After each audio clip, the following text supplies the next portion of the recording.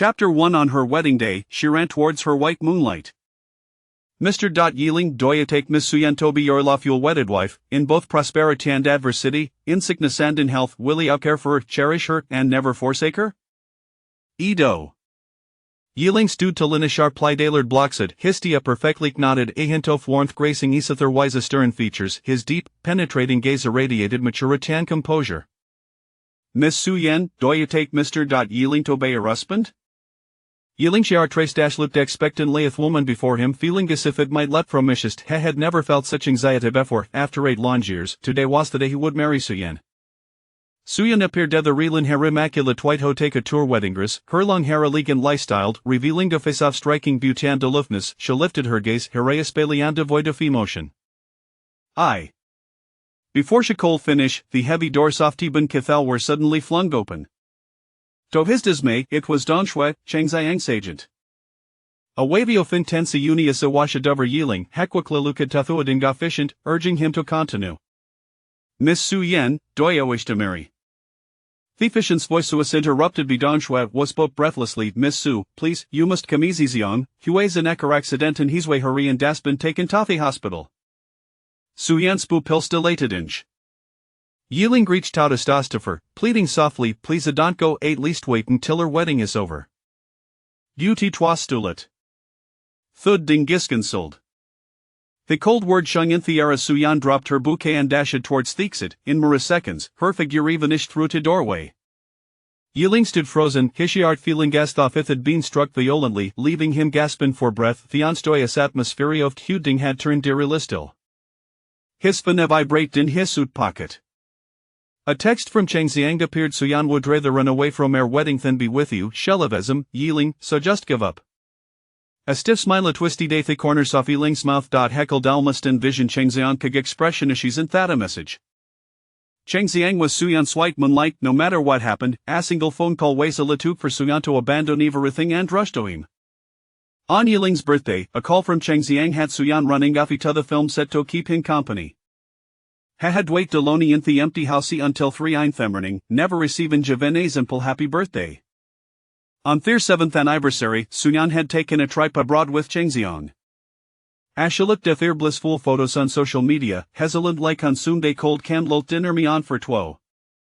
Even at the arrangement banquet, Suyan had left them alone at office. The curious gazes of Tegwists when Cheng Xiang was absent. For over a decade, he had stood by Suyan's side, loving her, protecting her, giving everything to the man behind her, yet, heckled never compete with Cheng Xiang. Even on this momentous occasion of their wedding, Suyan had chosen to abandon him without hesitation for Cheng Xiang. Yiling's sighs grew misty, filled with anguish. He closed them and took a deep breath. After the initial pain in his heart subsided, a wavy of relief washed over him. He should have awakened to the truth long ago. Suyan's repeated coldness and indifference had drained his love for her. If only Suyan had uttered the words I do today, he might have been able to endure. But she did not. After 8 years, their relationship had finally reached its end. When he opened his eyes again, clarity returned to Yiling's gaze. Half the said thigists, refusing to make a scene, even managing a faint smile. Thank you all for attending me wedding today. I appreciate you bearing witness, from this day forth. I am breaking up with Suyen, we shall have no furtherties. Gasps of disbelief rippled through Tech Road. Yiling initiated the breakup? Surely, thee must be hearing things. Everyone know how deeply Yiling loved Suyen. He had sacrificed a dispride for her. The circles they moved and we're well aware of it. Now to declare a breakup, the that to bury Sultaf Suyan running away from Thuading, a desperate attempt to maintain his dignity. Thagists believe that they had unraveled the truth. Yiling ignored them, striding purposefully out of Tiban Cathal. You finally accordaken Satoris within Sufamuli, Andio you just go leave? Yiling paused momentarily. Suswan emerged from behind Dappler, a smug smile plastered across her face. A flicker of disdain crossed Yiling's eyes. The Sufamili hadnessens, and for its sake of their familibiasiness, Suyan's father had decided long to find a husband for her. He ultimately chosen Yiling, an orphan, to beraise a child husband would hinso household. Susuan had always been clingy to resist her Suyen, and Yiling's presence made her feel threatened, viewing Hymasaturn in her side. Over the years she had bully dealing taken advantage of her position as Suyan's sister. Yiling's expression hardened as she walked past Suzuan without a glance. Furious, Suzuan shouted, "Sisters, stop him!" Several of her friends immediately stepped in front of Yiling. With her arms crossed, Suzuan glared at them, her Milician masked. Yiling, after plotting for so many years, my sister runs away from Thuading, how does it feel? Her friends surreptitious to laughter, their expressions mirroring Suzuan's derision. Yiling didn't even flinch. He had endured countless instances of ridicule like this before, and he was well accustomed to it. In the past, he had tolerated it for Suyan's sake. But now, he refused to endure any longer.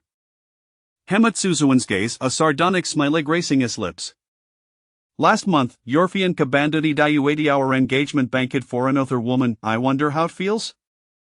The moment those words left his mouth, Suzuan's the stern dition. The laughter of her friend Sabrupleasiest. Last month had been Suzuan's engagement banquet, Butherfian Chad insisted on breaking off the engagement for our racing star, making headlines and leaving Suzuan humiliated. With nowhere to vent the ranger, she had to Kenetut kneeling, who had chosen to suffer in silence. But now, head broken up with Suzuan was nothing to him. Stunned by his words, Suzuan raised her hand in fury, "You're just grazed by Sufamali, how dare you out of him, you're asking for death." However, this lap did not land as he had anticipated. Ah! Yiling's eyes at her descending grist with a firm grip, causing her to scream in shock. Yiling, let go Xian. Her friends rushed forward, ready to confront Yiling. In a swift motion, he pushed Suzuan away, causing her to stumble and fall into her friends, land in Jina happen Thefler, disheveled and covered in dust. Sheloki dupethim, disbelly fetched en herfus. How dare you lay a hand in? Miss sister wanted to you off. Yiling smirked, his expression devoid of fear. And what if she does, I tolerate the orantics for Suyan's sake, but know that what parted ways, don't blame me for being rude.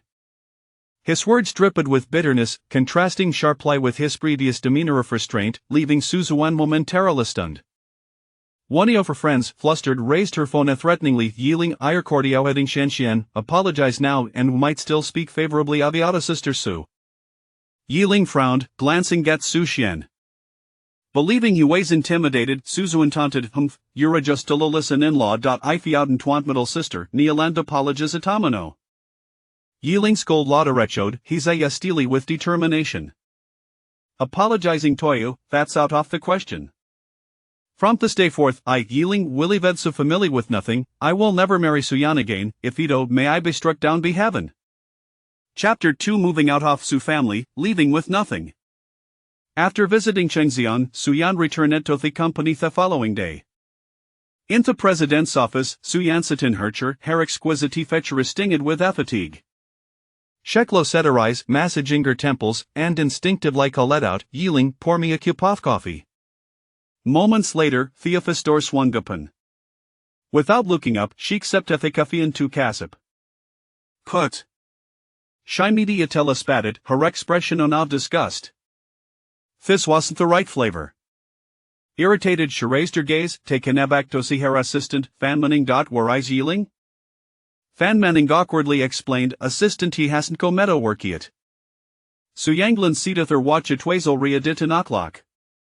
The Su group began work at noon, and as her personnel assistant, Yiling usually arrived by 8. Duetto her long hours, she had a velopita headache. Every time she interred Tifus, Yiling would prepare a steaming cup of coffee to invigorate her.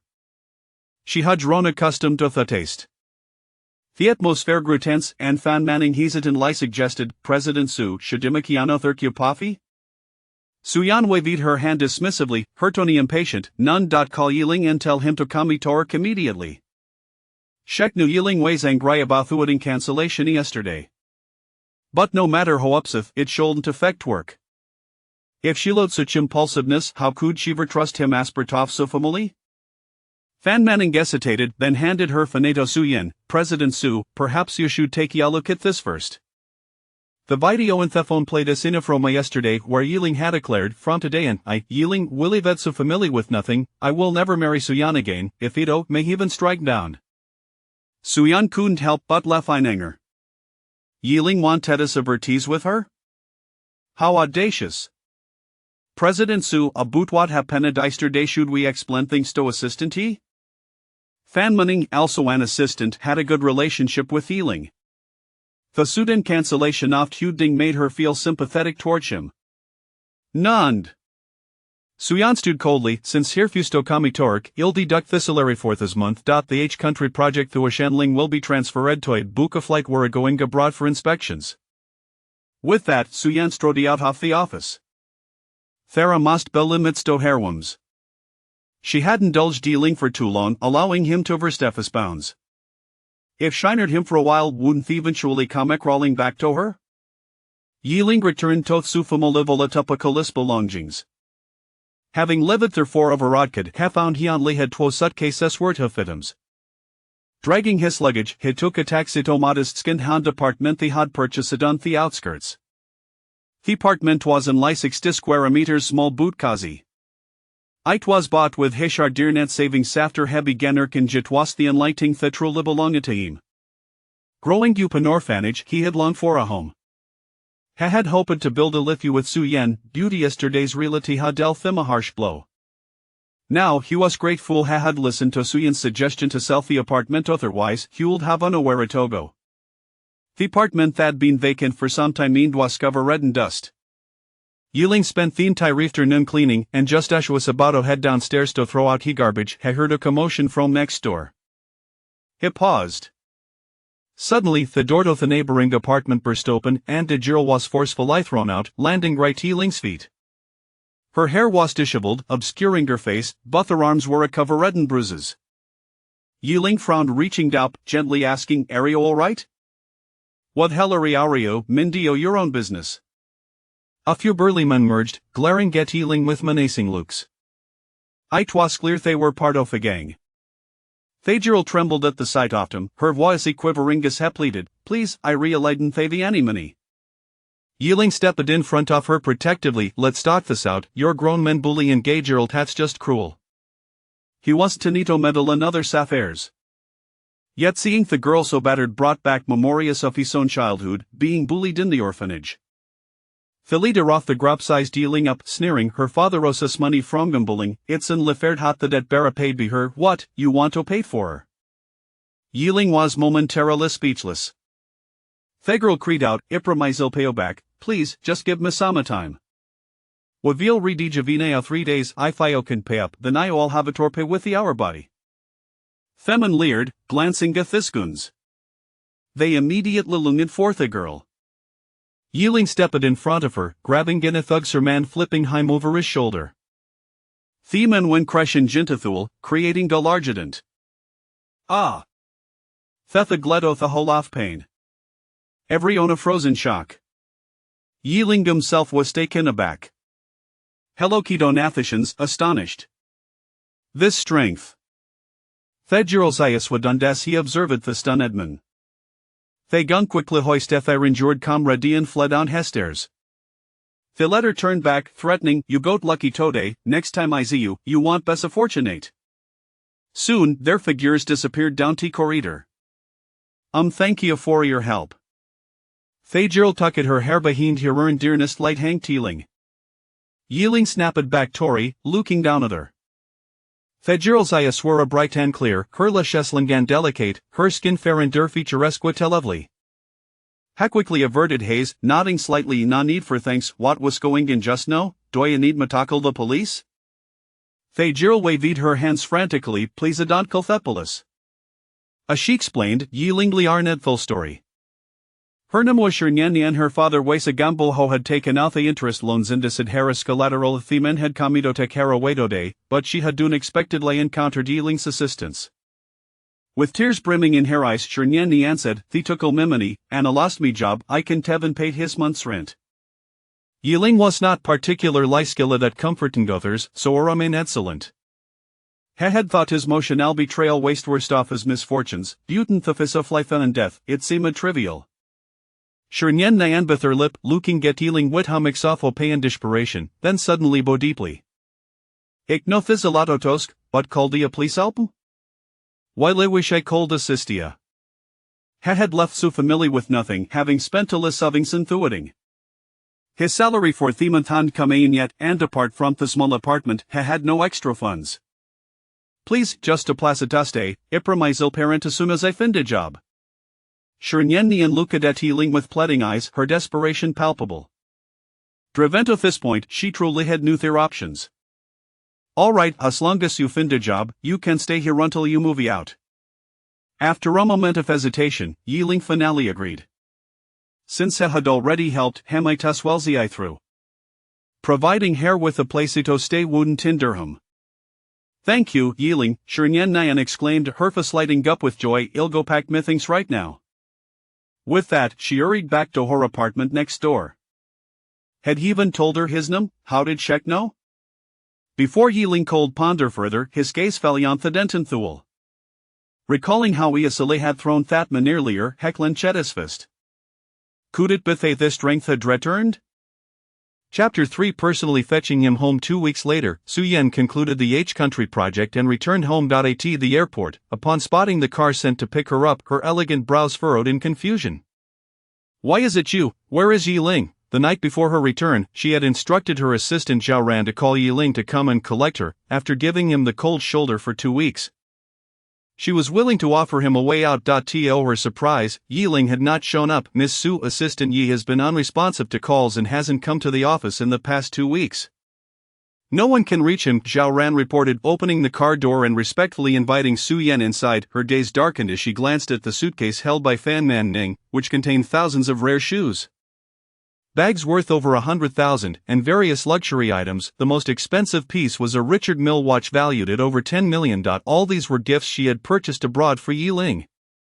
Although she acknowledged her mistake in cancelling the wedding, these precious gifts should sufficiently convey her sincerity in apologizing, yet Yealing had chosen to disappear, which left Su-Yen feeling a burning embarrassment on her face. She instructed Fan Man Ning to place the gifts in the trunk and retrieved her phone to call Yealing. The first call went unanswered, the second call met the same fate.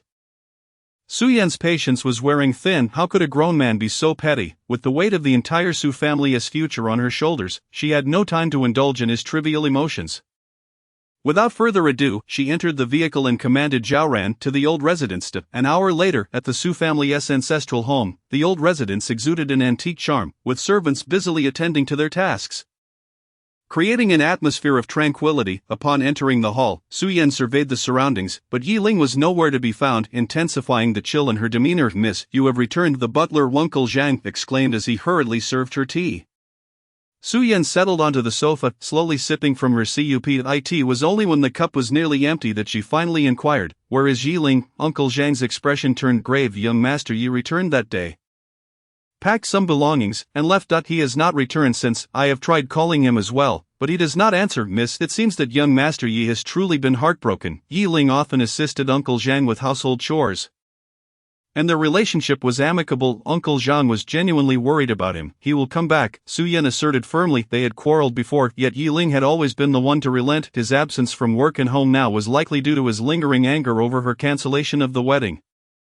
Su-Yen sighed softly, her breath barely perceptible. "Fine, I will lower my head this time." She sent Yealing a message on WeChat. "Don't be angry. Let's choose a date and hold the wedding again."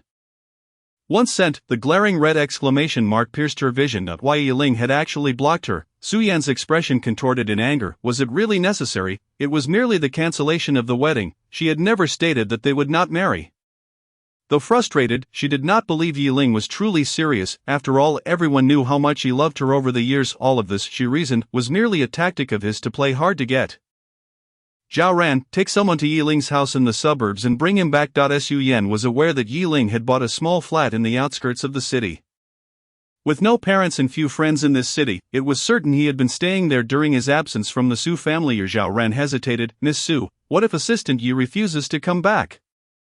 A confident smile graced Su-Yen's face. "You go personally to fetch him. He cannot possibly refuse." Zhao Ran was her most trusted assistant, nearly embodying her presence in the outside world. By sending Zhao Ran to retrieve Yealing, she was affording him enough dignity, and he would surely calm down quickly. Zhao Ran nodded in agreement and departed the old residence. For the past 2 weeks, Yealing had been searching for a job.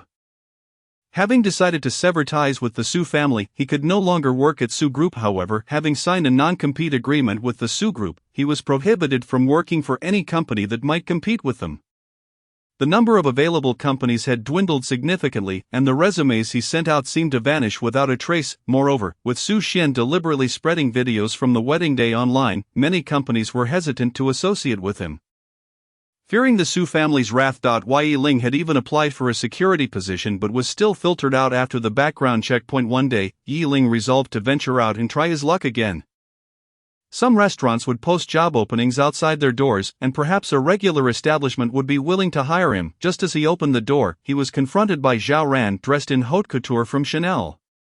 Standing at the entrance, instantly, his eyes turned cold. How unfortunate! Among the assistants, he had the least affinity for Zhao Ran. Utilizing her position as chief assistant, she had always looked down upon him. He raised his hand to shut the door.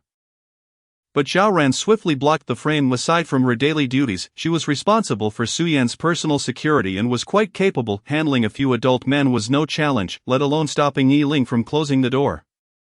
She looked directly at him, her expression one of condescension, as if regarding a mere pet. Assistant Yi, Miss Su has sent me to bring you back. She deliberately refrained from saying pick you up.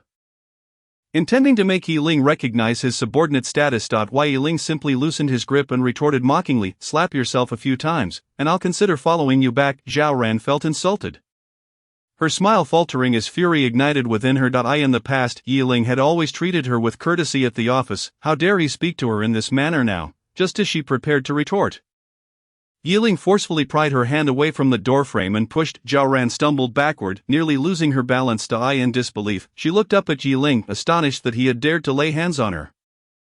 Yi Ling, I am truly giving you face. She stepped forward, raising her palm to slap him across the face. If she did not teach him a lesson today, she would not bear the surname Zhao. Yi Ling tilted his head to evade her strike, swiftly grasping her wrist. Let go. Zhao Ran struggled vigorously, yet she could not break free. She stared at the bruise forming around her wrist, bewildered. When had he become so strong?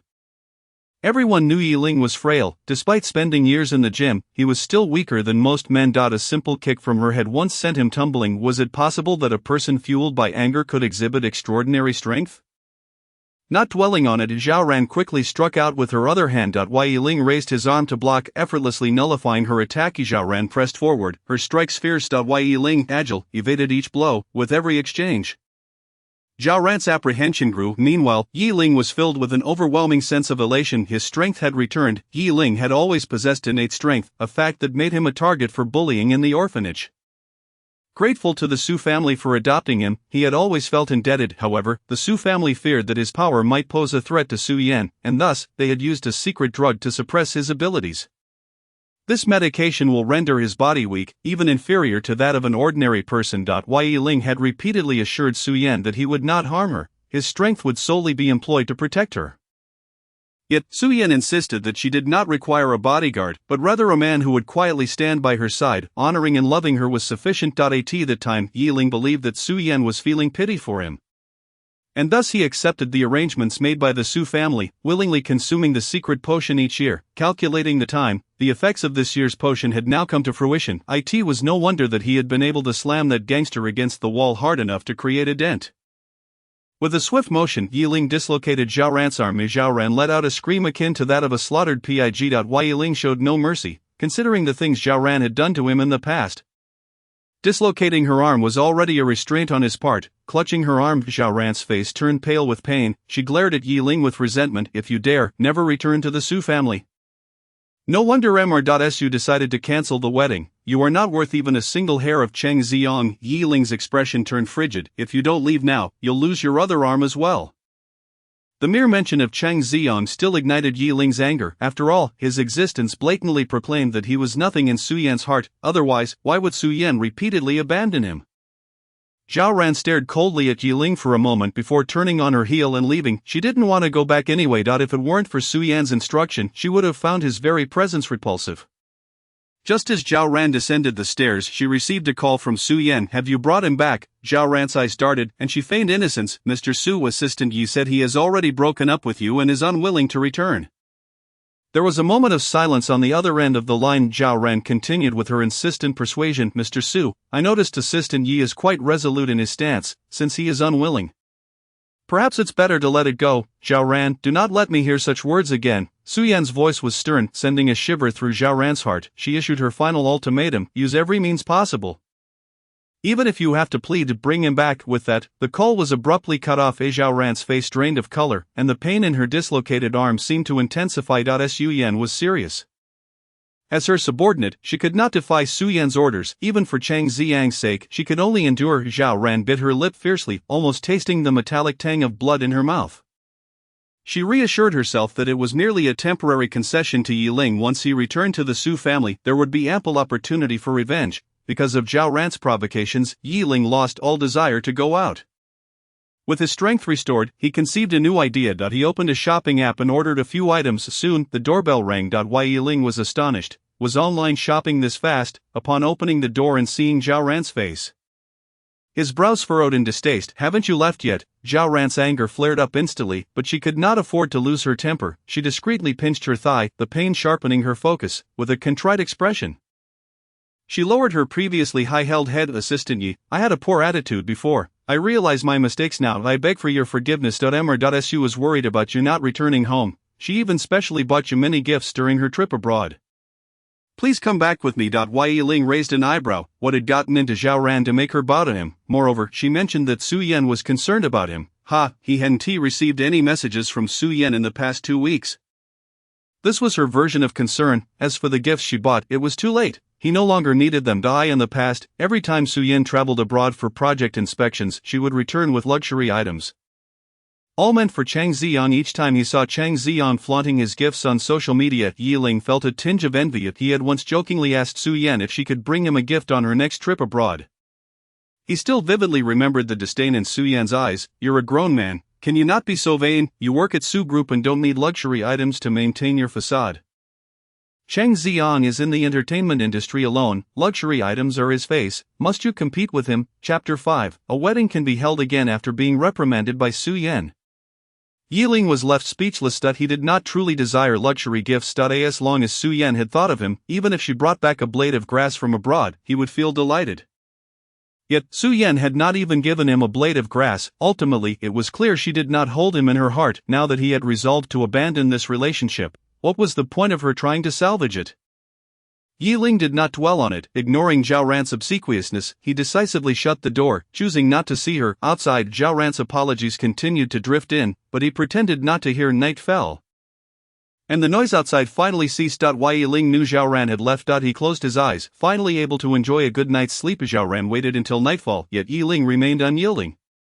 Her patience had been completely exhausted. She directly left the apartment and drove back to Su Group. She had not anticipated that Yi Ling would be so resolute in his stance. An uneasy feeling crept into her heart. This matter seemed to have spiraled beyond her control. Mr. Su, Assistant Yi is still very upset and unwilling to return with me. Perhaps we should wait a few days until he cools down? In the Su Group, Zhao Ran cautiously observed Su Yan's expression as she explained. Su Yan's face was chillingly cold, ignoring messages, refusing calls, and even treating her dispatched personnel with disdain. When had Yi Ling become so temperamental? No need. Zhao Ran felt a surge of delight. She knew Yi Ling had gone too far and had displeased Su Yan. Cancel tomorrow's work. I will personally go to fetch him. Zhao Ran's smile froze. Surely she had misheard. Seeing Zhao Ran's lack of action, Su Yan shot her a displeased glance. What are you waiting for? Hurry up. Yes, I'm going right now. Zhao Ran dared not show her emotions, hastily lowering her head to leave.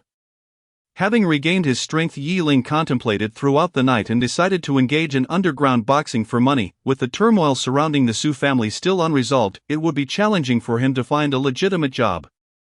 He was left with only a few hundred yuan. If this continued, he would truly be left to starve. While underground boxing was perilous, merely participating would earn him an appearance fee, and winning would yield even greater rewards, which suited his current predicament well. In the face of survival, matters of the heart were but fleeting clouds. The following evening, Yi Ling arrived punctually at the underground venue known as Longmen, reportedly affiliated with the largest gang in the capital. Yi Ling did not delve too deeply into it. Sometimes, knowing too much could be detrimental. Upon entering, he was greeted by booming music. Yi Ling composed himself and walked in, discreetly observing his surroundings. The matches had yet to commence, but the audience was nearly filled to capacity. Each person wore a lace mask, concealing their identities, ensuring a high level of confidentiality. Occasionally, waitresses donned in bunny costumes flitted through the crowd, softly attending to patrons. Yiling walked straight to the front desk, presenting the code given to him by the contact. The receptionist immediately handed him a number tag and a mask. "Mr. Yi, your number is 6. You will be the last group to compete tonight." Longmen hosted 3 boxing matches each night, and the guests were free to place bets. Some who wagered heavily could even strike it rich overnight. Yiling accepted the items from the front desk, and a waitress promptly led him away. "Sir, the matches begin at 8. Please head to the changing room to change." Yiling nodded, following the waitress. Upon his arrival, there were already others in the changing room. Hearing the door open, the occupants turned to glance at him. After sizing up Yiling's physique, they snickered in disdain. "Who is this weakling, here just to collect appearance fees?" To be fair, Yiling had an impressive physique. Standing nearly 6 feet tall with broad shoulders and a narrow waist, he was tall-limbed and possessed prominent abs thanks to years of exercise. However, compared to the muscle-bound professional boxers, he appeared somewhat lacking. Noticing their reactions, Yiling remained unfazed. He was here to earn money, and nothing else mattered. He casually entered an empty cubicle to change. 10 minutes later, Yiling emerged from the changing room. The other boxers had departed. But seated on the long bench in the middle of the changing room was someone Yiling did not expect. Dressed in a pristine white suit, her legs crossed, she exuded an air of noble elegance. Her cold and beautiful face wore a distant expression, creating an almost unapproachable aura. Yiling's pupils constricted. How could Su-Yen be here? Su-Yen evidently spotted him as well. Raising her phone, she coldly inquired, "Why haven't you returned my messages or answered my calls?" Her voice was frosty, laced with dissatisfaction. Yiling succinctly replied, "I blocked you." Su-Yen was well aware that he had blocked her. Her question was merely a provocation. She stood up, her graceful figure starkly contrasting with the icy changing room. "Let us go. You need to come back with me." Yiling smirked self-deprecatingly, calmly meeting her gaze. "Su-Yen, we have already broken up." Su-Yen's expression darkened. "Is it really that serious? Just because I cancelled the wedding?" Yiling pressed his lips together. It was certainly not solely because of the cancelled wedding. The accumulation of disappointments over the past 8 years had led to the present outcome. The cancellation of the wedding was merely the final straw that broke the camel's back. Noticing his silence, Su-Yen sighed softly. Walking over to him in her high heels, she reached out, lightly tugging at Yiling's sleeve. Her voice tinged with warmth. "Yiling, we can choose a date and hold another wedding. Please don't be angry." Su-Yen seldom indulges in childish whims. From a young age she has been groomed as the heir of the Su family, resulting in her indifferent demeanor. With her heart solely devoted to her career, the act of being coy, as many girls do, is beyond her capabilities. In the past, whenever conflicts arose between them, a slight softening in her attitude would prompt Yiling to be utterly devoted, as if he would lay his heart in her hands. However, times have changed. Yiling, with a detached air, withdrew his sleeve, not even casting a glance her way, stating, "Su-Yen, we have broken up from now on. Bridges will be bridges, and roads will be roads. We are no longer connected. You want to break up with me?" Su-Yen seemed to have heard a ridiculous joke. "You have loved me for so many years, willing to do almost anything for me. Are you certain you want to part ways?" Chapter 6. He owes her nothing. Su-Yen scrutinized Yiling with narrowed eyes, full of disbelief. Yiling's heart felt as though it had been pierced by something sharp, rendering him breathless. She indeed realized that he had loved her for so many years, willing to sacrifice everything for her, yet, time and again, she discarded his affections as if they were worthless. He was acutely aware that his background did not match the Su family. But the Su family had chosen to adopt him. In reality, he owed nothing to the Su family or to Su-Yen. When Su-Yen was 18, she was kidnapped by a rival of the Su family and held for a ransom of 10 billion. It was he who risked his life to rescue her, sustaining a gunshot wound to his abdomen and spending 6 long months in the hospital, nearly missing his college entrance exams. The debt of gratitude the Su family owed him had been repaid that day. After reaching adulthood, Yiling never touched a single penny of the Su family's wealth. He took on part-time jobs in his spare time, consistently paying his rent and living expenses to Uncle Zhang. During university, he excelled academically, and his advisor secured him an opportunity to study abroad. Upon learning this, Su-Yen proactively approached him, asking if he could stay for her sake. At that time, Su-Yen had just taken over her family's company and was being underestimated by the board due to her gender. Facing adversities from all sides, Yiling, feeling compassion for her plight, ultimately declined the opportunity to study abroad. In his junior year, he joined the Su group as her assistant, engaging in a battle of wits against the board members. To establish a firm footing within the company, Su-Yen often traveled for business. When pressured to drink, Yiling would step in to shield her, even to the point of causing gastric bleeding. During late-night work sessions, he would keep her company. Su Yan, not wanting to bear children so soon for the sake of her career and finding condoms a hindrance to intimacy, prompted Yi Ling to undergo a vasectomy. At that time, he was deeply in love with her and willing to do anything for her. Despite the disapproval, ridicule, and belittlement from everyone around Su Yan, he never gave up, but now he had come to his senses. Why should he be saddened over someone who did not love him? He no longer wished to endure the bitterness of love. He gazed earnestly at Su Yan, declaring, "I am certain I want to break up." The vow I made that day was genuine, without a trace of falsehood. Su Yan meticulously observed his features, attempting to detect any signs of deceit, yet there were none, not a single trace. Yi Ling was utterly serious this time. Su Yan gradually realized this truth. When she was 18, Yi Ling had saved her from the kidnappers, grievously injured. During his recovery, she had taken the initiative to propose a relationship, becoming his girlfriend. Yi Ling had been overjoyed. Yet he repeatedly asked her if she was certain, not wanting to bind her with the debt of her life. She had nodded, affirming her decision. This relationship had endured for 8 years. Yi Ling had always been composed and accommodating in her presence. Like the vast ocean that embraced all of her, she had believed they would continue on this path indefinitely. Even if one day someone wished to leave, it could never be Yi Ling. Yet now, he spoke of breaking up. Yi Ling's calm and indifferent expression felt utterly foreign to her. A wave of panic surged within her, as if something profoundly significant was slipping away. The tension in her emotions caused a dull ache in her abdomen. Her complexion growing increasingly pale, she reached for the nearby wardrobe to steady herself, fatigue evident in her voice as she said, "Ling, let us end this here. I have already taken a step back. Can you reciprocate?" Su Yan, with her strong-willed nature, had always been perceived as a formidable woman, a workaholic. She had even cancelled an entire day's worth of work to retrieve Yi Ling, upon discovering he was participating in illegal underground boxing matches.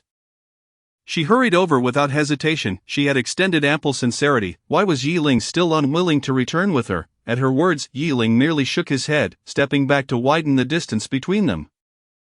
"Su Yan, I do not require your concession. Our relationship ends here." He glanced at his phone. It was nearly 8 o'clock, and he needed to prepare for his match. He turned to leave the dressing room.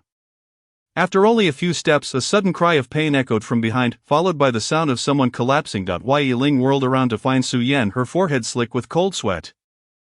Clutching her abdomen, unconscious. Su Yan, what's wrong? Before he could process the situation, he was already at her side. After years together, his body instinctively reacted. Fan Man, who had been waiting outside, rushed in upon hearing the commotion. "President Su, you're bleeding?" Noticing the bloodstains on Su Yan's white outfit, Fan Man became frantic. Yi Ling, recalling Su Yan's earlier reactions, had calmed down by now. She must have started her period. Su Yan had long neglected her health due to her relentless work ethic. Suffering greatly during her menstrual cycle. Yi Ling had always been attentive, marking her cycle on his calendar, ensuring he bought her medicine and prepared warm ginger water, reminding her to keep warm. However, he had forgotten amidst his job search. Even if he remembered, he no longer had the standing to remind Su Yan as he once did. Su Yan, having grown accustomed to Yi Ling's care, had not anticipated her period arriving today. Leading to her sudden fainting, "Assistant Yi, President Su looks really unwell. What should we do now?" Fan Man was flustered. "We need to get her to the hospital immediately." "Did you drive here?" "Yes, we drove. The car is in the parking lot." Yi Ling hesitated for a moment but ultimately lifted Su Yan from the floor and strode out of the dressing room. Fan Man followed closely behind, her anxious heart finally settling. After all these years, feelings could not simply be cast aside. Yi Ling's heart remained soft. Once the tension had subsided, perhaps they would reconcile as before. In the parking lot outside Longmen, Fan Man opened the car door first. Yi Ling placed Su Yan in the back seat, bending down to fasten her seatbelt. Fan Man, already seated in the driver's position, was taken aback when she saw Yi Ling exit the car. "Assistant Yi, are you not coming to the hospital with us?" Yi Ling stood outside, his tone flat. "I won't be going out." He had carried Su Yan out not only because Fan Man was petite and unable to lift her but also because, despite their breakup, they bore no mortal enmity. He couldn't bear to see her in distress. Fan Man urged, "Assistant Yi, you should come with us. President Su cancelled her work just to pick you up. She values you greatly. If she wakes up, she will surely wish to see you first." Yi Ling smiled faintly, his tone unwavering. "No, I have a match. It's about to start." With that, he turned and walked away. Assistant Yi. Fan Man was left helpless. She looked back at Su Yan, whose face was pale in the back seat. Biting her lip, stepping on the gas, she sped off to the hospital. Chapter 7. Su Yan rejects Cheng Xiang. Yi Ling quickly cast aside thoughts of Su Yan. With so many caring for her, what did he amount to? In the underground boxing arena of Longmen, Yi Ling's performance was nothing short of spectacular. He knocked out his opponent within 3 moves. Emerging as the biggest surprise of the night, before the boxing match began, as a newcomer, there were few who placed bets on him. When the match concluded, those who had wagered on him became overnight millionaires. Tasting the sweetness of victory, they rushed to the front desk to inquire about Yi Ling. Longmen maintained strict confidentiality. They would not easily disclose information about their fighters. After a lengthy inquiry, the only detail they learned was that Yi Ling's codename was Six. With nothing else revealed on his end, Yi Ling changed back into his previous clothes as soon as the match concluded. Brother Lu, the manager of Longmen, personally handed him a thick stack of cash. "Here is your payment for tonight, 12,000. Count it yourself." Yi Ling accepted the money without hesitation, counting it carefully. "Indeed, thank you, Brother Lu." Brother Lu was the contact Yi Ling had reached out to online. "You performed excellently tonight. Are you interested in signing a long-term contract with us?" Yi Ling felt a stir of interest. Brother Lu continued, 2 matches a week, with a guaranteed salary of 100,000. "If you win all your matches in a month, your pay will multiply tenfold." In other words, if he lost even 1 match, he would only receive the guaranteed salary. Yi Ling hardly hesitated before agreeing. He was in dire need of money. Legitimate companies had turned him away, and he could not let this opportunity slip through his fingers. With a job and income secured, his life began to improve slowly. When Su Yan awoke, she found herself in a hospital bed. A hot water bottle rested on her abdomen, soothing the pain considerably. "President Su, you're awake." Zhao Ran entered with a bag, rushing to help her sit up. With a pillow supporting her back, Su Yan reclined against the bed, her ethereal beauty marred by a hint of fragility, making her seem all the more endearing. She glanced past Zhao Ran, asking, "Where is everyone? Why is it only you?" Had Yi Ling really not come to the hospital to be with her? Zhao Ran, assuming she meant Fan Man, explained, "It's already past midnight. I switched shifts with Assistant Fan." Noticing her pallor, Zhao Ran hurriedly opened the plastic bag in her hand. "President Su, please eat something. I specially packed this from Zuesian Lu for you." Zuesian Lu is the most renowned dining establishment in the capital. Known for its exquisite dishes that are both flavorful and aromatic, making it exceedingly popular. Zhao Ran set up a small table beside the hospital bed and arranged the meal. However, Su Yan gazed at the delicately prepared dishes without the slightest inclination to eat. In the past, during her menstrual cycle, it was always Yi Ling who tended to her. The first day was the most unbearable, leaving her bedridden, disinterested in everything, even food. Fearful that she might starve, Yi Ling would personally cook for her. Experimenting with various recipes, initially his culinary skills were rather lacking, nearly burning the porridge in the kitchen. To ensure she would eat more, he took it upon himself to obtain a chef's certification during his free time. Gradually, he also acquired qualifications as a pastry chef and a nutritionist. Su Yan thrived under his care, managing to rectify the ailments caused by her hectic work schedule. Yet now, as she lay in the hospital bed, that meticulous caretaker was no longer by her side. Memories of Yi Ling turning away just before she lost consciousness flooded her mind, so resolute, so unyielding. An uncontrollable wave of despondency surged within her. After a few idle bites, Su Yan set her chopsticks down, unable to suppress the question, "Did Yi Ling not come to the hospital?" Zhao Ran replied, somewhat indignantly, "I heard from Assistant Fan that he just put you in the car and left." Su Yan pressed her lips together, her emotions obscured as Zhao Ran, feeling frustrated, exclaimed, "President Su, you have always treated Assistant Yi so well, yet when you collapsed, he didn't even take you to the hospital. That is simply outrageous." Su Yan shot her a sharp glance at Zhao Ran. "This is a matter between Yi Ling and me. It doesn't require your commentary." Startled, Zhao Ran bowed apologetically. "I'm sorry, President Su, I overstepped leave. You are not needed here." Understood. Zhao Ran left the ward in embarrassment, her heart ablaze with indignation. How could Yi Ling deserve Su Yan's favor, an orphan, without parents, and it was already a show of grace for him to remain in the Su household. Su Yan, too, seemed excessively tolerant of Yi Ling. If this continued, it might lead to unforeseen complications. She took out her phone and dialed a number she had saved. The following day, Su Yan felt considerably better.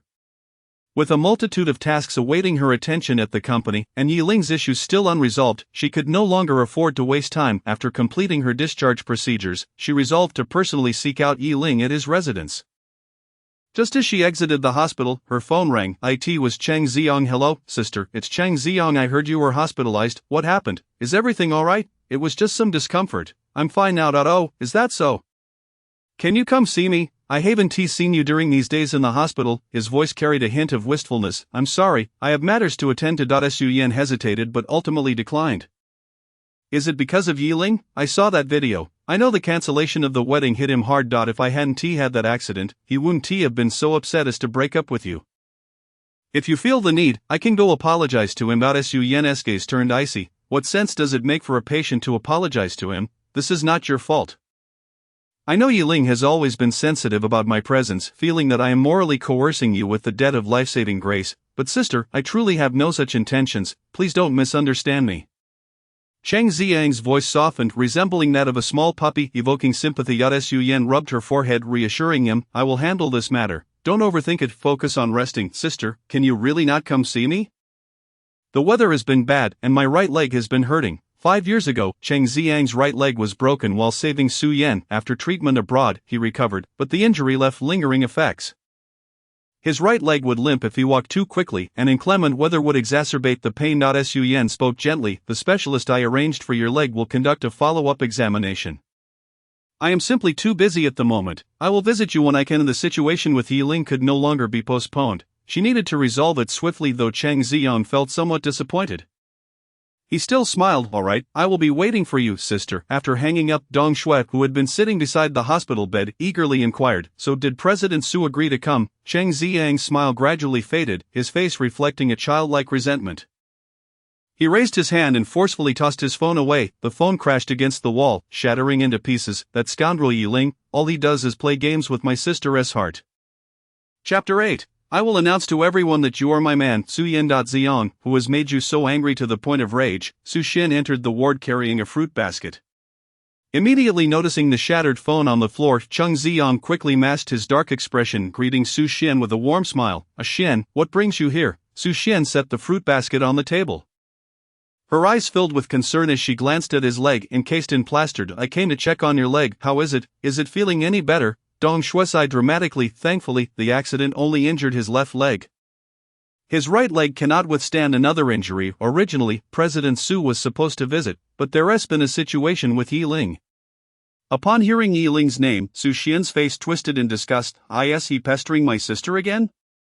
A grown man, always scheming. It was right for my sister not to marry him. Cheng Ziyang cast a reproachful look at her. Xian, don't say that Yiling has been with your sister for so many years.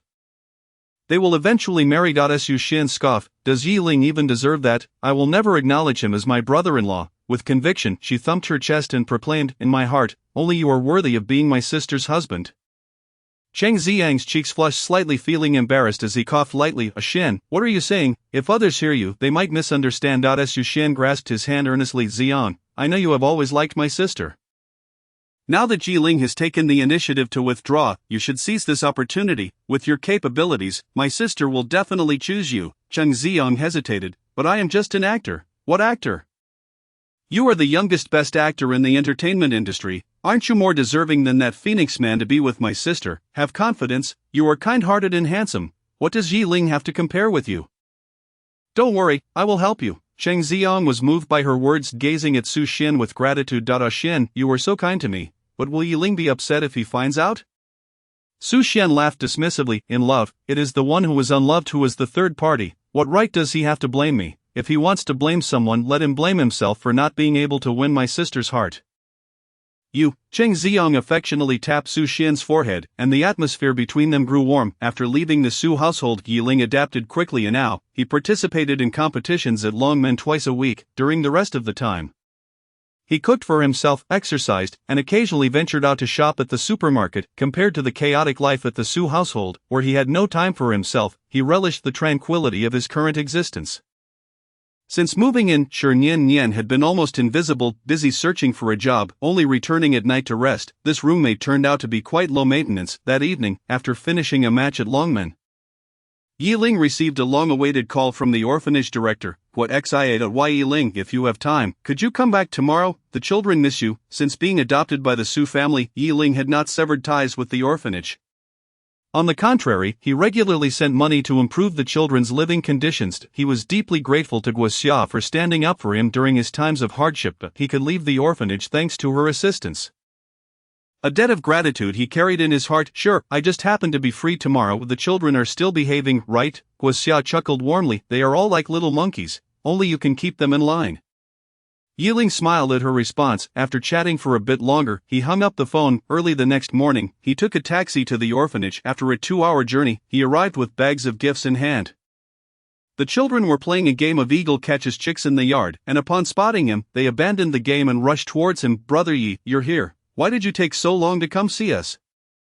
We missed you, Brother Yi. Can you play with us?" A smile spread across Yiling's usually stern face as he distributed the gifts, ruffling their hair. "Miss you. I think you all just want the presents I brought." He squeezed Tuanzi's cheeks, which were now pleasantly plump from good nourishment. "Xiaodou, did you behave while I was gone? No pranks on the teachers, right? After playing with the children for a while." Yiling noticed that the little girl, Miao Miao, was missing out. He turned to Teacher Chu Han, who was smiling at the children. "Teacher Chu, where is Miao Miao?" A flicker of discomfort crossed Chu Han's face before she quickly regained her composure. Smiling as she replied, "That child has been ill recently and is staying in her room to recover." To avoid spreading anything, Yiling thought little of it, handing over Miao Miao's gift. "Please make sure she receives this." "Is the director in the office?" Chu Han nodded as she accepted the gift. "Yes, she is. You can go directly to her." Yiling traversed the corridor and arrived at the office door. He raised his hand to knock. "Dean, come in," a voice beckoned. Yiling felt a sense of familiarity in that tone. Without further contemplation, he turned the doorknob. Seated behind the desk, Su Yan exuded an aura of cold elegance, resembling a snow lotus atop Tian Shan. Utterly incongruous with the simplicity of the office. Yiling's gaze turned icy, and he pivoted to leave. "Stop him." Two towering bodyguards flanking Su Yan immediately stepped forward, obstructing Yiling's path. "Young Master Yi, you cannot leave." Yiling chuckled in irritation. He simply turned around, indifferently gazing at her. "What exactly do you intend to do?" Su Yan remained unfazed, gesturing towards the chair opposite her. "Please, take a seat." He maintained a detached demeanor. "There's no need for that." Su Yan did not press the issue, softly stating, "Return with me. I've already chosen a date. The 10th of next month is auspicious for marriage. I will arrange a wedding for you." A flicker of surprise crossed Yiling's cold eyes. He had not anticipated Su Yan's persistence to this extent. Known for her decisiveness in business, she was equally straightforward in her personal life. Yet, in recent days, she had pursued him with an unusual patience. In the past, such devotion would have moved him deeply. Now it merely irritated him. As Su Yan stood, her figure ensconced in a fitted red dress that accentuated her curves. Approaching Yiling, she exhaled softly. "I understand that canceling the wedding has caused you embarrassment. Your current outburst is entirely justified. I assure you, this wedding will be grand. I will publicly declare that you are my man." Yiling took a step back, remaining unmoved. "No need. I cannot afford such a spectacle." He curled his lips, genuinely wishing Su Yan well. "I recognize that I have obstructed your path to Chengxiang. You need not dwell on the old man's final words. Pursuing true love is not a crime. I believe he would not blame you." Chapter 9. Su Yan only sees him as a brother. The marriage between Yiling and Su Yan had been arranged by Su's late grandfather, who had passed away many years ago, thus continuing this union would not elicit any objections. Su Yan furrowed her brow, letting out a resigned sigh. "Xiang saved my life. I consider him a brother. Why do you always misunderstand us?" Yiling felt a surge of annoyance. Whenever Chang Xiang was mentioned, Su Yan would insist on referring to him as a brother, yet her actions clearly indicated a profound affection. He was unwilling to continue being a part of their charade.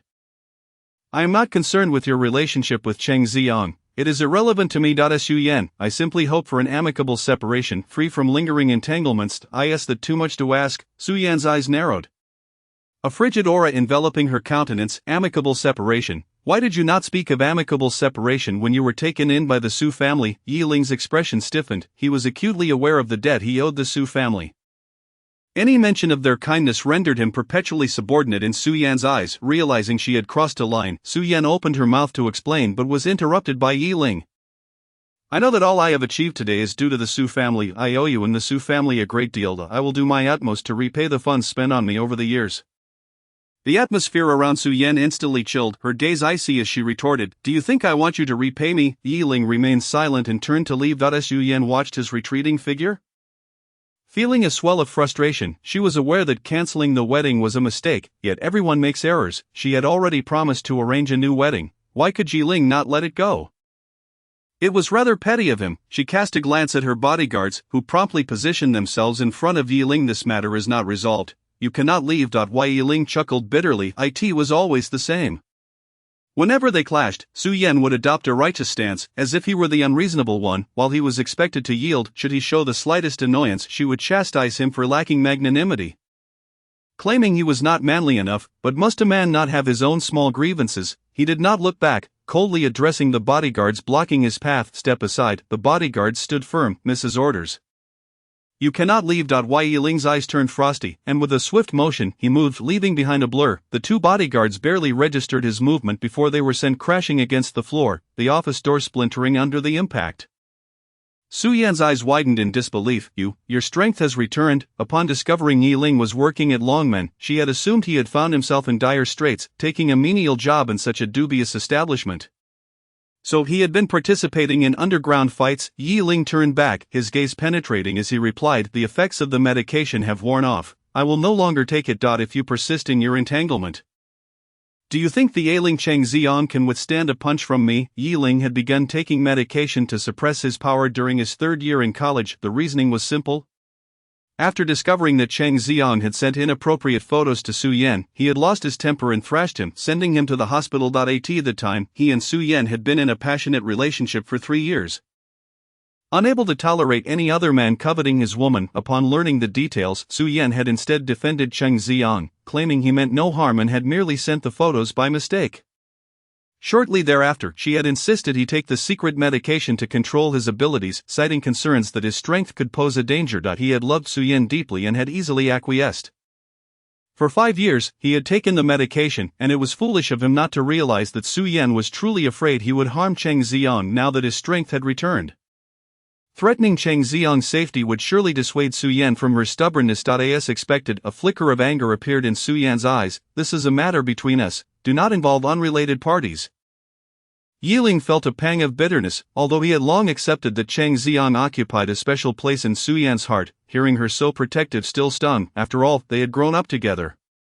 Dating for 8 years, his affections for her were not easily extinguished, but it mattered not. He believed that with time, he would move on. Yi Ling chose to ignore Su Yan and stepped forward. Yi Ling, if you dare leave, I will immediately halt Miao Miao's treatment. Her voice rang out behind him, laced with threat. Yi Ling whirled around, his temples throbbing. What did you say? What happened to Miao Miao? She has been diagnosed with acute lymphoblastic leukemia. Director Guo contacted me, pleading for assistance. My condition was to meet with you. Su Yan spoke without a hint of burden, as if this were merely a transaction. Yi Ling's realization struck him. No wonder the director, who had not reached out in a while, had called him last night. It was all orchestrated by Su Yan. He forced a smile. Su Yan had always known how to manipulate him. Now, come back to the Su family with me. Su Yan declared, leading the way outside. The bodyguards scrambled to their feet and followed. Yi Ling gnawed at his lip, his fists clenched tightly. Ultimately, he took a step forward to join them. As they reached the orphanage's entrance, Yi Ling noticed the director, who had been absent for some time. She appeared older, her hair noticeably grayer. The frustration that had simmered within him suddenly dissipated. From the director's perspective, what fault lay with her? The orphanage's funds were limited, barely sufficient to sustain them. Miao Miao's severe illness incurred significant expenses. The director must have been aware of his current predicament, compelling her to seek Su Yan's assistance.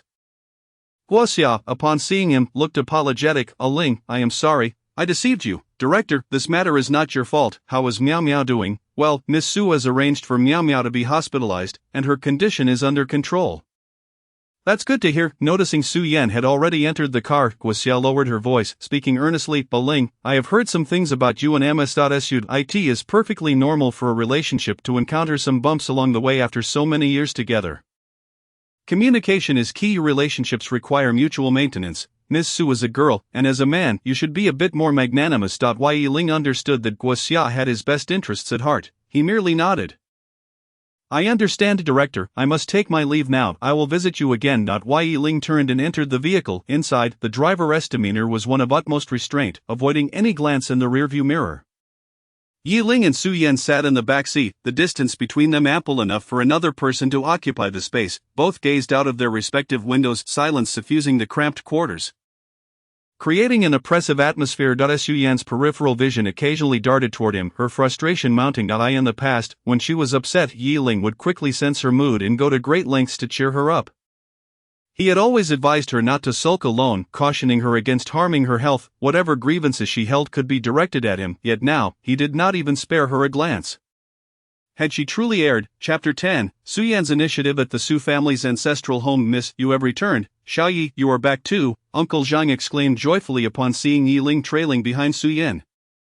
Yiling offered a polite smile. Su Yan ascended the stairs directly, heading to the study. Yiling pressed his lips together and followed her up the stairs. In the study, Su Yan retrieved a transparent glass vial from the drawer and handed it to him.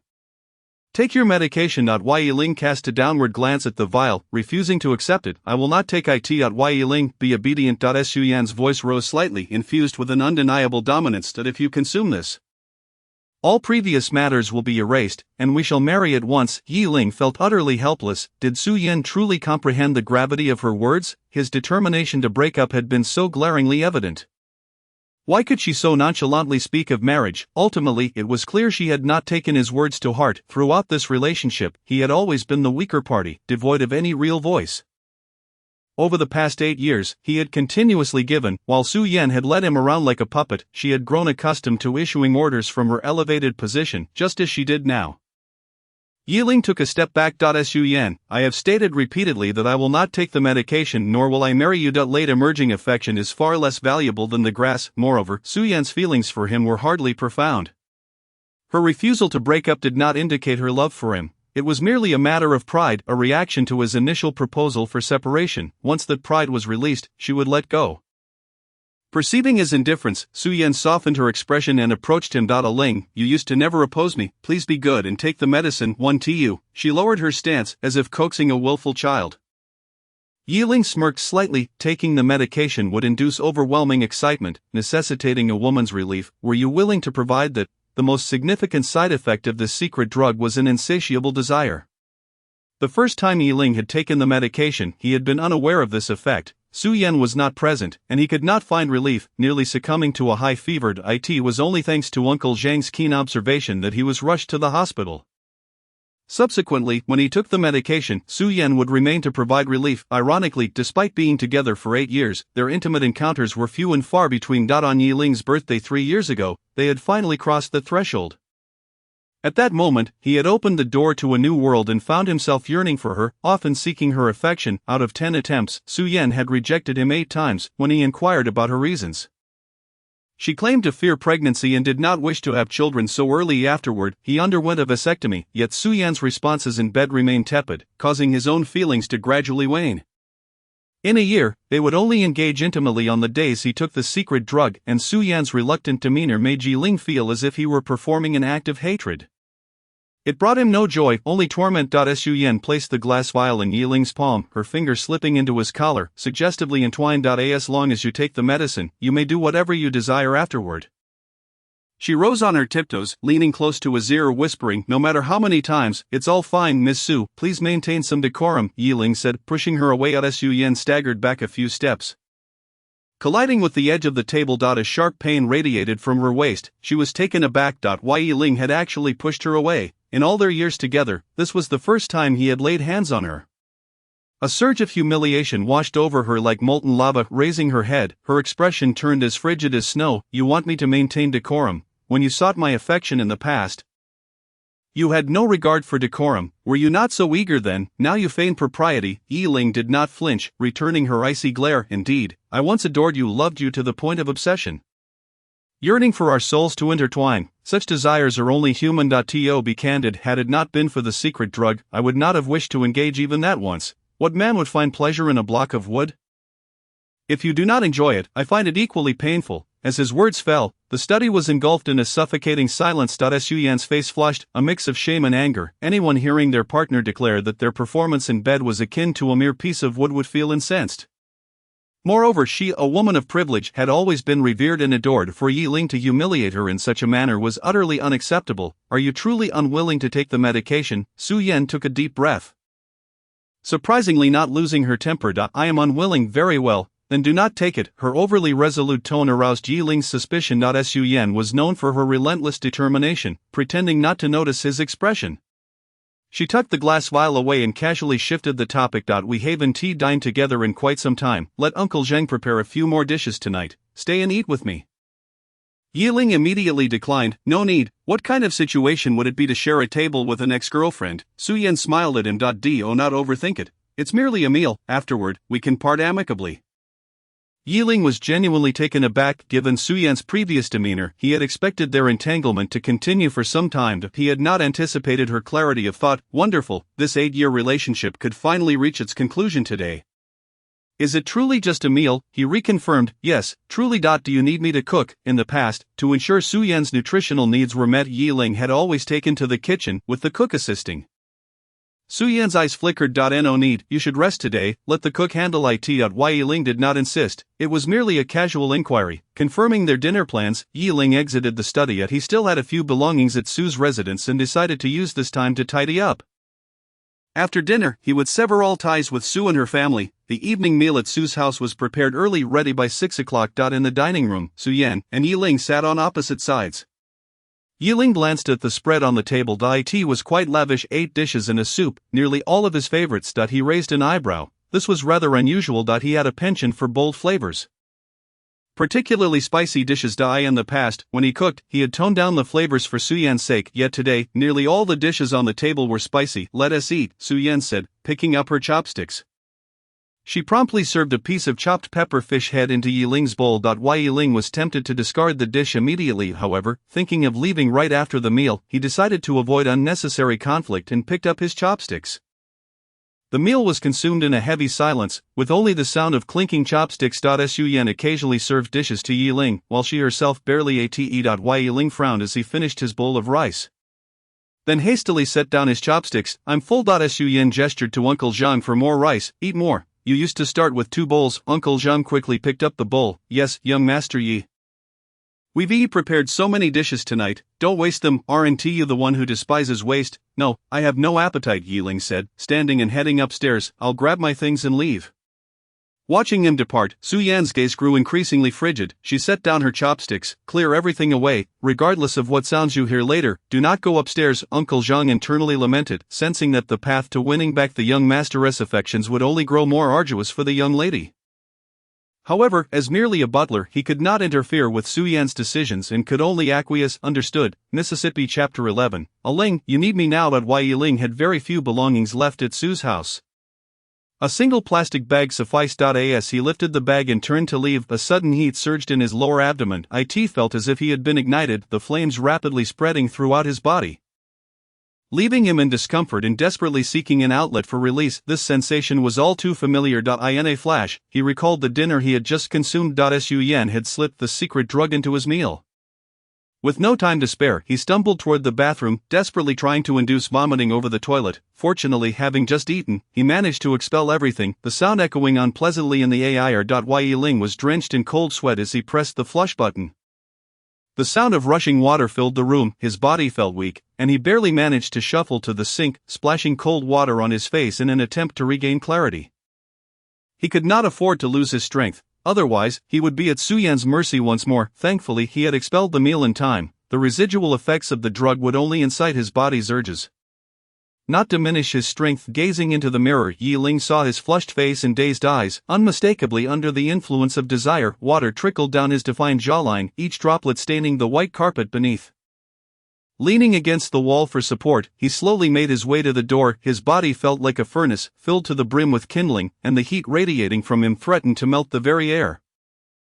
After what felt like an eternity, he finally grasped the doorknob. Gritting his teeth, he pressed down with force, but before he could open the door, it swung open from the outside. Yiling lost his balance and stumbled backward, only to be caught by a soft hand. The cool touch on his skin briefly cleared his muddled mind. With great effort, he lifted his gaze, only to be taken aback by the sight before him. Su Yan stood there, clad in a black lace lingerie set that barely covered her, exposing skin as white as the finest jade, sending a rush of heat to Yiling's cheeks. Su Yan, you actually drugged me, he exclaimed, fury boiling within him. Su Yan smirked, her voice soft. Aling, don't be angry, since you refused to take it, I had no choice but to resort to this. There was no trace of remorse in her words as she placed one hand on his waist and the other on his shoulder, guiding him toward the grand bed. Yiling resisted, detesting this sensation and yearning to escape, yet the last remnants of his strength had been sapped when he opened the door, leaving him no choice but to comply like a marionette. Led by Su Yan to the edge of the bed, she held him firmly, showing no intention of releasing him. Moments later, he found himself collapsing onto the bed. Yiling bit his lip hard, glaring at her. What exactly do you want? Su Yan stood by the bed, her fingers resting on her lingerie as she leisurely unfastened the buttons. A tender smile curved at the corners of her lips. Ling, you need me right now. Yi Ling was taken aback. Uncle Zhang, Uncle Zhang, he shouted with all his might, trying to attract the attention of those downstairs, but he had been drugged, and his voice couldn't even reach the door. The people in the old house are on holiday tonight, so don't worry, no one will disturb us. A chill ran through Yi Ling. He never anticipated that Su Yan would resort to such despicable actions to keep him. In the past, when he had feelings for her, he would have willingly engaged in such affairs. Now, he felt nothing but revulsion. Su Yan quickly stripped off her clothes. Yi Ling turned his face away. Unwilling to spare her even a glance. A pang of hurt shot through Su Yan's heart. She had inherited her parents' fine genes, possessing both beauty and an attractive figure. The curves of her body were perfectly shaped, alluring in a way that was undeniably captivating to Men. Yi Ling had once been infatuated with her physique, but now he regarded her as if she were something filthy. Su Yan's pride would not allow her to believe that she had lost her allure in Yi Ling's eyes. She bent down, kneeling on the bed, her soft, fair body leaning toward him. Ling, I know you desire me right now. Don't suppress your desires, okay? Her voice was soft, a hint of seductive charm gracing her cool features. Yi Ling recoiled as if from a viper, gripping the blanket beneath him and desperately trying to retreat. Su Yan continued to tempt him. We haven't been together in over a year. Don T, you want it? You don't need to do anything this time. I can take the initiative. As she spoke, Yi Ling found himself with nowhere to escape, his body colliding with the headboard. Seizing the moment, Su Yan reached out, grasping him in a certain area. Feeling the heat radiating from his body, she raised an eyebrow. Your body is more honest than your words. Yi Ling let out a muffled groan. Feeling utterly humiliated, when he had desired her, Su Yan had always been evasive. Now that he was unwilling, she was the one pursuing him. Her willingness to debase herself was merely a tactic to rob him of his strength. To prevent him from hurting her beloved Cheng Xiong, the thought of Cheng Xiong made Yi Ling feel a sharp pain in his throat. Suddenly fueled by an unknown strength, he reached out and forcefully swatted away Su Yan's provocative hand. The sharp sound echoed in the room. Su Yan's face darkened, her eyes ablaze with fury. Who are you pretending to be virtuous for? Regardless of whether you consent or not, I will see this through to the end. She lifted her leg, straddling Yi Ling, and reached for his clothes. Yi Ling felt overwhelmed, both above and below. Infuriated, he wanted to throw Su Yan off him, but his body wouldn't cooperate. As his shirt was mercilessly torn open. Su Yan leaned into his chest, the contact intensified the heat between them. Her delicate fingers roamed over his chest, eliciting a tingling sensation. Yi Ling almost bit his lips until they bled. Su Yan, I am here, she replied, lowering her head to kiss his neck. Yi Ling's rationality began to dissolve and his vision blurred. No, stay awake, he mentally screamed at himself. He did not wish to return to the days of clinging to a relationship that had long since lost its meaning.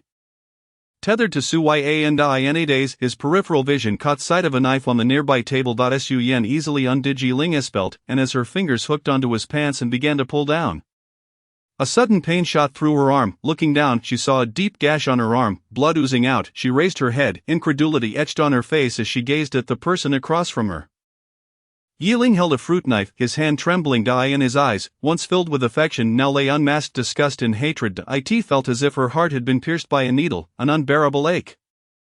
Yi Ling hated her. Su Yan, you make me feel sick. I hate you. Yi Ling straightened up, crashing against the wall with a speed that startled even him. With a resounding thud, blood immediately gushed from his forehead as he collapsed.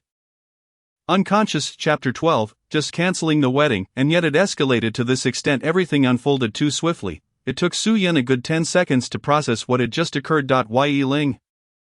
Yi Ling, he lay pale on the bed, blood streaming from his forehead, blinding Su Yan with panic. Trembling, she leaped off the bed and dialed the family doctor on the desk phone. Meanwhile, an overwhelming sense of helplessness washed over her. The bloody wound on her arm seemed to mock her self-righteousness from that night. Everything had spiraled out of control. Yi Ling truly did not wish to turn back. He would rather crash into a wall than engage with her.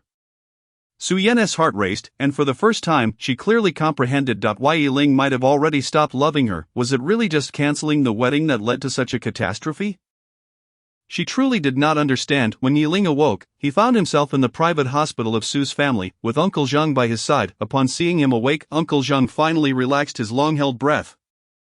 Little Yi, you've been asleep for a whole day. You're finally awake. Come, I've made you red date and black glutinous rice porridge, specially for nourishing your blood. Drink it while it's hot. Uncle Zhang eagerly handed the porridge to Yiling. At that moment Yiling was indeed hungry. He thanked Uncle Zhang and began to eat. Uncle Zhang, recalling the events of the previous night, felt faint at the memory. In that room, Yiling lay bleeding, unconscious, while the young lady stood by, her arm injured, looking utterly lost, a sight Uncle Zhang had never witnessed before. How could they have escalated to such violence? But he dared not speak or ask. He simply assisted the family doctor in tending to the scene. Su Yan's arm had been cut, but fortunately, the wound was not deep and only needed dressing. Wai Yiling's condition was far more serious. He had a head injury and had been drugged, necessitating a hospital visit for injections. Wai Yiling's plight left Uncle Zhang feeling heavy-hearted. From his perspective, Yiling was one of the few exemplary men, unambitious, devoid of male chauvinism, and lacking the arrogant pride many men possessed. He was willing to remain in Su Yan's shadow. As long as she treated him sincerely, he would give his all. For 8 years, he devoted himself to her without complaint. Only when it came to matters concerning Cheng Xiang would he occasionally display a hint of temper, yet that was only natural. Who wouldn't want their beloved to see them as their one and only? But the young lady failed to understand a man's heart or his possessiveness, repeatedly hurting Yiling for Cheng Xiang's sake. Uncle Zhang observed this and sometimes felt pity for Yiling. This incident had pushed the kind-hearted and gentle Yiling to such a point. The young lady had truly stepped on a landmine. Wai Yiling quietly consumed his porridge, listening to Uncle Zhang recount the events of the previous night. Appearing even more taciturn than before, Uncle Zhang could not discern any emotion on his face, and with a heavy sigh, he pondered how could such a good boy have ended up in such turmoil with the young lady. Little Yi, I understand that matters of the heart cannot be forced, but you and the young lady grew up together and have been dating for 8 years. Can you truly bear to give up on this relationship? Moreover, over the past few years, the barriers between you two have noticeably diminished, and she is willing to marry you. After all your efforts, are you really willing to let it all go to waste? Yiling keenly picked up on the flaws in his words. What barriers? Uncle Zhang suddenly realized his slip, his face turning awkward. Seeing Yiling's serious expression, he hesitated for a moment before speaking. 5 years ago, Cheng Xiang was hit by a car while saving the young lady. His right leg was shattered. Some people suspect that you orchestrated this behind the scenes. Some people suspect, Yiling scoffed. That person is Su Yan, isn't it? No wonder on the day Cheng Xiang was injured, Su Yan returned from the hospital and aggressively questioned me. Was it you? I was utterly confused, having no idea what had happened. Su Yan didn't pursue the matter further. From that day on, she grew increasingly distant towards me. I thought I had done something wrong and endeavored to please her, trying to make her happy. It turns out she placed the blame for Cheng Xiang's injury squarely on my shoulders. A wave of delayed fury burned in his heart. Alongside his anger was a deep, indescribable disappointment. According to eyewitnesses, that car had been headed straight for Su Yan. Cheng Xiang had sensed something was wrong, pushed Su Yan aside, and ended up severely injured himself. Wai Yiling had believed that after so many years together, they shared a fundamental trust. How could he have ever harmed her? He would never have resorted to such extremes out of jealousy, yet Su Yan hadn't even bothered to investigate before suspecting him. How ridiculous, truly, how absurd. Uncle Zhang, I did not do this. Little Yi, I certainly believe you are not that kind of person. However, as you know, the young lady has a strong sense of suspicion. At that time, after you injured Cheng Xiang, she made you take a secret drug to suppress your strength. Shortly after, the attack occurred, and she assumed you were harboring resentment, which led to the misunderstanding. Wai Yiling maintained a stoic expression. And then, the driver wasn't caught. They did catch someone, but that person claimed they were driving under the influence and was confused. Anyone with eyes could tell there was a mastermind behind it. Yet they have never been found, so it's a cold case then. For all these years, Su Yan had harbored doubts about his involvement in the affair, which was why she treated him with such indifference. Suddenly, he let out a laugh, realizing how foolish he was. It dawned on him that he had always been the punchline of a joke. Xiao Yi, what's wrong? Why are you laughing so loudly? Does your head still hurt? Uncle Zhang gazed at Yiling's smile, feeling a chill in his heart. Wai Yiling quickly composed himself, restoring his previous calm demeanor. Uncle Zhang, I'm fine. My head injury isn't severe. It's quite late. You don't need to stay here. Please go home and rest. Uncle Zhang, being of advanced age, couldn't endure sleepless nights. Since the previous night, he had barely closed his eyes while taking care of Yiling. Very well, I'll return home to rest. I'll come back in the morning to bring you some food. Thank you, Uncle Zhang. Uncle Zhang picked up the empty food container and left the ward. Wai Yiling meticulously pondered every word Uncle Zhang had said earlier.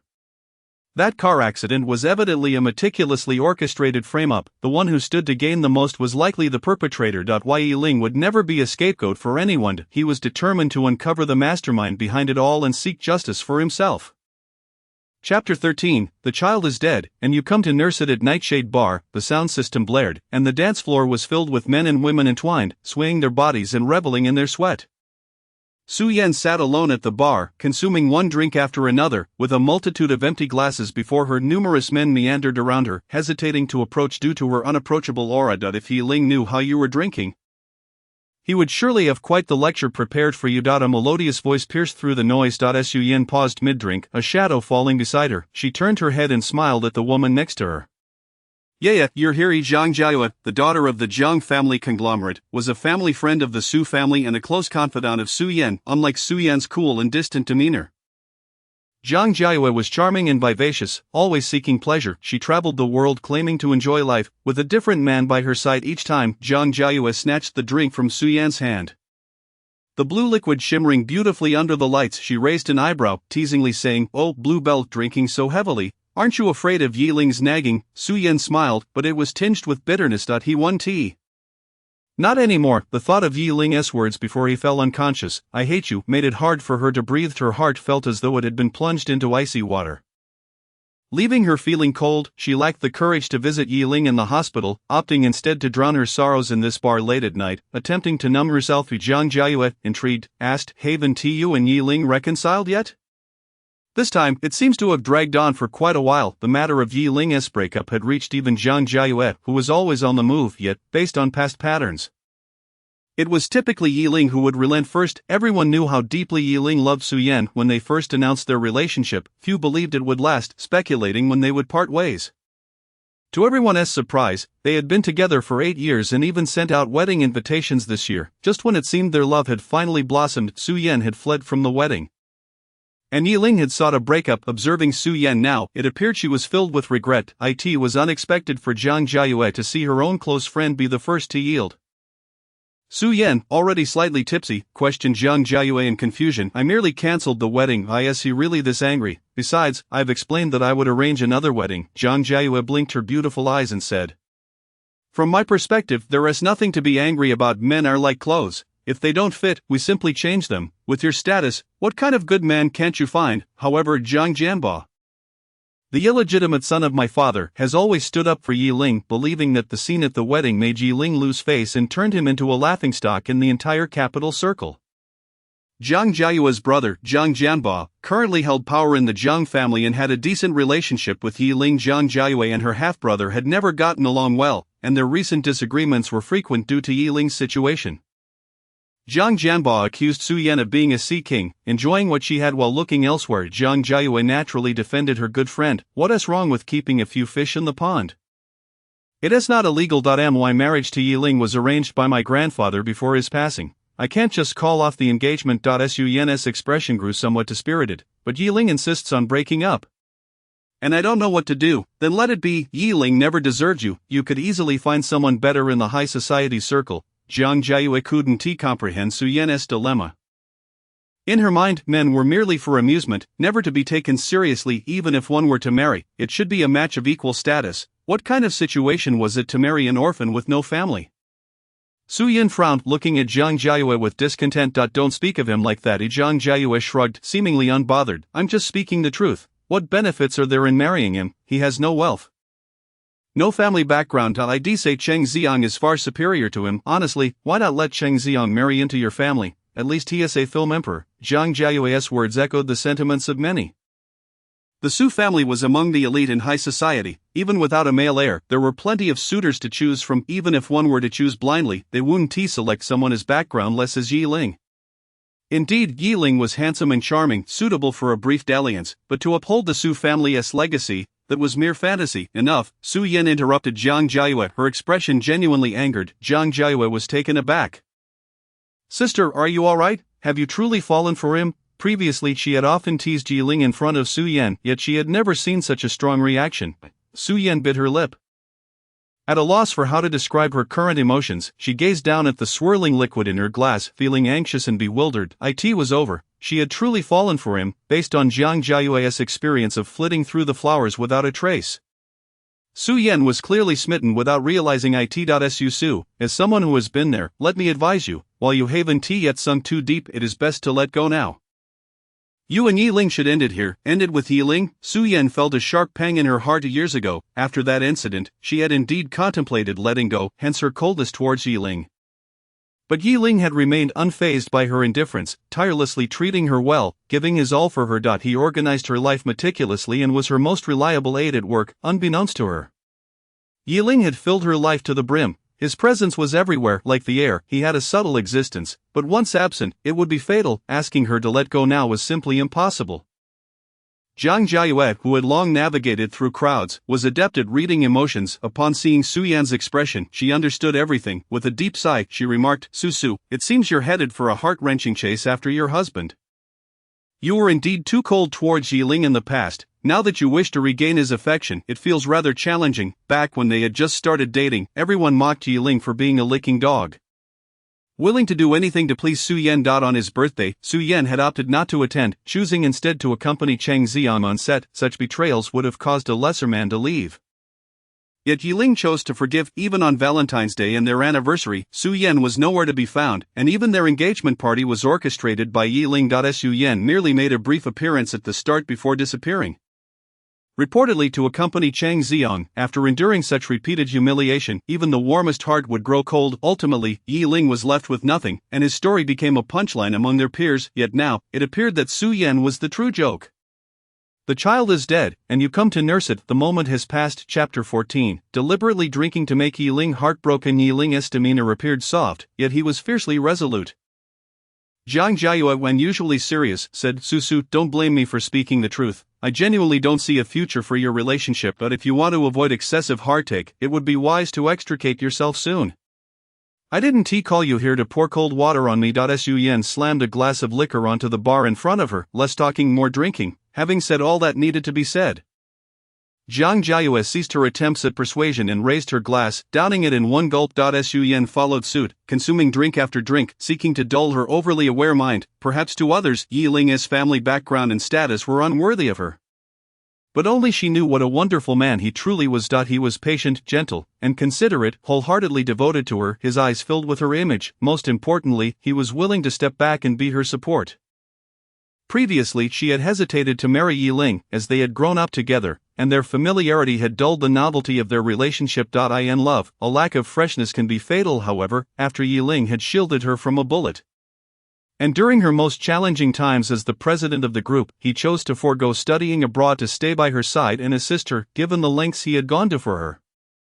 How could she not be moved? Thus she resolved to honor the engagement her grandfather had arranged and marry Yi Ling. She genuinely desired him to be her husband, to walk hand in hand into the future. Her intentions had been pure. Why had things turned out this way? Was it her fault, or Yi Ling's? After Uncle Zhang left, Yi Ling's head began to throb again, and he soon fell into a deep slumber. Time slipped away, and he was suddenly jolted awake by an acrid scent of alcohol that pierced the air. Instinctively he opened his eyes. The hospital room lay shrouded in darkness, devoid of light, for a fleeting moment. The silhouette seated at his bedside startled him, yet recognition dawned quickly. It was Su Yan. Had she gone out drinking? The strong aroma of liquor suggested she had indulged quite a bit in the past. If Su Yan had dared to consume such quantities, Yi Ling would have tirelessly admonished her. Su Yan had a history of gastric issues, and under his meticulous care over the years, she had improved significantly. He had never permitted her to drink, always stepping in to shield her from alcohol during business meetings, but now, he felt no inclination to intervene. Thus, he closed his eyes once more, feigning ignorance. You're awake. Aren't you? Though framed as a question, Su Yan's tone was unequivocally assertive. Just as Yi Ling was intimately familiar with her, she too understood him well enough to know he was pretending to sleep. Finding himself exposed, Yi Ling slowly opened his eyes. Yes, there's something you need. Without needing to guess, Su Yan could sense the chill in his demeanor. With a hint of hope, she spoke. I had a drink. Oh, he replied, sarcasm lacing his words. So you decided to come to the hospital in the dead of night to revel in your intoxication. Her flicker of hope shattered into fragments. This was not how things were supposed to unfold. Yi Ling should have first lectured her on the perils of drinking, then tenderly prepared a bowl of hangover soup for her. It should have been a fade of reproach, laced with affection. Rather than the stark indifference he now exhibited, akin to that of a stranger, after a prolonged silence, Su Yan, undeterred, tried again. I had a drink. Don't you have anything to say? What is there to say? Yi Ling had plenty on his mind. If you wish to indulge in drunken antics, kindly relocate and refrain from disturbing my slumber. With that, he turned away, presenting his back to her. His words and actions were steeped in utter apathy. His heart had ceased to beat for her the moment he learned of her suspicions that the car accident was somehow linked to him. The bond they had nurtured since childhood paled in comparison to the fleeting acquaintance she had with Cheng Ziyong. They lacked even the most basic trust. Following the incident, he had asked Su Yan whether she harbored feelings for Cheng Ziyong. If she did, he would willingly step aside without hesitation. He was not one to cling desperately. Love forced into existence was devoid of meaning. Su Yan had assured him, with unwavering certainty, that she regarded Cheng Ziyong merely as a lifesaver, akin to a younger brother, and that her extra care stemmed from guilt. Yi Ling had believed her thus on his birthday, Valentine's Day, and their anniversary. He bore no grudge against her absence due to Cheng Ziyong, choosing instead to forgive her. He believed that trust was paramount in a relationship. Who would have known that Su Yan had never truly trusted him? Yi Ling shut his eyes, resigning himself to the thought that all his genuine affections had been squandered. Su Yan gazed at his retreating figure. Her heart heavy with disappointment that was almost unbearable. She had intentionally consumed alcohol tonight, hoping it would serve as a catalyst for reconciliation with Yi Ling, yet he had not uttered a single word of concern and had instead urged her to leave. This was an outcome she had never anticipated. She believed that regardless of his anger, he would still care for her well-being, considering he had tirelessly nurtured her health over the years. Yet, in the face of her self-destruction, he offered no words of comfort. Fine, she thought, as Zhang Jiayue often said, one should not push too hard, for it would only yield contrary results. If Yi Ling wished for distance, then perhaps it was best to allow some time apart. He was not one to succumb to emotional whims. Perhaps a period of solitude would lead him to clarity. In due course, she would orchestrate a grand return to the Su family. Su Yan collected her thoughts and stood up. Casting one last glance at the bed before treading softly out of the room. The following day, Yi Ling slept in until he naturally awoke. Though he called it natural, it was merely 8 o'clock. Each day prior, he had risen at this hour to prepare breakfast for Su Yan, thus establishing a routine. At 9, Uncle Zhang arrived to deliver breakfast, a light meal primarily consisting of blood-nourishing porridge. Yi Ling recognized the goodwill behind Uncle Zhang's gesture and consumed every last drop. After tidying up the meal box, Uncle Zhang hesitated, seemingly reluctant to leave, as if he had something to say. Uncle Zhang, please speak your mind, Yi Ling urged. Well, Shai, Uncle Zhang began cautiously. Miss Su drank quite a lot last night, and this morning she awoke with gastric troubles. She refuses to take her medication. Could you perhaps persuade her? Yi Ling paused for a moment before shaking his head. Uncle Zhang, I fear I can't assist you with this. How can you not assist? It's merely a matter of saying a few words. Having watched Su Yan grow up, Uncle Zhang had come to regard her as his own daughter, especially after her parents passed away. Uncle Zhang, Yi Ling interrupted with a gentle smile, her health is her own responsibility.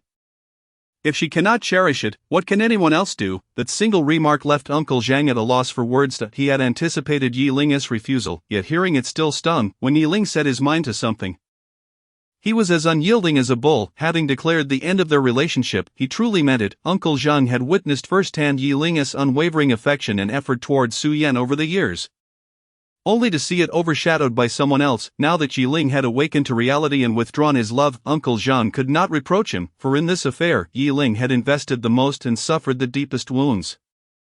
Ah, I understand your sentiment, he finally conceded. Reluctantly, he took his leave, unwilling to press the matter further. Neither of these young souls deserved to be hurt. As Uncle Zhang departed, Yi Ling picked up his phone and messaged Lu Ge from Longmen.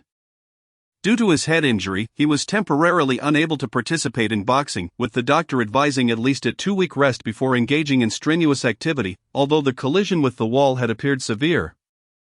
The injury itself was not deep, and he anticipated a brief hospital stay. Knock, knock. Just as he finished messaging Lu Ge, a knock echoed from the door. He looked up to see a familiar face. His heart lifting with joy. Jinbai, what brings you here? Zhang Jinbai, clad in a sleek black designer suit and impeccably tied tie, exuded the aura of a domineering CEO. Trailing behind him was an assistant laden with various health supplements. Brother Yi, I heard you were injured and hospitalized, so I came to check on you. Zhang Jinbai approached the bedside, gesturing for his assistant to place the items on the table. Yi Ling well aware of Zhang Jianbai's character, felt no need for formality and smiled in gratitude. "Thank you, that is very kind of you." Upon noticing the extensive bandaging around Yi Ling's head, Zhang Jianbai's expression darkened with anger. "Brother Yi, who did this to you? Tell me, and I'll take care of it." Zhang Jianbai had always valued loyalty to Yi in the past when he faced difficulties due to his status as an illegitimate child. Yi Ling had not only refrained from adding to his troubles but had also lent a helping hand during a collaboration with the Zhang family. This assistance had enabled him to solidify his position with the Su family. Zhang Jianbai had never forgotten Yi Ling's goodwill and had always sought opportunities to repay his debt. Yi Ling, averse to speaking ill of others, waved his hand dismissively. "No one harmed me. It was merely an unfortunate accident. It looks worse than it is. I'll recover swiftly." Seeing that Yi Ling seemed to harbor deeper issues, Zhang Jianbai opted not to pry further. He shifted the conversation. "Brother Yi, is it true that you and Su Yan have really broken up?" He had been out of town this month, and thus news from the capital had reached him slowly. He had only learned about Su Yan abandoning Yi Ling at the wedding upon returning and hearing it from Zhang Jiayue.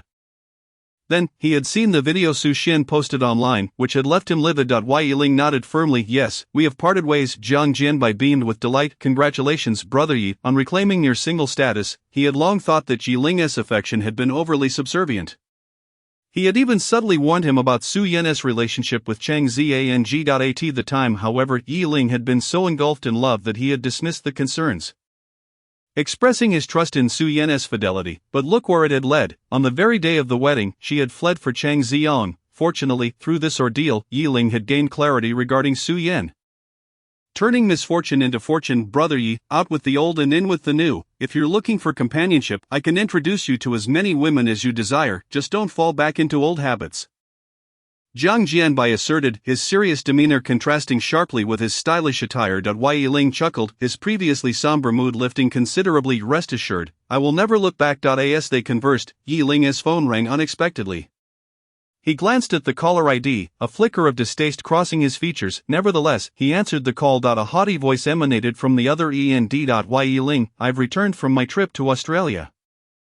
You need to drive to the airport to pick me up within half an hour. If you're late, you know the consequences." The hospital was a considerable distance from the airport, and it would take at least 2 hours to drive there. Her demand was nothing short of a blatant challenge, yet Yi Ling remained unfazed, his voice smooth, even tinged with amusement. "Madam Feng, I presume you are aware of my breakup with Su Yan." Madam Feng scoffed. "What does a breakup matter? Even if you've split, you still owe the Su family your servitude. Hurry and come pick me up. I have no time to wait." With a click, the call ended abruptly. Yi Ling stared at his phone, narrowing his eyes slightly. Feng Hongli, the elder sister of Madame Su and Su Yan's aunt, after the death of Su Yan's parents, Feng Hongli had coincidentally divorced, moving into the Su household under the guise of a guardian, claiming to look after the two sisters. Her attitude towards Yi Ling was one of utmost disdain. She had always believed that it was Yi Ling who caused her sister and brother-in-law's untimely demise. Otherwise, how could it be explained that they perished in a car accident shortly after adopting him? Surely it must be due to Yi Ling's inauspicious fate. Over the years, she had taken advantage of her seniority.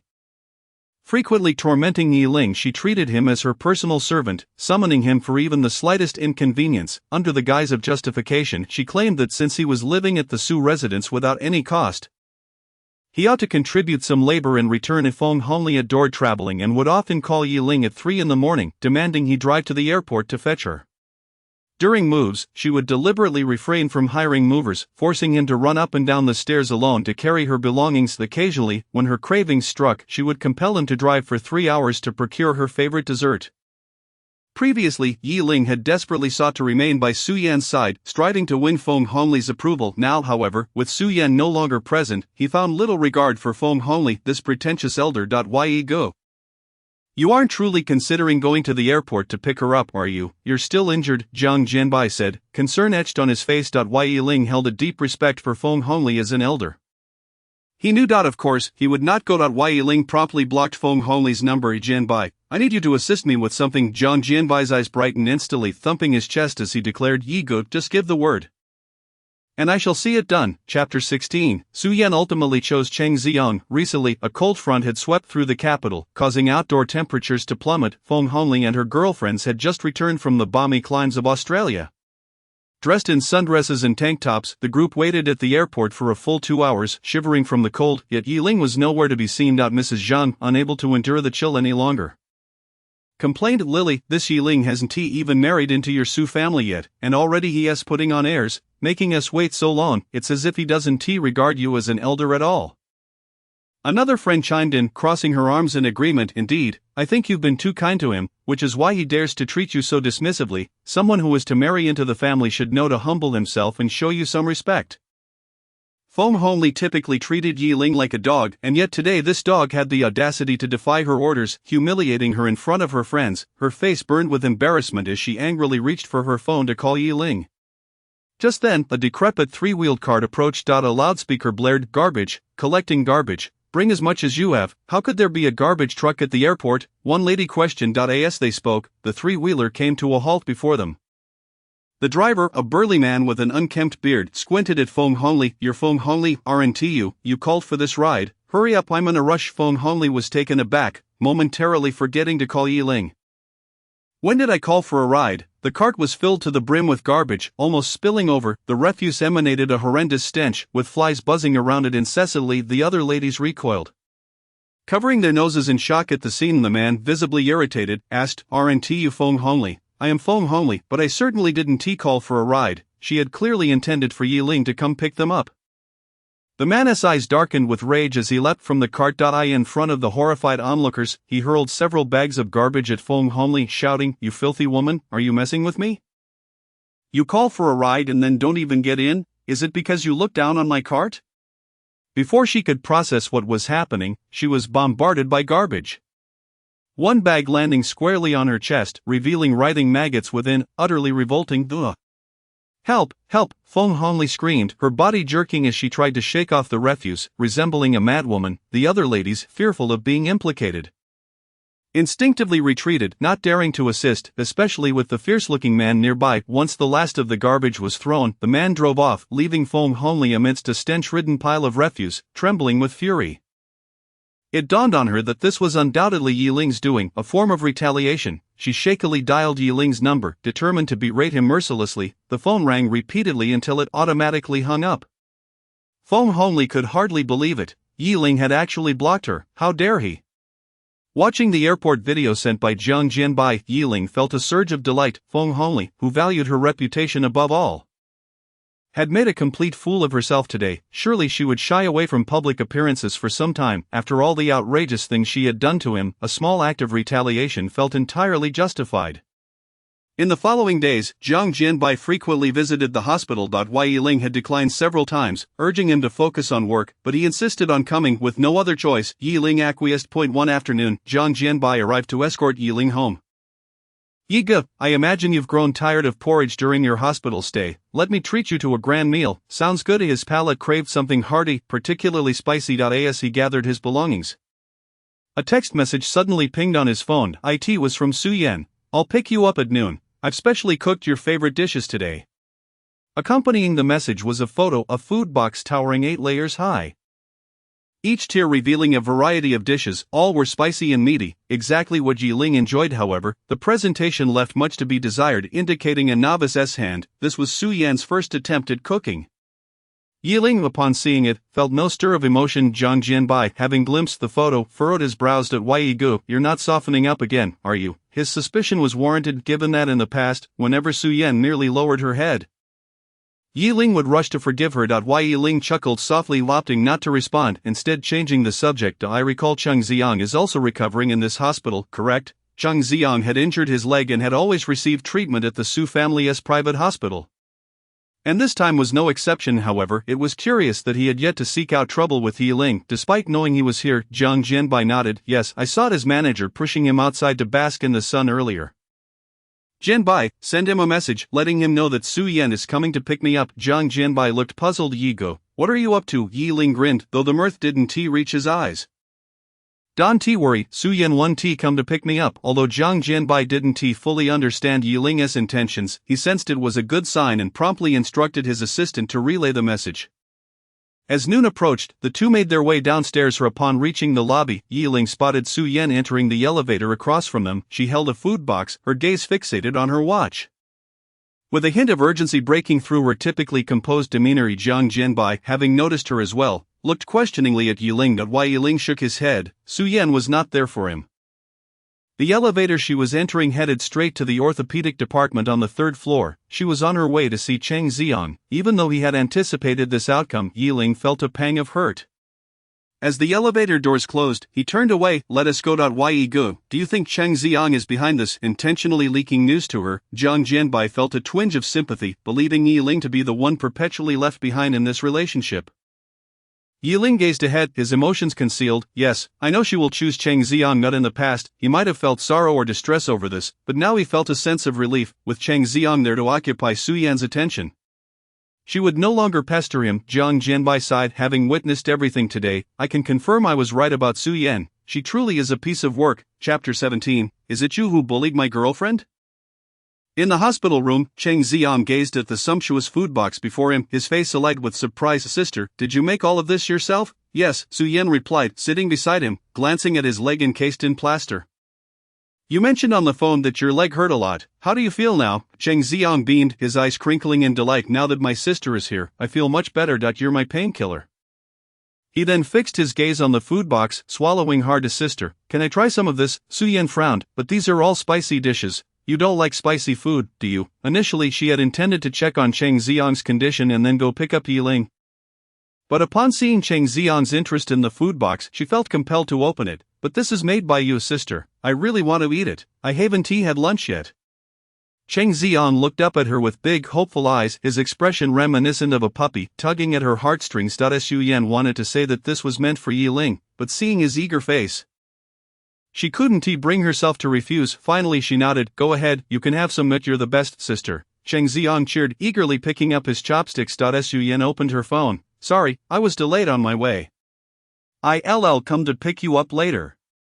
The chat window remained blank on the other end. Yiling had not replied to her message. Su Yan felt a wave of frustration wash over her. She had initially intended to use the opportunity of delivering a meal to provide them both with an escape route, but to her surprise, Yiling remained utterly unresponsive. The idea of cooking had been suggested by Uncle Zhang, who had recently been visiting the hospital to bring Yiling nourishing kanji. Yet he casually mentioned that after consuming kanji for such an extended period, Yiling might be growing weary of it, and inquired whether she would be willing to try her hand at cooking for him. From the moment of her birth, Su Yan had never so much as dipped her fingers in water. The thought of cooking was entirely foreign to her. It was the duty of a cook, not something she would consider. Yet, for Yiling, she was willing to make an attempt. After spending an entire morning, along with the personal guidance of the cook, she managed to prepare a meager 8 dishes. While driving to the hospital, she received a call from Cheng Xiang informing her that his leg injury had worsened. Cheng Xiang had saved her life. He was her benefactor, and she could not abandon him. Thus, she decided to visit Cheng Xiang first. However, Yiling had yet to respond to her messages. Was it possible he had not waited for her and had discharged himself? With that thought, Su Yan could no longer remain seated. She abruptly stood up, declaring, I have matters to attend to. I must leave. A sister, Cheng Xiang exclaimed, reaching out in a hurry to grab her arm, but lost his balance and tumbled from the bed with a thud. His leg encased in plaster hitting the ground. My leg, he cried out in agony. Su Yan's footsteps faltered, and she hurried back to assist him. Cheng Xiang, though pale, managed to force a smile. Sister, if you have things to do, please go ahead. I'm fine. I'll wait for the doctor. Su Yan hesitated for a moment but quickly shook her head. I will help you back onto the bed, once the doctor examines you and confirms you are alright. I will leave. Will it delay your affairs? The thought that Yiling had not replied to her messages sent a chill through her heart. It won't delay anything, just be patient. I will go call the doctor now. Cheng Xiang lay back on the bed, watching Su Yan's retreating figure with a subtle curl of his lips. Why Yiling wished to compete with him? It was an absurd dream. Su Yan was merely his possession. Jiang Jianbai took Yiling to a nearby restaurant, just a half-hour drive away. At the 5-star establishment, Jiang Jianbai instructed Yiling to order first while he took a phone call. Yiling perused the menu and selected a few dishes they both enjoyed. The wait for the food grew tedious, and with Jiang Jianbai still absent, he took out his phone to browse social media. Upon refreshing, the first post that caught his eye was a 9-square grid from Cheng Xiang. It featured close-ups of the 8 dishes, accompanied by a selfie of Cheng Xiang, with Su Yan's half-visible figure in the background. A luxurious meal prepared by my sister, delectable, love it. There was not a single like below. Yi Ling realized that Cheng Xiang had set it to be visible only to himself. This was clearly a deliberate attempt to flaunt it before him. A sardonic smile crept onto Yi Ling's lips. This was standard behavior for Cheng Xiang. Every time he was with Su Yan, he felt compelled to post about it, all for Yi Ling's benefit. Seeking to provoke him in the past, such antics had indeed stung him deeply, causing a numbing pain now. Although he had not yet achieved complete indifference, he had made significant progress. He could calmly peruse each photograph, even going so far as to like one of them. Yi Ling, what brings you here? Yi Ling looked up to see Su Xian linking arms with a man, her expression one of shock as she regarded him.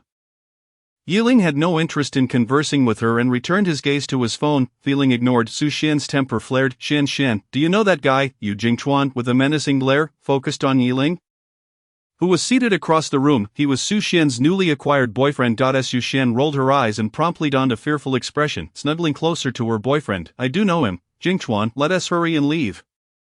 We shouldn't provoke him, perhaps wanting to assert his dominance in front of his girlfriend. Yu Jingchuan pulled her close and reassured her. Did he bully you? Tell me, and I'll teach him a lesson. Su Xian's eyes brimmed with tears as she whimpered. He is my sister's fiancé. He often bullies me when my sister is not home. I want to tell my sister, but he threatened me, saying if I dared to tell, he would kill me. Yi Ling watched her perform with a calm demeanor. One had to admit, Su Xian's talent for distorting the truth was remarkable. Just look at her boyfriend's reaction. He was practically ready to pounce on Yi Ling. Don't cry, sweetheart, I'll help you deal with him. Stand back, I don't want his blood splattering on you. Su Xian obediently stepped aside.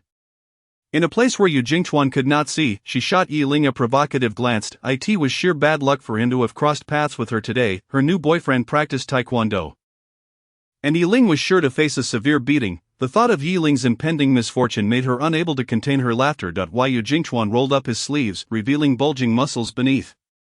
He advanced, seizing Yi Ling by the collar and hoisting him from his seat, glaring fiercely. Are you the one who bullied my girlfriend? Yi Ling remained unflustered, casting a casual glance at Yu Jingchuan's face.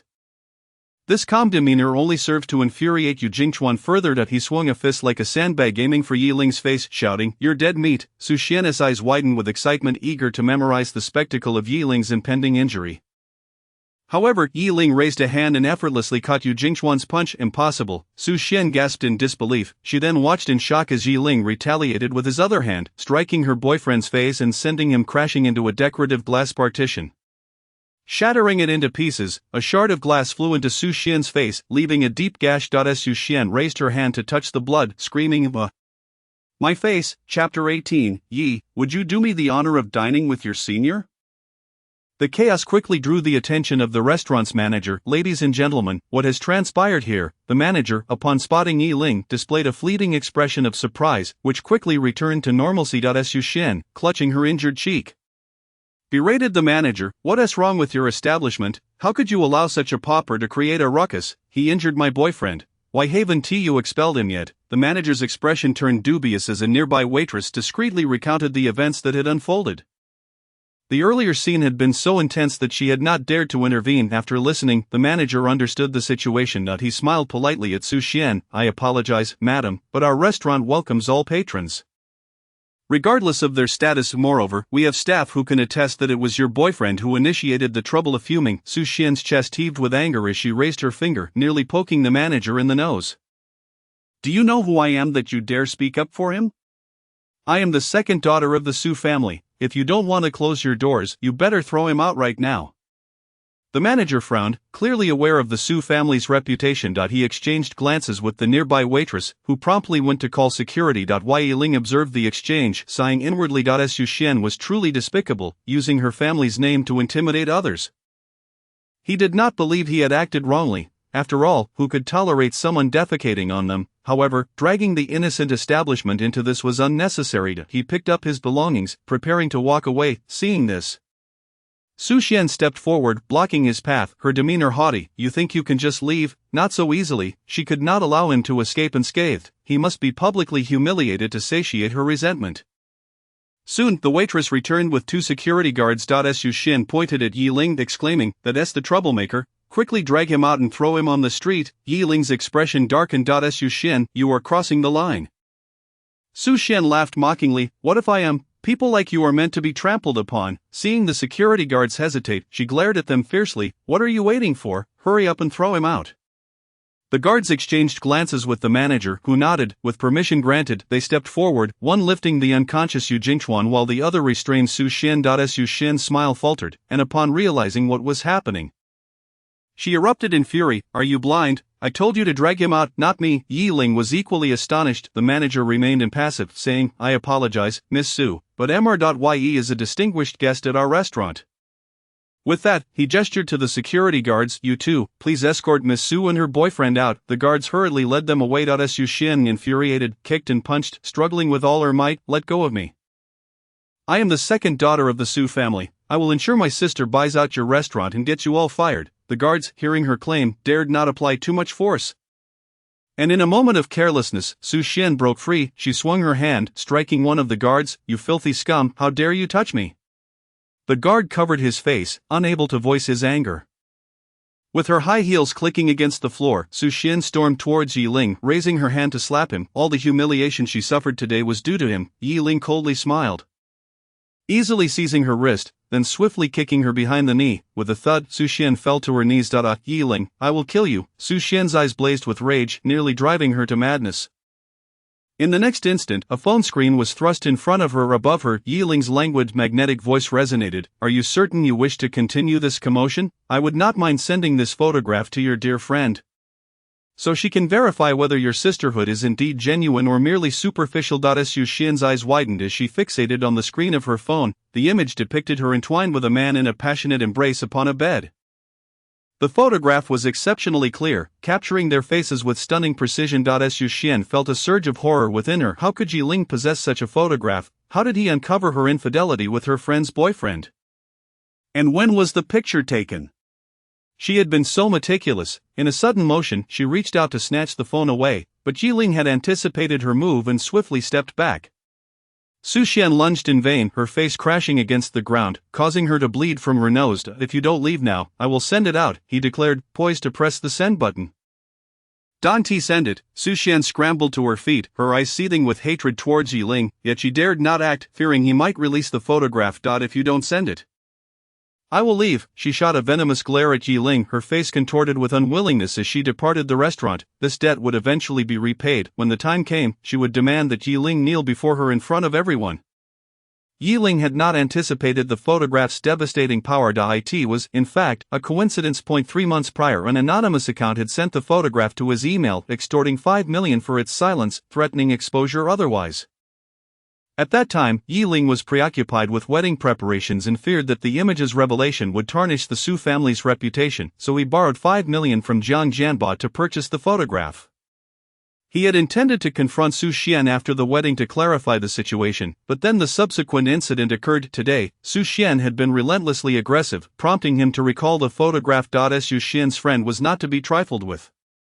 Her possessiveness over her boyfriend was exceedingly strong. If she were to discover that her boyfriend had been involved with Su Xian, it would be an understatement to say she would tear her apart.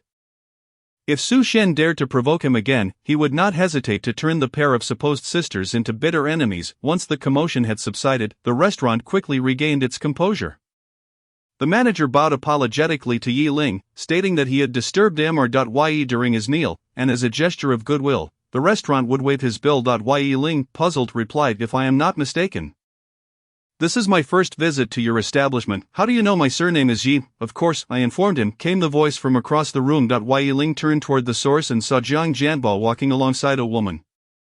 The woman was tall, with cascading waves of burgundy hair, clad in a striking red trench coat paired with knee-high boots and black stockings, exuding an air of sensuality and confidence. Wei Shuajia, you're back in the country?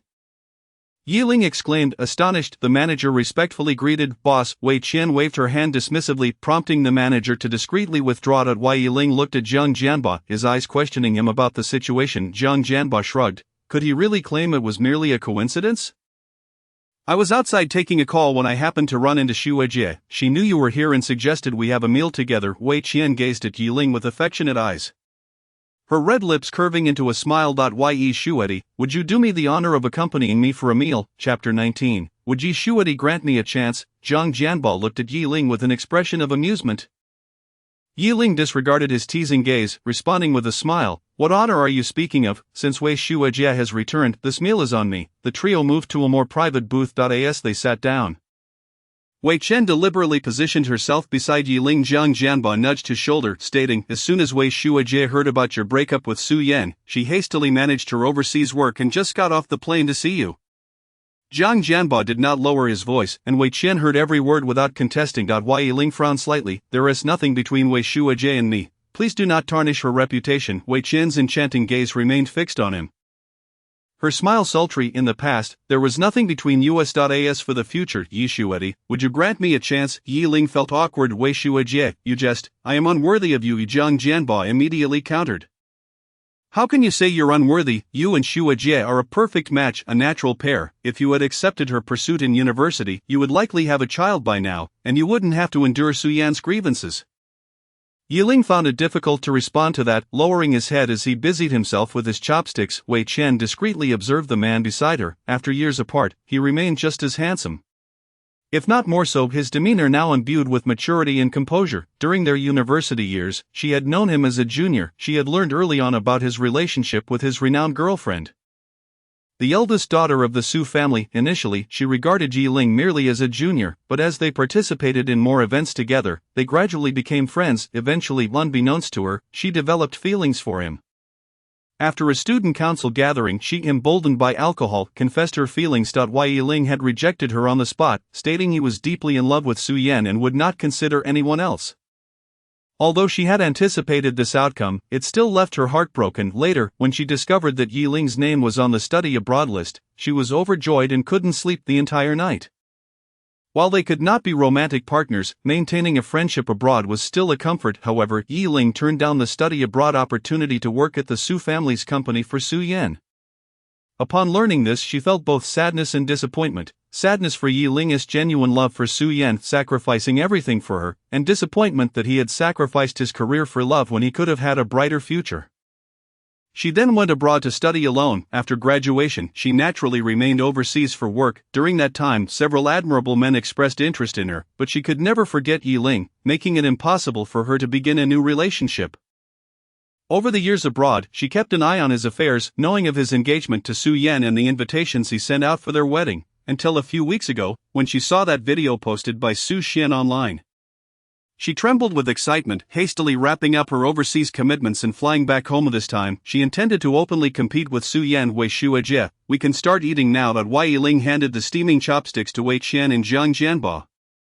The three of them began to eat heartily, enjoying the lavish spread before them. Wei Chen shared her experiences from abroad, and Zhang Jianba eagerly engaged in the conversation, responding effortlessly. Wei Yiling mostly listened, interjecting occasionally. An hour later, after finishing their meal, Yiling approached the front desk to settle the bill. The manager insisted it was complimentary since Wei Chen was their boss and had long instructed that whenever Yiling dined in their establishment, no payment was necessary. Wei Yiling remained adamant, not wanting to owe anyone anything. Ultimately, the manager relented and accepted his payment. Upon returning to the booth, Zhang Jianba had vanished. Zhang Shuedi said he had matters at the company and left first. Yiling felt a bit embarrassed. That rascal had clearly done it on purpose. Wei Chen patted the seat beside her, indicating he should sit. "Shall we talk?" "No, Wei Shuajie, I have matters at home and must leave." "You've already broken up with Su Yan. What matters could there possibly be?" Yiling, Wei Chen's straightforwardness was indeed as refreshing as ever. "Alright, I won't tease you anymore. I genuinely have something I would like your assistance with." Wei Chen composed herself and continued, "Tomorrow evening, there is a jewelry charity gala, and I don't have a male companion to attend with. I would like to invite you to be my date." Wei Chen had majored in jewelry design in university and had developed quite a reputation abroad over the years. Wei Yiling quickly declined. "That's not very appropriate. Please don't rush to refuse." Wei Chen lightly tapped the table, her movements exuding elegance. "I won't ask for your help without offering something in return. This charity gala will have many prominent figures attending, and the funds raised will be used to support orphanages in Jing City. I happen to be friends with the organizers, and if you accompany me, I will ensure that the Luya orphanage is included in the donations." The Luya orphanage was the very one Yiling had previously supported. He hesitated, knowing the director had been struggling with funding, and the money he had sent was far from sufficient. With the new year approaching, a generous donation could ensure the children had a warm and fulfilling celebration. Wei Qian noticed his hesitation and smiled. Don't overthink it. Although I have feelings for you, I won't pressure you into accepting me, nor will I hold it against you. I understand that feelings cannot be forced. I've been abroad for years and have lost touch with most friends back home. You're the only one I'm familiar with, which is why I thought of asking for your help. Hearing this, Yiling's previously tense expression relaxed somewhat. Wei Qian noticed this shift, feeling a pang of disappointment. Fine, I'll agree to help you, thank you. I'll send you the invitation to the gala via express mail. Just send me your address through WeChat. Yiling nodded. They exchanged a few more pleasantries before parting ways and heading home to Su Corporation. Mr. Su, come in. Su Yan sat in her office chair, massaging her temples. Her migraines had been worsening lately. Have you found anything? Zhao Ran nodded and recounted her findings. Yesterday, Mr. Jiang picked up Assistant Yi from the hospital. After they were discharged, they had a meal together before returning home. Mr. Yi Jiang with Jiang Jianba, yes. Su Yan was somewhat surprised. She was aware that Yiling had previously assisted Jiang Jianba, but she had not realized their relationship was so close. It seemed that Yiling had not intentionally stood her up yesterday. As for why she hasn't responded to her messages, it is likely due to a lingering sulk. Su Yan's mood improved somewhat in an instant, and even her headache seemed to diminish. Alright, I understand. You may leave now. President Su, there is a charity gala for jewelry at 8 o'clock tonight. What do you think? Not going, cancel it. Zhao Ran hesitated, as nearly all the prominent families in Jing City would attend this charity gala. And the renowned jewelry designer Wei Qian had specifically returned to the country for this event. Wei Qian, the one who graduated from Jing University. Su Yan abruptly lifted her head. Chapter 20. Her companion for the evening is Yiling. Zhao Ran hurriedly flipped through the materials in her hands. Yes, she graduated from Jing University. President Su, do you know her? Su Yan's expression darkened. Of course, I know her, and vividly so. After all, this woman has been attempting to undermine me. Although Yiling had initially rejected Wei Qian's confession, the thorn she planted in Su Yan's heart remained, particularly when she learned that both Yiling and Wei Qian were on the list of students studying abroad. Her anger reached its peak, thus, she concocted an excuse, claiming that she was besieged at the company, and asked Yiling to stay and assist her. Yiling quickly agreed, forfeiting the opportunity to study abroad to become her assistant at the company. Wei Qian went abroad alone, never to return over the years. Why would she return now just to attend a charity gala? Could it be for? Su Yan pondered a possibility, her expression darkening further.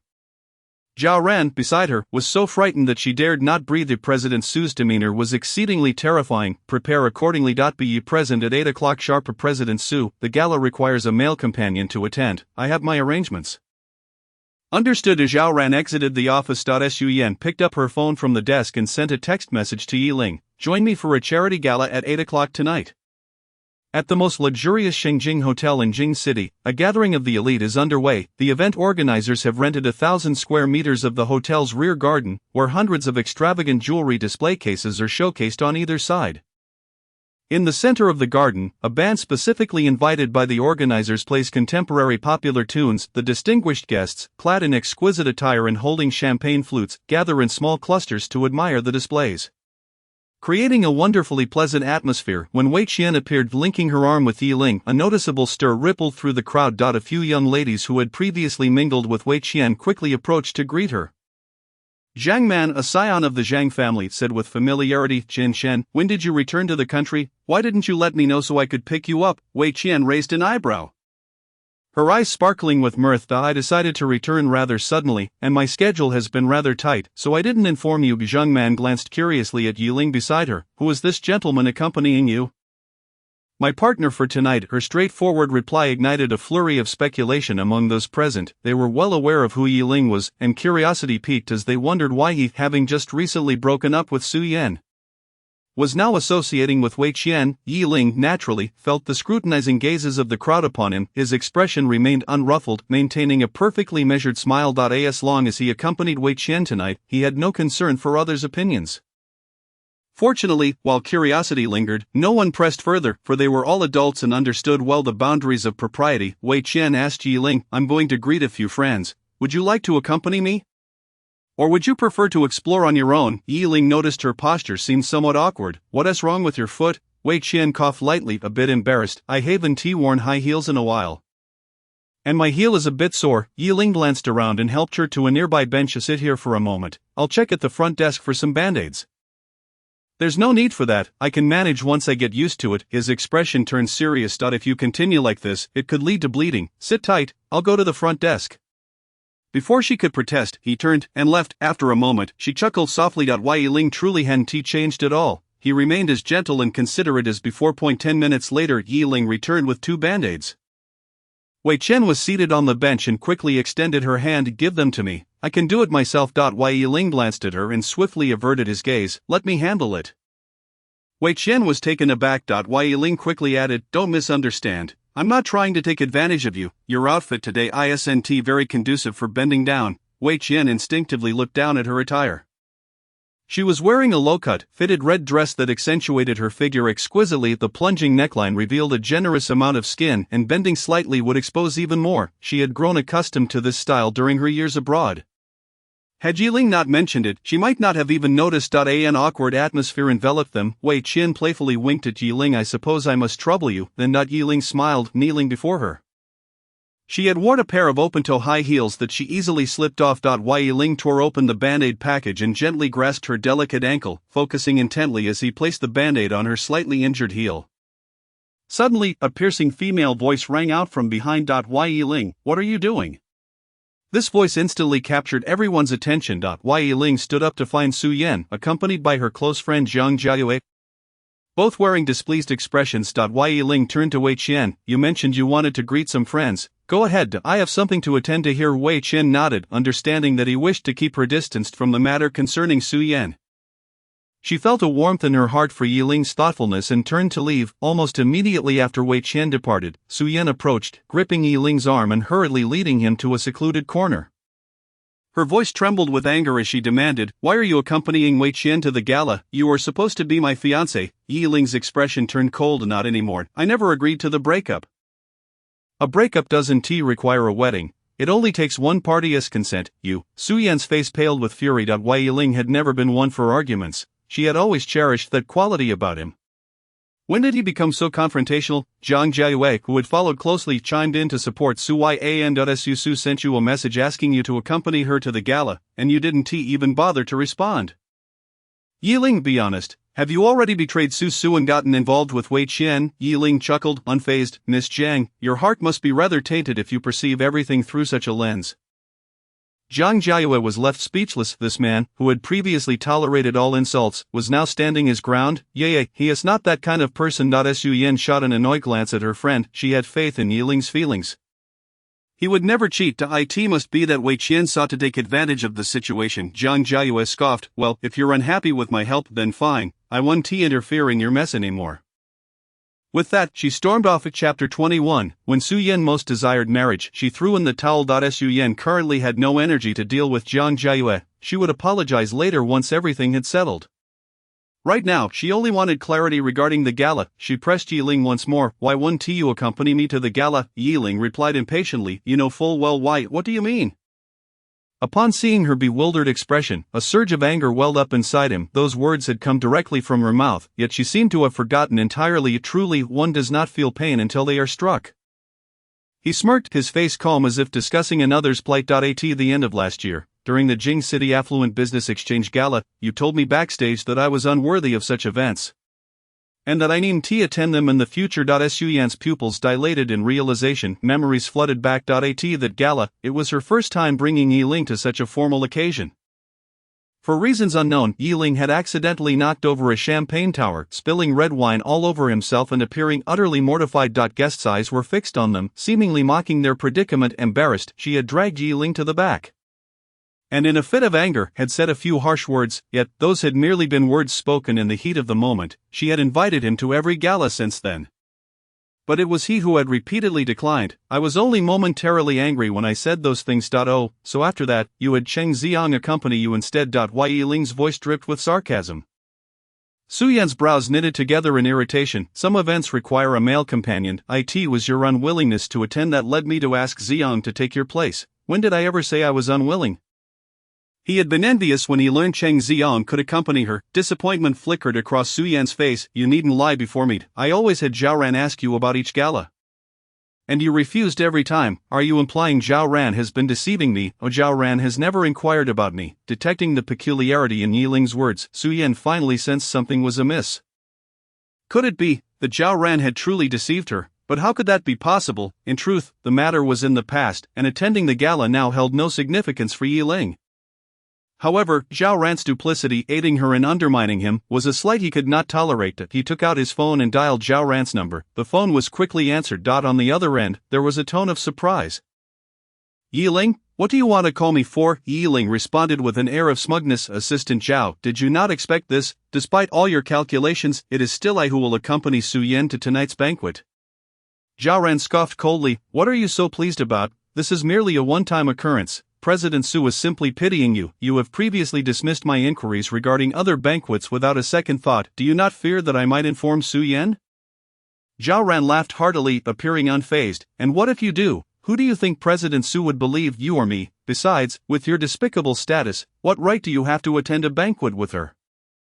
Only Cheng Xiang is worthy of standing by her side. Yiling decisively hung up the phone. A storm cloud loomed over Su Yan's face. How dare Zhao Ran act so brazenly? Such open defiance. Did she truly believe there would be no repercussions? Where did she find the audacity? You know she is acting this way. Why do you not inquire with me? Su Yan fixed her gaze upon him. Would you believe me if I asked? Su Yan opened her mouth, but no words came forth. At that moment, she perhaps truly would have doubted it. To inquire or not was merely a matter of words, devoid of tangible evidence. She would have thought Yiling was deliberately making things difficult for Zhao Ran. Yet, had Yiling truly never asked her, he had indeed done so. When his salary was docked, Yiling had come to her. How had she responded then? She had dismissed his concerns as overreactions. Assuring him that Zhao Ran could not possibly have intentionally withheld his pay, it was likely just an oversight due to her busy schedule. Was that why Yiling had lost all faith in her? The wave of regret that crashed over Su Yan nearly shattered her. She had chosen to listen to others rather than trust the one closest to her. How long had this situation persisted? 2 years, 3 years, or perhaps even longer. She could not recall. Why Yiling had certainly noticed the regret etched on Su Yan's face. He found it utterly ironic. Everything that needed to be said had been articulated clearly. And from now on, they would treat each other as strangers. Su Yan's eyes brimmed with tears as she grasped Yiling's hand, her voice tinged with genuine remorse. I am sorry. I trusted the wrong person. Yiling gently pried her fingers apart, a tender smile gracing his handsome features. There is no need for you to apologize to me. This is your affair, and it does not concern me. Though he had not uttered a harsh word, Su Yan felt a profound sense of discomfort. She watched helplessly as his figure vanished from her sight, losing all courage to pursue him. She had not anticipated that a careless remark from years past would wound Yiling so deeply. Leaving an indelible mark for all these years. Throughout these years, whenever a banquet required a male companion, it had always been Cheng Xiang by her side. Cheng Xiang, an acclaimed actor, possessed a charming demeanor and graceful poise. Each time she attended an event with him, the gazes of those around her were filled with envy. Gradually, she had grown accustomed to it. Subsequently, whenever there were banquets, she would merely have Zhao Ran inquire with Yiling as a formality. Zhao Ran would always report that Yiling was unavailable, and she did not bother to ask him directly. Perhaps subconsciously, she believed that Yiling could not compare to Cheng Xiang in such grand occasions. And Zhao Ran's reckless behavior was ultimately rooted in her trust. This was indeed her misstep. She acknowledged it. She had paid far too little attention to Yiling. His decision to accompany Wei Qian to tonight's banquet was perhaps a means to make her aware of this issue. It was not that he did not wish to attend with her, rather, he was obstructed by Zhao Ran. All of this was her fault. She had misjudged his character. It was only natural that Yiling would be unwilling to forgive her.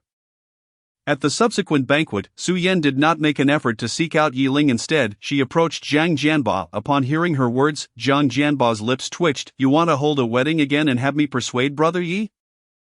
Su Yan nodded. I wish to win him back. I understand that canceling the wedding previously was my fault. I will provide him with a wedding more splendid than the last. I will invite all the socialites of the capital to attend. No, please don't, President Su. Why? Zhang Jianba raised his hands in exasperation. Because Brother Yi will never agree. When he was most eager to marry, you backed out. Now that the sheep have fled, it is too late to mend the pen.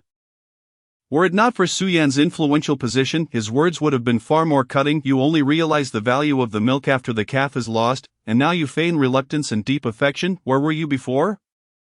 Chapter 22. Feng Hongli demands Yiling's company for a night. President Su, I advise you to let go sooner rather than later. If you act decisively now, you might still leave a good impression on Brother Yi.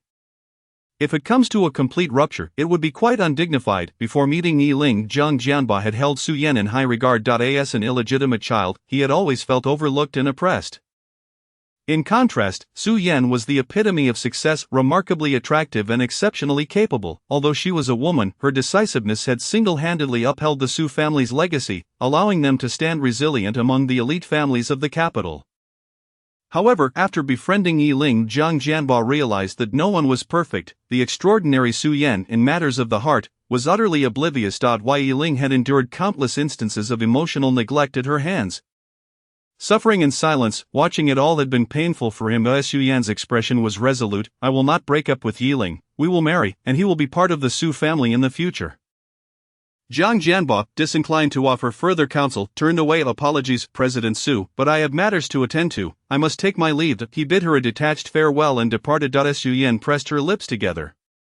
Standing silently for a long while, eventually she retrieved her phone and called her assistant, Fan Mening. I am holding a wedding at the end of this month. Please have everything prepared immediately, and ensure it is of the highest quality. Send wedding invitations to all the notable figures in the capital. Of Fan Mening, taken aback, asked, Whom is the groom? Who else but Yi Ling? Understood, President Su. I will arrange it right away, after issuing a few more instructions. She ended the call. Fan Mening wiped the cold sweat from her forehead, a genuine smile breaking across her face. While Yi Ling had finally endured enough hardship, when Zhao Ran came to collect documents. She noticed her cheerful demeanor and teased, Did you win the lottery? Why so happy? Fan Mening replied, It's not me who won the lottery, it's Assistant Yi. President Su just announced she is planning to hold a wedding again at the end of the month.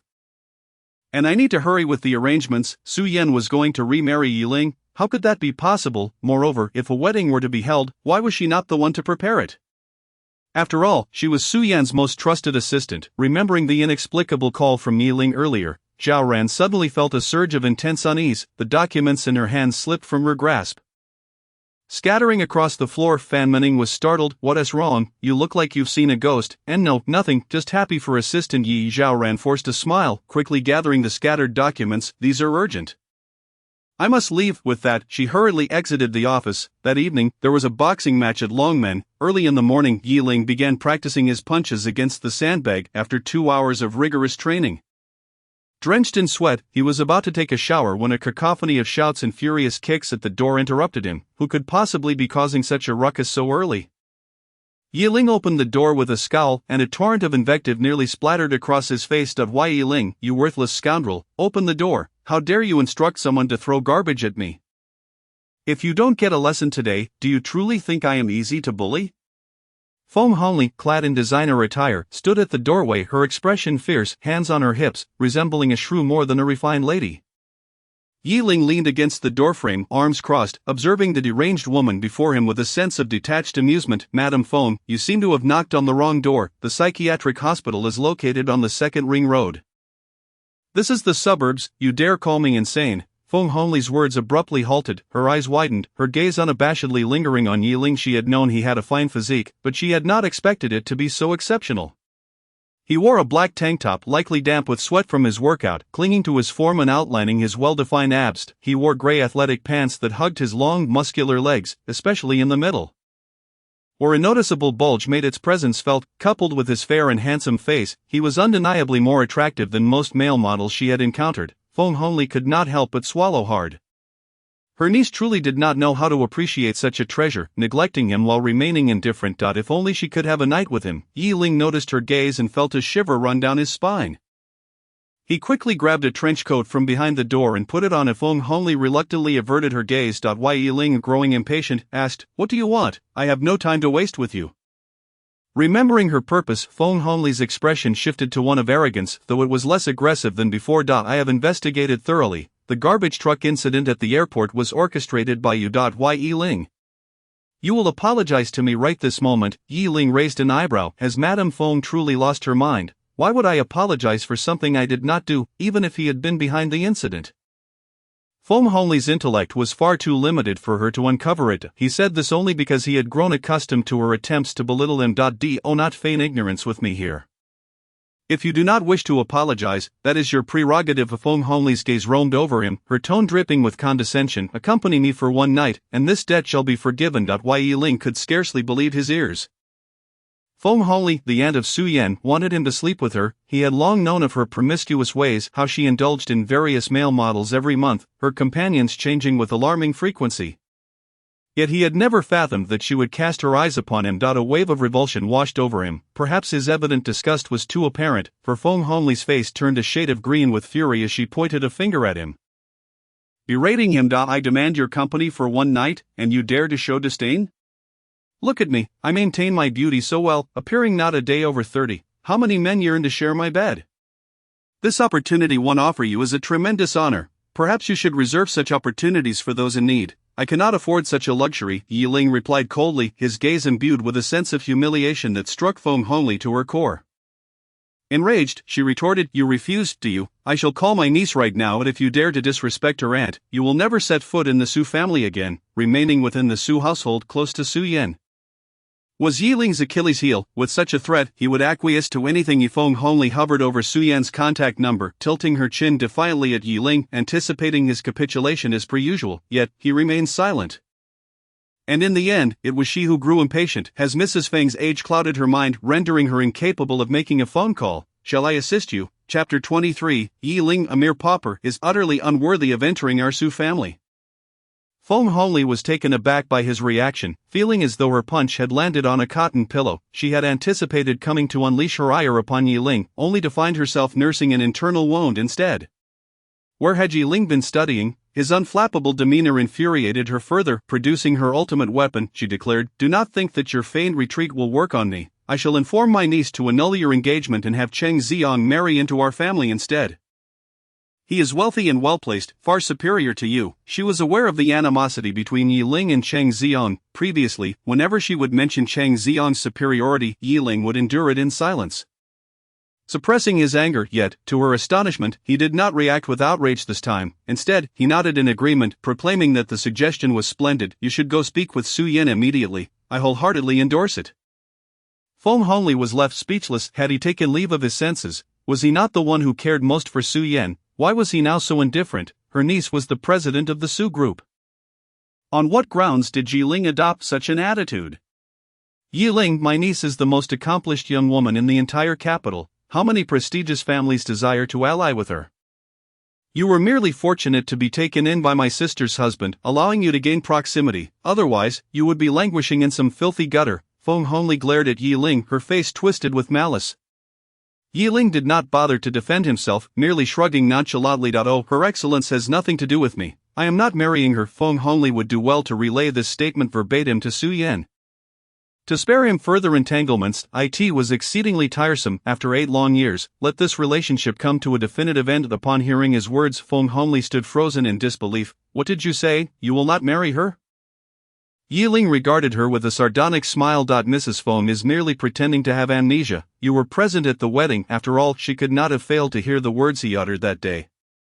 Seated in the front row amongst the guests, however, she had likely dismissed his declarations, believing that once the tumult had passed, he would again bow his head to Su Yan as before. But upon hearing his words, Feng Honglei gradually regained her composure, a singular thought taking root in her mind. Stirring with anticipation, she licked her crimson lips, adopting an air of haughtiness. You possess a modicum of self-awareness, realizing you are unworthy of my niece.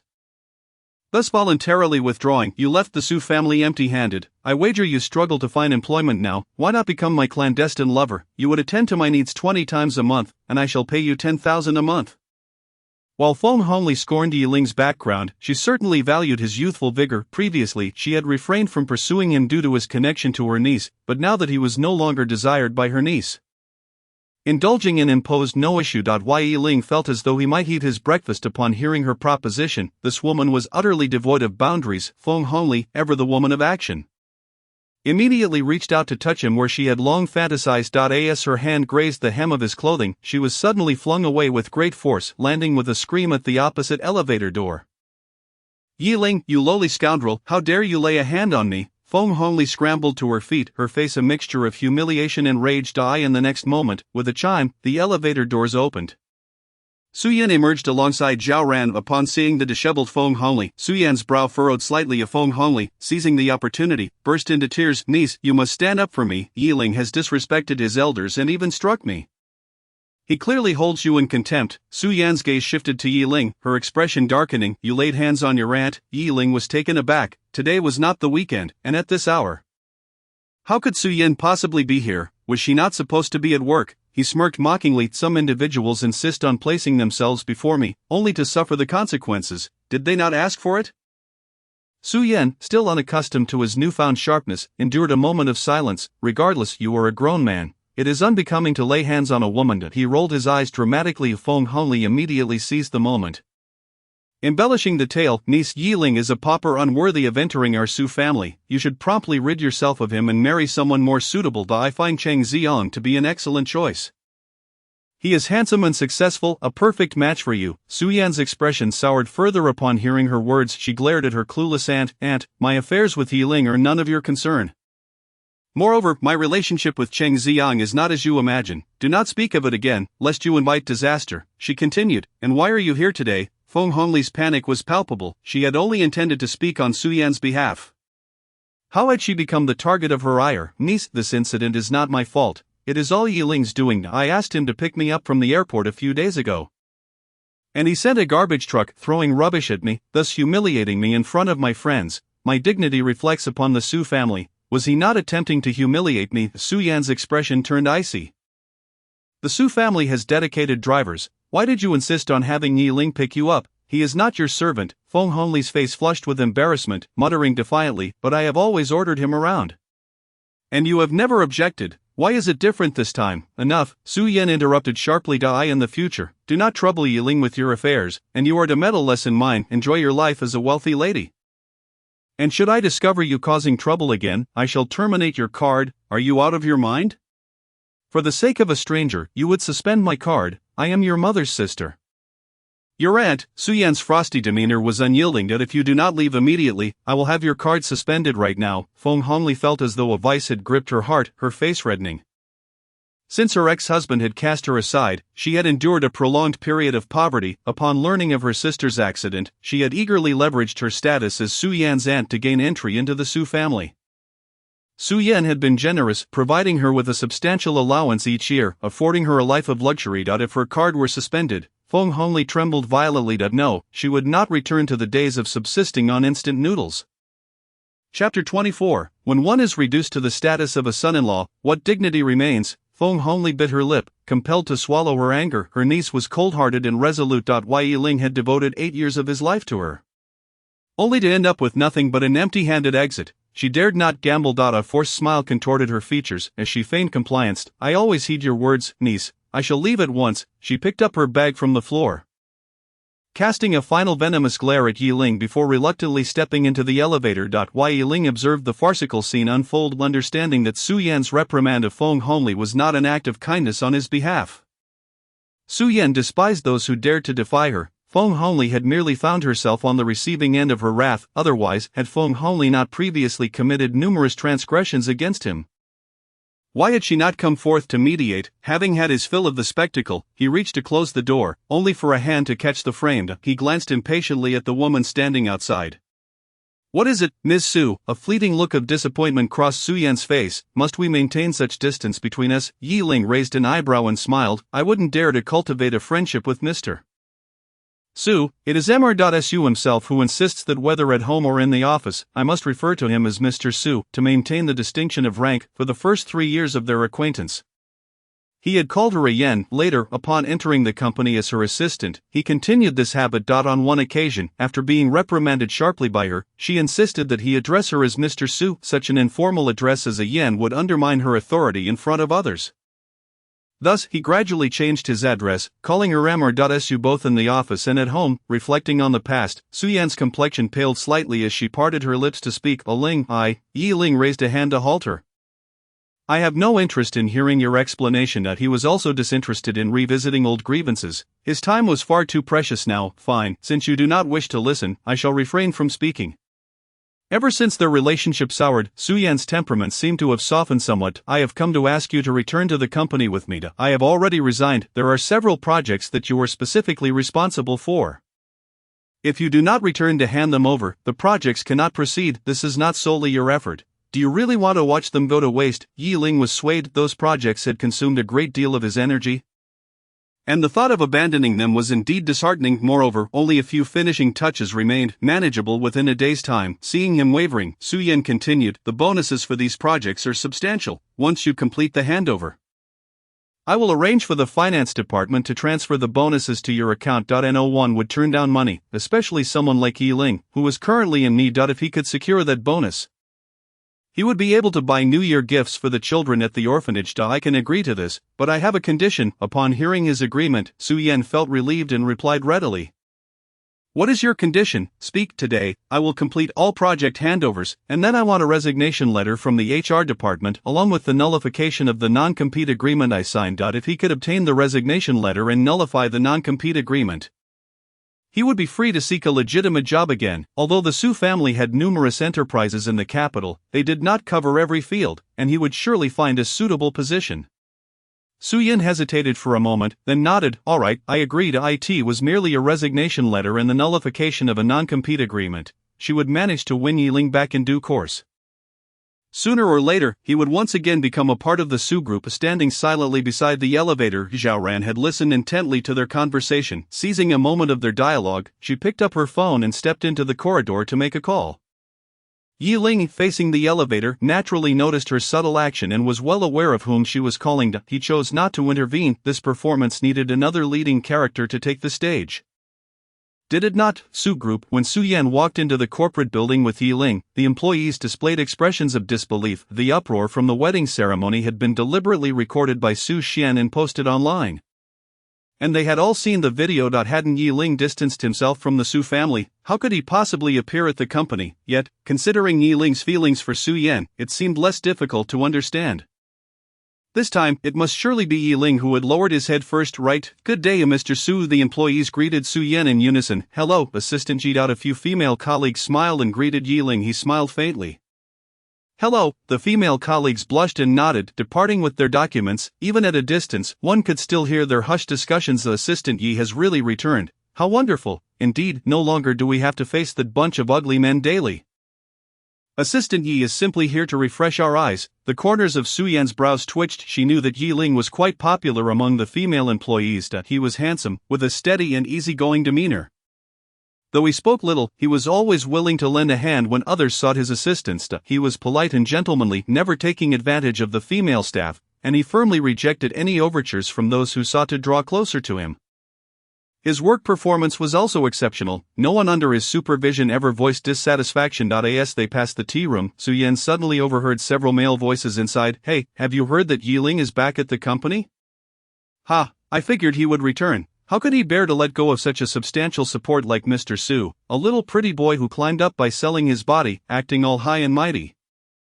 Mr.Su indulges him too much. I really don't understand what Mr.Su sees in him. He's an orphan, and I am even better than him. He's already a live-in son-in-law. Where's the dignity in that? Ha! The tea room was filled with the harsh sounds of mockery.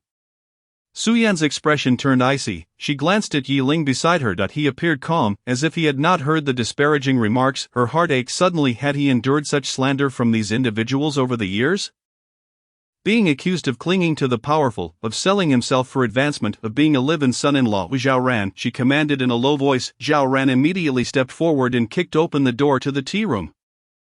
With a loud bang, the noise drew the attention of those inside. They turned to see who was standing at the door, their faces instantly filled with terror. Mr. Su, Su-Yan's beautiful eyes fixed on them. Cold and piercing. Zhao Ran, have them taken to the HR department. Complete their resignation procedures today. The individuals hurriedly pleaded for mercy. Mr. Su, we were wrong. We shouldn't have spoken ill of Assistant Yi. We truly know our mistakes.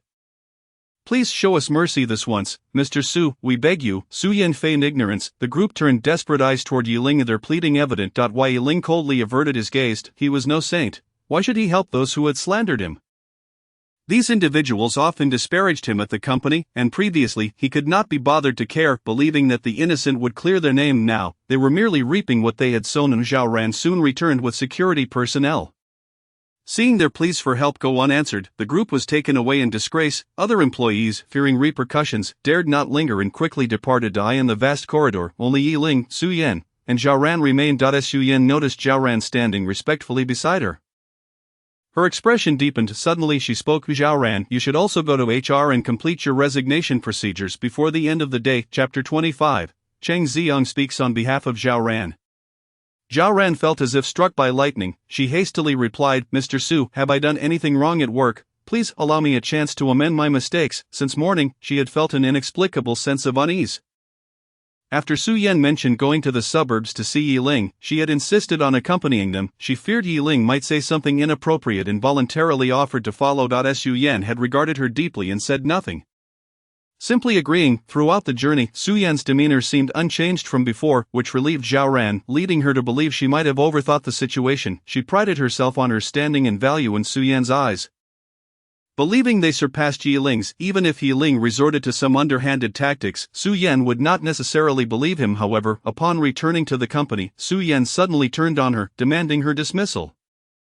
Upon hearing about Su Yan and Yiling's return, another assistant, Fan Man Ning, had also rushed over. She glanced at Zhao Ran but did not speak up on her behalf. Why Yiling found it peculiar that Su Yan would dismiss Zhao Ran. Hadn't she been the assistant she trusted the most? Su Yan's expression was cold and unyielding. You know well what you've done wrong. There is no room for negotiation in this matter. Resigning voluntarily is the last bit of dignity I am affording you. Zhao Ran pleaded softly, Mr. Su, I truly did nothing. Upon seeing Yiling beside Su Yan, a sudden realization struck Zhao Ran. She glared at Yiling, her eyes seething with fury. If looks could kill, he would have died hundreds of times by now. Yiling, this is your doing, isn't it? You must have incited Mr.Su against me. Your heart is truly ruthless. Unable to compete, you resort to underhanded means to eliminate me. Mr.Su must have been deceived by you. Yiling thought to himself that he must have had an off day to encounter such absurdity. Why was he being blamed for Zhao Ran's termination? Had he ever claimed to be innocent? Zhao Ran had done numerous unsavory deeds under the guise of being Su Yan's close assistant. Being dismissed as her just deserts. How could she place the blame on him? Was she going to claim that if she tripped on the street, it was also his fault? Yiling had never engaged in verbal sparring before, believing it futile. However, during his hospitalization, Zhang Jianba had incessantly berated him, and he had unconsciously learned a thing or two. While arguing might be pointless, it was undeniably satisfying. Watching Zhao Ran's face turn a shade of liver color, he found it quite gratifying. Why Yiling, stop trying to divert the topic. You must have whispered sweet nothings into Mr. Su's ear, otherwise, Mr. Su would not want to dismiss me. Zhao Ran, furious and humiliated, lunged at Yiling. You vile person, how cruel you are. A sharp slap echoed as Su Yan struck Zhao Ran with all her strength. The blow sent Zhao Ran staggering back a few steps, her right cheek instantly reddening and swelling. Holding her cheek, Zhao Ran felt a mix of shame and anger as she turned back to glare at Su Yan. Su Yan, towering in her 7-centimeter heels, stood a half-head taller, exuding an imposing presence as she looked down at her. How dare you insult him in my presence, Zhao Ran? Who gave you the audacity? Su Yan's heart was consumed with fury, her sharp, icy gaze piercing like a dagger into Zhao Ran. How dare she behave so brazenly in front of her, surely when she was out of sight? She must have bullied Yiling relentlessly. The memory of Yiling's phone call during yesterday's banquet ignited a blaze of anger within her chest. Two-faced and duplicitous, her personal assistant was indeed a master of disguise. Having successfully deceived even her, coldly she commanded, Get out of my sight, do not ever appear before me again. The corridor fell into an eerie silence. Zhao Ran had never witnessed such wrath from Su Yan. Realizing that further words would be futile, she turned away in resentment. Suddenly a tall figure emerged from the end of the corridor. A clear, untainted male voice resonated, Sister, what has happened? Why are you so furious? Cheng Ziyang, with his fair complexion and handsome features, revealed a hint of youthful innocence in his eyes beneath his tousled hair. Dressed in a loose light blue sweatshirt, he bore no superfluous adornments. Appearing as a clean-cut college student, it was a picturesque scene, yet marred by the crutch he leaned on, his left leg encased in a thick plaster cast. Cheng Ziyang approached Su Yan, his expression gentle and obedient. Sister, Zhao Ran, upon seeing Cheng Ziyang, found her gaze involuntarily fixated on him, her eyes flashing with infatuation, madness, and reluctance. In a hushed voice, she pitifully lamented, Mr. Cheng, President Su is dismissing me because of Yiling. As she spoke, she cast a venomous glare at Yiling. Cheng Ziyang's curled eyelashes fluttered as his clear eyes filled with concern for Su Yan. His sister, as Zhao's personal assistant, she has worked diligently, why would you suddenly want to dismiss her? Sister is rational and wise, surely she wouldn't heed the provocation of others. There must be a misunderstanding. Cheng Xiang spoke these words without so much as glancing at Yi Ling, as if his defense of Zhao Ran stemmed from a sense of justice devoid of ulterior motives. Previously, Zhang Jianbai had told Yi Ling that Cheng Xiang was crafty, but today he bore witness to the truth of that claim. The artful manner in which Cheng Xiang spoke was worthy of an acclaimed actor. If Cheng Xiang sought to feign innocence, Yi Ling had no intention of indulging him. He would only speak the unvarnished truth. Su Yan was an adult capable of her own judgments. Cheng Xiang. Are you questioning her decisions? Cheng Xiang's expression shifted slightly. I am not questioning my sister's decision, I merely wish to suggest that there may be a misunderstanding. Yi Ling did not refute him but instead nodded in agreement. Indeed, Zhao Ran's disregard for President Su's approval at each banquet is a misunderstanding. Her workplace bullying, demanding I kneel to receive my salary, is a misunderstanding. Her misuse of public resources for personal gain is also a misunderstanding. He spread his hands wide, laughing freely. What a plethora of misunderstandings we have, wouldn't you agree? Cheng Xiang frowned, disappointment evident in his gaze as he looked at Yi Ling. Brother Yi, even if you harbor grievances against Assistant Zhao, you cannot utter such words to slander a young woman. Do you not understand the significance of a woman's reputation? How can she navigate her life after this? Zhao Ran's eyes brimmed with tears. Touched by the only man who stood up for her. Yi Ling scoffed, showing no regard for Cheng Xiang. Do not try to claim kinship with me. I am not your brother. You accuse me of slandering Zhao Ran. But does she dare swear she has not committed these acts? Otherwise, may she be struck down by lightning. Cheng Xiang turned to Zhao Ran. Her face was ashen, her lips trembling, unable to utter a single oath. Chapter 26. Do you think you are quite the sentimental one? A cold glint flashed in Su Yan's eyes regarding the salary issue. Yi Ling had previously mentioned it to her, but she had dismissed it. Assuming Zhao Ran had made a mistake due to her heavy workload, little did she expect Zhao Ran would dare to demand Yi Ling kneel before her. Yi Ling was already her fiancé at that point. Zhao Ran's actions clearly indicated she held no regard for herself. She had granted Zhao Ran power and a generous salary, only to raise a treacherous ingrate. Cheng Xiang expressed his discontent. Yi Ling, if it weren't for your meddling, how could my sister possibly dismiss Assistant Zhao? Yi Ling regarded him as if he were a fool. If I had that kind of influence, would I allow her to continue her antics until now? After saying this, he turned to Zhao Ran, his words cutting deep. Zhao Ran, what do you have to say? Zhao Ran, overwhelmed with fury, reacted instinctively. Her eyes were wild as she swung her fist toward Yi Ling. Su Yan's gaze darkened. Just as she was about to intervene, Yi Ling had already kicked Zhao Ran in the abdomen. With a resounding thud, Zhao Ran crumpled to the ground like a discarded rag, spitting out blood. Yi Ling's aura was filled with malice, regarding her as if she were already dead. You took advantage of my weakness, ambushing me from behind, and forced me to kneel. Today, I return the favor. Yi Ling was not one to seek revenge for every slight. However, the experiences of the past 8 years had taught him that unyielding concession only emboldened others. In the past, he had refrained from escalating matters for Su Yan's sake. But now, for his own dignity, he would not spare those who humiliated him. Zhao Ran clutched her abdomen, unable to utter a word, her eyes filled with venom as they bore into Yi Ling. Fan Mening covered her mouth, terrified into silence. Zhao Ran truly had no regard for her life, repeatedly provoking Yi Ling and undermining Su Yan. She had placed herself on too high a pedestal. While underestimating Yi Ling, ultimately, she was merely an underling. No matter how insignificant Yi Ling might be, he was still Su Yan's fiancé. Cheng Xiang, witnessing Zhao Ran bleeding on the floor, wore a pained expression as he softly pleaded. Sister, Assistant Zhao acted impulsively. Yi Ling's kick was too severe. She is bleeding, we need to call a doctor. Enough. Su Yan shot a sharp glare at Cheng Xiang. What has she ever done for you to defend her so fervently? Just moments ago, Yi Ling had accused Zhao Ran of misappropriating public resources and using project kickbacks for personal gain. Pursuing stars, who was she pursuing? Su Yan's mind began to form a vague suspicion. No, I simply do not want my sister to be kept in the dark, misunderstanding a good person. Cheng Xiang stammered, his expression wholly innocent and pitiable. Su Yan coldly retorted, I have eyes, I can see for myself.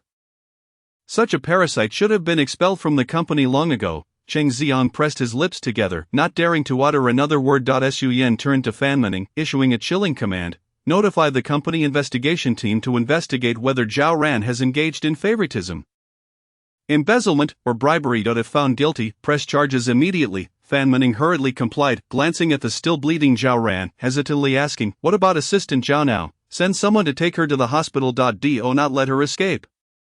Understood. President Su Yifan Manning summoned security to escort Zhao Ran to the hospital. Yiling, come with me to the office. The exclusive elevator for the president opened, and Yiling followed Su Yan inside.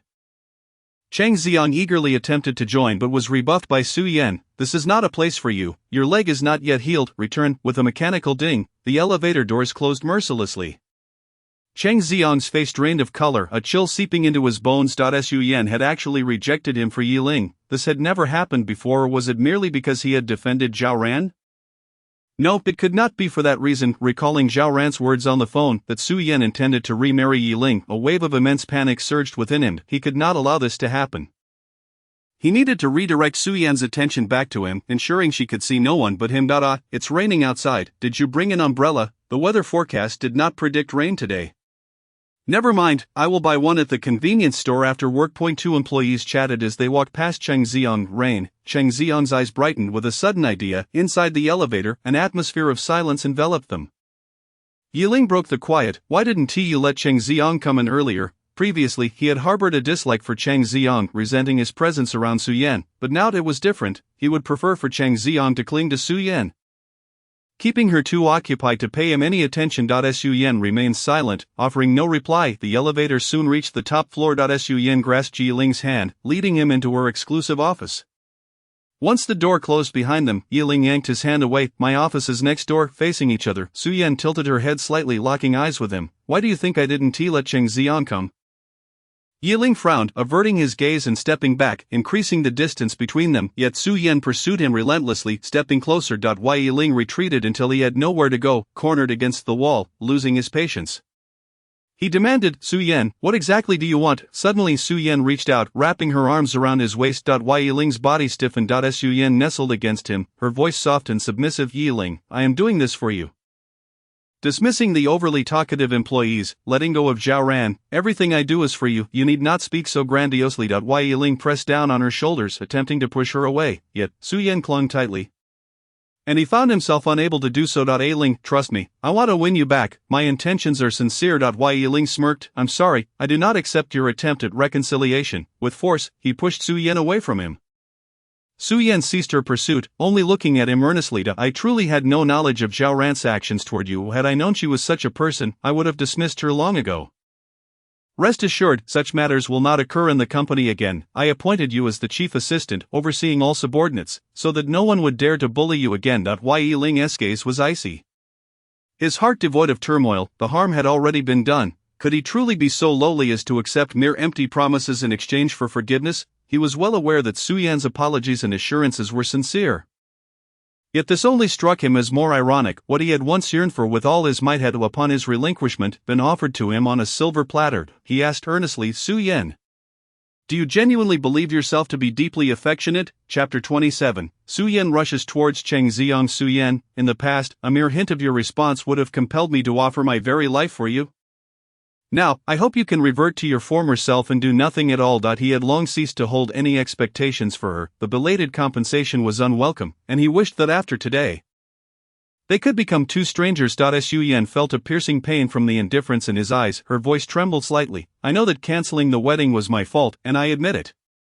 But Yiling, I genuinely wish to marry you. I have already arranged for a better wedding by the end of the month, where everyone will bless us. Her tone was gentle. By then, I will be your wife. Isn't that the dream you have always cherished? Yiling lowered his gaze upon Su Yan. This was the first time she had spoken so tenderly, the first time she had sweetly coaxed him like a delicate woman. Yet her focus had consistently strayed. His desire to end their relationship was never due to the cancellation of the wedding, but rather a culmination of 8 years of emotional neglect on her part. He was utterly exhausted. Yiling calmly replied, I have long forgotten the matter of the wedding. Su Yan, let us part ways and grant each other freedom, shall we? Su Yan shook her head, her almond-shaped eyes wide and innocent. Brimming with tenderness, she suppressed all her sharp edges, revealing the gentlest version of herself ever. Yiling, we cannot break up. I will amend the shortcomings of my past. You can tell me what I need to change. After all these years, you cannot simply sentence me to death. You must grant me a chance for redemption. I will prove myself at the wedding by the end of this month. Will you trust me once more? She gently shook his hand, adopting the demure charm of a little girl. For a fleeting moment, Yiling found himself lost in thought. His gaze lingered on Su Yan's extraordinarily beautiful face, his heart swelling with a bittersweet ache. It dawned upon him that she, too, recognized the weight of their years together. So why had she never made an effort to change before? He took 99 steps towards her, yet she only needed to take one more. After 8 years of waiting, just when everything had become irretrievable, she was finally willing to take that step, but he had already resolved to turn away. He shook his head. Su-Yen, let us. Suddenly an urgent knocking at the door interrupted. A frantic female voice called from outside, President Su, it's dreadful. It's raining outside, the ground is slippery, and Chang Ed has fallen near the traffic lights by the company. Yi Ling's hand, which had been held by her, fell away as Su-Yen dashed out almost instantaneously. Where is Cheng Ziong? Take me there quickly. The urgency of her voice echoed in the office as she stepped into the elevator. Leaving behind the warmth of his fingertips. Yi Ling rubbed his cold fingers and finally regained his composure. There was no need to guess. This was yet another scheme orchestrated by Cheng Ziong. His intentions were all too clear. He sought to demonstrate to Yi Ling that whenever presented with a choice, Su-Yen would invariably rush towards him. Was he heartbroken? Was he saddened? Yi Ling pondered. In truth, it was bearable. Such scenarios had occurred countless times over the past 8 years. The most painful times had long since passed. The residual ache could only stir a slight ripple. Soon enough, even that ripple would dissipate. How absurd it was that he had been genuinely swayed, contemplating the possibility of rekindling his relationship with Su-Yen. Reality shattered his fantasies and obliterated the last remnants of his feelings for her. He and Su-Yen were destined to be irrevocably apart in this lifetime. Cheng Ziong had injured his leg near the traffic lights outside the Su group when Su-Yen arrived. Cheng Ziong was pitifully sitting on the ground, drenched by the heavy rain, leaning on a crutch that lay beside him. He looked up at her, resembling a homeless puppy caught in the downpour. Frail and helplessly calling out, "Sister," Su-Yen immediately instructed her bodyguards to assist him into the car, speeding towards the Su family's private hospital. Upon arriving, the manager, Dong Shui, also rushed over upon hearing the news. In the hospital room, Cheng Ziong had already changed into dry clothes, lying on the hospital bed. After the doctor completed a series of examinations, Dong Shui slipped a large red envelope into his coat pocket.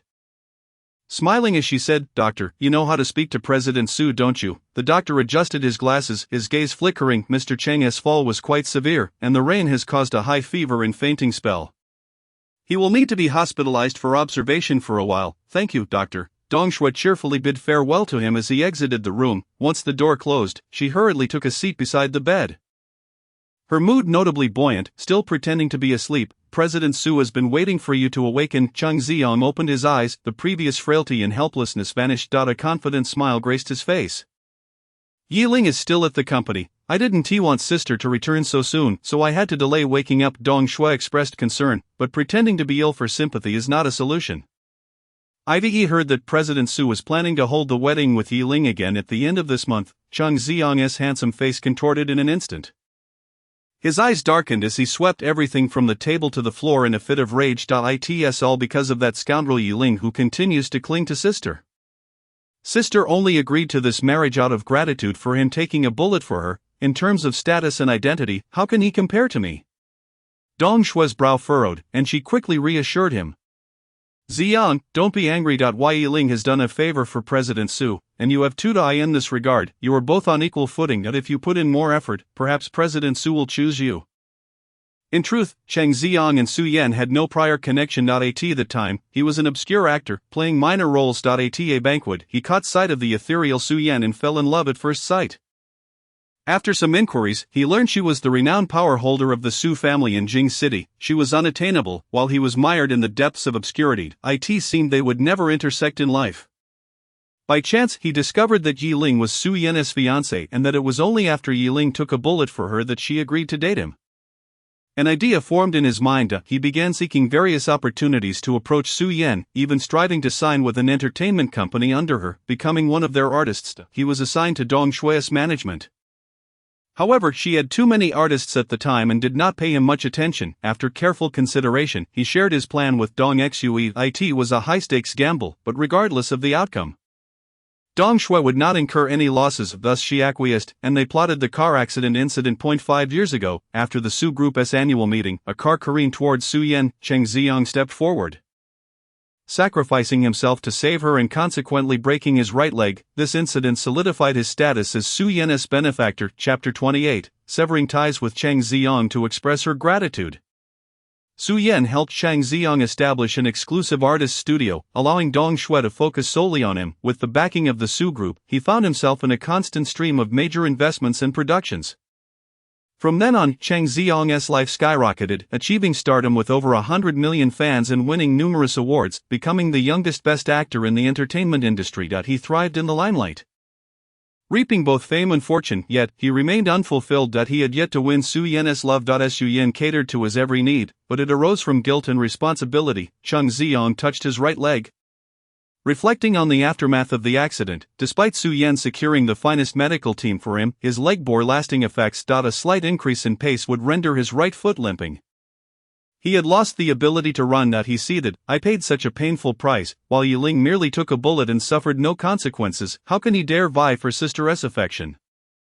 Dong Xue sighed, "Then you must act quickly to win President Su's heart. It seems she is genuinely not feigning interest in Yiling."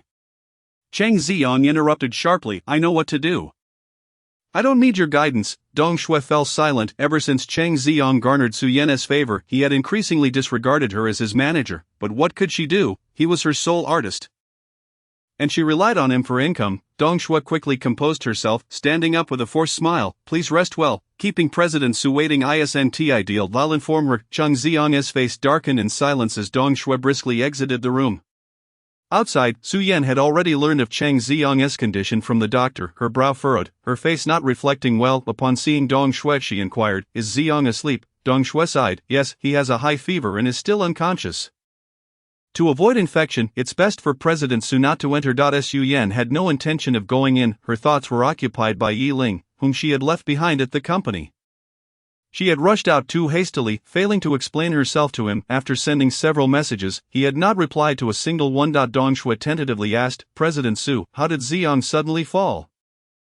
"During this period, his leg has nearly recovered, and he finally thought to come to the company to share the good news with you. I heard that Assistant Yi is also in the company. Has something happened between them?" Su Yan cast a cold glance at her. "What do you think has happened?" Dong Xue hurriedly waved her hands. No. I was just thinking that Assistant Yi has always had a conflict with Ziyong. In the past, Assistant Yi even had a fight with him. Perhaps today's incident, although she claimed that nothing had occurred, the implication in her words was quite evident. Dong Xue was deliberately targeting Yiling, attempting to provoke her dissatisfaction towards him. Su Yan narrowed her eyes at the woman before her, suddenly finding the situation somewhat ridiculous. In their eyes, was she merely someone easily swayed by a few words? Seeing that Su Yan remained silent, Dong Xue felt a surge of anxiety. "Dong Jingji," Su Yan finally spoke, but it was a reprimand. "You have no right to meddle in or judge matters concerning Yiling." Dong Xue's face turned pale in an instant. "I instructed you to take good care of Ziyang's health. You know full well that his leg is not fully healed. Why would you let him run around? Is this how you care for him?" "No, that's not it, Su Zong. Ziyong really wanted to see you. You've been too busy to visit, so he thought to come to the company to meet you." Su Yan interrupted, "He is an artist. His focus should be on his work, not on these trivial matters." Dong Xue's eyes widened. "What does this mean? Is she trying to sever ties with Chang Ziyong?" Su Yan glanced at her meaningfully. "Ziyong is at the peak of his career. As his manager, you should provide the right guidance." Dong Xue was rendered speechless, unable to muster a single retort. After a long silence, she finally managed to say, "Su Zong, you should know that Ziyong has feelings for you." "Dong Xue, I regard Ziyong as a benefactor, and nothing more. My fiancé is Yiling, and the only one who can stand by my side in the future is Yiling. I am willing to assist Ziyong in any way he needs. Beyond that, it is absolutely impossible." Su Yan was not dull in matters of the heart. She was well aware of Chang Ziyang's affection for her. She even knew that this had caused jealousy between her and Yiling. She refrained from intervening, believing Yiling to be magnanimous and not one to hold grudges. Sometimes, she even subtly enjoyed the jealousy Yiling displayed on her behalf, but now it was different. Yiling had misunderstood the relationship between her and Chang Ziyong and wanted to break up with her. She realized that her previous actions were misguided. If she wanted to salvage her relationship with Yiling, she must draw a clear line with Chang Ziyong. She did not wish to lose Yiling. By the end of this month, I will marry Yiling. I do not wish for any accidents involving Chang Ziyong to occur by then. Sister, please do not marry him. The door to the hospital room was suddenly flung open, and Chang Ziyong limped out, throwing himself into Su Yan's arms as if he were clutching a rare treasure. Sister, I beg you, everything Yiling can give you, I can provide as well, please, will you consider me? Su Yan felt the warmth on her cheek, her body stiffening momentarily, but upon recalling Yiling's disappointed eyes, she reached out and firmly pushed Cheng Ziyang away. She looked up, gazing intently at him. Ziyang, you are an artist, currently in the limelight, you should not be shackled by a romantic entanglement. You have worked hard to reach this point. Are you willing to jeopardize it? Cheng Ziyang's eyes brimmed with tears, the droplets cascading down his cheeks. The sight of a beautiful person shedding tears was particularly heart-wrenching. Sister, will you not sever ties with me? I only wish to remain by your side. I do not covet anything else. If Ye Gu does not approve, I can kneel and beg him, Dong Shui gently advised. Su Zong Ziyang merely wishes to stay by your side. He will not compete with Assistant Yi for anything. It will not affect his career. Su Yan's gaze hardened, utterly unmoved. There will be no other man beside me. There is only Yiling. Cheng Ziyang's tear-filled eyes reflected disbelief as he plummeted from paradise to despair in such a short span that he had deliberately feigned injury to compel Su Yan to abandon Yiling and choose him. Yet Su Yan declared that only Yiling was worthy to stand by her side. After all his efforts, had it all been in vain? Observing his heart-wrenching sorrow, Su Yan felt a twinge of compassion. She retrieved a handkerchief from her pocket and placed it in his hand. The doctor said your leg will be completely healed by the end of the month. There is a major director's film that is perfect for you. You can join the cast directly. Cheng Ziyang stared blankly at the handkerchief in his grasp. Did she fear that he would disrupt her wedding with Yiling, thus pushing him into the project? You are still running a fever. Your emotions should not be too agitated. Dong Shui, help him back inside to rest properly. After speaking, Su Yan turned to leave. Cheng Ziyang gazed at her resolute retreating figure. Choking back, sister, please don't leave. Su Yan did not glance back, vanishing at the corridor's end. Chapter 29. Zhao Ran embezzles Yiling's bonus. Dong Shui approached him with concern. Ziyang, Su Zong has already left. Shall we go inside? Get lost. Cheng Ziyang shoved Dong Shui aside, shouting frantically, get out, all of you, just leave me. Dong Shui stumbled back a few steps, nearly falling over, watching Cheng Ziyang's emotional collapse. She knew that further persuasion would be futile, and thus chose to leave. Cheng Ziyang's gaze turned dark and vengeful as he slammed his fist against the wall, with a loud thud. Sticky blood trickled down the pristine white surface. The vivid red was blinding. Cheng Ziyang's eyes turned bloodshot as he attributed all these grievances to Yiling. Surely, Yiling had said something to his sister. Otherwise, she would not have been so resolute. Why Yiling? I want him dead. After Su Yan left, Yiling did not depart but instead returned to his previous office. He pushed the door open, finding the office unchanged since he left. Offering him a slight sense of relief. He powered on the computer, beginning to organize the materials for several projects. As long as he completed the handover today, he could go to the HR department to resign. Time flew by, and before he knew it, it was noon. Su Yan had yet to return. Yiling paid it no mind, opting to have lunch alone in the company cafeteria before returning to his office to continue working. During this interval, Zhang Jianbai called him. Ye Gu, have you returned to Su's group? Yiling was surprised. How did you know? Someone snapped a photo and posted it online. The news of your return to Su's group has spread throughout the entire capital. Yiling responded, why are these people so concerned about my affairs? Is life so dull? On the other end, Zhang Jianbai was exasperated. Ye Gu, you're not soft-hearted again, are you? You promised me last time. It has only been a few days, and you're already having second thoughts. I have no regrets. I merely returned to hand over a few projects. These projects are not solely my endeavor.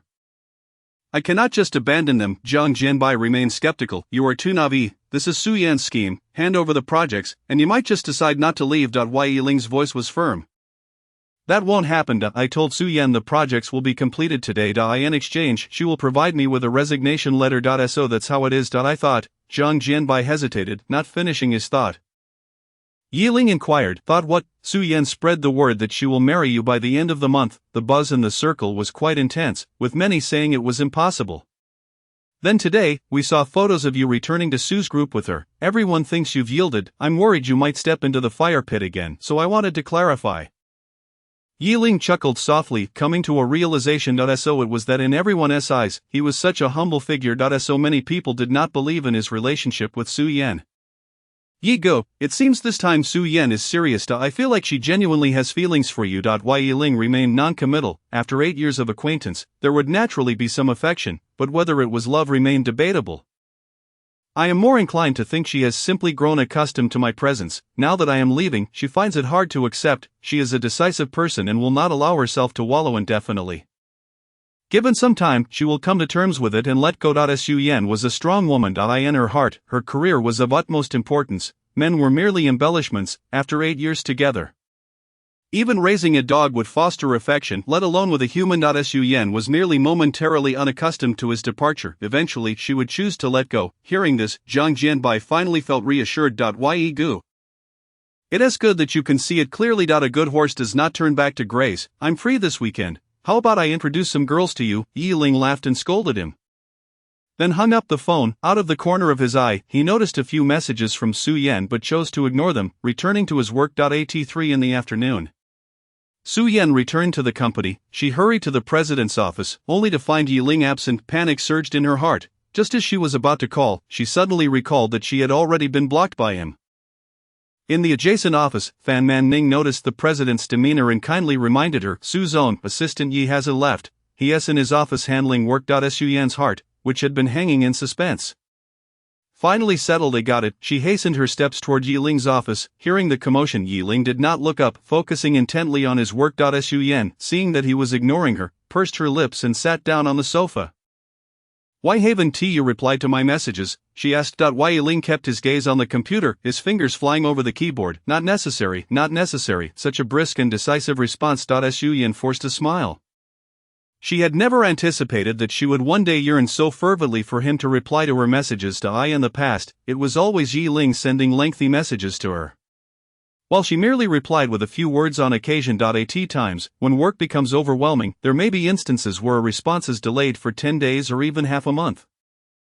However, whenever she does reply, Yi Ling never fails to respond in kind. Unlike now, when he has chosen to ignore her entirely. Is this what it means to be slapped in the face? Su Yan's head began to throb once more. She massaged her temples, her cold eyes unmistakably reflecting her exhaustion. She was at a loss as to how to earn Yi Ling's forgiveness. This sense of helplessness was one she detested profoundly. Knock, knock. The voice of Fan Man Ning resonated from outside. President Su, there is a document that requires urgent processing. Come in. Fan Man Ning gently pushed open the office door, tiptoeing in and handing Su Yan a stack of documents along with a tablet. In a hushed tone, she reported, this pertains to Zhao Ran's dereliction of duty. These are the materials compiled by the investigation team. Su Yan's gaze darkened slightly. Fan Man Ning perceptibly exited the room. Su Yan began to peruse the documents, which meticulously detailed evidence of Zhao Ran having exploited her position to siphon kickbacks from various projects over the years. The amount involved was astonishingly over 10 million. One particular piece of data ignited a fierce anger within her. During the years she had assigned Zhao Ran to verify the assistant's salaries, Zhao Ran not only withheld Yi Ling's wages but also embezzled his project bonuses and year-end rewards. Hence, during those years, Yi Ling received only a basic salary, and even that was a reduced amount. Yet, on her birthdays, Valentine's Day, and their anniversaries, Yi Ling always gifted her presents of considerable value. With reddened eyes, she lifted her gaze to the earnest figure of Yi Ling across from her.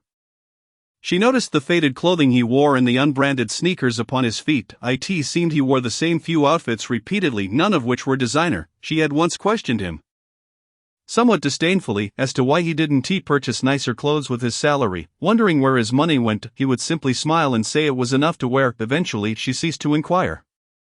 The person accompanying her to events had become Chang Ziong, who had never done anything cheap that could tarnish her image. Was it truly the case that Yi Ling's frugality was merely a means to afford her gifts?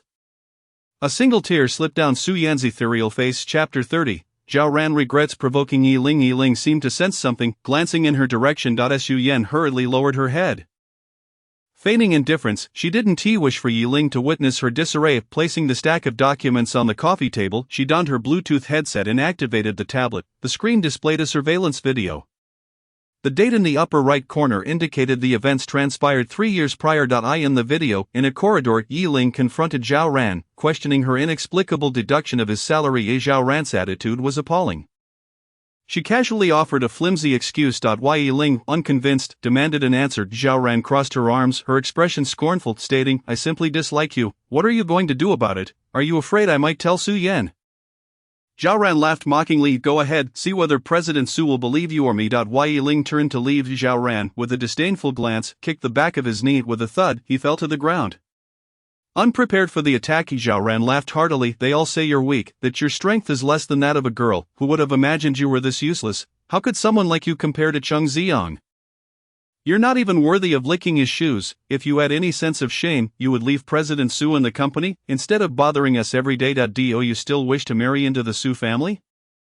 President Su was merely toying with you. How could she ever take you seriously? Someone as worthless as you ought to end it all to spare the planet your breath. Zhao Ran unleashed a torrent of insults upon Yi Ling for over 10 minutes.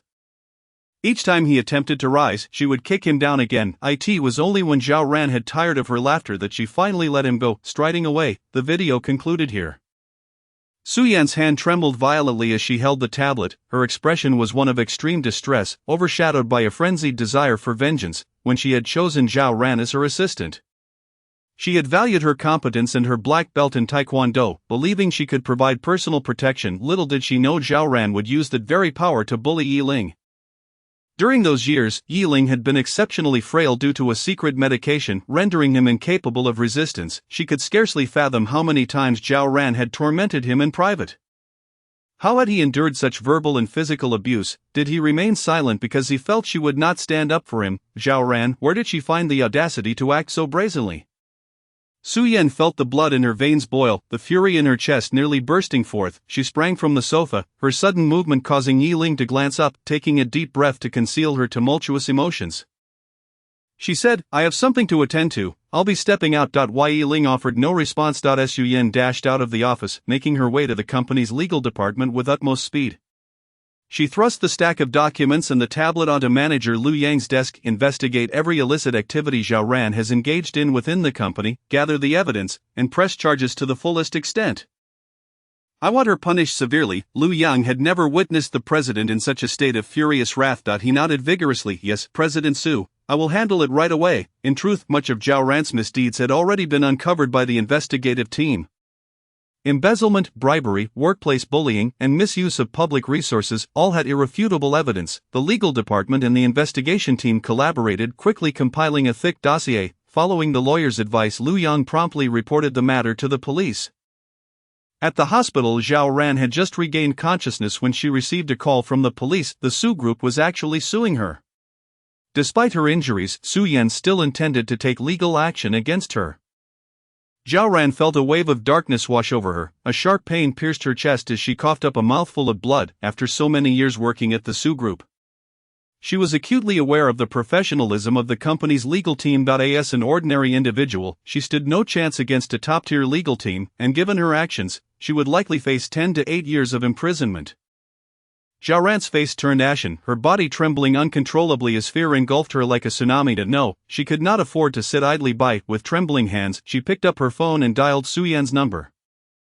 Having worked diligently by Su Yan's side for 5 years, even without any significant contributions, her loyalty should count for something. How could Su Yan be so ruthless as to eliminate her for the sake of someone as inconsequential as Yi Ling?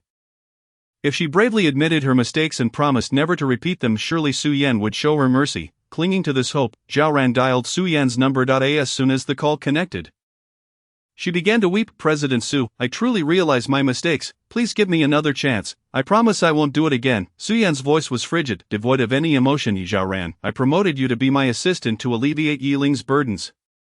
And your method of alleviating his burdens was to bully him in the workplace? No, President Su, please do not believe Yi Ling's one-sided narrative. I have never bullied him, and as a woman, how could I possibly intimidate a man like Yi Ling? Su Yan scoffed, her voice laced with venom that seemed to pierce through the phone. Do you wish to hear what you were saying? Do you think the company's surveillance is inactive? Zhao Ran's mouth fell open, her voice caught in her throat, unable to articulate a single rebuttal. She was well aware of the existence of surveillance, yet she had been confident. So what if she had bullied Yi Ling? Su Yan would never stand up for him. So she had acted with impunity. She had never considered that Su Yan would seek retribution. Swallowing hard, she stammered in a desperate attempt to explain.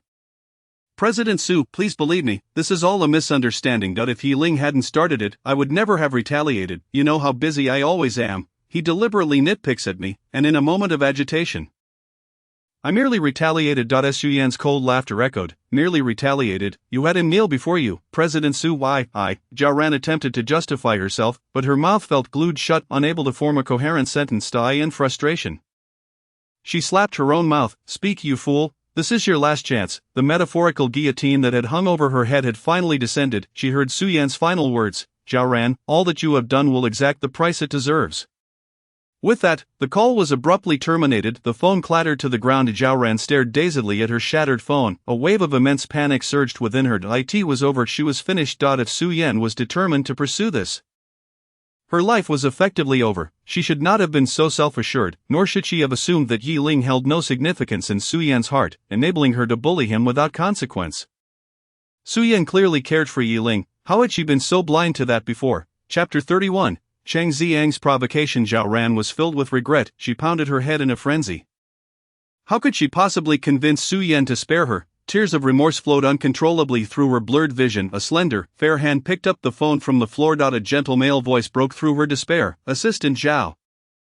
Why are you crying so sorrowfully? Zhao Ran looked up, her eyes meeting the extraordinarily handsome face of Cheng Xiang. In disbelief, she rubbed her eyes vigorously and asked hoarsely, Mr. Chang. Cheng Xiang smiled softly, handing her the phone. Yes, it's me. Zhao Ran wiped her tears, hurriedly accepting the phone. Noticing that he leaned on a crutch with his left hand, she jumped off the bed to fetch him a chair.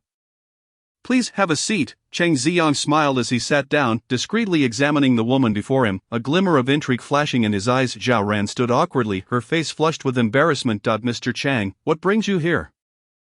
Is there something amiss? Cheng Xiang replied in a calm manner. I heard you were in this hospital, so I thought I would come and see you. Zhao Ran immediately panicked. Have you been hospitalized as well? Has your leg condition recurred? Sort of, he admitted. I had a fall on a rainy day. My sister wanted to bring me to the hospital herself, but Yi Gu. Cheng Xiang glanced at his leg, a hint of disappointment shadowing his expression, leaving the sentence unfinished. As Zhao Ran studied the handsome features of the man before her, noting the slight furrow in his brow, as if he carried a weight of unspoken troubles. In a sudden impulse, she wished to reach out and smooth the lines of worry from his face, but she knew she was unworthy. He was a celebrated star, while she was merely an insignificant fan. The mere chance of speaking to him face to face felt like a stroke of fortune. How could she dare to wish for more? Yet, she couldn't bear to see him in sorrow. If it would bring him joy, she would do anything. A glimmer of determination ignited in her eyes. Mr. Chang, this must surely be the work of Yi Ling, right? He doesn't want you to get close to President Su and is resorting to such despicable tactics. Cheng Xiang quickly shook his head. Zhao assistant, please don't speak ill of Yi Gu. If he hears this, he won't let you off easily. After a pause, he sighed helplessly, and as you saw today, his standing in my sister's heart is immense. For merely speaking a few words on your behalf, he has turned against me, and now my sister is ignoring me. Zhao Ran clenched her fists tightly, a fire of indignation burning within her. How dare Yi Ling, that good-for-nothing, act so arrogantly in front of her idol? If it weren't for him, she wouldn't have fallen to such a state. If it weren't for him, she would still be the assistant to the president of the Su Group. Her expression twisted with fury, the resentment within her swelling. Since her life had already crumbled, she wished for Yi Ling to suffer as well. Zhao assistant, what's wrong? You look quite pale. Is your chest still hurting? Cheng Xiang looked at her with concern, waving his hand in front of her face. Under his gentle gaze, Zhao Ran felt her cheeks flush. Overwhelmed with emotion, she impulsively grasped his hand. Mr. Chang, rest assured, President Su will only ever be yours. As for Yi Ling, he will pay for his actions. Cheng Xiang's eyes flickered, a subtle smile gracing his lips. Thank you, Zhao assistant. Don't overthink it. Focus on your recovery. I will continue to plead your case with my sister. Tears welled in Zhao Ran's eyes as she replied, Thank you, Mr. Cheng. Cheng Xiang withdrew his hand, understanding her sentiments. From now on, just call me Xiang. I know you are my fan, and I will make time to visit you in the future. You know, Zhao Ran's voice trembled with excitement. Cheng Xiang nodded with a smile. Of course, every time I shoot, you always come with the fan club to support me. During my film promotions, you were the loudest in cheering for me. And at my concerts, you never missed a single one. Cheng Xiang looked deeply into her eyes, sincerity radiating from him. I am truly fortunate to have a fan like you, indeed fortunate to have such a devoted follower. With just a few light-hearted compliments, she would naively divulge matters concerning Su Yan and Yi Ling to him. A few casual provocations, and she would unhesitatingly rush to his aid, suppressing Yi Ling for him. She was like a weapon at his command, while he remained aloof, untouched by the dirt of the world. Zhao Ran's eyes brimmed with tears, and after a long moment, she sobbed, Thank you, Xiang, I truly have not misjudged you. Being your fan is the greatest happiness of my life. Cheng Xiang stood, using his crutch for support. You should rest well. I must take my leave. Zhao Ran gazed at him with fervent eyes as he departed. Even after the door to the ward closed, she remained lost in the bliss of the moment, struggling to regain her composure. Outside the ward, Cheng Xiang halted, retrieving a handkerchief from his pocket to meticulously wipe the places Zhao Ran had touched. How dare that foolish woman lay her hands on him? it was utterly disgusting. After disdainfully cleaning his fingers, he tossed the handkerchief into the trash bin and glanced back at the ward. A sinister smile curling at the corners of his lips. He hoped the wedding at the end of the month would not proceed smoothly. Yi Zhao ran, having lowered myself to this extent, do not disappoint me. At the Su Group, 1 hour before the end of the workday, Yiling finally completed all the paperwork and project handovers. Feeling lighthearted, he headed to the HR department to process his resignation. Perhaps Su Yan had given them a heads up, as the HR department did not create any obstacles and promptly processed his departure. The non-compete agreement he had signed was also voided. The company compensated him for the bonuses and year-end rewards that Zhao Ran had previously embezzled. Yiling glanced at the text message on his phone, noting an additional 500,000 in his bank account. Suddenly, he found that coming to the Su Group today was not as unbearable as he had imagined. After completing all the formalities, Yiling prepared to leave. Fan Mening even specifically stopped him once, suggesting he wait for Su Yan to leave work together. Why Yiling declined. He had obtained everything he wanted. Starting today, he had truly severed all ties with Su Yan and the Su family. The rain outside had ceased, and Yiling stepped out of the Su Group while waiting for the traffic light to change. He sent a message to Jiang Jianbai, inviting him to dinner that evening. He was grateful for Jiang Jianbai's psychological support during this time. Jiang Jianbai quickly replied with a positive response, with 10 seconds remaining on the red light. A male voice suddenly rang out from behind him. "Hey, is that Yiling?" Yiling turned around, and upon seeing the newcomer, his good mood evaporated. It was Wu Duo, who had come from the same orphanage. In their childhood, he had often bullied him. After being adopted by the Su family, Yiling lost contact with Wu Duo. He never expected that they would end up attending the same university and even share the same major. What a twisted fate. Wu Duo, still young, had a noticeable belly and a receding hairline. He approached with a sense of familiarity, attempting to pat Yiling on the shoulder, only to have him evade the gesture. Wu Duo, unfazed, squinted and smiled. "I recognized you from behind. I can't believe it's really you. We haven't seen each other since graduation, have we?" Chapter 32. Wu Duo unveils Cheng Xiang's shocking secret. Yiling raised an eyebrow. Choosing not to respond, it wasn't out of rudeness, but rather because Wu Duo had frequently slandered him behind his back during their university days. He was skilled at playing both sides. Why Yiling had always kept his distance from such people. "Yiling, we're old classmates. There's no need to be so aloof. I just saw you coming out of the Su Group. Did you go back to reconcile, only to be rejected by Su Yan?" Yiling smiled rather than fumed. "Wu Duo, when will your words be as sparse as your money?" The smile that Wu Duo had feigned twisted momentarily. However, he quickly regained his cheerful demeanor, though his words were laced with venom. "Yiling, what are you still so proud about? Su Yan caused quite a stir in the capital for ditching you for Cheng Xiang. You've become a laughingstock. Surely, you don't think you're still impressive? Do you? If you're only here to spout nonsense, then we have nothing further to discuss." The pedestrian light turned green, and Yiling turned to leave. Wu Duo took a bold step, blocking his path. "I haven't finished speaking yet. Where do you think you're going?" Yiling frowned, contemplating whether to kick him aside or punch him until he cried for mercy. Wu Duo, observing Yiling towering over him, felt a mix of satisfaction and resentment. His satisfaction stemmed from Yiling's current predicament. In the orphanage, Yiling had always stood out, earning the affection of the teachers. Wu Duo couldn't stand his pretentiousness. So he led a group of friends to teach him a lesson, only to be caught by the director and confined. When he got out, Yiling had miraculously been adopted by the Su family, a top-tier family in the capital. The bitterness he felt was palpable. If it hadn't been for Yiling, perhaps he would have been the one adopted by the Su family. He thought their paths had diverged, but they unexpectedly crossed again in university. By then, Yiling had become the boyfriend of Su Yan, and their statuses were worlds apart. Consumed by jealousy, he could hardly sleep at night. They started from the same point. Why did Yiling get to live so freely?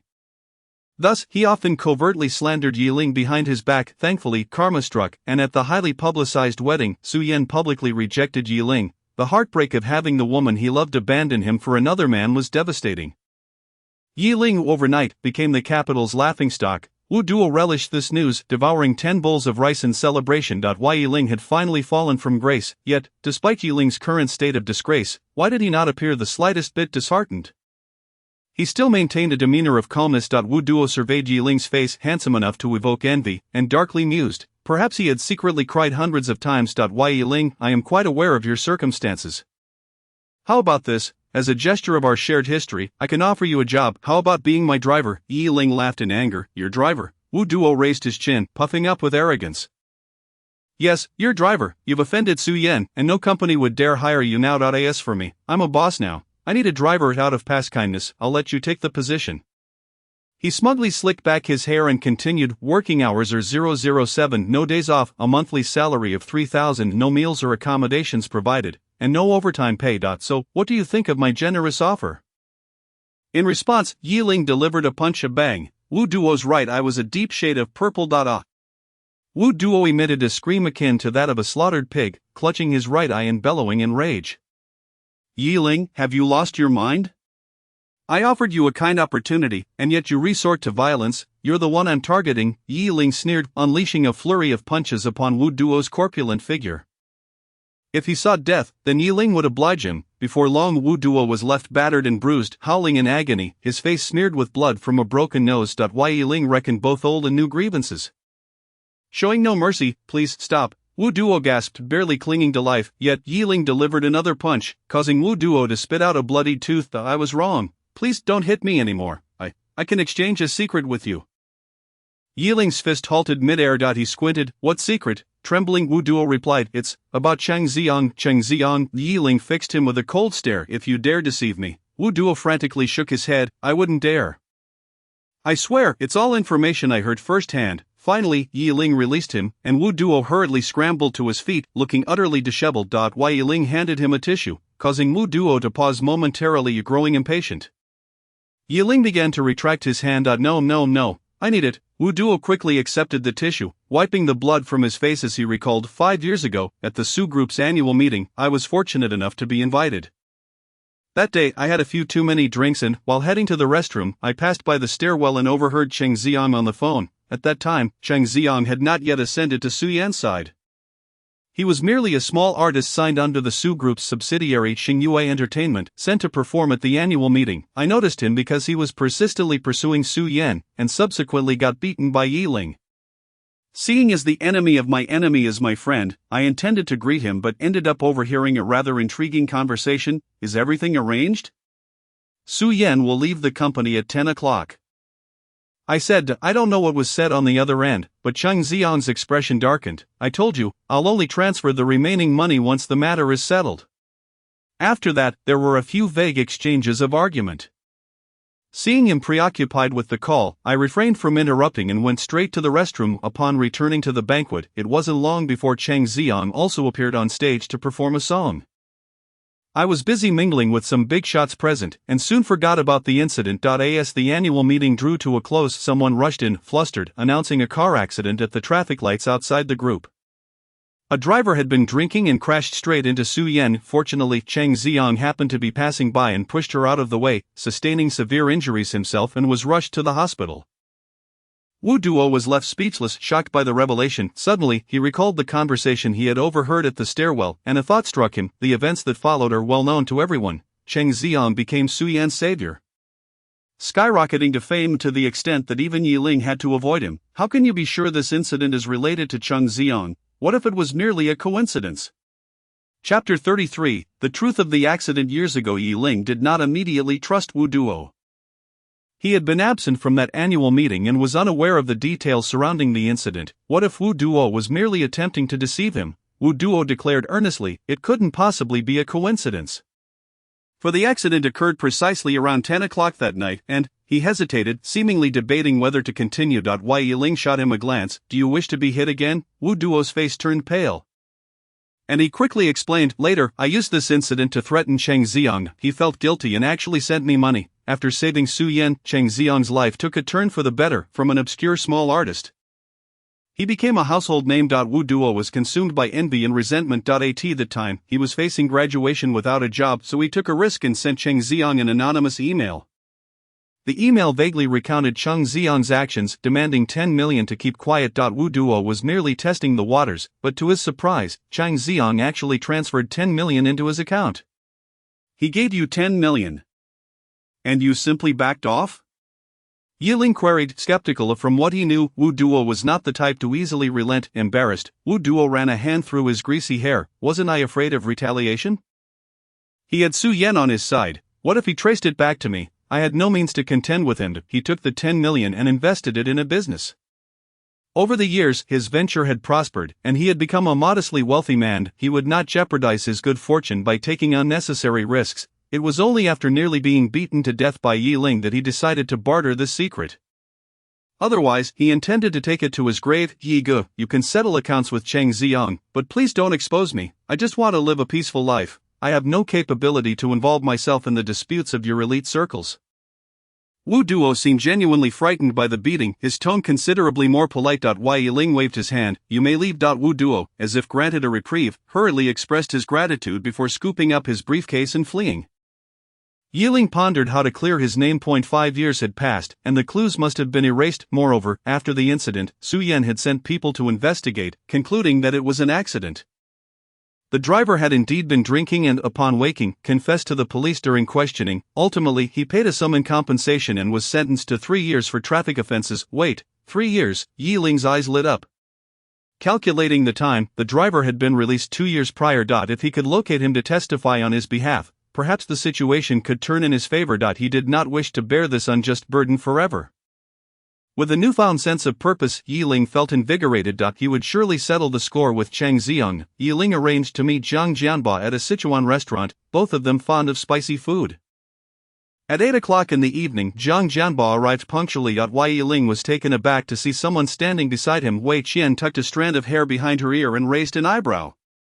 What's wrong? Not welcoming me? Of course not. Senior Wei, please take a seat. Yi Ling hastily instructed the server to bring an additional set of utensils. Wei Qian pulled out a chair and sat down. Smiling as she said, I came to discuss the charity gala from a few days ago. The list has already been submitted, and the donations should arrive in the next few days. Thank you. Senior Wei. Yi Ling was delighted and eagerly poured her some tea. He had invited Zhang Jianba out today without including Wei Qian, fearing that Zhang Jianba might create an awkward situation by meddling in their affairs.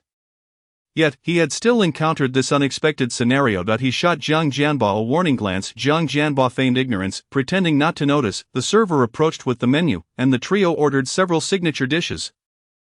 While waiting for the food to arrive, Wei Qian excused herself to the restroom to touch up her makeup. How come Senior Wei is with you? Zhang Jianba asked innocently. I didn't do anything.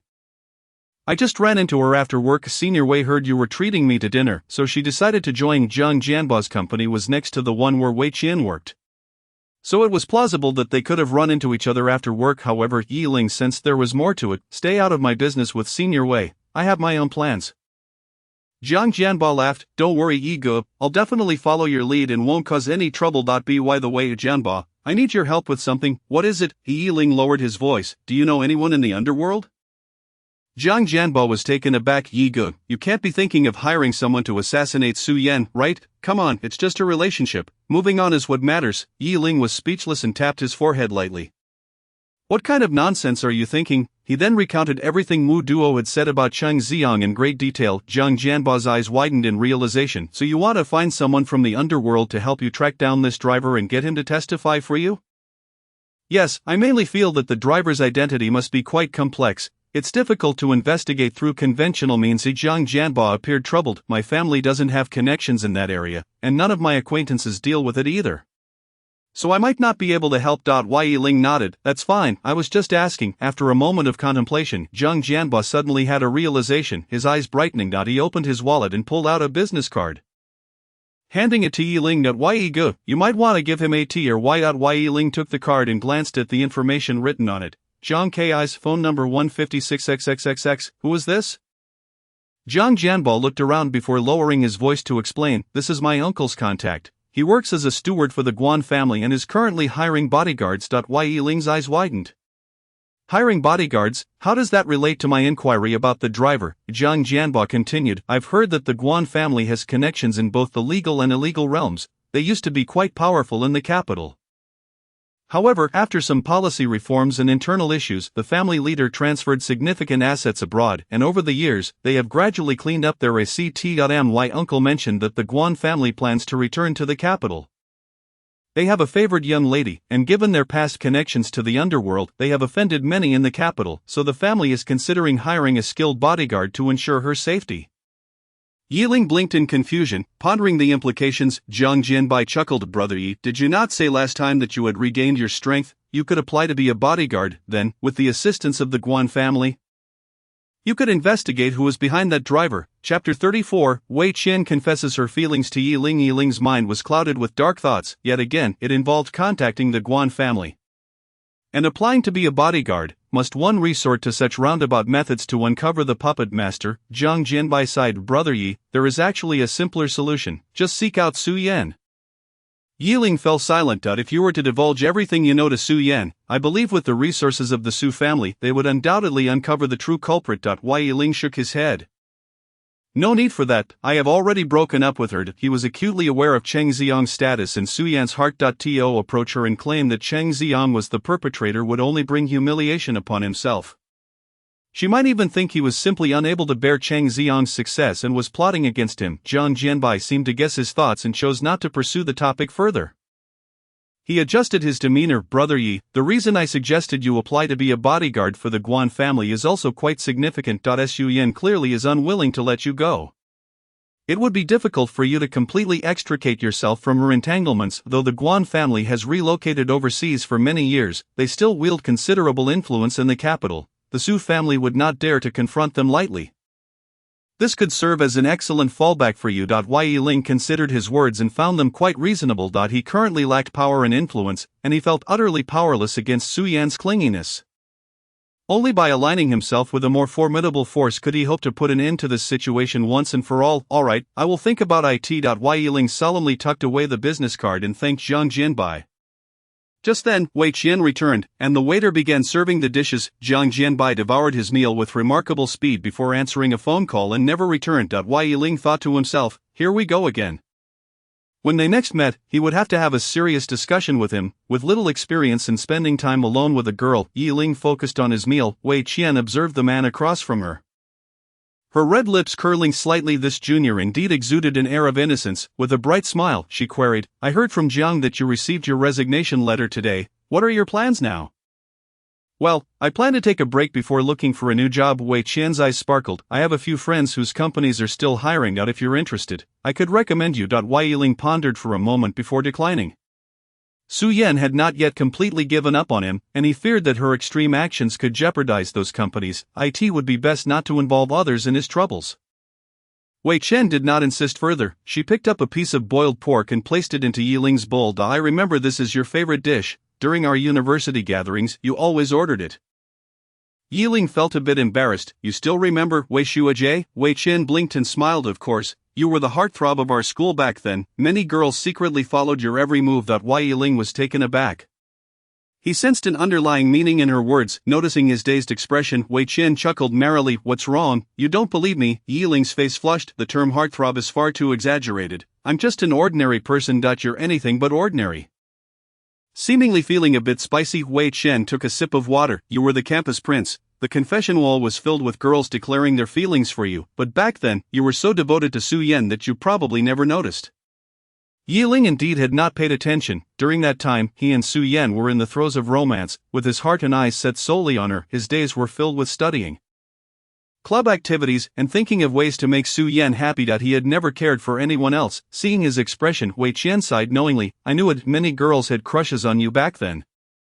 But your deep affection for Su Yan made it clear to everyone that they had no hope. They never dared to disturb you and could only express themselves anonymously on the confession wall.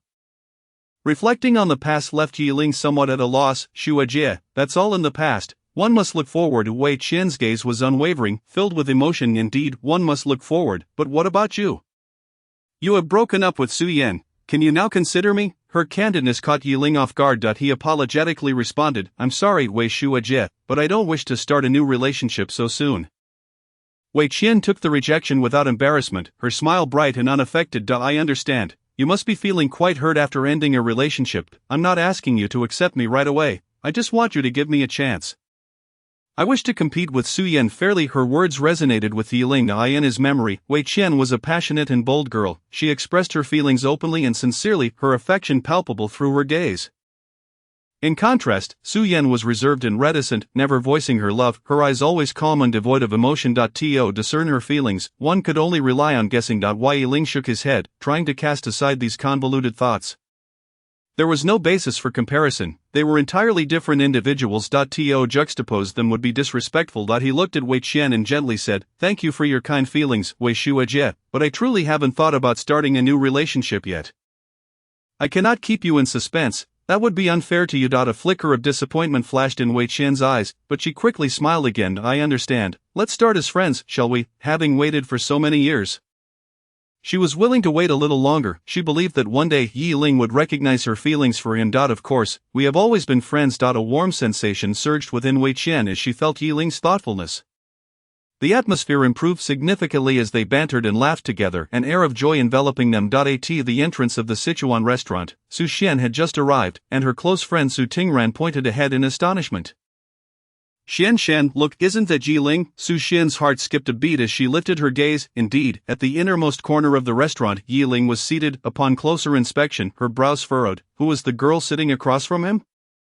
Su Tingran, clearly having spotted the girl as well, tugged at Su Xian, eager to approach. "Quick, let's go see which vixen he is dining with." Su Tingran had her own motives. Why Yi Ling's appearance was undeniably to her taste. Given the uproar surrounding his breakup with Su Yan, he was unlikely to reconcile with her. Was he already seeking a new partner? If other women could, why couldn't she? Seizing this opportunity to extend an olive branch might lead to a romantic encounter that very night. With Yi Ling's looks and physique, being with him would be a prize indeed. Chapter 35. They are definitely leaving together. They must be heading to a hotel. Don't go. Su Xian quickly grasped Su Tingran's arm, preventing her from advancing further. Instead, she pulled her to a corner table. "Xian, why are you stopping me?" Su Tingran inquired, visibly frustrated. Su Xian understood her friend's intentions all too well and sternly warned, "You cannot interfere with Yi Ling. My sister has not formally broken up with him yet." "What? They haven't broken up?" Su Tingran was taken aback. "Isn't your sister running away from a wedding for Cheng Xiong?" Su Xian shook her head. "It's a complicated situation. Don't act rashly. You know what my sister is capable of." Su Tingran pouted, unwilling to concede, as she watched the two chatting happily from a distance. "I'm not interfering, but I can't help but notice Yi Ling is looking for a woman. Look how happy he is with that girl. He must have found a new partner." Su Xian scoffed, pulling out her phone. "If he dares to betray my sister, she won't let him off easily." Raising her phone, she snapped several photos in Yi Ling's direction before opening Su Yan's WeChat and sending all the pictures in a flurry. In all fairness, Yi Ling and Wei Qian were not engaging in any overtly inappropriate behavior, but Su Xian's preconceived notions clouded her judgment. After sending the photos, she followed up with 2 messages to Su Yan, deliberately exaggerating the situation. "Sister, Yi Ling is cheating on you with another woman. I've caught him with this girl several times. They seem to be quite intimate. They might have already slept together." Su Yan had finally finished her last meeting of the day. Glancing at the time, she noted it was nearly 9 o'clock. Her assistant Fan Mening was waiting outside. Su Yan casually remarked, "Go call Yi Ling and tell him he can leave work now." Fan Mening lowered her head, speaking cautiously. "Ms. Su, assistant Yi has already left." Su Yan's gaze hardened. "Left? When did he leave?" "Approximately around 6 o'clock, after completing his resignation procedures. I asked him to wait for you, but he declined." Su Yan was incredulous. Yi Ling had actually left without waiting for her, departing without a backward glance. In the past, whenever she worked late, Yi Ling would always stay by her side. At tea times, concerned for her health, he would even prepare supper for her. Wherever she was, he would be there too. At the sound of her call, he would instantly appear before her. She had always known he would silently protect her from behind, yet she was unaware of when everything had changed.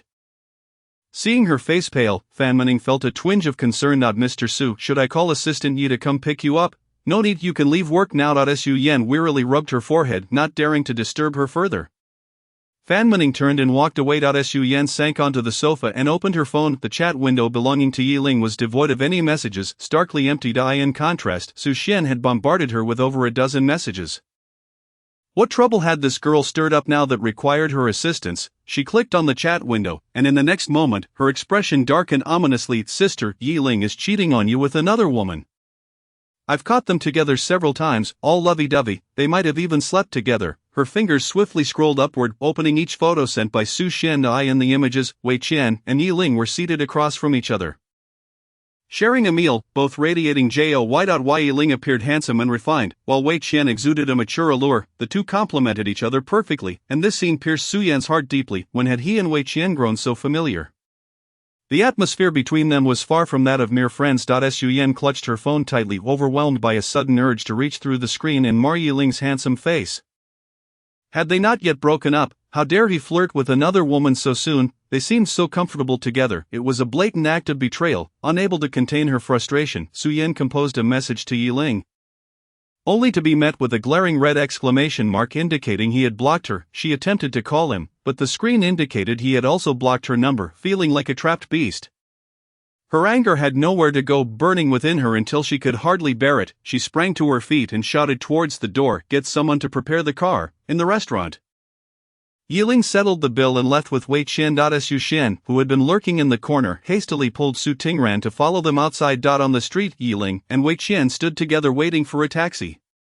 Since they were headed in the same direction, they decided to share a ride. Wei Qian wore a fitted wool dress that was warm enough in the restaurant's air conditioning, but now, as the night breeze hit, she instinctively hugged her arms. Wei Yiling noticed and promptly removed his coat, offering it to her. "Wei Shuajie, put this on, don't catch a cold." Wei Qian declined. "No need, you wear it, the car will arrive soon. It has air conditioning, so I won't be cold." She stole a glance at Yiling. He was only wearing a thin black sweater beneath, and if he gave her his coat, he might catch a chill.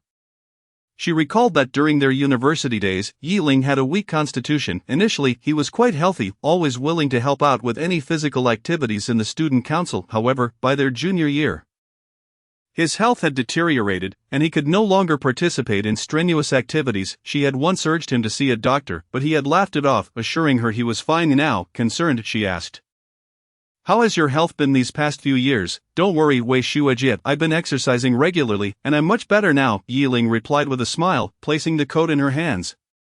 "Please wear it, you don't need to worry about me." Wei Qian was not one to fuss, and seeing his insistence, she finally put on the coat. It enveloped her in warmth, gradually restoring the color to her previously pale cheeks. Their taxi soon arrived, and they got in together, unaware that Su Xian had captured the moment on video and sent it to Su Yen with a caption, "Sister." They got into the same car. They must be going to a hotel. Upon seeing the video, a storm of anger brewed on Su Yan's ethereal face, transforming her into a vision of wrath. She sent Yiling multiple messages, but received no replies. So, during this time, he had been busy with another woman. How audacious! With a darkened expression, she called to inquire about the hotel check-ins in Jing City for that night, determined to find out where Yiling was staying. With that, she hurled her phone against the wall, shattering it and leaving a gaping hole in the glass. The driver was startled, nearly losing control of the steering wheel as he cautiously glanced into the rearview mirror. "Mr. Su Yen leaned back in her seat, eyes closed, her voice icy. "Take me to the outskirts." Chapter 36. Su Yen goes mad. Yiling first dropped Wei Qian off at her home. It was late, and it wasn't safe for a girl to walk alone at night. Only after watching her safely enter her neighborhood did he return to the taxi to head home. The dinner with Wei Qian had brought him a long-awaited sense of relaxation. Wei Qian was straightforward and charming, easily engaging in conversation no matter the topic. Being friends with someone like her would surely bring joy to life. Arriving at his suburban flat, it was nearly 11 o'clock. As Yiling stepped out of the elevator, he spotted a shadow standing in front of his door. Instinctively, he became alert. "Who is it?" He stepped firmly, activating the motion sensor light. As the light illuminated the area, the shadow lunged towards him, raising a hand to slap his face. Wei Yiling effortlessly caught the person's wrist, looking down coldly at the woman before him. Su Yan, what madness is this? Su Yan's eyes were bloodshot, brimming with fury. "You didn't reply to my messages or answer my calls. Are you with Wei Qian?" Yiling furrowed his brows and shook her off. Su Yan, are you having someone follow me? "By what right do you question me?" Her repeated unreasonable outbursts had pushed Yiling's patience to the brink. He wanted nothing more than to sever ties completely, never to see her again. She could entangle herself with Chang Ziyong as much as she liked, as long as she didn't disturb him. Struggling to steady herself against the wall after being pushed away, Su Yan looked up at the man before her, a cold smile gracing her lips. "Wei Yiling, I have told you many times, I will not let go. I am your fiancé. I haven't called off the engagement, yet you dare to go to a hotel with that harlot. Are you that eager?" Her repeated references to the harlot made Yiling's forehead throb with irritation. In his mind, Su Yan had always been dignified and aloof, never one to hurl insults. Whoever angered her would face her wrath indirectly through others. Never had she behaved so hysterically. Believe it or not, Wei Shuajie and I are just friends. There has never been any inappropriate conduct between us, so stop besmirching her reputation. If you've made enough noise, just leave. This place is too small for you to cause such a ruckus. Exhausted, Yiling turned to unlock his door. With a click, the door opened, but just as he was about to step inside, Su Yan wrapped her arms around his waist from behind. "You can't leave me alone." Yi Ling was infuriated, pushing her away, but Su Yan, undeterred, rose on her tiptoes and tightly wrapped her arms around his neck. Tilting her head to press her lips against his. Yi Ling's pupils constricted in shock, feeling the warmth of her lips. Su Yan breathed heavily, kissing him without any finesse, biting and licking as if trying to channel all her anger into that kiss. Yi Ling was astonished and furious. He never expected Su Yan to lose her mind to this extent. She had always disliked kissing him, even refusing to allow him to kiss her during intimate moments. What was she doing now? Did she consider him a mere object to summon or dismiss at will? A metallic taste filled his mouth as Su Yan bit down hard enough to break the skin.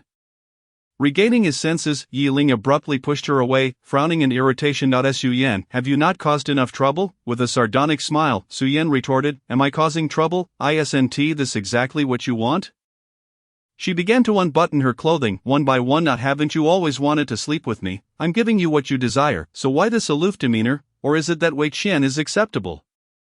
But I am not. What makes that woman better than me? As she shed her outerwear, tossing it to the floor, she revealed a form-fitting undergarment that accentuated her alluring curves. Her fair, delicate skin and prominent figure were enough to stir one's blood with just a glance. Yi Ling's gaze remained cold, devoid of emotion. Ignoring him, Su Yan stepped closer, wrapping herself around his arm, her body almost melding with his. Ling, I want to be leaving tonight. She despised the thought of her belongings carrying the scent of another. Everything Wei Qian had left on Yi Ling, she intended to erase completely. With a playful flick of her fingers, she slipped her hand under Yi Ling's shirt, trailing along his sensitive spots. As she approached her goal, her wrist was suddenly seized by a firm grip. Looking up, she met Yi Ling's dark, unyielding gaze as he stated, Su Yan, I've told you, I don't want to be with you. She stubbornly held his gaze. A tear escaping from the corner of her eye. Why? Her voice cracked as she repeated, why? Yi Ling closed his eyes, overwhelmed by a wave of indescribable emotion. In the past, seeing her cry had twisted his heart in knots, making him wish to take her pain upon himself. Now, witnessing her tears stirred no feelings within him. He realized that he had completely let go of this relationship. Su Yan could no longer sway his heart. He opened his mouth, such matters require mutual consent. We have broken up, and I do not wish to be with you. Unwilling, Su Yan felt a piercing pain in her heart as she caught sight of his indifferent gaze. He had once been utterly captivated by her body. At first, she frequently rebuffed his advances out of fear of pain. However, by the time she began to relish the pleasures, Yi Ling had already been disheartened by her frigid responses. As a young woman, she found it difficult to bring it up herself. Gradually, their encounters dwindled to that solitary instance when Yi Ling consumed the secret potion. Each time felt like a mere task. Swiftly concluded, she remained unsatisfied, her shyness preventing her from voicing her desires. In retrospect, what was there to be shy about? Yi Ling was her man. She deserved his pleasure, and he was obliged to provide it. Otherwise, would she simply relinquish him to another woman as she had today? Yi Ling, I offer you one more chance. Will you or will you not? Her voice carried an edge of determination. Yi Ling did not respond. Instead, he bent down to retrieve the coat she had cast aside on the floor. He draped the oversized garment over Su Yan's shoulders before turning to walk back to his room, leaving behind a cold remark, put on your clothes and leave. Su Yan bit her lip fiercely, feeling an overwhelming sense of humiliation. Yi Ling's earlier actions felt like a harsh slap to her face. Clutching the coat around herself, tears streamed down her cheeks. How could he treat her this way? She had lowered her pride and taken the initiative, yet he was unwilling to reconcile. Was he still angry because she had called off their wedding? She simply could not comprehend it. Truly, she could not understand. Yi Ling strode into his room, disregarding Su Yan's presence. He retrieved the business card given to him by Jiang Jianbai from his pocket and dialed the number inscribed upon it. The call connected swiftly. Hello, is this Mr. Jiang? I would like to apply for the position of bodyguard. Chapter 37. Su Yan's attempt to reconcile and threaten. When Yi Ling awoke the next day, Su Yan was already gone. He paid little attention to the time of her departure. The entrance had returned to its previous state of emptiness, the door tightly shut. He quickly cast the matter from his mind. Su Yan was a sensible person. After the tumult of the previous night, a full night was ample time for her to regain clarity. He changed into his workout attire and, as usual, went for a run in the community below. Being in the suburbs, the greenery was well maintained. Yi Ling inhaled the fresh air, completing several laps and feeling invigorated. As he passed the property management office, a security guard waved him over. Yi Ling slowed his pace.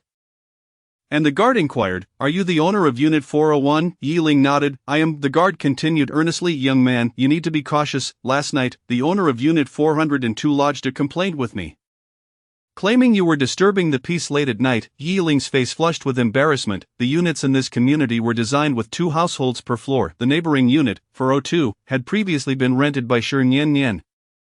Since her move in with him, the unit had remained vacant. It seemed a new tenant had moved in rather quickly last night. He assumed the next unit was empty and had raised his voice during the argument with Su Yan. In hindsight, it was no surprise that the neighbors were disturbed. It was fortunate they hadn't come to confront him directly. Yi Ling sincerely apologized. "I'm sorry, it was my fault last night. I will personally apologize to the residents of Unit 402." The guard, not one to dwell on trivial matters, waved his hand dismissively, indicating he could leave. After completing his final lap, Yi Ling entered the elevator. He first sent a message to Shi Nian, inquiring why she hadn't returned to stay these past few days, and whether she knew of any new tenants in the neighboring unit. It was the usual time for everyone to wake up, and Shi Nian's response came quickly. "Yi Go, a friend of mine came to Jing City, and I've been looking for work in the city, so I'm staying at her place. New neighbors next door. I'm not aware. I haven't been back lately. My new job prospects look promising. Once I receive the offer, I'll treat you to a meal." Her replies were typical and didn't suggest anything amiss. Yi Ling finally felt relieved. Although their cohabitation had been a series of misunderstandings, he still cared about the safety of his roommate. The elevator ascended to the 4th floor. Upon exiting, Yi Ling glanced at the door of Unit 402. After a moment's contemplation, he approached and knocked. The door opened promptly. "Hello, I'm the resident of Unit 401.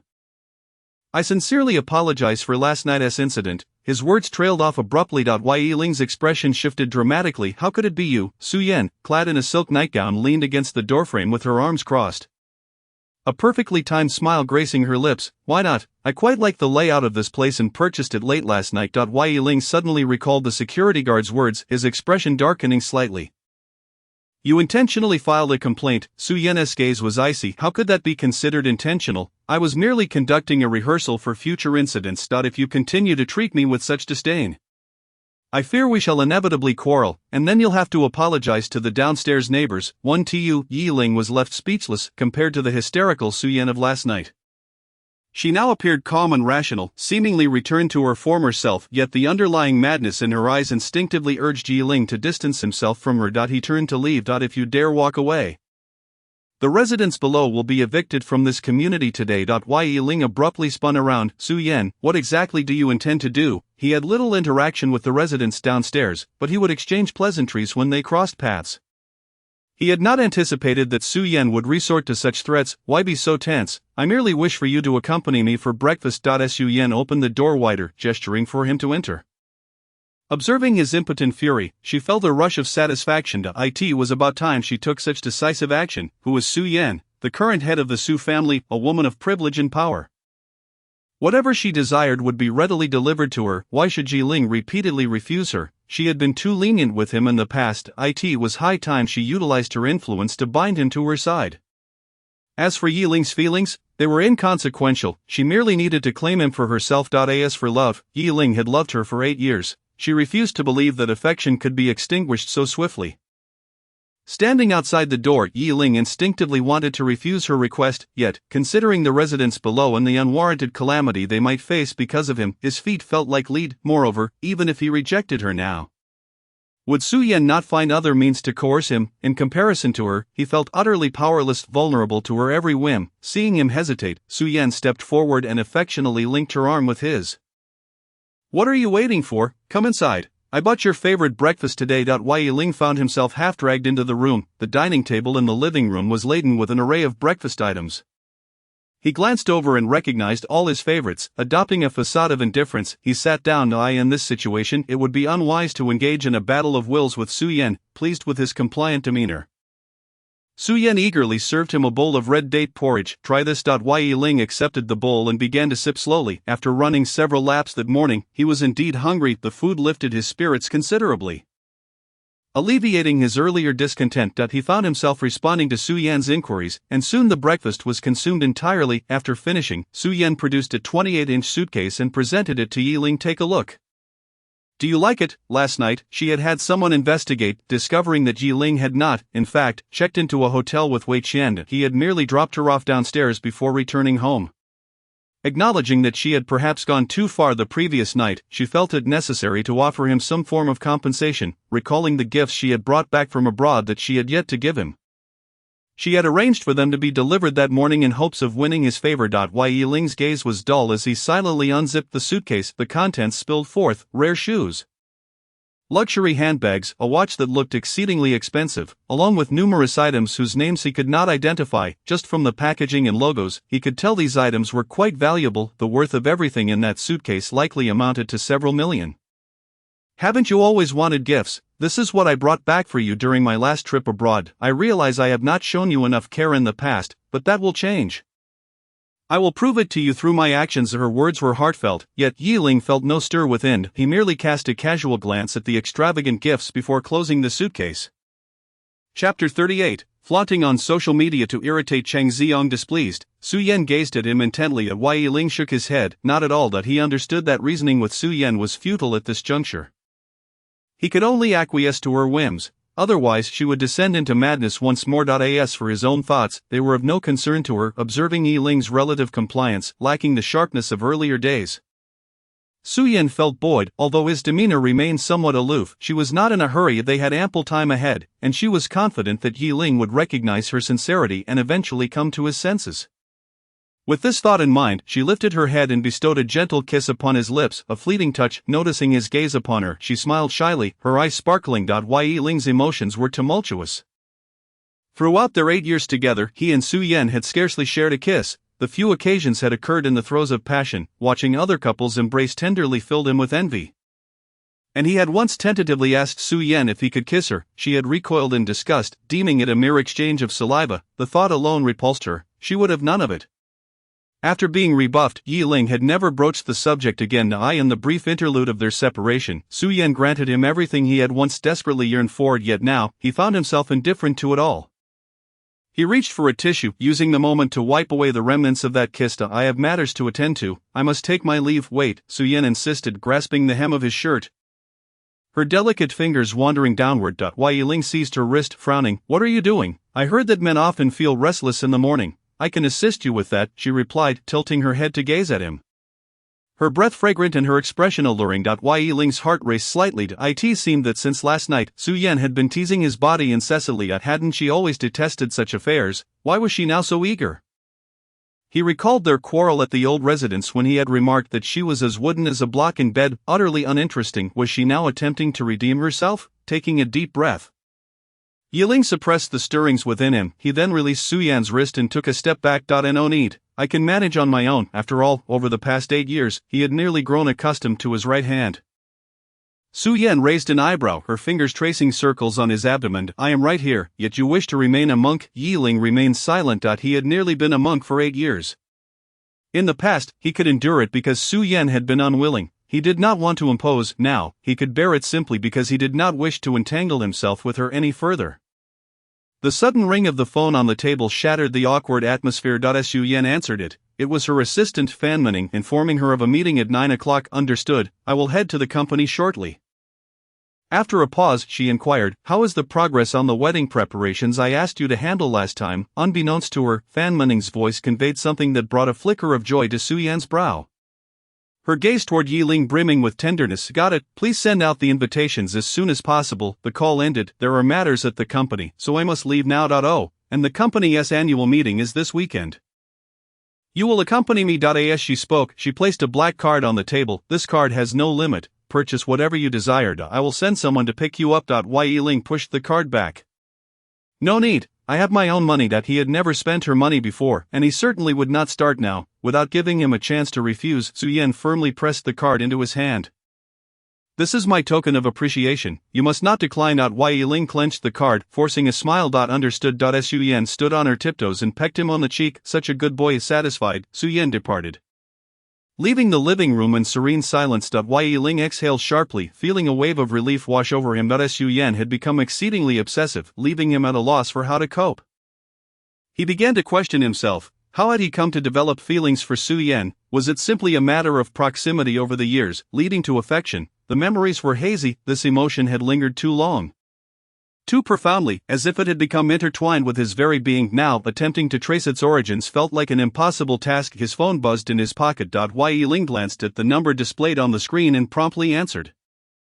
A gentle female voice greeted him. Is this Mr. Yi? We have reviewed the resume you sent last night, and it aligns perfectly with our hiring criteria. When would you be available for an interview? Yi Ling proposed a time, and the response was immediate. Great, we will send the interview details via text shortly. Do you have any questions? Yi Ling cleared his throat, feeling a touch embarrassed. May I inquire if meals and accommodation are provided?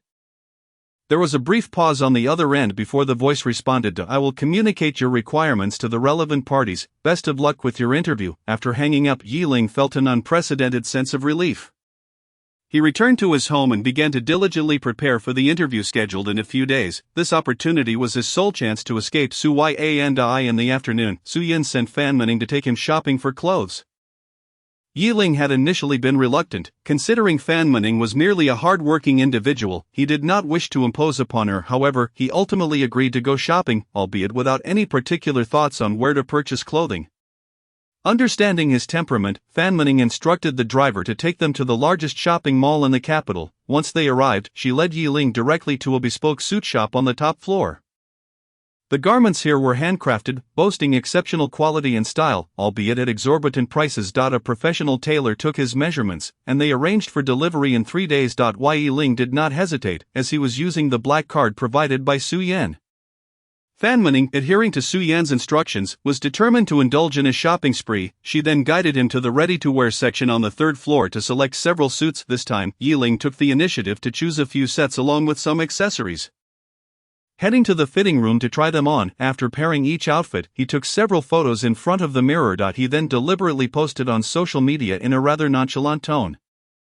Visible only to Cheng Xiang, Su Yan asked me to accompany her to the company annual meeting this weekend, saying I should dress handsomely. Which outfit looks better? Troubled distressed, fearing that this post lacked impact.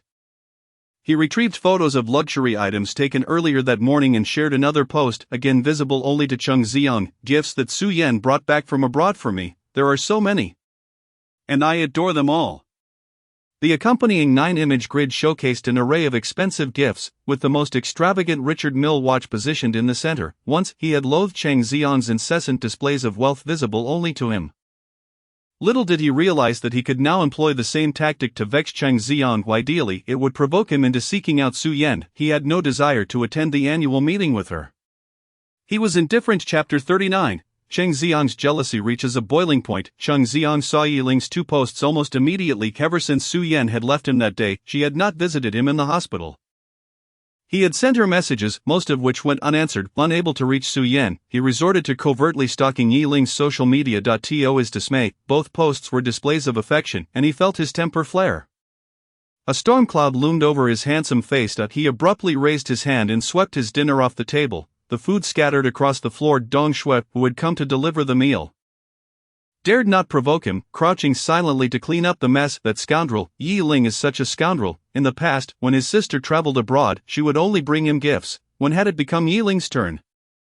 It must be that he had shamelessly pestered her for them. Yi Ling, relying on the engagement arranged by old Master Su, brazenly claimed Su Yan for himself. The mere thought of this fact ignited a raging jealousy within Cheng Xiang.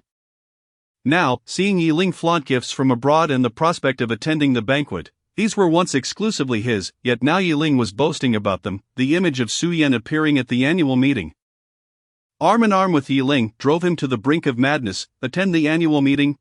Not if I have anything to say about it. He would ensure that Yi Ling's plans would come to naught. Pour me a glass of water. Dong Shui hurriedly handed him a glass of warm water. Cheng Xiang downed it in one go, feeling somewhat calmed. A smirk emerged on his lips as he adjusted his expression in the mirror. Rubbing his eyes and vigorously massaging his face, instantly, he adopted the guise of a wronged and patient little puppy. He dialed Su Yan's video call. Noticing this, Dong Shui quietly exited the hospital room. The phone rang for an eternity, nearly reaching the point of disconnection before it was answered. Su Yan's cool visage appeared on the screen. What is it? Cheng Xiang's eyes reddened as he spoke in a soft, whining tone. Sister, why haven't you replied to my messages? Do you dislike me now? After a prolonged silence, Su Yan finally responded, I do not dislike you, I have been too busy with work and have missed many messages. Then, once you finish your work, could you come visit me in the hospital? It has been raining a lot lately, and my leg hurts so much that I can't sleep. Cheng Xiang's brow furrowed. Resembling a forsaken puppy, pleading softly. Xiang, I told you I am very busy with work lately. Su Yan's words were cold and devoid of compassion, stabbing Cheng Xiang's heart like a knife. Tears welled in his eyes as he nodded. Choking back his sobs. I understand. This display of understanding softened Su Yan's expression slightly. Sister, the doctor said I can be discharged this Friday. I heard the company's annual meeting is this weekend. May I accompany you? Su Yan decisively declined. No need, Yi Ling will accompany me. Cheng Xiang's eyes widened in disbelief, tears shimmering within them. He anxiously questioned it. Sister, did Yi Ling say something to you? It has always been me accompanying you to events. I merely wish to be by your side. Is he not allowing this? Do not overthink it. This decision is mine, and it has nothing to do with Yi Ling. He is my fiancé and is meant to accompany me to various events. Previously, I thoughtlessly brought you along, but that will not happen again. Cheng Xiang's face turned pale, his heart aching intensely. What did it mean that it would not happen again? Was she truly stripping him of this one opportunity to be by her side? Sister, alright, focus on your recovery. I will instruct Dong Shui to take care of you. The video call ended abruptly. Cheng Xiang stared at the darkened screen of his phone as tears fell drop by drop onto its surface.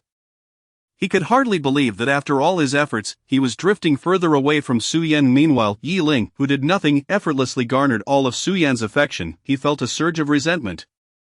How could he possibly concede defeat to that good-for-nothing, who was devoid of any merit besides his looks? Ah! The overwhelming tide of panic suffocated him. He cried and screamed, smashing everything within his reach. He feared that Su Yan would truly abandon him, ignoring his existence. What would he do then? The crashing sounds echoing from the hospital room startled Dong Shui. She hurriedly pushed the door open and found Cheng Xiang sitting on the floor. His face streaked with tears. She rushed over to help him up, saying, Xiang, you must take care of your health. He forcefully shook off her hand and shouted, What is there to help with? I am not really crippled. The car accident on the day of the wedding was fabricated, and the fall in the rain was staged as well. All of it was merely a ploy to elicit sympathy from Su Yan. Now that she was indifferent to him, what was the point of maintaining the facade? Dong Shui, understanding his distress, was not offended by his outburst. Instead, she gently advised Xiang, calm down. Su Yan must care about you. If her fans were to find out, they would surely feel sorry for you. Cheng Xiang scoffed, what nonsense about fans? I only want my sister. Dong Shui sighed, observing him like a child who lacked understanding. Since Su Yan won TCU, why not consider other options? Aren't you on good terms with Su Yan's sister? Perhaps you could call her. A spark of realization ignited in Cheng Xiang's mind. Yes, there was Su Shen. Su Shen was on his side. Eagerly, he picked up the phone he had thrown to the ground and dialed Su Shen's number. It was answered almost instantly. The girl's sweet voice rang out. Brother Xiang, what can I do for you? Cheng Xiang replied softly, Shen, I heard that the Su Corporation is hosting its annual meeting this weekend. Could you possibly help me secure an invitation? Chapter 40, Su Yan's change of heart and confession to Yi Ling. The day before the annual meeting arrived swiftly. That evening, Yi Ling cautiously inquired about the event. Su Yan, believing he felt insecure, earnestly assured him that he would be her only partner at the annual meeting. Why Yi Ling? Could Cheng Xiang truly be so inept? He had deliberately posted 2 moments on social media to provoke him. Yet he hadn't gone to cause a scene with Su Yan. His role as the White Moonlight had clearly not been fully realized. However, knowing Cheng Xiang's usual tactics, he was certain this was not the end. He awaited the chaos Cheng Xiang would inevitably create on the day of the annual meeting. The Su Corporation's annual event was always grand and extravagant. In addition to company employees, they would invite partners to participate. The Su family's collaborations extended throughout the capital, and the guests were predominantly wealthy and influential figures within the circle. This year would be no exception.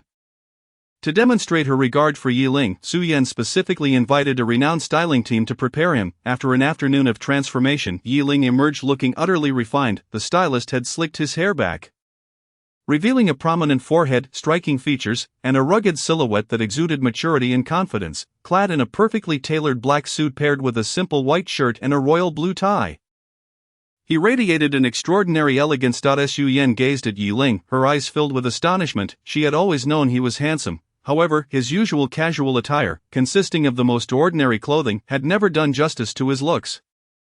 which had attracted so much admiration from female employees, today, dressed so splendidly, his handsomeness was on full display, making her weak at the knees. The thought crossed her mind unbidden. Yi Ling, examining his reflection in the mirror, found nothing particularly different about his face. Besides, a man's looks were hardly the most significant aspect. He felt indifferent and quickly averted his gaze. Su Yan had also completed her styling. She donned a champagne-colored fitted mermaid gown, draped with a pure white fox fur shawl, simple yet elegant. Her long black hair was loosely styled into a bun, adorned with a pure gold red rose hairpin. She emanated a cool ethereal quality, reminiscent of a refined young lady from an esteemed family. She approached Yi Ling and stood beside him. The head of the styling team clapped in delight. "Miss Su, you and Ye are truly a match made in heaven. You will undoubtedly be the most outstanding couple at tonight's gala." Su Yan's lips curled into a smile, clearly pleased by the compliment. "Consider the agreed styling fee increased by an additional 100,000. Let that be your bonus." The team leader beamed widely, showering her with compliments. Yi Ling maintained a calm demeanor, observing his reaction. Su Yan dismissed the team leader. "Are you not happy?" she inquired. "No." Su Yan glanced at his bare wrist. "Why aren't you wearing the watch I gave you?" Yi Ling was slightly taken aback, not expecting her to notice such a detail. He hastily concocted an excuse. "I was in a rush to leave and forgot." Su Yan assumed he was eager to attend the annual meeting with her, which delighted her. She called for Fan Man Ning, instructing, "Return to fetch that watch." Fan Man Ning complied and hurried off. "It's just a watch. There's no need to trouble yourself." Su Yan insisted. "That's a gift I gave you. Gifts are meant to be used, not left at home gathering dust," fearing her obsessive tendencies would flare up. Yi Ling chose silence. Su Yan lifted her hand to touch the rose hairpin at the back of her head, her eyes sparkling with anticipation. "Do you remember this rose hairpin? It was your gift for our 5-year anniversary." "I adore it." Yi Ling cast a glance at the hairpin, a cold smirk forming within. Of course, he remembered. It had cost him 3 months' salary. He had intended to present it to Su Yan on their 5-year anniversary, but she had not shown up, opting instead to travel abroad with Cheng Ziyang. Upon learning this, he had felt disheartened and left the hairpin in her room. Now, after so long, he wondered how she had found it and decided to wear it. As Su Yan spoke, she belatedly recalled that she had not spent their 5-year anniversary with Yi Ling. A hint of embarrassment crossed her face but was quickly replaced by a gentle smile. With clear eyes, she said, "I realize now that I neglected you in the past, focusing too much on others, which is entirely understandable. If you resent me, I promise that such a situation will not occur again. My heart will only belong to you." This heartfelt confession stirred no emotions within Yi Ling, for he knew that once Cheng Ziyang made a move, all her words would become meaningless.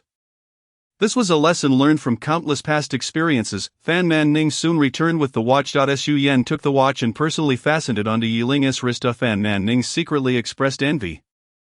"Assistant Yi, Miss Su treats you exceptionally well. This watch is worth millions, and she only bought it for you, not for Cheng Ziyang." Yi Ling smiled without responding. Sometimes comparisons like these were already a defeat in themselves. At 8 o'clock that evening, Su Yan appeared at the company's annual meeting venue, arm in arm with Yi Ling. Upon seeing Yi Ling, the guests displayed a myriad of expressions. Hadn't they broken up? This intimacy hardly suggested that, according to the evening's program, Su Yan was to give a speech. She gently instructed Yi Ling, "Find a seat for yourself. I will come to you shortly." "All right." Yi Ling casually located a corner seat. After a while, 2 figures approached him, but he looked up to see Cheng Ziyang and Su Xian, a smirk playing at the corners of his mouth. Cheng Ziyang, with his eyes bright and smile innocent, said, "Brother Yi, what a rarity, you've come to the annual meeting too. I hope you don't mind if I sit here," though he said that he had already seated himself across from Yi Ling. Yi Ling was not annoyed, instead the amusement in his eyes deepened. Cheng Ziyang had not disappointed him, he had indeed followed him to the gala. "Yes, I came with Su Yan, I'm here as her partner tonight." He deliberately emphasized the word partner. Cheng Ziyang's expression flickered momentarily before returning to normal. He feigned surprise, widening his eyes innocently. "In the past, I always accompanied my sister to the annual meetings. This is your first time attending as her partner, isn't it?" Yi Ling smiled, completely unfazed. "Yes, it is." Cheng Ziyang was exceedingly cordial. "There are many things to pay attention to at the annual meeting. If you have any questions, Brother Yi, feel free to ask me. I will certainly share everything I know." "Sounds good," Yi Ling readily agreed, pouring champagne into a glass beside him. "Since you're here, let us enjoy a couple of drinks together and reminisce."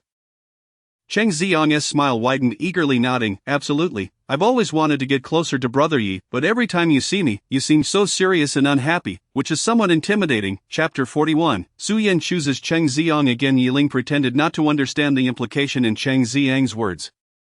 Raising his glass to clink it against Cheng Xiang's, not at all. That's merely a misunderstanding. I'm just naturally serious and not much of a smiler, but I actually long to be close to you. He was certain that Cheng Xiang would create chaos at the annual meeting, and there was no need to try to stop him. He merely needed to go along with it. He was confident that, given Cheng Xiang's capabilities, he would surely ruin the event. Indeed, upon seeing him, Cheng Xiang could hardly contain his eagerness to provoke. Everything was proceeding according to plan, and Yiling was quite pleased. The faintest hint of joy lingering on his face, Cheng Xiang, observing his demeanor, felt a twitch at the corner of his mouth. Is this person out of his mind? He thought. Isn't he being sarcastic? Can't he tell? How can he still look so happy? Doubt swirled within him. Yiling's behavior today was indeed a stark contrast to his usual self. In the past, whenever he caught sight of himself beside Su Yan, he would wear a dark expression, seemingly unable to resist the urge to confront himself with violence, yet this time, not only did he refrain from any aggression, but he also wore a cheerful smile. It hardly appeared to be an act, as sincerity was etched across his face. Su Xian too wore an expression of disbelief. Yiling was behaving unusually today. Previously he had always presented himself as humble and obsequious in front of others, rendering him utterly unremarkable. Even his handsome features were overshadowed by an air of mediocrity. Today, however, he seemed to have shed those constraints. With every gesture, he exuded an effortless charm, radiating brilliance and captivating all eyes. Even Su Xian found herself stealing glances at him. After Su Yan concluded her speech and exchanged pleasantries with some key partners, half an hour had already passed. She located Yiling's position and, upon seeing Cheng Xiang seated across from him alongside Su Xian, her brows furrowed in concern. What are you doing here? Su Xian, slightly displeased, pouted and replied, Sister, I am, after all, a minor shareholder in the company. Why shouldn't I attend the annual meeting? After the passing of their parents, Su Xian had inherited a portion of the group's shares. Although it was not a substantial amount, it was sufficient to secure her comfort for the rest of her life. Su Yan's expression turned icy as she retorted, You may come, but why bring him along? Cheng Xiang's face paled at her words. Immediately Su Xian spoke up for him. Xiang's leg has only just healed, and he has been cooped up in the hospital. I thought it would be nice for him to join me at the annual meeting. I didn't anticipate running into Yiling. Yiling pulled out the chair beside him, attempting to ease the tension. Yan, please sit here. He deliberately used an affectionate term, casting a sidelong glance at Cheng Xiang, whose expression was indeed rather grim. With reddened eyes, Cheng Xiang pitifully explained to Sister, Please don't blame Xian. It was my wish to accompany her. I never expected such a coincidence, with Brother Yi also at this table. Please don't be angry. Su Yan took a seat next to Yiling, her face devoid of expression, not sparing a glance for Cheng Xiang. The lack of response left him despondent, feeling as though he were sitting on pins and needles. He realized that Su Yan was upset with him, but why? Was it solely because of Yiling? Did he no longer even have the right to stand by her side? Tears welled in his eyes, and with a choked voice, he called out, Sister. What a pitiful sight! Yiling nearly felt compelled to applaud his performance. Were it not for his own involvement in this drama, he would have undoubtedly praised Cheng Xiang's skills. Yet, Su Yan maintained a frigid demeanor, remaining silent. Nearby guests reveled in laughter and clinking glasses, embodying joy, while this corner remained shrouded in an oppressive silence. Ultimately, Cheng Xiang could no longer bear Su Yan's indifference, and with tears streaming down his face, he fled the scene. His hurried departure caused him to stumble, his right leg limping painfully, a sight that tugged at the heartstrings. Su Xian felt a surge of sympathy and raised her voice. Sister, Xiang merely wanted to see you. Why are you treating him so coldly? Yiling subtly turned his gaze towards Su Yan, who was fixated on Cheng Xiang's retreating figure, her eyes clouded with ambiguity. Yiling smirked. Though she claimed to be indifferent, it was evident that she cared deeply. He withdrew his gaze and leisurely sipped his champagne. Su Xian, flustered, stood up. Sister, Xiang just recovered and came to see you. Can you really bear to watch him leave like this? Cheng Xiang's limp was a result of his injury sustained while saving Su Yan. The significance of a leg to a star was clear to all, especially since he harbored genuine feelings for Su Yan. Disregarding his own health to see her such devotion and sincerity, what woman could remain unmoved? Stepping away from the role of a rival, and viewing the situation from a neutral perspective, Even Yiling recognized the depth of Cheng Ziyang's affections for Su Yan. Su Yan's hand, hanging by her side, clenched into a fist, yet she restrained herself, not chasing after him. She had just promised Yiling that she wouldn't abandon him. Su Xian, on the verge of tears, yelled at Su Yan for the first time, "Sister, Ziyang limped to save you. Can you truly justify your actions against everything he has done for you?" Su Yan remained unmoved, her gaze downcast, lost in thought. Su Xian shot Yiling a furious glare, exclaiming, "Fine, you can stay with this useless person. If you want to pursue him, I will, but I only recognize Ziyang as my brother-in-law." With that declaration, Su Xian hurried after Chang Ziyang. Yiling asked, "Aren't you going to chase after her?" Su Yan pressed her lips together, replying, "No, I will stay with you." Yiling raised an eyebrow. Choosing not to delve further into the matter, he had little faith that Cheng Ziyang would simply give up. A few minutes later, guests from other tables approached Su Yan to toast her. She merely touched her lips to her drink, and the others, aware of her status, dared not say more. Someone noticed Yiling beside her and joked, "Is Su Zong on the verge of good news?"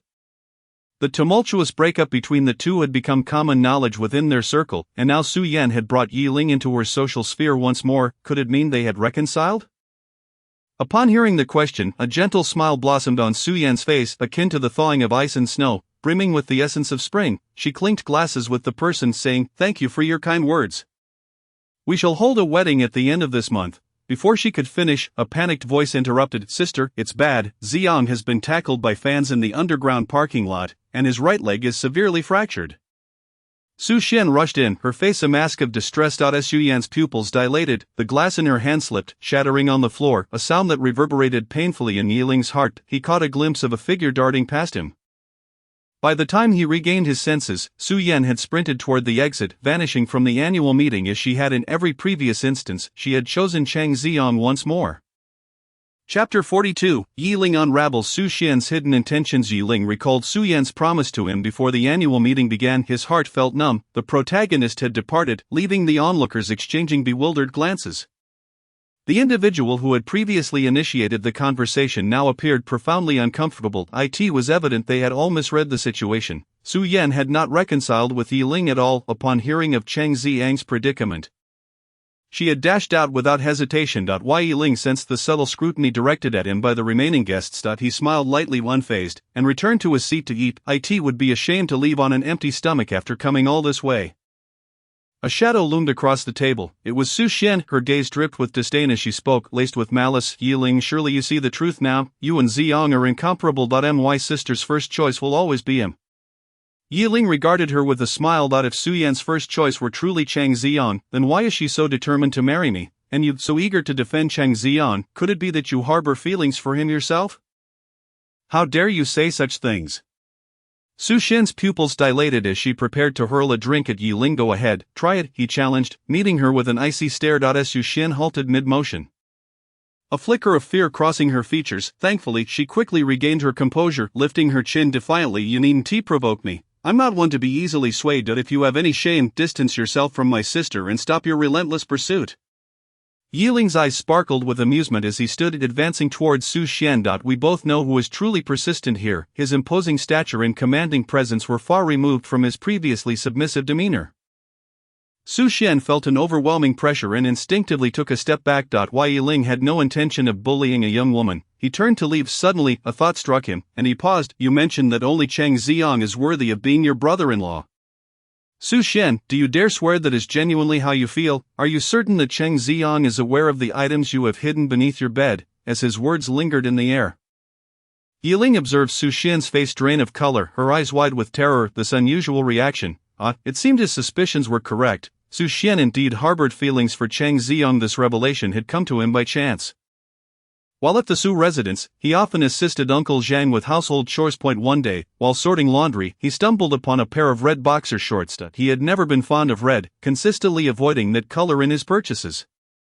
So he was certain those shorts did not belong to him. He intended to ask Uncle Zhang about them but unexpectedly ran into Su Xian. Upon seeing what he held, her countenance shifted dramatically. She snatched the shorts from him, berating him vehemently before storming off upstairs. Initially, Yiling assumed the shorts belonged to one of her numerous suitors, and that she was simply embarrassed to be caught. However, as he passed by her room later, he noticed the door was ajar. Out of curiosity, he peered inside and was taken aback by the scene before him. Su Xian sat on the edge of her bed.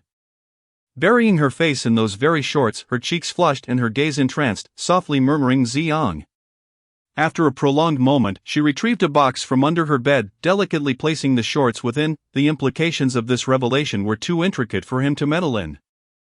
In the wake of Su Xian's subsequent relationships and engagement, he had assumed she had moved on and dismissed the incident from his mind, yet, seeing her unwavering defense of Chang Ziyang today, he realized he had misunderstood the situation. Su Xian had always held feelings for Chang Ziyang, perhaps hesitant to pursue them out of respect for her sister, which is why she had kept them hidden. Yiling cast a meaningful glance at Su Xian, uttering no further words before turning away. Su Xian felt as though he had seen straight through her, a fiery turmoil igniting within her heart. How dare that scoundrel, Yiling, regard her with such a theatrical gaze? In a fit of rage and indignation, she abruptly raised her hand and yanked the tablecloth from the dining table. Glasses, champagne dishes, and silverware shattered to the ground. Drawing countless gazes in her direction. As Yiling exited the hall, he fatally heard the commotion behind him and smiled nonchalantly. Was she so easily provoked? If Su Yan were to discover that her dear sister had been pining for her white moonlight, it would surely lead to a scene of chaos. Today had truly been worthwhile. At the hospital, Chang Ziyang was overwhelmed by a group of overly enthusiastic fans, resulting in a mild concussion from colliding with a pillar. And he lay in a state of unconsciousness. His right ankle was also severely sprained. After the doctor had finished bandaging him, he helplessly cautioned, Su Zong, his right leg has been previously injured, he must take great care. Should there be another incident, it could lead to irreparable damage. Su Yan responded coolly, acknowledging his words. The doctor, unable to say more, gathered his belongings and exited the ward, inadvertently colliding with Dong Shui, who had rushed over upon hearing the news. They exchanged a discreet glance. Dong Shui quickly donned an anxious expression and approached Su Yan, inquiring, Su Zong, how is Ziyang? The doctor said he needs rest. Dong Shui turned her gaze to the bed, where Chang Ziyang lay with eyes tightly shut, his lips pale, and a white bandage on his forehead stained with red. He appeared utterly lifeless, evoking a sense of pity, perhaps haunted by nightmares. He murmured incoherently, his face occasionally revealing signs of fear. Sister, please don't leave me. Sister, I just want to stay by your side. I really like you, sister. Su Yan stood by the bedside, clearly hearing these words.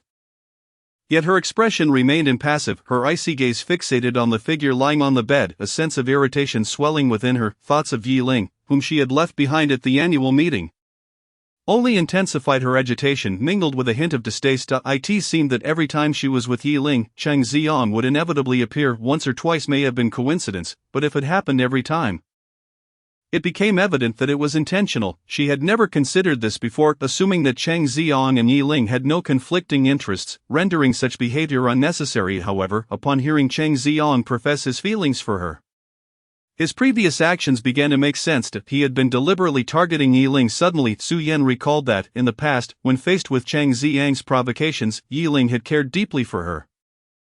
The most severe incident had led him to injure Chang Ziyang out of jealousy, resulting in hospitalization. It was during that incident that she had compelled him to consume a secret potion to suppress his powers.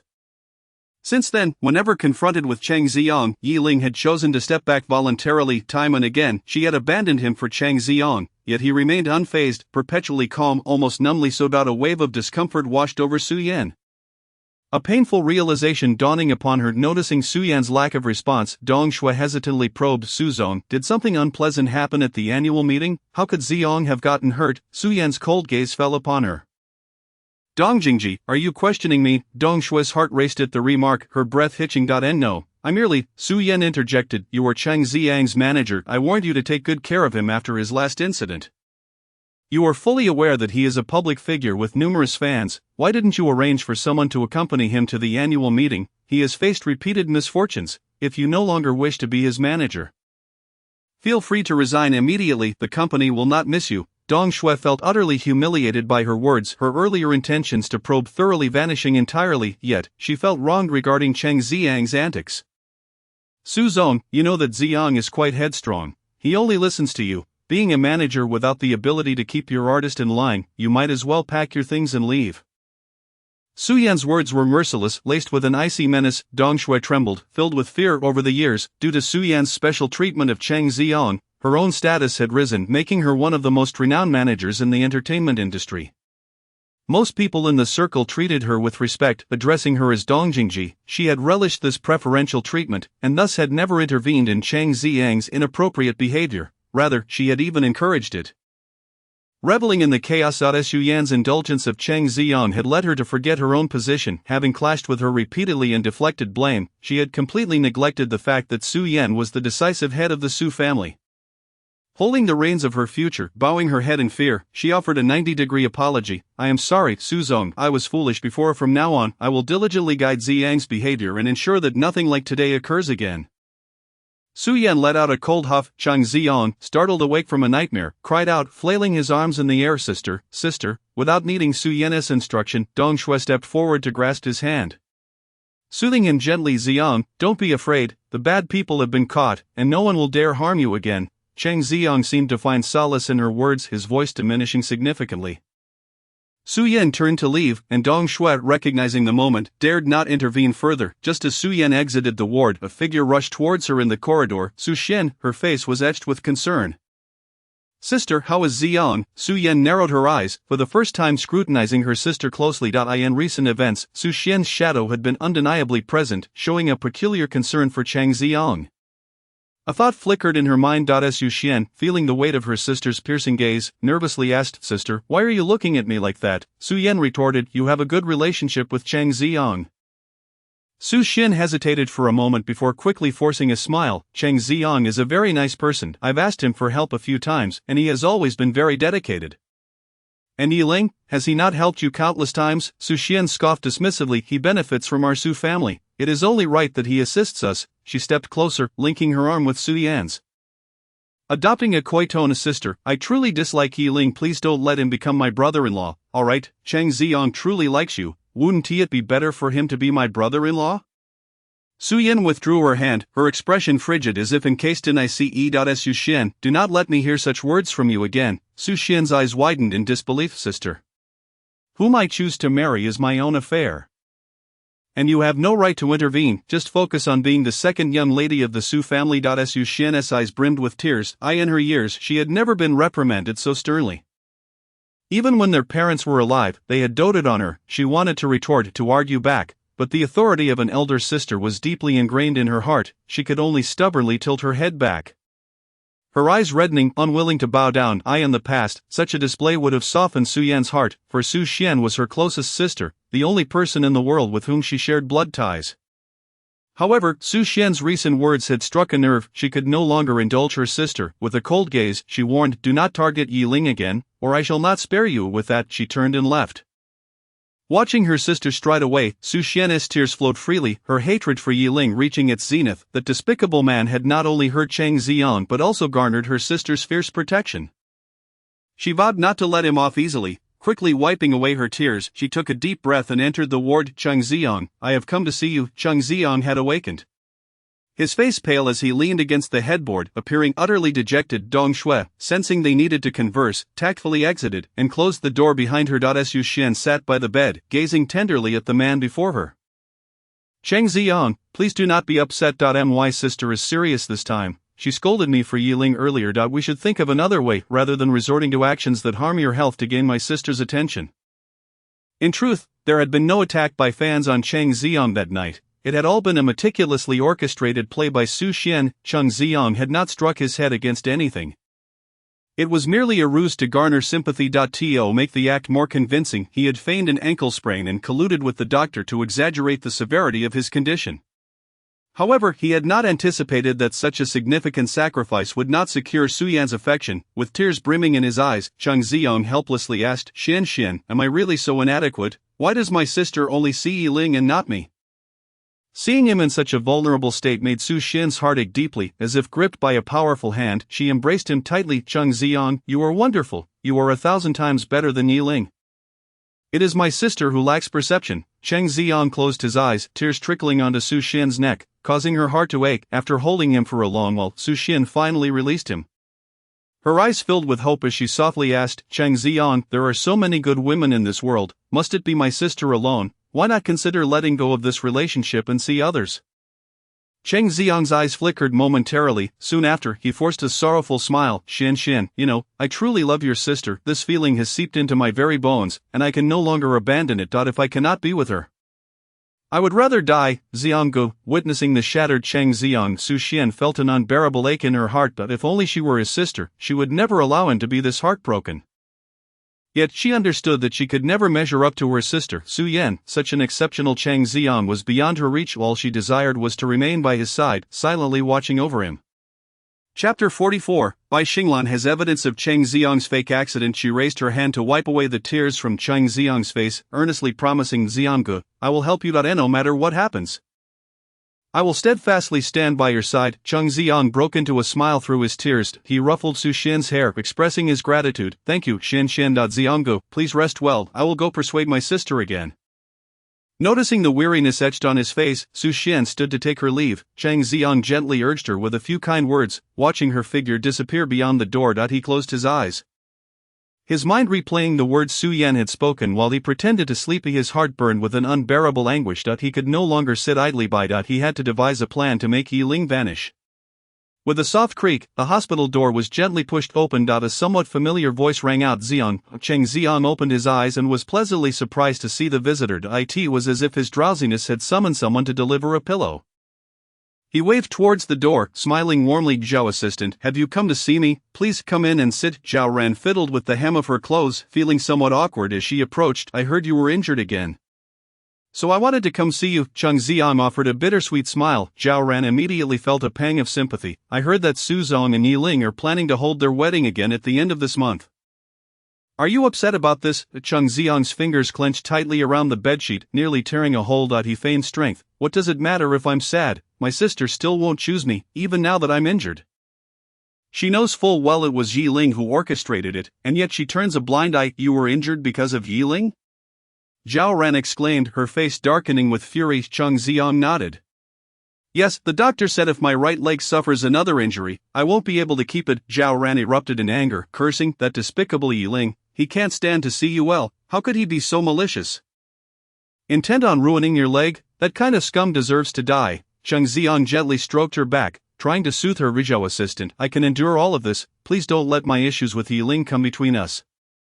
At the annual meeting tonight, he publicly declared that he would ensure you spend the rest of your life in prison. Zhao Ran scoffed, her demeanor radiating a chilling hostility. What is Yiling? Anyway, he thinks he can send me to prison. He might as well be dead himself. Cheng Xiang grasped Zhao Ran's hand, speaking earnestly. Zhao assistant, I've actually pleaded with my sister for a long time. She initially intended to let it go. After all, you have been by her side for so many years, and your efforts deserve recognition. But Yiling, harboring a grudge over your supposed greed for his money, insists on making you pay a price. Even though he is set to marry my sister by the end of the month, and he is not short on money, he still clings to you. Zhao Ran abruptly stood, her face twisted with raging hatred. He still wants to get married. In his dreams, the predicament I find myself in now is all his doing, and I will ensure he pays for it. Cheng Xiang subtly curved his lips into a smirk. Let him be angry, let him be furious. When emotions control a person, they are most prone to irrational actions. He remained watchful. When necessary, he wouldn't hesitate to lend her a hand.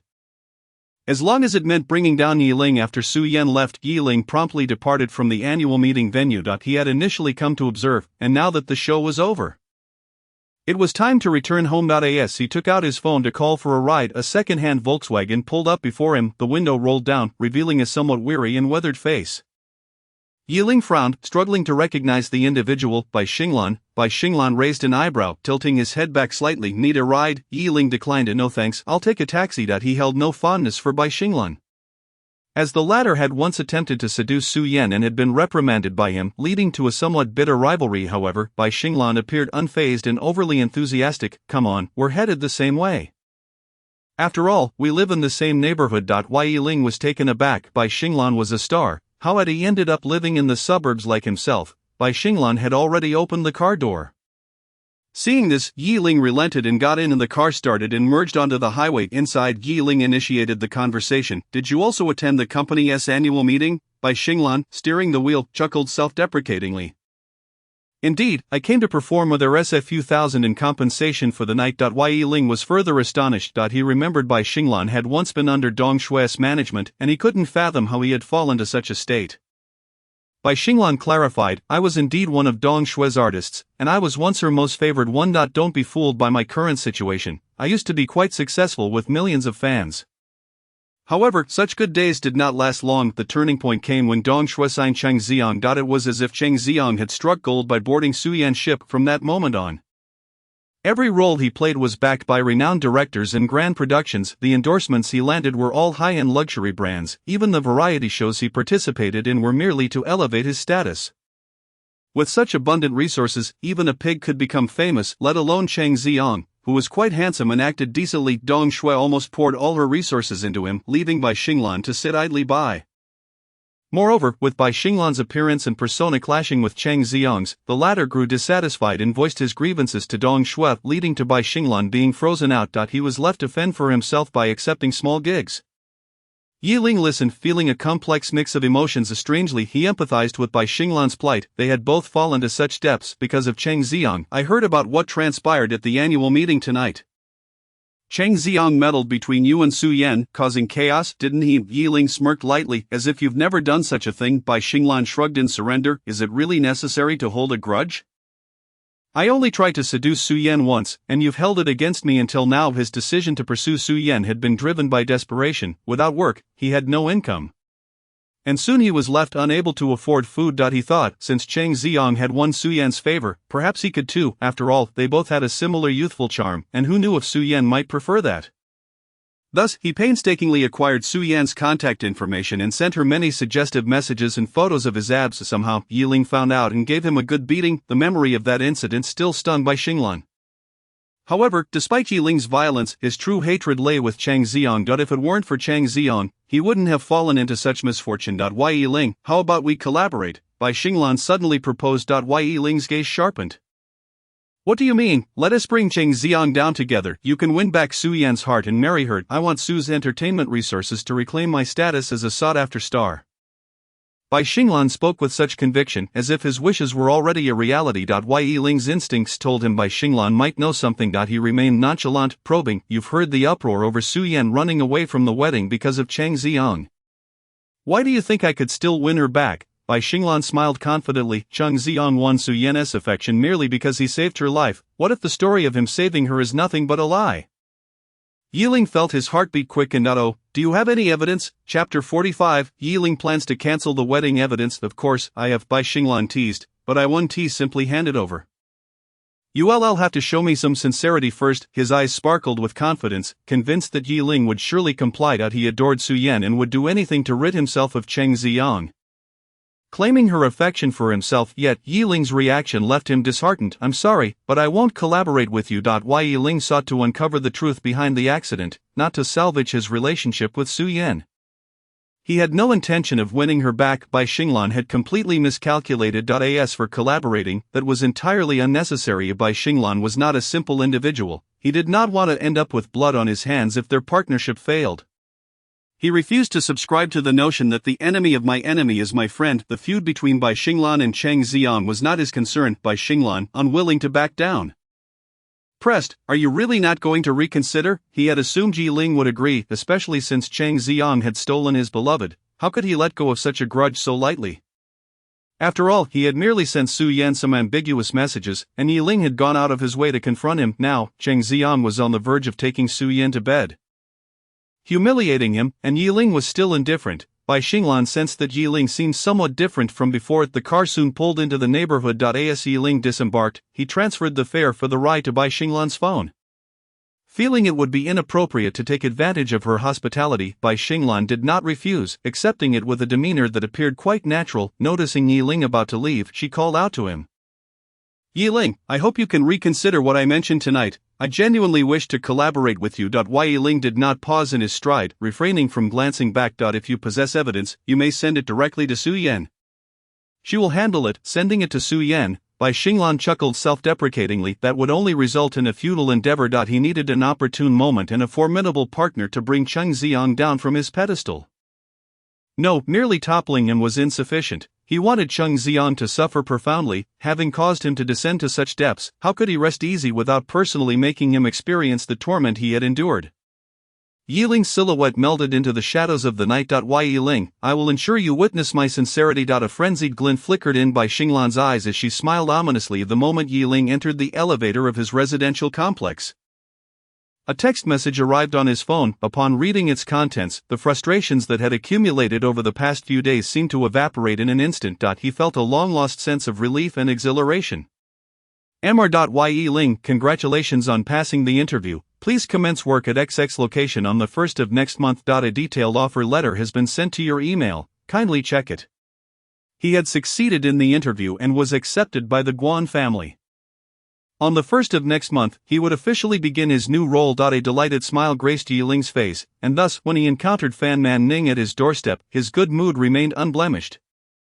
Assistant Yi, President Su is waiting for you next door. Yi Ling was taken aback given the significant incident involving Cheng Xiang tonight. She had not stayed at the hospital with him. Fan Man Ning seemed to anticipate his thoughts and offered an explanation.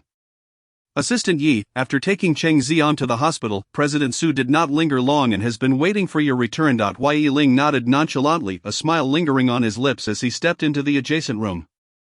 Endure the storm for now. Once these few days pass, I can bid farewell to Su Yan entirely. There is no need to stir trouble. Fan Man Ning observed the smile on his face. Momentarily stunned. A flicker of sympathy welled up within her. Assistant Yi has been truly humble in this relationship. Hearing that Su Yan was waiting for him to return home brought him such joy. She believed that with just a slight maneuver he would revert to his previous state of unwavering devotion. Suppressing her myriad emotions, Fan Man Ning followed closely behind Yi Ling as they entered the room. The living room was brightly lit. Su Yan, still clad in the elegant gown from the annual meeting, sat on the sofa. Upon seeing Yi Ling, her face blossomed into a clear and gentle smile. "You're back, come over and take a look at these. Which style do you prefer?" Standing across from Su Yan was a row of individuals dressed in work uniforms, each holding a box. Yi Ling's brow furrowed slightly, yet he approached them. Su Yan promptly rose, naturally linking her arm with his. Yi Ling's body stiffened for a moment. Taking a deep breath, he resisted the urge to shake off her hand. He glanced at the boxes. "What is the purpose of these?" Su Yan retrieved a diamond ring the size of a pigeon egg from one of the boxes and held it up for Yi Ling to see. "Take a look and see which ring you prefer to wear at the wedding at the end of the month. If you like them all, that's fine. I'll buy them all, and you can change them daily." Her words were delivered with a grandiosity that contrasted sharply with Yi Ling's indifference. He raised his gaze, casting a casual glance over the boxes. Each ring sparkled brilliantly, clearly worth a fortune, yet he felt no inclination towards any of them. Su Yan continued, speaking in his ear, "I have already chosen a venue for the wedding. It is even larger and more luxurious than the last one. As for the decorations, we will arrange them according to your previous selections. Shall we? And regarding the wedding invitations, you wrote them all yourself last time. This time I plan to invite all the prominent families from the capital. There are too many invitations, so we can write them together." After a prolonged silence, Su Yan set down the ring, noticing his dazed expression, and her mood soured slightly. "Don't you like these?" Yi Ling replied coolly, "I have no particular preference." He felt utterly indifferent. The wedding he had once cherished and anticipated had already been ruined due to Su Yan's busy schedule. She had not even had time to try on a wedding dress. Everything concerning the previous wedding, the venue, decorations, invitations, had been solely arranged by him. The only input Su Yan had provided was regarding the ring to be used at the wedding. She had deemed the existing styles unsatisfactory, finding them too commonplace.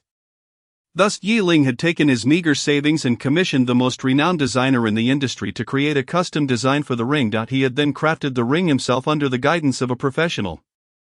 He was thoroughly satisfied with the final result, a unique piece symbolizing his affection for Su Yan. One of a kind, yet, before he could present it at the wedding, Su Yan had fled in order to escape marrying him for Cheng Xiang. Disheartened, he had sold the ring second-hand. As Yi Ling surveyed the scene before him, a profound ache stirred within his heart that he could discern that Su Yan was sincerely preparing for the wedding at the end of the month. And her words brimmed with anticipation. However, none of this aligned with what he desired. Therefore, he candidly expressed his sentiments. "Su Yan, I will not marry you before the invitations are sent out. Let us cancel everything." Su Yan's beautiful eyes fixed intently on him, as if a storm were brewing. Chapter 46. Su Yan erupted in fury. "Do you think marriage is merely child's play?" Fan Man Ning, sensing the tension between the two, hastily ushered the others out, granting them privacy. After a long pause, Su Yan finally spoke. "Why won't you marry me? Isn't this what you have wanted for the past 8 years? Yi Ling met her gaze with calmness and composure. "Yes, it was what I wanted in the past, but now, I no longer wish to marry you. You have clung to me for 8 years, and now you say you don't want to marry me? Yi Ling, do you think this is just a game? The facade of tranquility was shattered, revealing the madness lurking beneath Su Yan's eyes. You were taken in by the Su family as a child.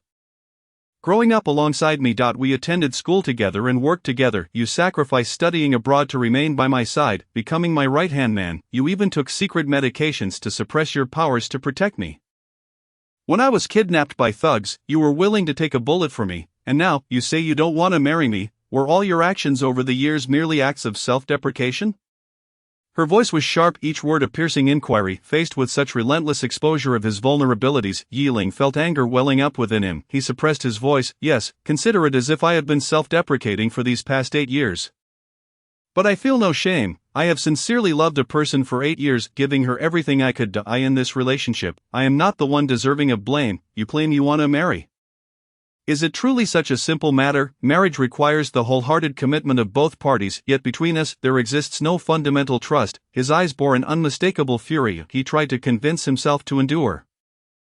To wait until next month when he could finally be free, but with Su Yan soiling the 8 years of genuine feelings he had invested, he could no longer hold back. Su Yan's brow twitched violently. Her words sharp as daggers. Why, Yi Ling, stop slandering me. When have I ever doubted you? Yi Ling scoffed coldly. 5 years ago, during the car accident incident, did you not always suspect I was behind it? You even came to confront me on behalf of Cheng Ziang. Su Yan averted her gaze, her voice softening. That was merely a misunderstanding. The driver was apprehended and received the punishment he deserved. Indeed, the driver was punished, but you harbored suspicions in your heart that I was the one responsible, and you treated me coldly for 5 years. Yi Ling's aggressive demeanor left Su Yan feeling alienated. A rising wave of irritation bubbling within her, she thought it unnecessary to revisit such old grievances after so much time had passed. Thus she softened her tone. At that time, it was unexpected. I simply wanted to ask you. I never doubted you. This matter has been 5 years in the past. The villain is in prison now. Can we not let it go? Absolutely not, Yi Ling declared firmly. Had you clearly conveyed your suspicions about me back then, I would have gone to great lengths to prove my innocence rather than being left in the dark, subjected to 5 years of your doubts and indifference. Su Yan's face displayed helplessness. I've said it. The matter is in the past. There is no need to dredge up old grievances. Why can't you be more magnanimous and not fixate on every detail? Time has passed, and the villain has been caught. I have not suffered any harm in this situation. As the person directly involved, I nearly faced injury from the accident, yet I said nothing. Why should you be so insistent on digging deeper? And I have borne the brunt of this blame for so many years. Why can't I clarify the truth and restore my own innocence? Yi Ling's eyes reflected profound disappointment as he regarded Su Yan. See, she still does not trust me. They lack even this modicum of faith in each other. Even if they were to enter marriage, it would only lead to mutual torment. What, then, is the purpose of such a union? Faced with repeated rebuttals, Su Yan felt her anger surge to the heavens, and words of accusation spilled forth. Fine, you say you didn't do it, and you claim I shouldn't doubt you. Then produce the evidence. Instead of behaving like a shrew throwing a tantrum at me, Yi Ling's eyes turned red with anger at her words. Su Yan, so this is your heartfelt truth. You do not trust me. How can I possibly trust you? Do you dare to say that I forced you to seal your powers, and you have never harbored resentment towards me? You were raised in the illustrious Su family. Surrounded by wealth and privilege, can you truly claim that you have never wished to eliminate me and ascend to power yourself? Su Yan's paranoia was profound, yet she did not perceive this as a flaw. Orphaned at a young age, growing up in the elite Su family, surrounded by lurking wolves, she was destined to never extend her trust lightly to others, as an ordinary person might, even though Yi Ling was chosen by her parents as her childhood husband and had grown up by her side. She could not fully trust him, especially given Yi Ling's innate divine strength, which posed a significant threat to her. In her childhood, this power was not alarming. Yi Ling had often claimed that he would use his strength solely to protect her. However, as she matured, she witnessed too many betrayals for the sake of trivial gains. Therefore, her wariness towards Yi Ling's powers grew increasingly acute. In secret, she had been commissioning the development of drugs to suppress his abilities. The ambiguous photos that Cheng Ziang had sent her were deliberately shown to Yi Ling. Predictably, Yi Ling confronted Cheng Ziang on her behalf. Seizing this opportunity, she proposed the use of a secret potion to suppress his powers. She feigned that she did not need his protection, only desiring a man who could quietly stand by her side. Yi Ling obediently took the potion, however, at the annual meeting the following day. She nearly met with a fatal accident. She could not help but associate this incident with Yi Ling. Did he resent her for sealing his powers, plotting this accident to bring about her demise? After this, she gradually grew distant from Yi Ling, yet he seemed oblivious, consistently treating her with kindness, willing to sacrifice everything for her. Gradually, she was moved, attempting to open her heart. She even agreed to marry him and become his wife. Having reached this point, why was Yi Ling still not satisfied? Yi Ling stood still, gazing at Su Yan's wary and indifferent face, and chuckled softly. How foolish he was. It became evident that in Su Yan's heart, she viewed him this way. He would conspire against her for the sake of wealth and status, wishing for her demise. His willingness to consume the secret potion stemmed from genuine love, and he had never once felt a trace of resentment because of it. Yet she believed he was the one harboring grievances against her, even attributing the accident to him. The last remnants of his obsession for Su Yan dissipated. Tears welled in his eyes as he softly said, "Su Yan, you underestimate me. You perceive me as a heartless, ungrateful man. Yet, ask yourself, have I ever done anything to harm you over these years?" Chapter 47, Misunderstanding Yi Ling. Su Yan regrets. Too late. Su Yan's pupils trembled, as if her mind had been struck by a heavy blow. Memories of moments spent with Yi Ling flooded her mind. Indeed, he had never harmed her. On the contrary, he had always been her protector.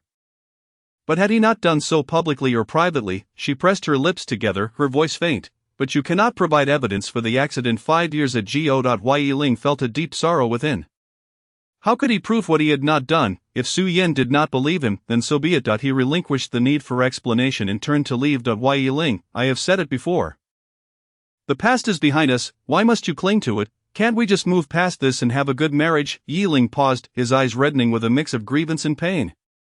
Su Yan was always like this, striking him with a slap, then offering a sweet date. As long as she provided an opportunity, he was expected to comply, otherwise, he would be deemed unreasonable and overly sensitive.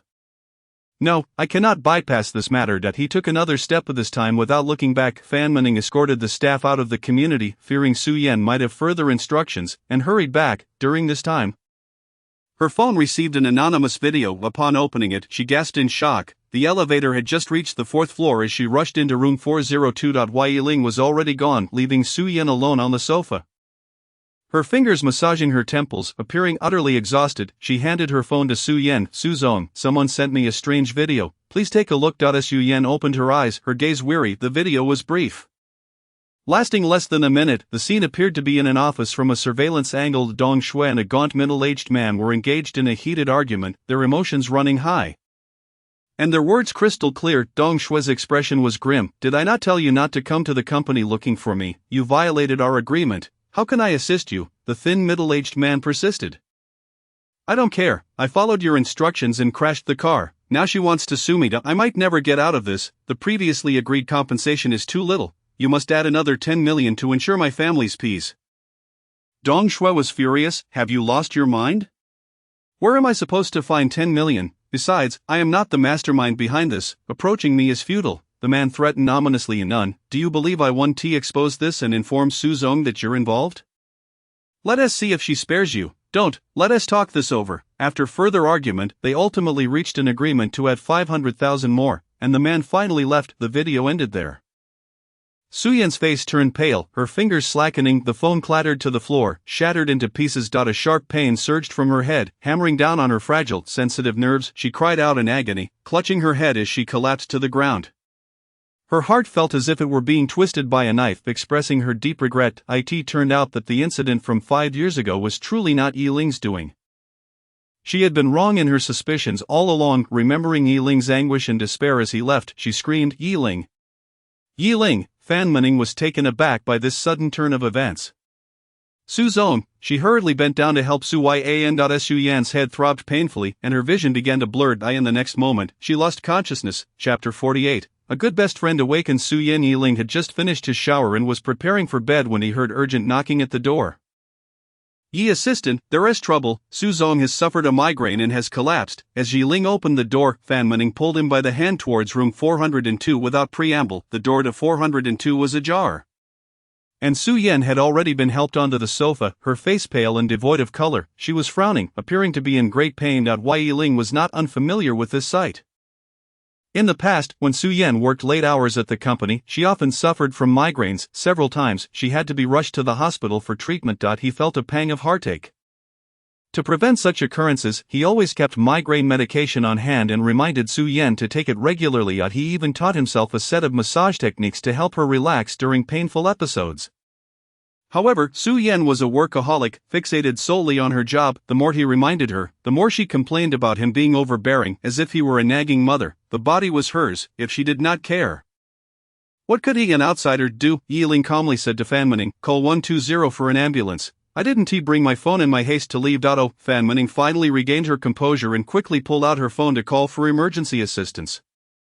While she made the call, Yiling simply watched, making no additional moves. The ambulance from the nearby hospital arrived swiftly. 2 medical personnel entered with a stretcher. Fan Mening gestured for Yiling to help carry Su Yan onto the stretcher. Yiling feigned ignorance of her hint and stood still. The medical staff, being professional, worked in unison to lift Su Yan onto the stretcher. One of them looked at Yiling and Fan Mening. Which of you is family? Remember to send someone with the ambulance to I in the urgent situation. The staff moved on without lingering, carrying the stretcher out. Fan Mening hurriedly followed. After a few steps, she realized Yiling had not followed.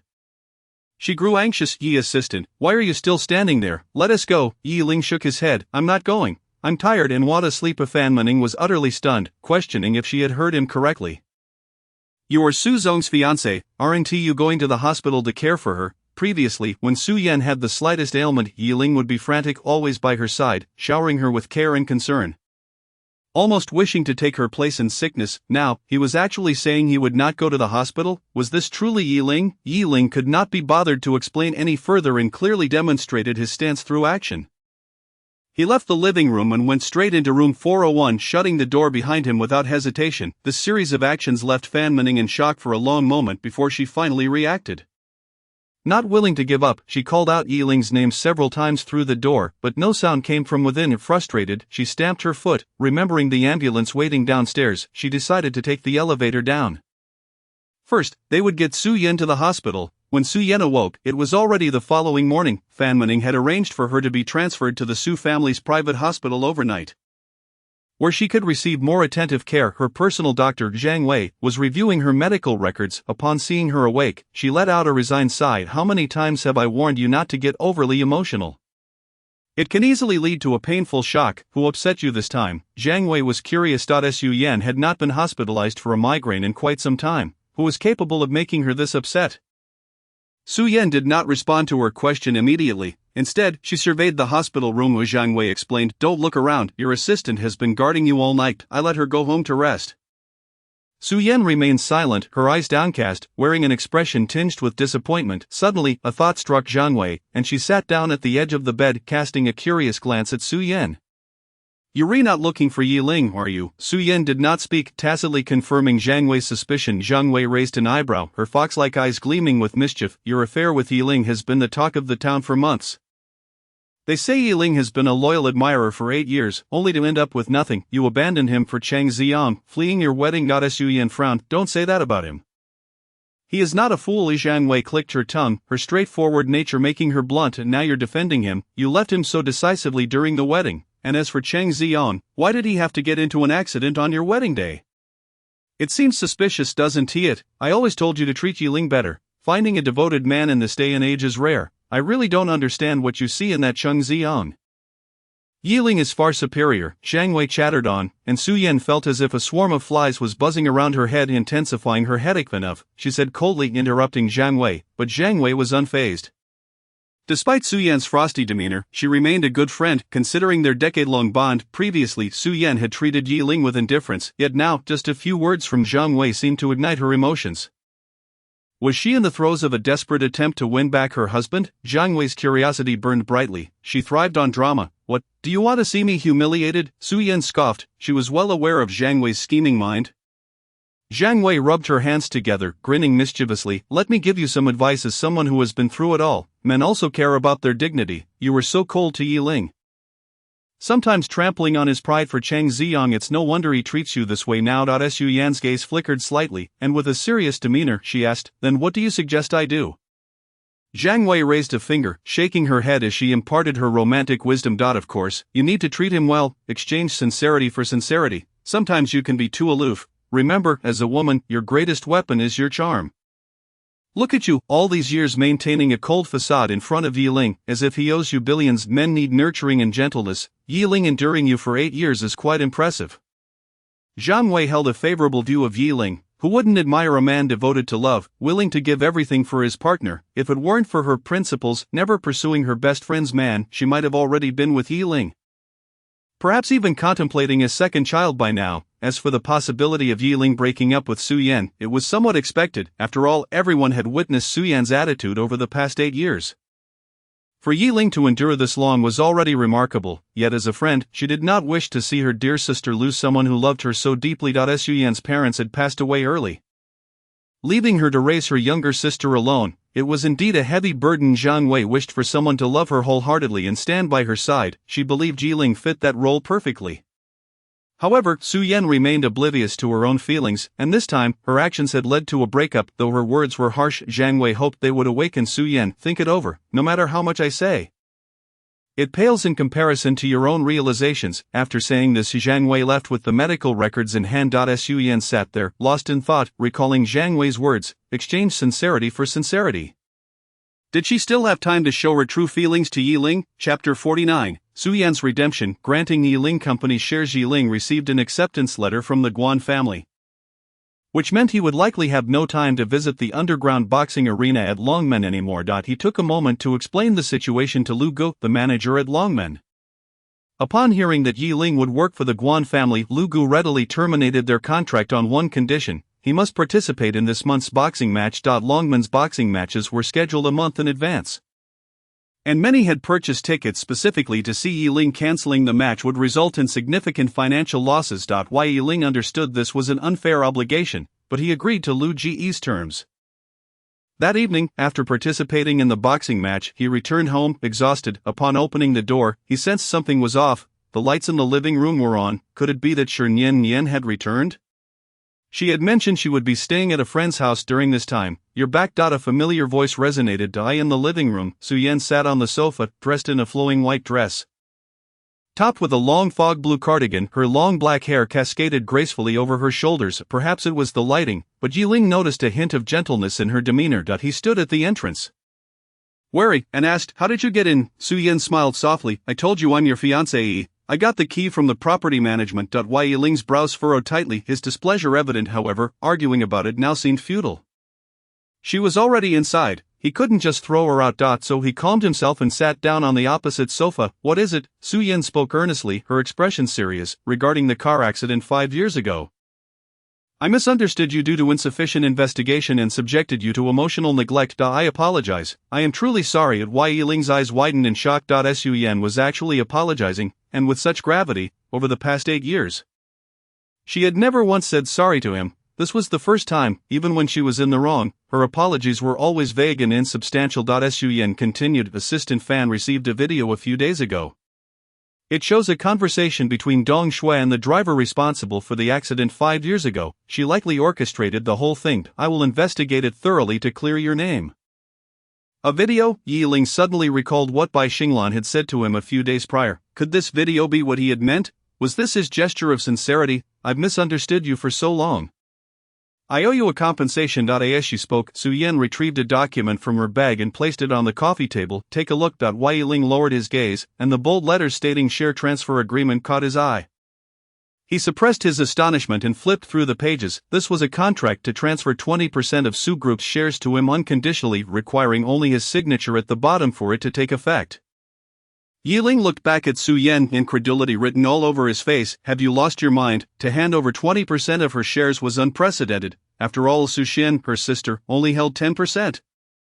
Moreover, as the head of the Su family, she valued her shares above all else. Anyone daring to covet them would face her ruthless wrath. Now, she was willing to give him 20%. Yiling could not fathom her reasoning, concluding only that something must be amiss with her judgment. Su Yan was unfazed by his words, maintaining an unusually calm demeanor throughout their conversation. "Actually, this agreement was part of my grandfather's will before he passed away." Mentioning Su's grandfather brought a nostalgic look to Yiling's face. Setting aside the convoluted history between him and Su Yan, the Su family had treated him well, with the exception of Su Xian.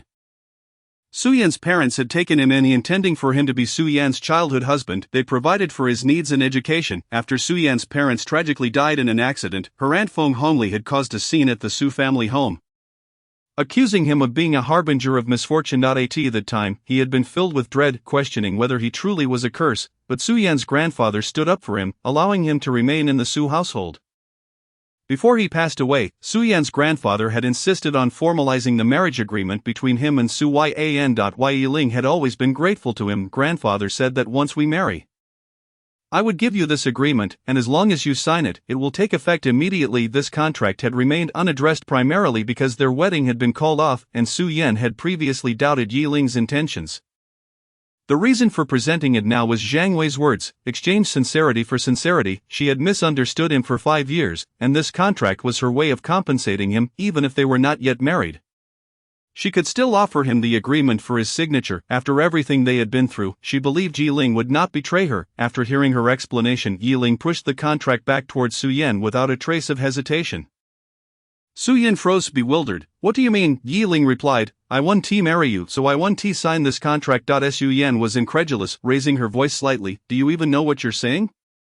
This is 20% of Su Group's shares. With these shares, the annual dividends amount to billions. Others would beg for this, yet you say you want to sign. Yiling, with utmost seriousness, declared, I will not sign.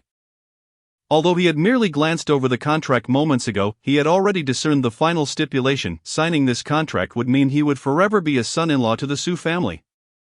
Eternally bound to Su Yan, with no possibility of divorce. Had it been the previous Yiling, who cherished Su Yan deeply, he would have signed without hesitation, willingly acquiescing to the terms. However, the man he had become was resolute in his refusal. He harbored no grand ambitions nor material desires. He was capable of earning his own livelihood, content with merely fulfilling his daily needs. He was unwilling to confine himself entirely within the Su household. Tethered to Su Yan for the sake of monetary gain. Su Yan's voice grew increasingly frigid, her brows furrowed with barely concealed impatience. I have already gone to such lengths for you, Yiling. Do not be so obstinate. Chapter 50. Su Yan's manipulation to force Yiling into marriage. Yiling was rendered incredulous by Su Yan's demeanor and no longer willing to endure her provocations. He spoke, his words laced with ire. Su Yan, what gives you the audacity to believe that after what you have done, I would agree to marry you? Your affections lie with Cheng Xiang. If you wish to marry him, seek him out instead of entangling me. Yiling found himself utterly perplexed by Su Yan. With so many misunderstandings and discord between them, their relationship had long ceased to be innocent. Shouldn't a rational person readily agree to part ways? Why did Su Yan persist in feigning a deep emotional connection as if nothing had transpired? Su Yan listened quietly, delaying her response. She picked up a glass of water from the coffee table and approached Yiling. Gently offering it to him, she said, Please, do not be angry, let us discuss this calmly. Have a sip of water to soothe your throat. Yiling felt a chill run down his spine. The very person who was coercing him into marriage was now trying to calm his fury. He suspected this was Su Yan's twisted form of revenge aimed at driving him to madness. Noticing her intent to remain by his side until he drank, he clenched his teeth and downed the water in one go. Only then did Su Yan speak softly. If your reluctance to marry stems from Cheng Xiang's presence, you need not worry. Once Cheng Xiang recovers from his injury, I will no longer see him. My previous concern for him was merely because he saved my life. I have always regarded him as a younger brother. Now that we are to be wed, you will undoubtedly hold the foremost place in my heart.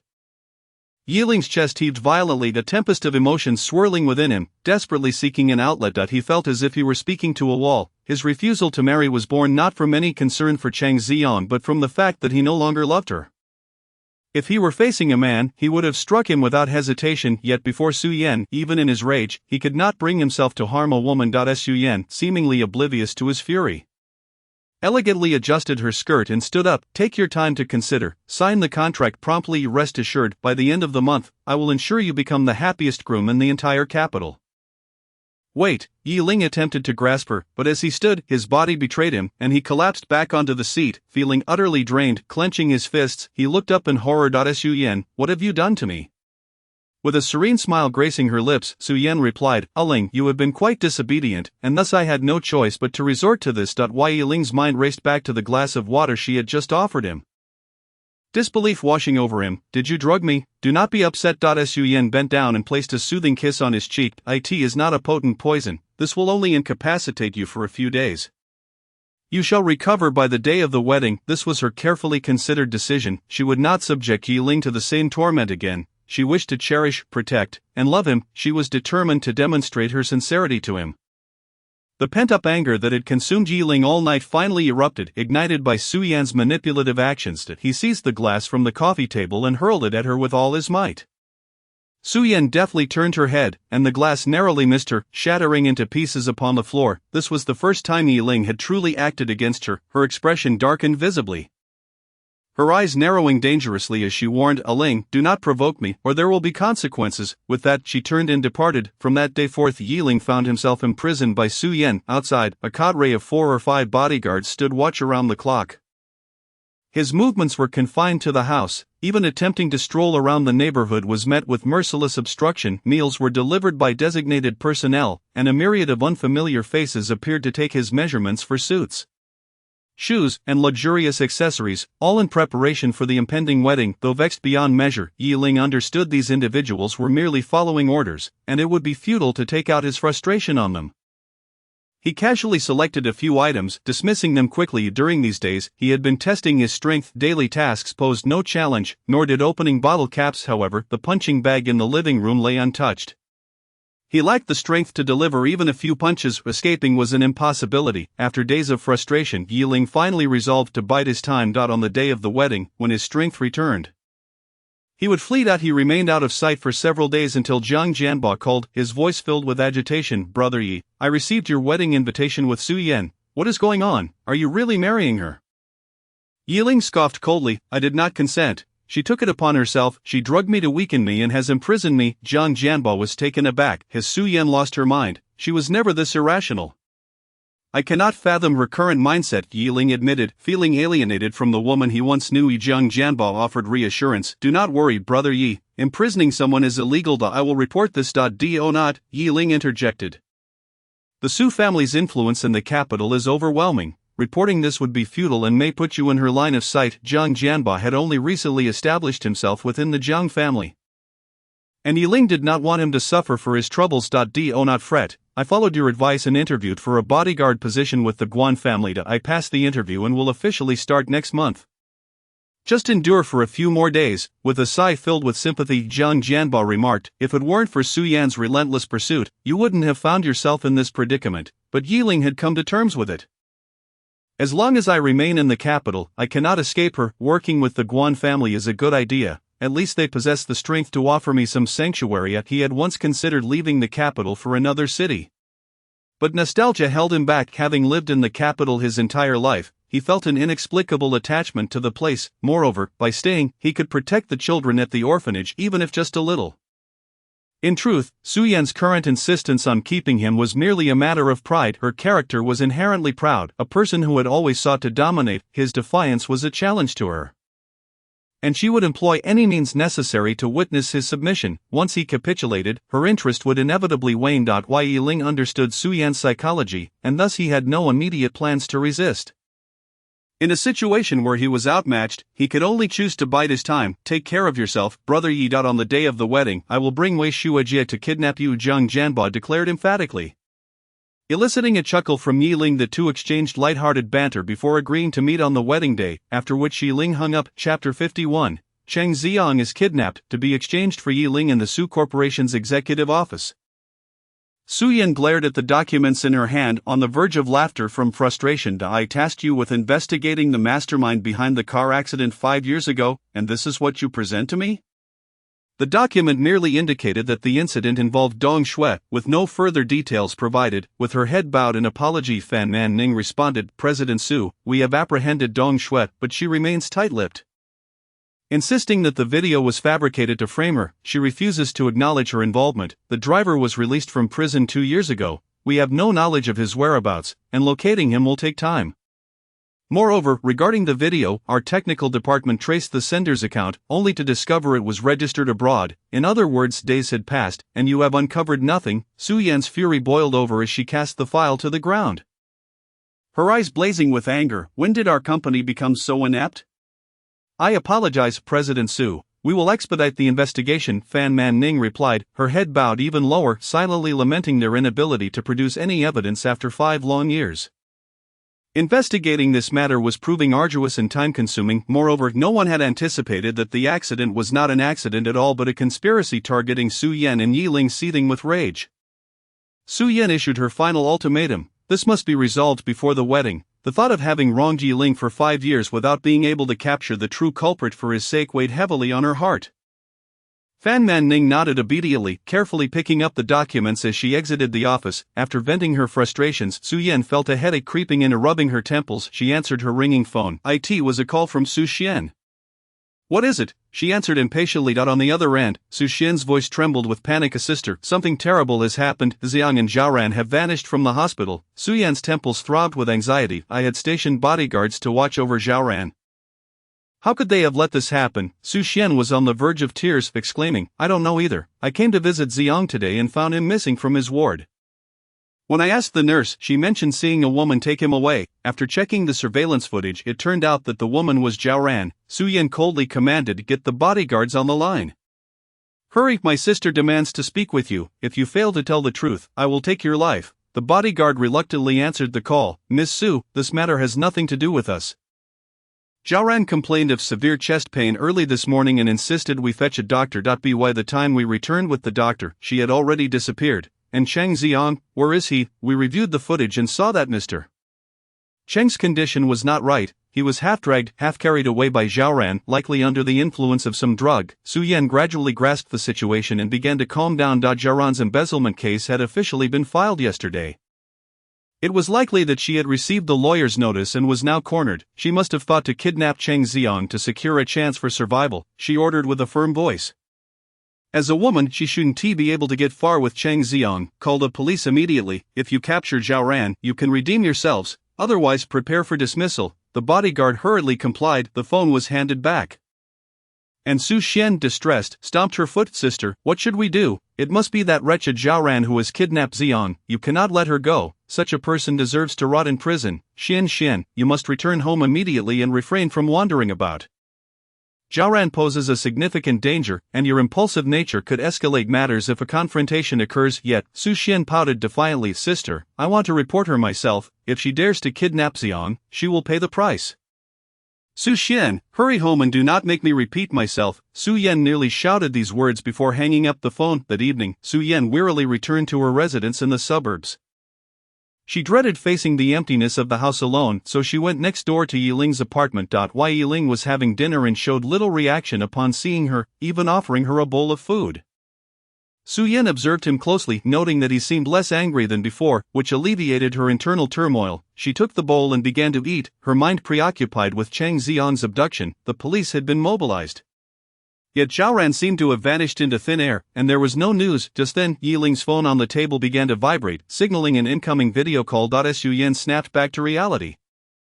Her eyes narrowing dangerously. Who could be calling Yiling at such a late hour? Yiling also found it odd. Upon checking his phone, he discovered it was Zhaoran. Su Yan had already positioned herself behind him. Initially curious to see which woman had the audacity to call, but upon seeing Zhaoran's name, her emotions became complicated. She urged Yiling, answer it. Yiling raised an eyebrow and complied. Zhaoran. The lighting on Zhaoran's end was dim, obscuring her features, but she appeared to be in a confined space. Yiling, how delightful to see you. Zhaoran's smile was faint, her demeanor unsettlingly calm. Yiling immediately sensed something was off. What do you want? I thought we were not on such terms to be making video calls. Zhaoran did not respond, instead chuckling softly. The camera shifted to reveal a figure in the corner, and Yiling's pupils contracted in recognition. Cheng Xiang lay on the ground, his body and limbs bound with thick ropes, eyes shut tight, lost in unconsciousness. Yiling's expression turned grave. You've kidnapped Cheng Xiang? What are you planning? Yet he harbored doubts, wondering if this was a ruse concocted by Cheng Xiang and Zhaoran, especially since he was to marry Su Yan in 2 days. Perhaps Cheng Xiang was attempting a last-ditch effort, and Zhaoran, being his devoted fan, might be following his lead. The camera lingered on the incapacitated Cheng Xiang while Zhaoran's sinister voice echoed, Yiling, don't play coy with me. I know you're with Su Yan.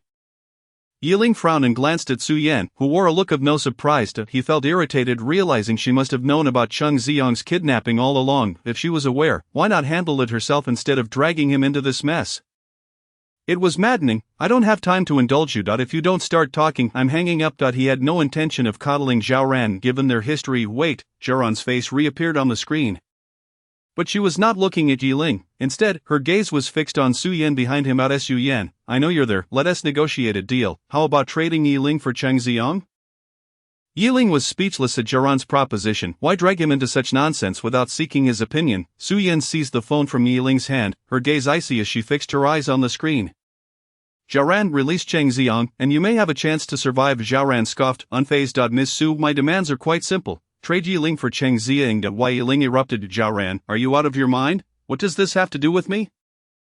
Under these circumstances, even his patience wore thin. Su Yan, however, responded decisively, no trade. Her words left even Yiling astonished for a moment. I will not trade Yiling for Cheng Xiang. Jiaran, you had better hope I do not catch you, or I will make you wish for death. Jiaran laughed heartily, showing no fear. Ms. Su, your demeanor is rather cold. If Cheng Xiang hears you say that, he would be heartbroken. How about this? I'll give you until tomorrow morning to consider whether to trade Yiling.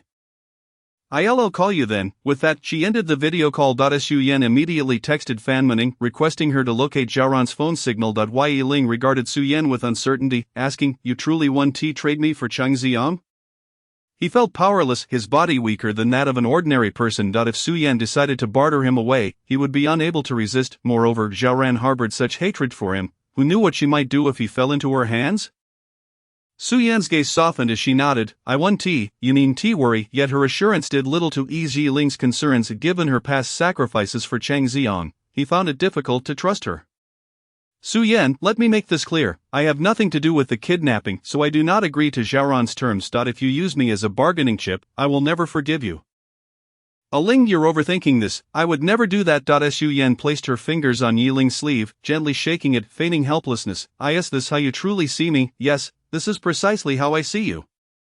Yiling thought, recalling her numerous past indiscretions. He felt unable to trust her in the slightest. He shrugged off her hand and turned to leave. I'm tired and going to sleep. You do as you wish.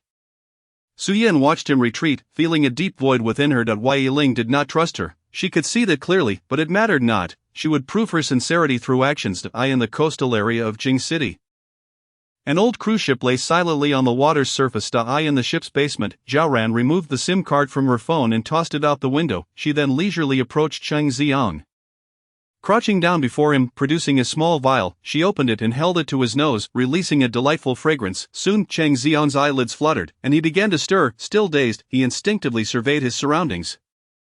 Upon recognizing Jiaran before him, he angrily demanded, Assistant Jiaran, why did you drug me? Jiaran simply sat down in front of him, smiling sweetly. Xiang, when putting on a show, one must go all out. I'm merely trying to convince Ms.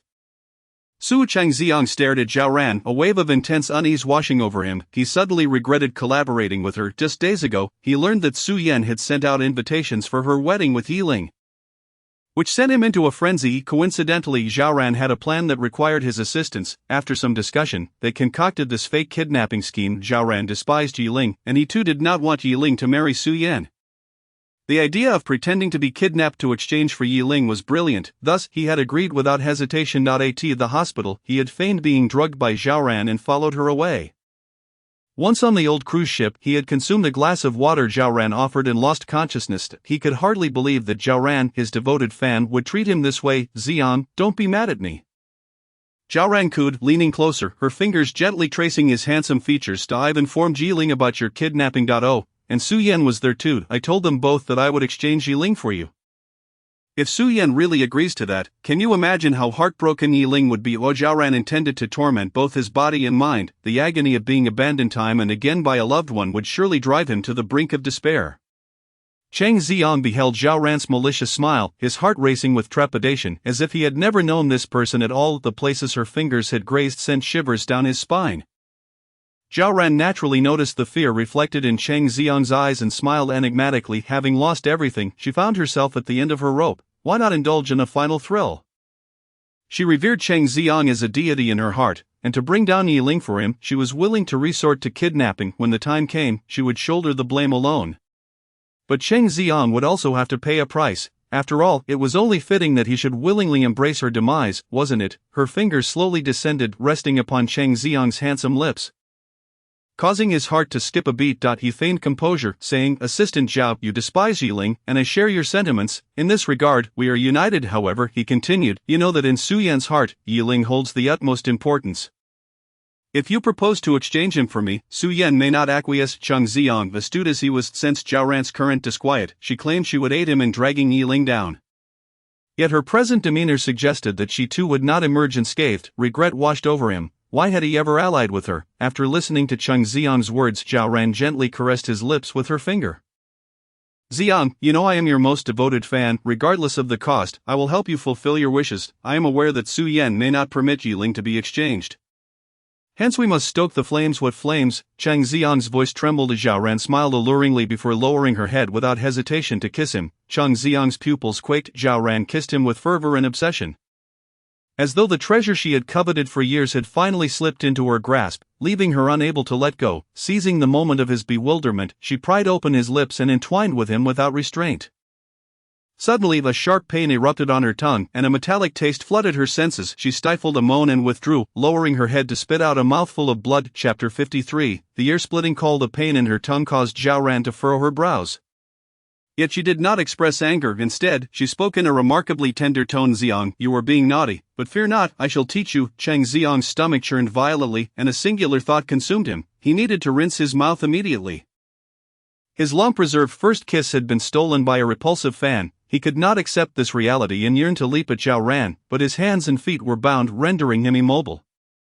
All he could do was glare at her with undisguised revulsion. Zhao Ran, how dare you do this to me? I will never forgive you. Zhao Ran smiled unfazed, and soothingly replied, it matters not if you forgive me. I shall love you unconditionally. Zhao Ran had fallen for Cheng Xiang at first sight. During a live event, she accompanied Su Yan and was knocked to the ground by a throng. It was Cheng Xiang who, disregarding the risk of being trampled, helped her up. From that moment, she was smitten. At that event, Cheng Xiang was invited as a model by the organizers. After the event, to express her gratitude, she gave him her business card. They became friends and gradually grew familiar with one another. Zhao Ran understood that his interest in her was merely a means to approach Su Yan. Rather than obstruct him, she chose to indulge him. In her eyes, Cheng Xiang was a talented and handsome gem needing someone to assist him in ascending to great heights. Su Yan was an excellent choice. As for herself, she was content to support him from the shadows as a devoted fan. She had invested all her finances into Cheng Xiang, and over the years, her expenditures on him surpassed 10 million. Watching him evolve from an obscure artist into a dazzling star filled her with an indescribable pride. As Cheng Xiang witnessed Zhao Ran's obsessive gaze, his body trembled uncontrollably. He was not blind. He could clearly see her infatuation, yet he had always regarded her as a mere stepping stone to get closer to Su Yan. His interactions with her were solely to extract more information about Su Yan, a useful pawn. This was how he defined Zhao Ran. However, he never anticipated that one day he would find himself ensnared by this very pawn. Zhao Ran rose, her dark eyes brimming with affection. Xiang, obey me. Let us record something to send to Su Yan. Tomorrow, she will surely agree to exchange Yiling for you. With that, she turned and strode out of the cabin. Seemingly to prepare something, Cheng Xiang, upon hearing the mention of recording, was engulfed by an overwhelming sense of unease. He strained to lift his body and shouted toward the window, help, help, across the vast expanse of the sea. A cruise ship floated quietly. The faint cries from the window failed to stir any ripples. Has there been any news from the police? Su Yan had just entered the living room when Yiling inquired. Weary, Su Yan rubbed her temples. No, Zhao Ran used a fake license plate when she abducted Cheng Xiang. We cannot trace it. The police are searching, but Zhao Ran is adept at evading detection, and it will take time to uncover her whereabouts. Yiling merely asked out of curiosity. He was currently powerless and preferred to stay out of the matter. Yet, ever since Zhao Ran suggested exchanging him for Cheng Xiang, a sense of unease had settled in his heart. As if she was harboring some grand scheme. Big sister, I know you're in there. You lot of dogs, let me in. Outside, Su Xian scolded the bodyguards in frustration. Su Yan sighed deeply. Her younger sister was truly a source of constant worry. Let her in, she's been shouting outside and disturbing the peace. Although Yiling had little regard for Su Xian, he did not wish to be reported by the neighbors downstairs. Let her in. Upon receiving the order, the bodyguards ceased their obstruction. Su Xian stormed into the living room in her high heels, pointing an accusatory finger at Yiling as she demanded of Su Yan. Sister, last night, Zhao Ran proposed using him to exchange for brother Xiang. Why did you not agree? With Su Yan's expression turned icy. Who told you that? This matter was known only to her and Yiling.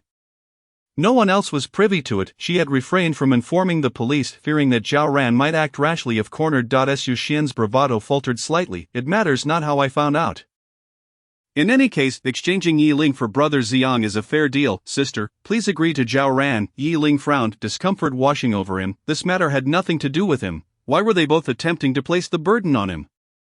Su Yan coldly refused. I will not exchange Yiling. The police will handle Zhao Ran. Cheng Ziong will be fine. Sister, brother Ziong saved your life. How can you be so heartless? Su Xian protested, her delicate face flushing crimson.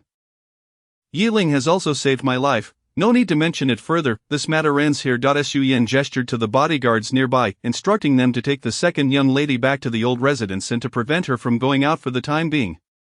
Yes, young lady is sister, I will not go back. If brother Ziong is not rescued, I will not return even if it costs me my life, Su Xian cried out, struggling fiercely. The bodyguards nearby bore scratches from her long manicured nails. Su Yan's face darkened, and just as she was about to order the bodyguards to take more severe measures, Yiling suddenly interjected, enough, everyone be quiet. Zhao Ran is calling. Su Xian immediately ceased her struggles.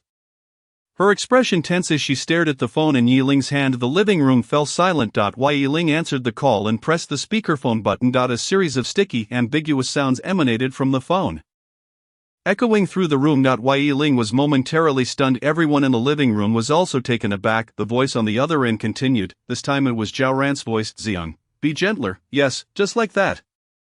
Amidst it all, Cheng Ziong's low growls could be heard. In an instant, everyone reacted. Yiling felt as if he might shatter. Zhao Ran had completely lost her mind, broadcasting her intimate encounter with Cheng Ziong for all to hear. Moreover, was she not his devoted fan? How could she do such a thing? He instinctively glanced at Su Yan, who had furrowed her brows tightly, her face a mask of anger, though she managed to maintain control. The most agitated of all was Su Xian. Her eyes were bloodshot as she charged toward Yiling, attempting to snatch the phone from his grasp. Zhao Ran, you vile woman, what have you done to brother Ziong? You filthy harlot, I will kill you, Su Yan barked. Hold her. The bodyguards rushed forward, restraining Su Xian's shoulders and imprisoning her in front of them. Su Xian appeared utterly deranged. In her mind, the once deified Cheng Ziong was now entwined with another woman.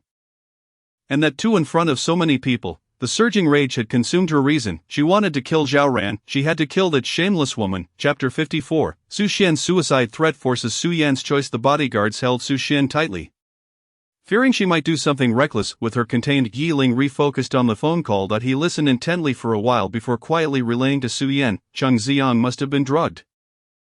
The actions on the other end were vigorous and wild. Zhao Ran was reveling in it, her moans echoing, yet Cheng Ziong's voice bore a tone of pain, suggesting he was not in control of himself. Although Yiling held no fondness for Cheng Ziong, he could not deny the latter's genuine feelings for Su Yan. A Cheng Ziong in this state would never willingly engage with another woman. The only plausible explanation was that he had been drugged and was unable to restrain himself. Su Yan concurred with Yiling's conjecture. She beckoned another bodyguard over and whispered a few instructions, prompting the bodyguard to quietly exit the living room. At last, after a low growl, Zhao Ran's affair was concluded. With a satisfied sigh, imbued with a hint of languor, she inquired, Su Yan, have you given any thought to my suggestion of exchanging Yiling for Cheng Ziong? Exchange, I agree, I will do it immediately. Before Su Yan could utter a word, Su Xian eagerly responded. She could no longer allow Cheng Ziong to endure such humiliation. It was absolutely intolerable. Yiling was utterly exasperated.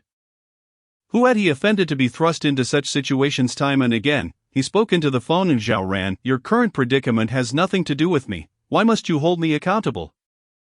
I will never exchange myself for Cheng Ziong. Moreover, you profess to be his fan, yet you engage in such despicable acts. You must be a false fan. Su Yan nodded resolutely, stating, I will not exchange Yiling for Cheng Ziong. Zhao Ran, that if you release Cheng Ziong now, I might consider not suing you, and we can wipe the slate clean regarding past matters. Zhao Ran laughed maniacally, her tone laced with derision. Oh, Su Yan, you can fool others with that rhetoric, but not me. Having been your assistant for 5 years, I know your true nature all too well. If I release Cheng Ziong now, I will face imprisonment. I ask you one last time, will you exchange or not? Exchange. Su Xian writhed desperately, attempting to break free from the bodyguard's grasp as she shouted towards Su Yan's sister, you must agree, brother Ziyang's health is already compromised.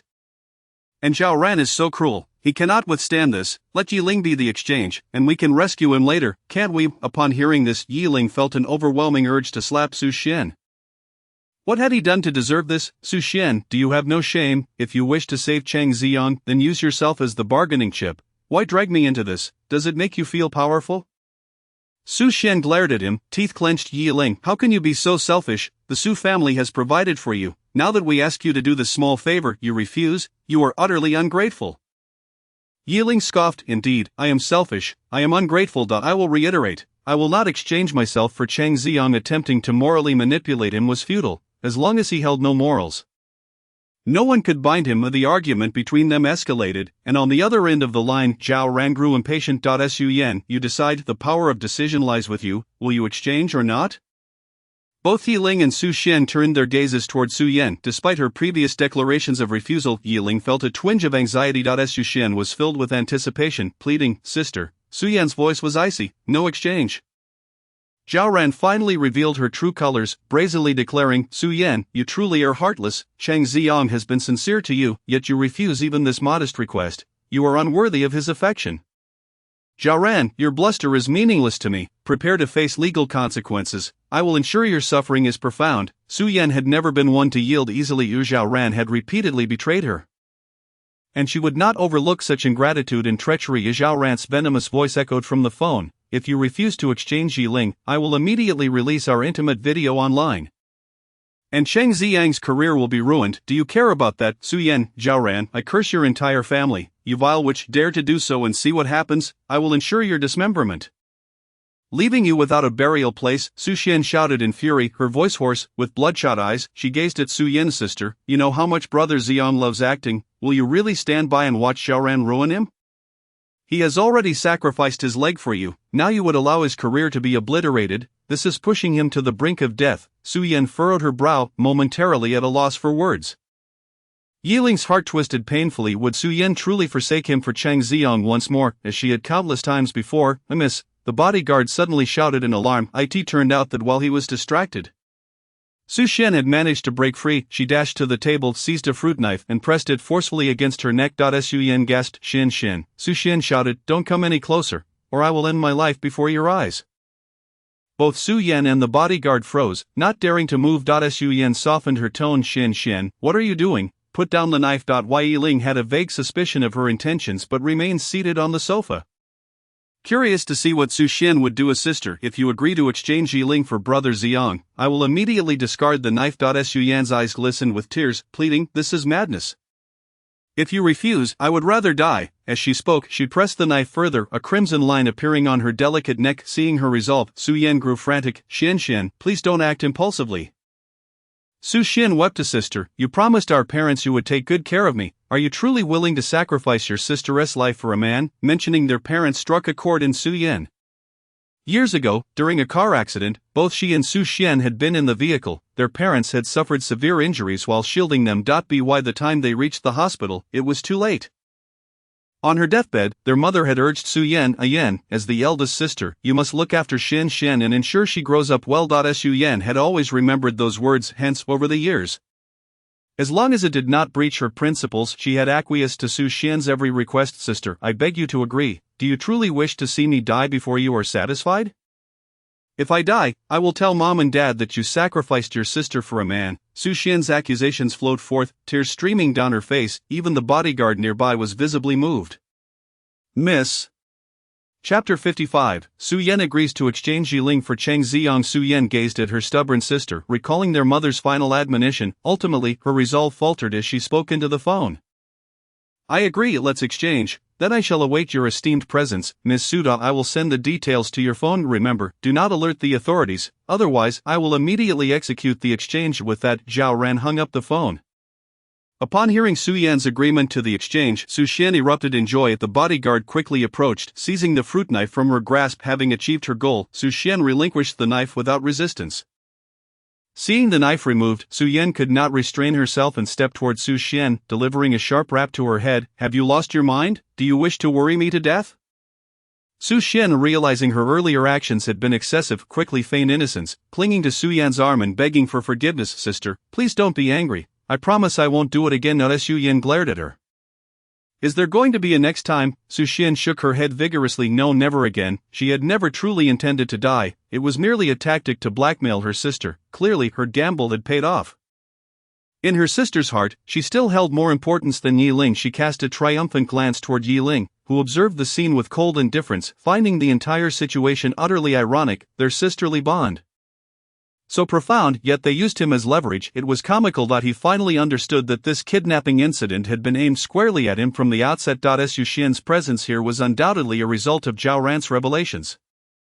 She was aware of Su Xian's affections for Chang Ziyong and knew she would go to great lengths for him. If Su Yan willingly agreed to the exchange, it would be ideal. If not, Su Xian could be leveraged to force her compliance. One could only commend Zhao Ran's acumen. Having served as Su Yan's personal assistant for so long, she had thoroughly discerned her character and orchestrated her plans meticulously. As for Yi Ling, he was merely a pawn, a life that had been cast aside from the very beginning. Su Xian swore fervently, flattering and coaxing with sweet words, until at last, Su Yan's ire began to dissipate. She pointed at Yi Ling, commanding the bodyguard, "We must act swiftly, seize Yi Ling and ensure he does not escape." She was determined to avoid any further complications. The bodyguard hesitated, looking to Su Yan for confirmation. After a lengthy silence, she finally nodded. The bodyguard promptly approached Yi Ling, who remained seated on the sofa, utterly still, his dark eyes fixed coldly on Su Yan. Feeling somewhat awkward, Su Yan turned her head away. Avoiding his gaze, the bodyguard easily subdued Yi Ling, as he had lost much of his strength, far weaker than an average person. Su Yan, are you truly willing to exchange me for Chang Ziyong? Su Yan spoke soothingly. Ling, do not worry. I will not allow any harm to come to you. Yi Ling retorted sarcastically, you previously stated you would never exchange me. Do you expect me to believe your words now? It is utterly nauseating. Su Yan's expression shifted slightly. Aware that she had broken her promise, she attempted to explain gently, trust me. I have instructed my subordinates to ensure your safety and nothing will happen to you. Yi Ling recalled the bodyguard who had left the living room earlier. It became evident that Su Yan had harbored the intent to exchange him for Chang Ziyong long before this moment. He scoffed, trust you? You just swore you would never exchange me for Chang Ziyong. What has changed? You have no credibility with me. His words struck a nerve, exposing Su Yan's hypocrisy. Infuriated, her face turned pale, her chest heaving violently. She had not anticipated that Yi Ling would harbor no trust in her whatsoever. She had repeatedly assured him that this time he would be safe, so why did he still refuse to believe her? Taking a deep breath, she endeavored to maintain her composure, resolutely stating, I will prove through my actions that no one can harm you while I am here. Yet Yi Ling seemed too disinterested to engage with her, treating her words as if they were mere whispers in the wind. Sister, stop wasting your breath on him. Quickly check your phone to see if Zhao Ran has sent the address. We must hurry and bring Yi Ling along to exchange him. Su Xian's anxiety for Chang Ziyang's predicament overshadowed any concern for Yi Ling's fate. In her view, Su Yan had shown far too much leniency towards Yi Ling given that the Su family had cared for Yi Ling for so many years. A mere command should have compelled him to act with utmost loyalty to the family. What was there to discuss about willingness? Glancing at her phone, Su Yan noted they were near the coastal waters of the capital. How wonderful, let's hurry over. The bodyguards were escorting Yi Ling out. He cast one last glance at Su Yan, saying, Su Yan, you are well aware that I have lost my strength and cannot defend myself. Zhao Ran despises me to the core and wishes for my demise. Do you really intend to use me as a bargaining chip? Su Yan's beautiful eyes met his, her expression resolute as she spoke words that pierced the heart. Ling, this is the last time, trust me, I will not let anything happen to you. Yi Ling's lips curled into a sardonic smile, and he closed his eyes. When he opened them again, his gaze was devoid of emotion. In that moment, he could hear the sound of his heart shattering into pieces. He turned away, no longer needing the bodyguards to urge him forward. He took the initiative to step towards the door. What was there to hope for? This was the answer he had anticipated all along, was it not? On the cruise ship, Zhao Ran rose from the blanket, her body adorned with unsightly bruises that were ghastly to behold. With satisfaction, she caressed the marks on her skin, her eyes gleaming with delight as she savored the memories of the wild hours that had just passed. These were the remnants left by her idol. To pursue a star to such an extent left her without regrets. She leisurely donned a garment nearby, her spirits buoyant as she began to hum a tune. Approaching a nearby stand, she switched off the camera that had been filming.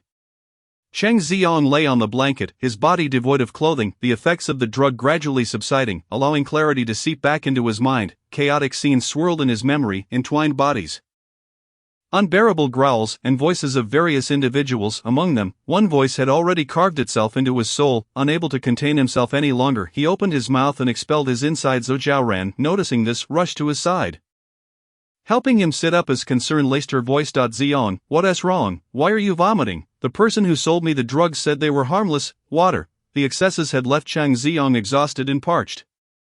Zhao Ran promptly brought a glass of water to his lips, reminding him gently, drink slowly. He gulped down the entire glass, quenching his thirst, and gradually regained some strength. He was bewildered by how everything had spiraled to this point. But wallowing in self-pity was futile. That he was a man. If he had lost his dignity, so be it, akin to being bitten by a rabid dog. He raised his head, his face devoid of anger. Instead, gazing tenderly at Zhao Ran. Not so has Su Yan agreed to the exchange. Yes, she has, Zhao Ran replied, her fingers tracing the outline of Cheng Ziyang's attractive lips, her voice soft and promising. Ziyang, I love you, rest assured. I will deal with Yi Ling even if it costs me my life. I will drag him down with me. You will have a good life, both in career and in love. As long as you are happy, I will be content. Ran. Cheng Ziyang affectionately called her by a more intimate name, looking at Zhao Ran with tenderness. Everything you've done for me, I will remember. Please keep your promises. With that, he leaned forward and planted a kiss on Zhao Ran's lips. Her cheeks flushed crimson as she nodded fervently. Yes, I will keep my word. Cheng Ziyang smiled, his joy akin to the warmth of spring. Yet, in his heart, a sinister thought lingered. It would be best if Zhao Ran and Yi Ling perished together, disappearing from this world. As long as Yi Ling existed, Su Yan's heart could never fully belong to him. If Yi Ling were to die, he could claim Su Yan entirely. Zhao Ran gazed at Cheng Ziyang's handsome face, overwhelmed by his gentle demeanor, feeling like the happiest woman in the world. What did it matter if Su Yan wielded power? Cheng Ziyang's first kiss and first love belonged to her. In this regard, she had already outshone Su Yan by miles. Zhao Ran laughed with abandon. Once she dealt with Yi Ling, she would achieve her perfect life. As night fell, the biting cold winds ravaged the coastal waters near the capital. Su Yan and Su Shen, accompanied by Yi Ling, followed Zhao Ran's directions, steering the cruise ship several hundred kilometers from the shore to anchor in the vast sea. Not far away, an old cruise ship lay quietly at rest. Zhao Ran called Su Yan, bring the ship closer. Everyone except the essentials must disembark, or I will immediately carry out my threats. With that, she ended the call. Su Shen, standing beside Su Yan, overheard Zhao Ran's words and exclaimed urgently, Sister, when Zhao Ran goes mad, she becomes reckless. You must get the bodyguards off the ship quickly, otherwise Brother Ziyang will truly be in danger. Su Yan turned to the bodyguards behind her. There are kayaks on the cruise ship. You will take those and follow us closely. The bodyguards complied, and soon only Su Yan, Su Shen, and the bound Yi Ling remained on the cruise. Yi Ling scoffed, Are you sure this is wise? If that lunatic Zhao Ran has set a trap, we will certainly be annihilated. Su Yan reassured him softly, Do not worry. I have made ample preparations. Police were stationed at the maritime boundaries, and bodyguards were trailing behind the cruise ship. Soon, she would summon the helicopter arranged by Fan Man Ning. Zhao Ran could not escape her grasp. Yi Ling regarded her confident demeanor with a slight smirk. The very person responsible for his current predicament was her. The architect of his doom. With Su Shen acting as a volatile variable, he harbored no expectations for this operation. He turned away, choosing to ignore Su Yan. Feeling a touch disheartened, Su Yan quickly adjusted her mindset. If Yi Ling did not trust her, she would show him through her actions. As long as she ensured his safety this time, Yi Ling would undoubtedly forgive her afterward. The cruise ship soon approached the old vessel. Su Shen, with keen eyes, spotted Cheng Ziyang on the deck, exclaiming with delight, Brother Ziyang. Cheng Ziyang was bound and gagged, but upon hearing Su Shen's call, he became animated, making muffled sounds of excitement. The cruise ship halted, closely aligning with the old vessel. Zhao Ran, holding a dagger to Cheng Ziyang's throat, stepped to the bow, addressing Su Yan, Do not move, let Su Shen bring Yi Ling over. Remember, no tricks, or I will immediately fulfill my threats. As she spoke, the dagger pressed closer, causing Cheng Ziyang to tremble in fear. Seeking Su Yan's help, Sister, let me go. Su Shen, unable to contain her impatience, dashed to Yi Ling's side, pushing him toward the bow. Hurry, don't waste time. If something happens to Brother Ziyang, you're done for. As they passed by Su Yan, Yi Ling locked eyes with her. Su Yan reached out, grasping his arm in a comforting manner. Trust me, you will be fine. Yi Ling averted his gaze, saying nothing. Both parties reached the bow simultaneously. Su Shen's eyes remained fixed on Cheng Ziyang as she impatiently urged Zhao Ran, Let us hurry with the exchange. Zhao Ran lifted her chin slightly first. Let Yi Ling come over. Su Shen immediately became alert. If Yi Ling stepped forward, what would happen if Zhao Ran refused to release him?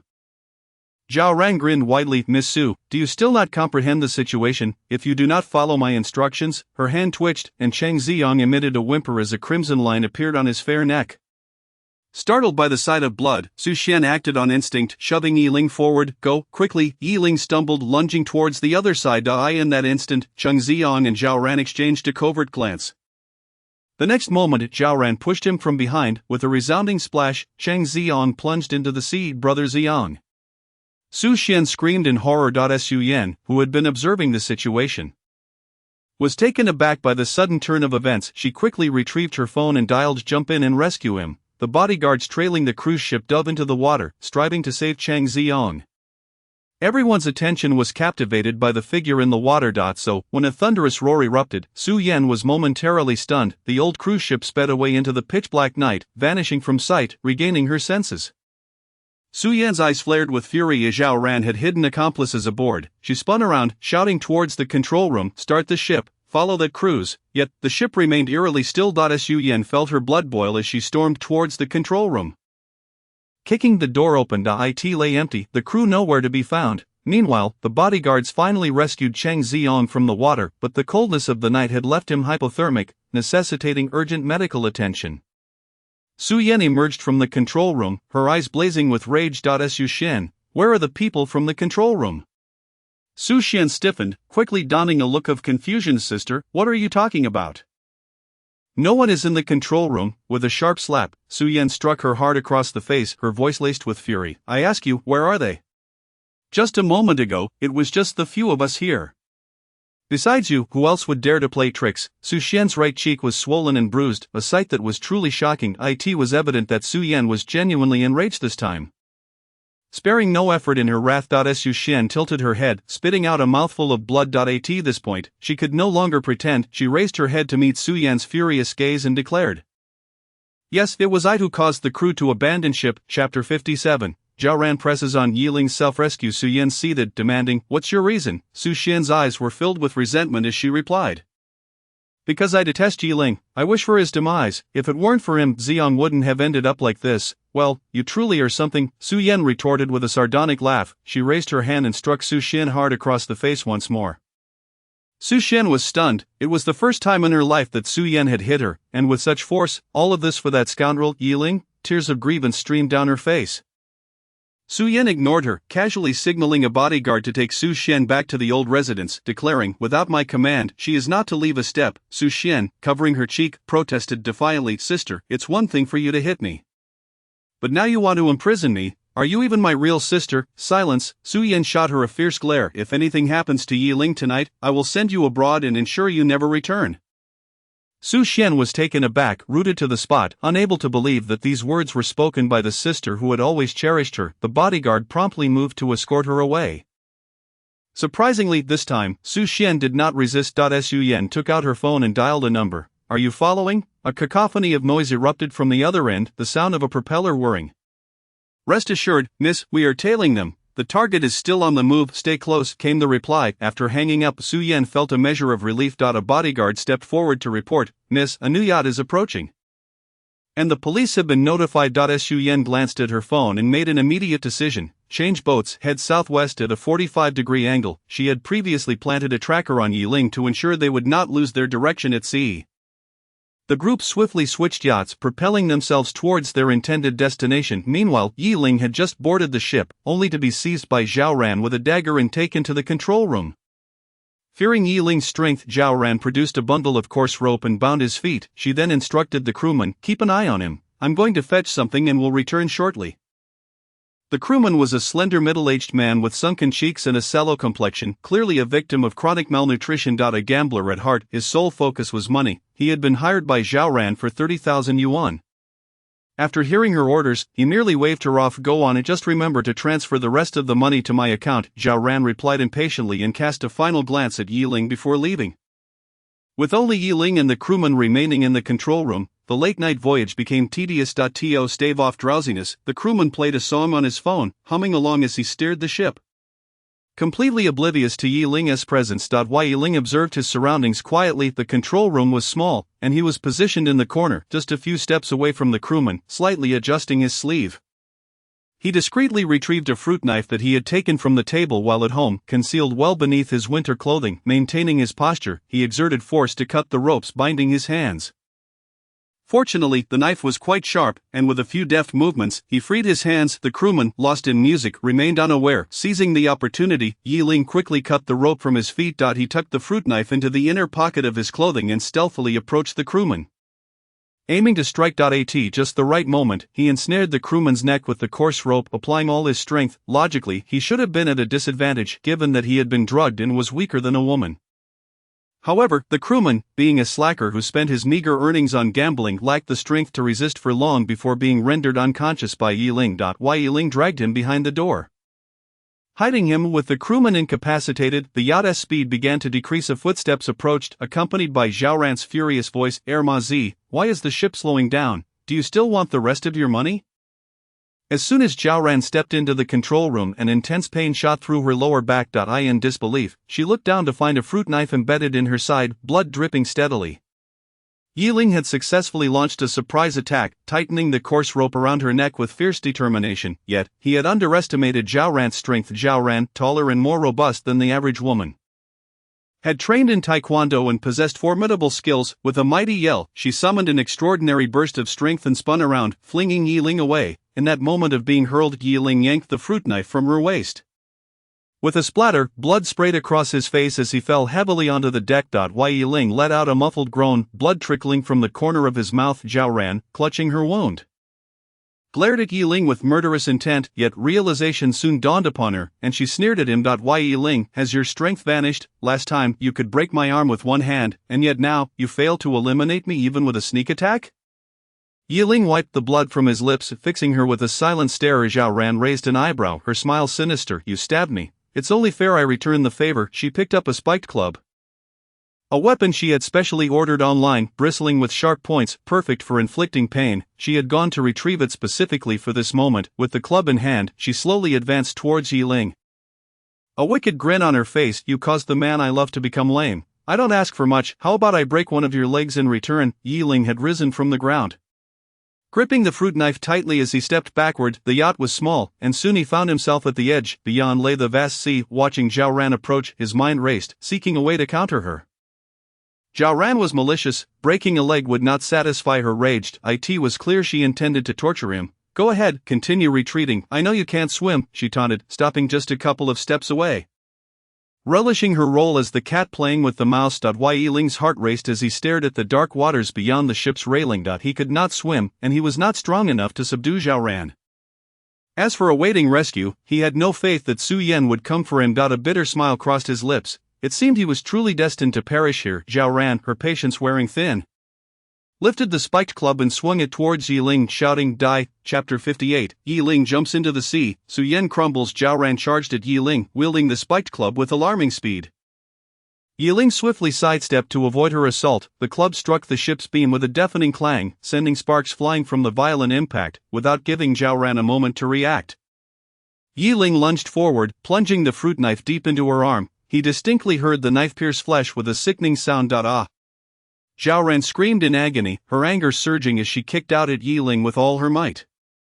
The force sent him crashing into the ship's railing, and he coughed up blood, feeling as though his ribs had shattered. Zhao Ran, bleeding from her waist and arm, resembled a demon risen from the depths of hell. Dizziness washed over her, but sheer willpower kept her upright. She had promised Ziyang that even if she were to die, she would take Yiling down with her. Gritting her teeth, she yanked the fruit knife from her arm and hurled it into the sea.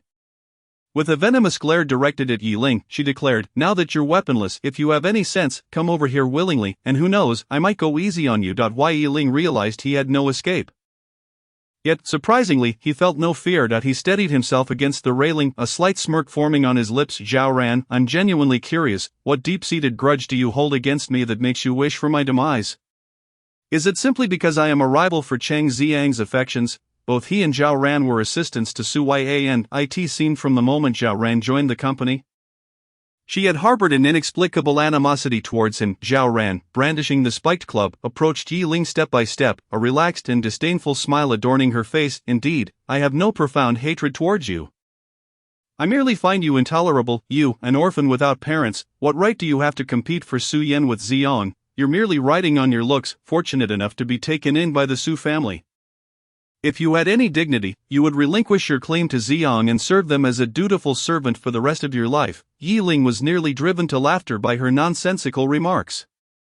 My being taken in by the Su family and my relationship with Su Yan has nothing to do with you, an outsider. You are merely waving a flag to deceive the tiger. You claim your actions are for Cheng Ziyang, yet it is evident they are solely for your own benefit. What a farce of a fan you are. Having someone like you as a supporter is nothing short of a disgrace for Cheng Ziyang. Zhao Ran's expression darkened, her defenses shattered. Do not tarnish my feelings for Xiang. I would willingly sacrifice my life for him. What about you? Would you dare to die for Su Yan and die for Su Yan? Yiling scoffed. In the past, he would have done so without hesitation, yet now, he finds it unworthy. Observing his silence, Zhao Ran burst into laughter, mocking, you dare not even die for the one you love. You are no different in your feelings for Su Yan. Her love for Cheng Xiang is noble, grand, and beyond reproach. What right does Yiling have to judge? She stepped closer, the Wolf Fang club in her hand glinting ominously in the moonlight. With a chilling tone, she declared, I am by nature rather kind-hearted, so do not worry. I won't take your life immediately. I shall savor the torment slowly. First, I will sever one of your legs as retribution for all the years you bullied Xiang. And as for your face, you are so fond of using it to entice Su Yan, are you not? I will pierce it with my club until it is riddled with holes, and then let us see which woman would still find you appealing. Zhao Ran grew increasingly exhilarated, a deranged glee dancing at the corners of her mouth. Coupled with her blood-stained appearance, she resembled a demon. Yiling understood Zhao Ran's character well. She was one who repaid every slight in full measure. Offending her even slightly would guarantee a gruesome end. It would be better to take a gamble. He turned to face the inky waters. The dark sea at night resembled a monstrous creature with an insatiable maw. Unfathomable in its depths, drawing a deep breath, he cast aside all distractions. Grasping the railing, he looked back at Zhao Ran with derision. Zhao Ran, if you are willing to die for love, then by all means. Do so. I shall not accompany you. With that, he pushed off forcefully and leapt into the ocean. Splash! Yiling! The dull sound of his plunge and Su Yan's panicked cry echoed simultaneously. In that moment of falling into the sea, Yiling heard a familiar voice. An indescribable ache churned within his heart. He closed his eyes. Let this be the end of his life with Su Yan. On the cruise ship, Su Yan gazed at the pitch-black sea, her eyes wide with anguish. In a voice hoarse from despair, she commanded, everyone jump into the water and search for him. If anything happens to Yiling, I will hold all of you accountable. Witnessing Su Yan's loss of reason, the bodyguards dared not delay any longer. Leaping into the water in search of him, Zhao Ran had not expected Su Yan to pursue them. She quickly turned to flee into the cabin. At that moment, the roar of a helicopter pierced the dark night sky. Just as Zhao Ran took a step, both of her feet were struck by bullets. A sharp pain shot through her, and she fell helplessly onto the deck, unable to rise again. A police officer descended from the ladder onto the deck, kicked the Wolf Fang club from Zhao Ran's grasp, and handcuffed her. He then reported into his radio. Target has been apprehended. Across from the old cruise ship, Su Yan clung to the railing, her eyes bloodshot and unblinking as she stared at the sea. Torrents of tears streamed down her cheeks, each drop falling into the ocean. She had arrived too late. Yiling clearly could not swim, yet when he jumped, he was so resolute, so unhesitating. How could she believe he would come to save him? Regret surged within her, almost overwhelming her. She had been wrong, so self-righteous, believing she could protect him. Yiling had explicitly stated he did not wish to exchange lives, yet, disregarding his wishes, she had handed him over to Zhao Ran. There were indeed other ways to rescue Cheng Xiang, yet she had still risked Yiling's life. Watching him leap into the sea shattered her heart. Su Yan was filled with regret, mourning her misguided choices. On the surface of the water, the bodyguards split into two groups. One dove into the depths, searching for him, while the other remained on the surface, wielding night vision lights and calling out Yiling's name. Yet no response came. As Su Yan witnessed this scene, her body trembled violently, as if she might perish at any moment. Suddenly she kicked off her shoes, grasped the railing, and prepared to jump into the sea. Standing behind her, Fan Man Ning gasped in alarm, rushing forward to grasp her waist. Su, please do not act recklessly, let go of me. I must find Yiling. Su Yan struggled desperately, her hair disheveled, no longer the picture of grace. At this moment, her mind was consumed by a singular thought, to leap and find Yiling herself. Fan Man Ning could not allow her to take such a risk, clinging to her waist and insisting, Su, please calm down, the bodyguards are already searching. I believe we will have news soon. Su Yan was in no mood for such calmness, she only desired Yiling. Fan Man Ning gritted her teeth, holding on tightly. If Su Yan were to jump, she would surely be dismissed the following day for failing to protect the president. Su, consider the bigger picture, so many are searching, I am certain Assistant Yi will be alright. You must maintain control of the situation, you cannot jump. But no matter what she said, Su Yan remained unmoved. Her eyes were bloodshot, her movements frantic, her expression utterly deranged. Just then, a trembling bodyguard emerged from the water. Reporting, Su, we have searched this area thoroughly, but there is no sign of Yiling. The ocean at night is perilous. We cannot guarantee. Perhaps he has been. He could not finish his sentence, yet the implication was clear to all, after searching for so long without success. It was likely he had met a grim fate. Su Yan's struggles ceased abruptly. Wai Yiling was dead. It felt as if a hammer had struck her head, tearing her apart. A wave of intense pain spread through her body. Her ears rang, and as white light flashed before her, she felt herself weaken. Fan Man Ning realized Su Yan was growing heavy in her grasp. Looking down, she saw Su Yan's face had turned pale. She had fainted. Panic seized her heart. She quickly laid her on the deck and grabbed her phone to contact those waiting on the shore. Hurry, send a doctor. The president has fainted. In the frigid dark waters, Yiling's body continued to sink. Water clogged his throat, and the sensation of suffocation grew more intense. Just as consciousness began to fade, a glimmer of light appeared beneath the surface. Something was cutting through the water. Racing towards him, the buzzing sound grew closer, but Yiling's mind was too clouded to comprehend. He closed his eyes, surrendering to the engulfing darkness. The following day, at the Su family private hospital, as Su Yan opened her eyes, Zhang Wei, who had been vigilantly watching by her bedside, noticed immediately. With concern, she asked, Su, how do you feel? Is there anywhere that still troubles you? Su Yan did not answer. Instead, she grasped Zhang Wei's hand, urgently inquiring, where is Yiling? What has happened to him? Zhang Wei's expression turned regretful as she helped Su Yan sit up, gently saying, do not worry. The police are still searching to see. They will notify you immediately if there is any news. How long was I unconscious? An entire night. An entire night, Su Yan murmured, her spirit shattered. An entire night had passed. It was nearly impossible that Yiling would still be found. Suddenly, she raised her hand and struck the bed with force. The foreneedle pierced deeply into her flesh, blood pouring forth. Zhang Wei gasped, have you lost your mind? She hurried to remove the needle from Su Yan's hand. Su Yan's eyes were vacant, her heart tormented by overwhelming regret. Tears streaming down her face like pearls freed from their string, she covered her face in anguish, realizing, yes, I am mad. I should never have exchanged Yiling, otherwise he would not have jumped into the sea. This is all my fault. Zhang Wei watched her in despair, deeply sighing. Upon learning that Yiling had jumped into the sea, she too had been shocked. At the same time, she felt helpless for her friend, who had abandoned Yiling for Cheng Xiang. To be honest, Yiling had been terribly unfortunate. His misfortune was meeting Su Yan, which ultimately cost him his life, yet all of this could not be undone.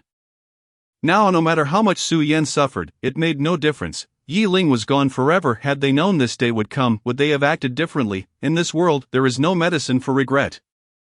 Su Yan cried for what felt like an eternity, as if she were draining every tear she would shed in her lifetime. Zhang Wei sat in a chair, offering words of comfort before gently reminding her. Cheng Xiang was also brought to the hospital last night. He has been insisting on seeing you. Would you like to go and check on him? Su Yan's sobs ceased abruptly, a flicker of disdain crossing her eyes. No, the mere mention of Cheng Xiang brought Yiling to mind. Cheng Xiang was alive and well, while Yiling remained unaccounted for, although Zhao Ran was the true instigator of all this chaos. Cheng Xiang was still a victim, however she could not help but direct her anger toward him. Had it not been for him, Yiling would not have been in danger. Zhang Wei noticed the distaste in her tone and felt a sense of satisfaction.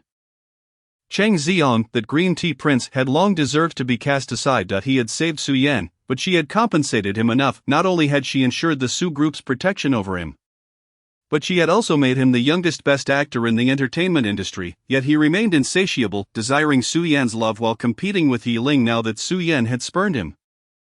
He deserved it. A knock sounded at the door. Dr. Zhang, has the president awakened? It was Fan Man Ning's voice. Su Yan immediately ceased her weeping, a glimmer of hope rising within her. Come in. Fan Man Ning entered, her expression serious, and upon seeing this, Su Yan's heart sank. With a voice rendered hoarse, she spoke, imbued with a glimmer of hope. What is it? Has Yiling been found? The police at Assistant Ye's side are still searching. But President Su, it pertains to another matter. Someone wishes to see you. Upon hearing that it was not news regarding Yiling, Su Yan unceremoniously issued a dismissal. I will not meet them. Fan Man Ning hurriedly interjected, President Su, this concerns the car accident from 5 years ago. The individual claims to possess evidence. Su Yan's gaze darkened, commanding, bring them to me. Fan Man Ning complied, swiftly exiting the hospital room. Before long, a man entered, following closely behind her. He was tall and handsome, yet his attire was exceedingly ordinary, bearing hints of disarray, which starkly contrasted with his demeanor. Standing a few steps away from Su Yan, he greeted her with a smile. Good day, President Su. I am by Xinglan in another hospital room. Cheng Xiang had long since awakened after being brought in for treatment. He used several of his own signed documents to bribe the nurses into divulging information. Upon learning that Zhao Ran had been apprehended, a surge of frustration welled within him. This useless Zhao Ran, who had made such promises to him, had failed to eliminate Yiling and had instead been captured by the police. He should never have placed his trust in her. What can a woman possibly accomplish?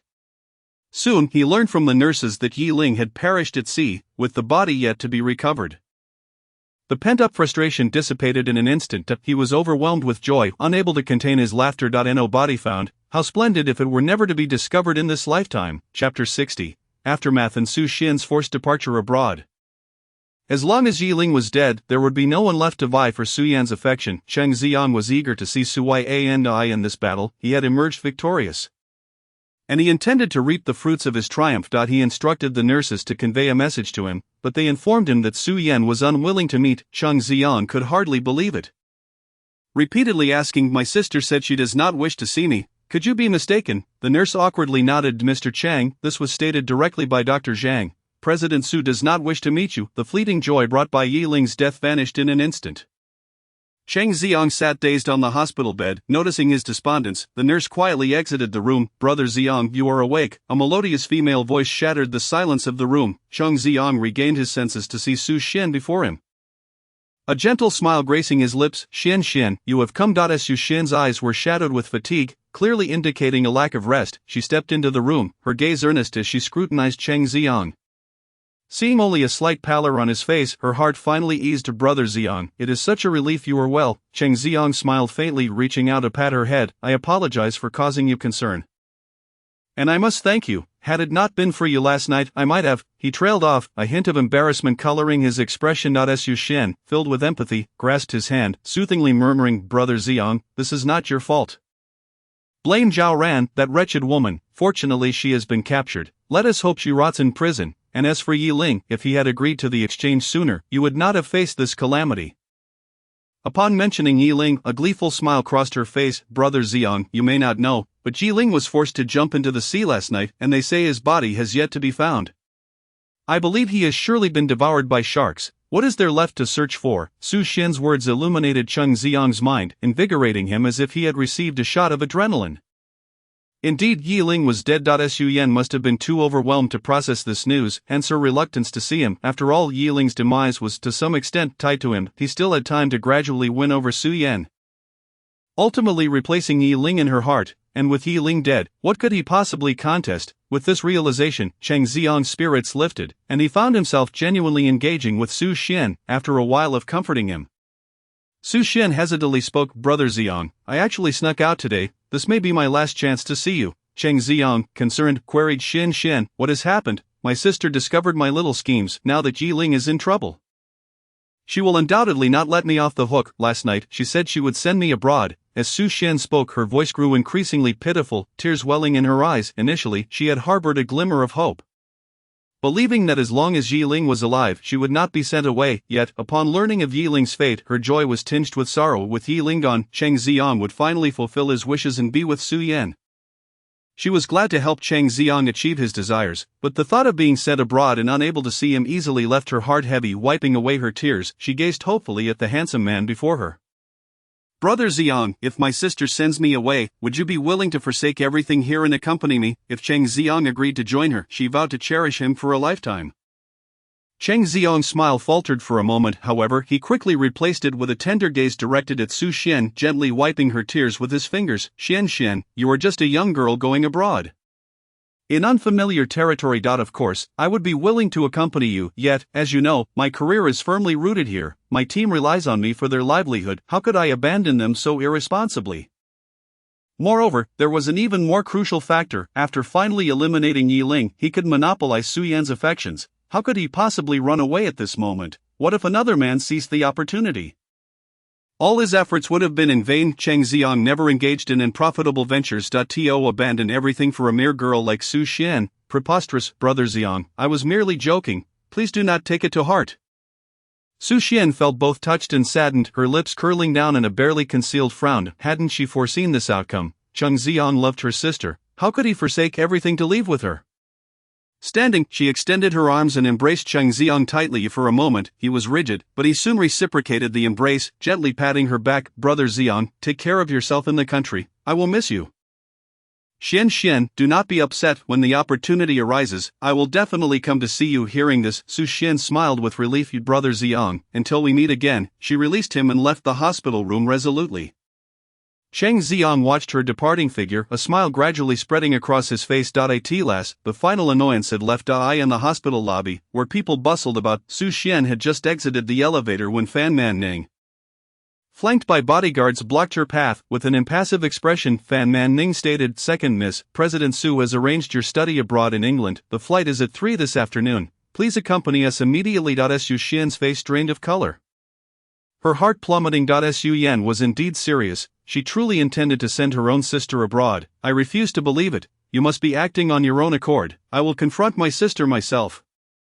She swiftly turned to return to the elevator. Two bodyguards immediately advanced, one on each side, gripping her shoulders firmly. Perhaps they had received prior instructions. They showed no mercy, their large hands pressed down on Su Xian's delicate shoulders, rendering her immobile. "Release me. If you dare lay a hand on me, I will ensure my sister has you dismissed." Su Xian's cries attracted the attention of numerous onlookers in the lobby. Fan Man Ning coldly observed the scene and commanded, "Take her away." News of Su Yan sending Su Xian abroad spread like wildfire throughout their social circle. Many were astonished. Everyone had witnessed how doting Su Yan was toward her sister. Why would she suddenly send her away? Simultaneously, the wedding between Su Yan and Yi Ling was once again called off. The news of Yi Ling's fall into the sea circulated widely. Some inquisitive souls pieced together the events, spreading the gossip. Human nature is inherently curious, and soon everyone was aware. Save Cheng Ziong, who had been kidnapped. Su Yan had used Yi Ling as leverage. Ultimately, Yi Ling had been forced to leap into the sea, and now his body remained unfound. Chapter 61, Yi Ling rescued by the young lady of the Guan family. Within the elite circles, some lamented. It appears that Su Yan's true love lies with Cheng Ziong, as she was willing to exchange Yi Ling for him. Many concurred, yet sympathy for Yi Ling arose in their hearts. After years of flattery, he had gained nothing, ultimately losing his life. How tragic. However, they could also understand Su Yan's actions. After all, when compared to Cheng Ziong, Yi Ling fell woefully short in every regard. When forced to choose, it was evident whom she would abandon. Others connected Yi Ling's plunge into the sea with Su Xian's impending departure, suggesting that perhaps Su Yan harbored some feelings for Yi Ling. To seek vengeance on his behalf, she was willing to send her own sister abroad. This individual was met with collective disdain. If Su Yan had any feelings for Yi Ling, would she have traded him for Cheng Ziong? Wake up! Su Yan only cared for Cheng Ziong. Yi Ling was merely a pawn in the capital.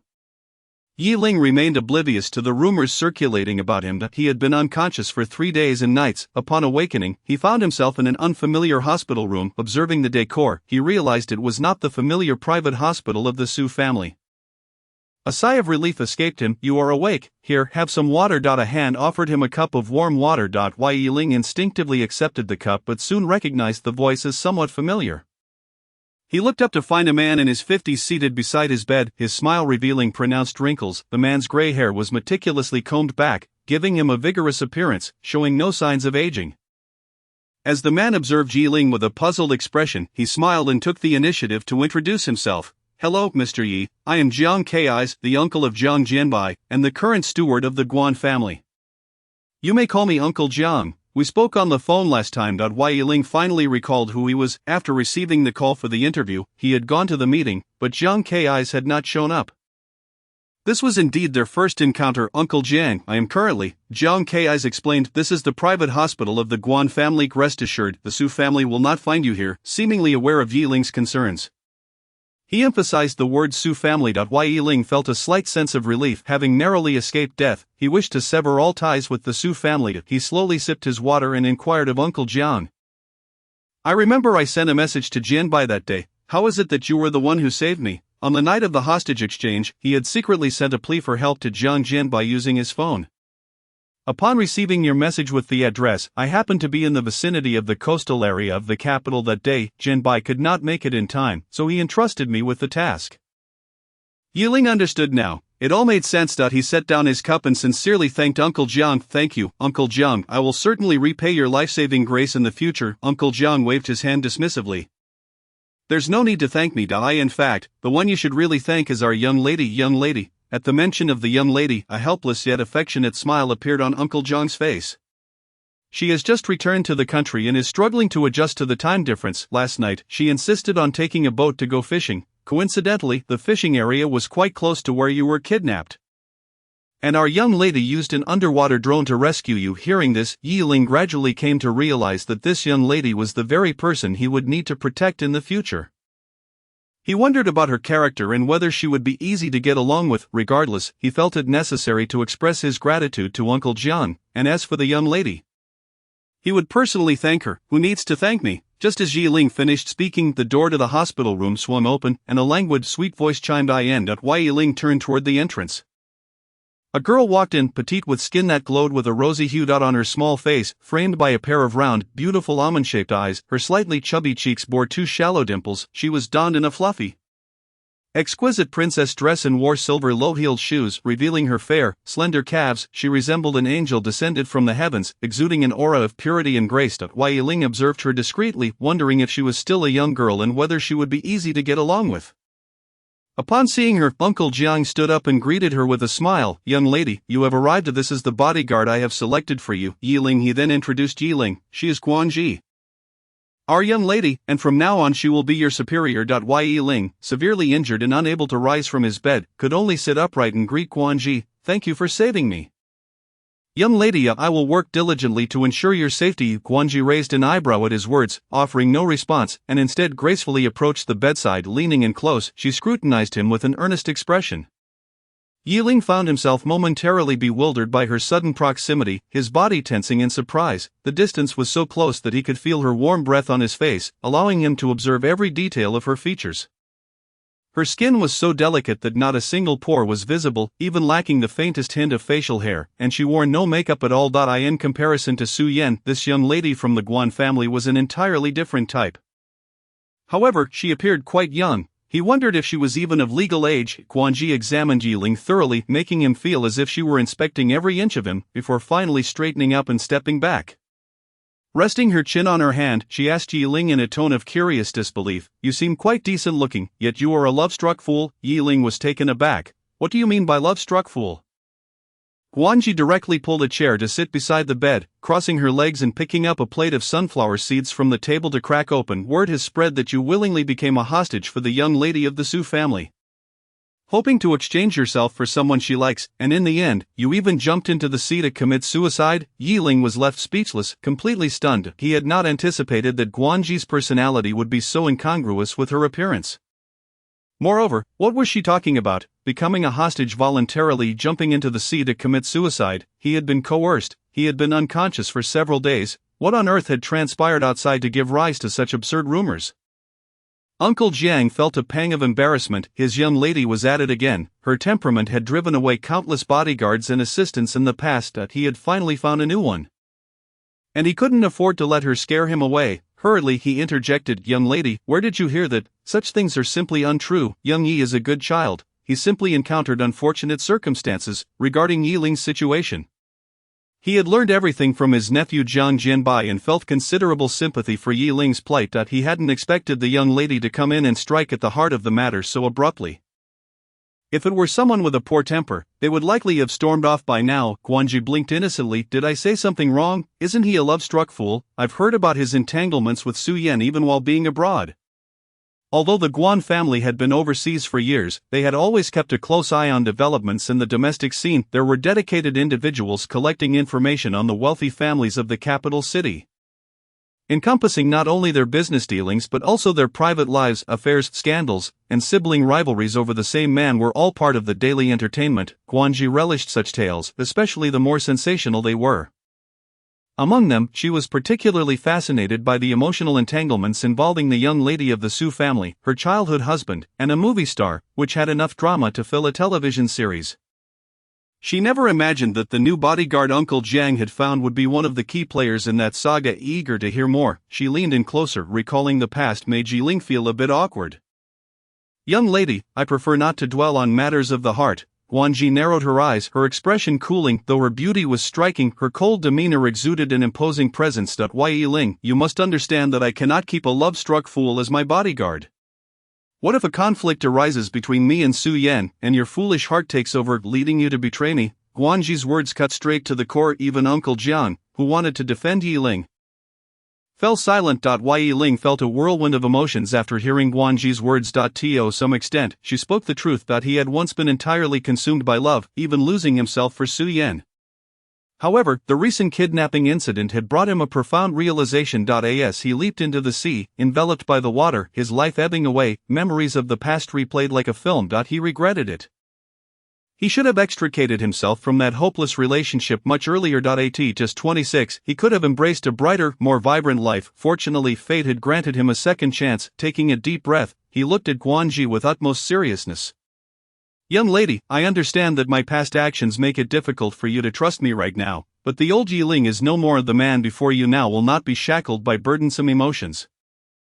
This time, I live for myself. For protecting you and ensuring your safety is my utmost priority as your bodyguard. I will prove this to you. I kindly ask for a chance. Guanji raised an eyebrow. Surprised by his declaration, however, she found his words somewhat satisfactory. A relaxed smile returned to her face. You want me to trust you? Simple enough. Recount your entire history with Su Yan to me, leaving no details unspoken. Without a hint of concealment, how about that? Yi Ling hesitated. Revealing his romantic history in front of a young girl felt rather inappropriate, as if it might corrupt her innocence. Uncle Jiang seemed to sense his apprehension and cleared his throat. Young Yi, the Guan family conducts thorough background checks on all new recruits. This is standard procedure. Besides, our young lady may appear youthful, but she is already 20 years old and has seen enough of the world. In fact, Guanji had encountered far more outrageous characters during her years abroad, so there was no need for Yi Ling to worry that his romantic past would negatively influence her. After hearing Uncle Jiang's reassurances, Yi Ling felt somewhat reassured. Having resolved to let go of that chapter of his life, he no longer felt conflicted about sharing his past. He would simply regard Guanji as a confidant. And once he finished recounting his story, he would completely sever ties with his past. Thus, he began recounting how he had been adopted by the Su family after losing his parents at a young age. I was orphaned at a young age and taken in by an orphanage. When I was 8, Mr. and Mrs. came to the orphanage looking for a suitable boy to adopt. He spoke slowly, unhurried, sharing the story of his past. Initially, he had thought it would be difficult to open up about those memories, but once he began, he found it wasn't so challenging after all. He recounted his experiences with the Su family and Su Yan, reliving those years filled with bitterness and pain, yet he spoke of it all with a lightness, for he had already made the decision to move on and felt no need to be emotionally affected by it any longer. As Guanji listened, she continued to crack open sunflower seeds. The seemingly casual and indifferent demeanor belied a keen attentiveness. Throughout this period, she uttered not a single word, content merely to be a listener. Yi Ling's voice was deep and magnetic, making it a pleasure to hear him speak. Before long, Yi Ling's tale came to a close. A sense of relief washed over him, as if he had excised the emotional tumor of his feelings for Su Yan that had plagued him for years. Guanji had finished cracking her sunflower seeds as well, and all she had to say was, "You truly are a remarkable grumbler." Yi Ling, her words are as sharp as daggers. Guanji rose, brushing off the sunflower seed shells from her skirt, and resumed her fairy-like demeanor. With a beaming smile, she addressed Yi Ling. "I found your story quite satisfying. Take good care of your injuries and return to duty swiftly."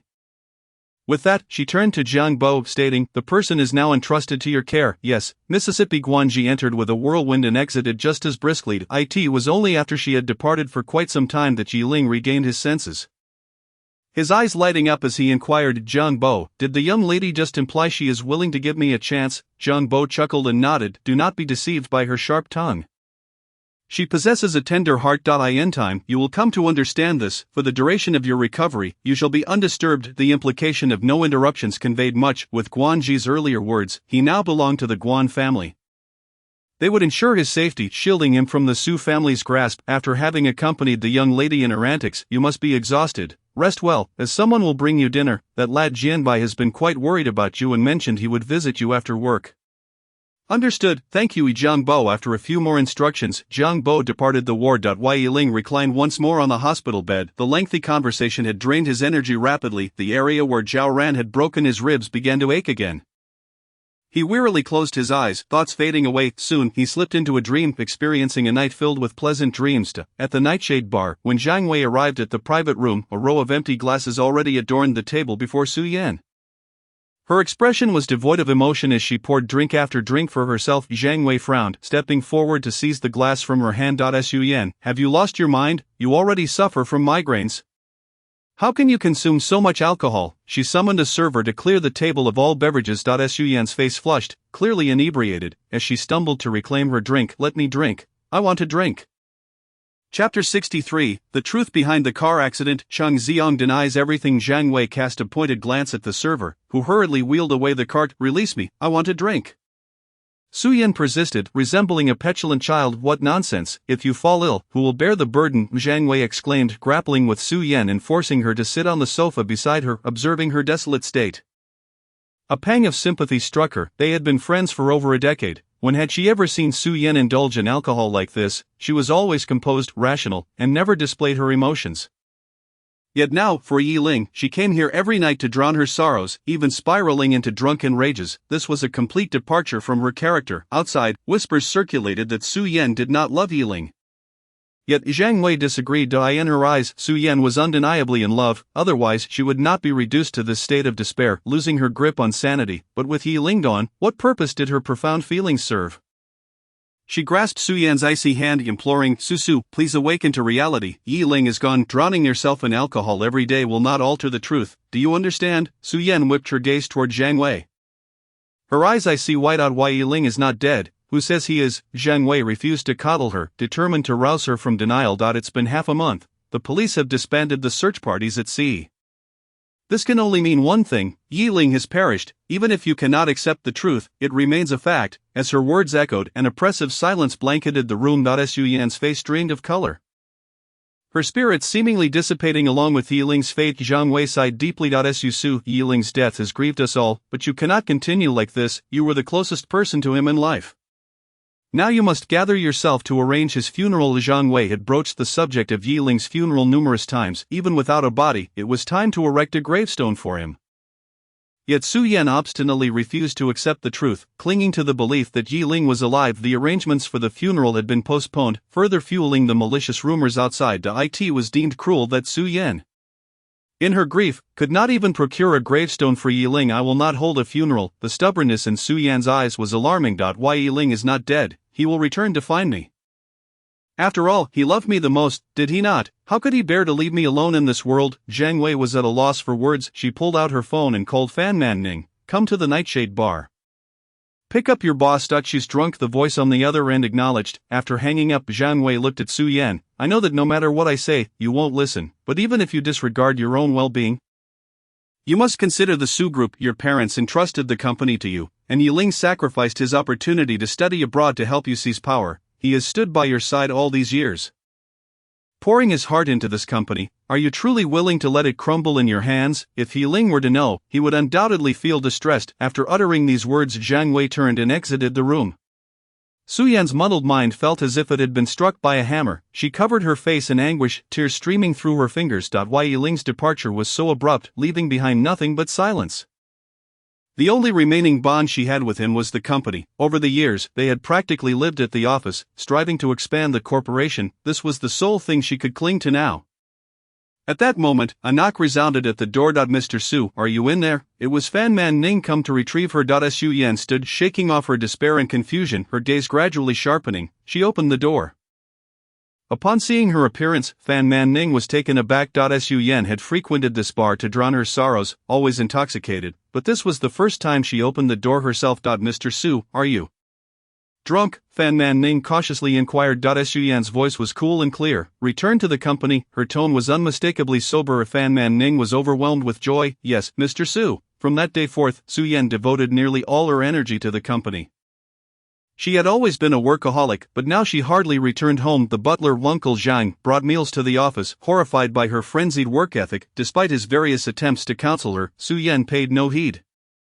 The one person who could have moved her, Yi Ling, was no longer present. Uncle Zhang could only leave with a heavy heart. Besides work, the only matter that drew Su Yan's attention was the truth behind the car accident that occurred 5 years prior.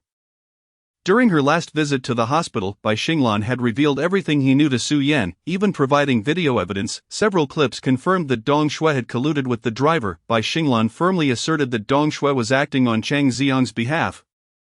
With no one else involved yet, Cheng Xiang did not appear in the videos, nor was he mentioned. Su Yan summoned Cheng Xiang for a confrontation. Cheng Xiang adamantly denied any involvement, exclaiming, "By Xinglan, you are merely jealous that Dong Shui values me more and are intent on slandering me."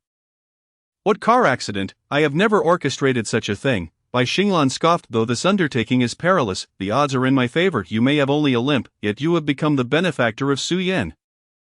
Thriving in the entertainment industry and reaping both fame and fortune." Cheng Xiang's eyes blazed crimson. "This is all your imagination. If you have the guts, produce concrete evidence instead of vague videos." The two exchanged heated words. At that moment, news arrived from Dong Shui. She took full responsibility for the incident, admitting her collusion with the driver from the accident. As for Cheng Xiang, she claimed he was innocent and had no knowledge of the events. However, she remained silent on the motive behind the accident. Su Yan's brow furrowed deeply. She had no enmity with Dong Shui. There was no reason for her to target Su Yan like this. The true answer lay with the driver. However, she inclined to trust Bai Xinglan's account. After all, Cheng Xiang was the one who stood to gain the most from this incident. Realizing her suspicions, Cheng Xiang pleaded with tears. "Sister, please believe me. I did not do it. I don't know why Dong Shui would plan that accident. I even lost a leg because of it. How could this be my doing?" Su Yan gazed at him intently. Remaining silent, her cold stare pierced Cheng Xiang's heart, leaving it bleeding. He forced a sorrowful smile. "Sister, I truly did nothing wrong. I will prove it to you." With that, he walked away, lost and despondent. That very night, news broke of Cheng Xiang's suicide. Chapter 64. Cheng Xiang faces disdain. Su Yan's dislike for second-hand dirty men. Upon learning of Cheng Xiang's suicide, Su Yan felt a flicker of doubt regarding her previous convictions. 5 years ago, during that fateful car accident, Cheng Xiang had indeed risked his life to save her, and now, he appeared to resort to suicide as a testament to his innocence. Could it truly be that he was not responsible? After all, no one would gamble with their own life. A twinge of guilt stirred within Su Yan. To uncover the truth, she knew she must locate the driver from that incident. Thus, she dispatched numerous personnel to fervently search for the whereabouts of the driver. Fortunately for Cheng Xiang, he was discovered in time and rescued. However, he had lost considerable blood and was left somewhat weakened, necessitating a hospital stay for a while. During this period, apart from her daily responsibilities, Su Yan would occasionally visit him in the hospital. Due to her lingering guilt, her demeanor towards Cheng Xiang softened slightly. Upon awakening, Cheng Xiang tearfully reiterated his assurance that he had no involvement in the car accident. Su Yan remained uncertain whether to believe him and chose not to pursue the topic further. Soon, the day of Cheng Xiang's discharge arrived. He learned that Su Yan was to attend a significant banquet the following evening and insisted on accompanying her as her partner. Su Yan acquiesced, albeit stating that this would be the last time he would accompany her to such events. Henceforth, she would not permit him to join her. Cheng Xiang felt a wave of disappointment wash over him, but soon rallied, determined to make the most of this opportunity. The kidnapping incident had caused quite a stir in the capital city. In a bid to rescue him, Su Yan opted to use Yiling as leverage.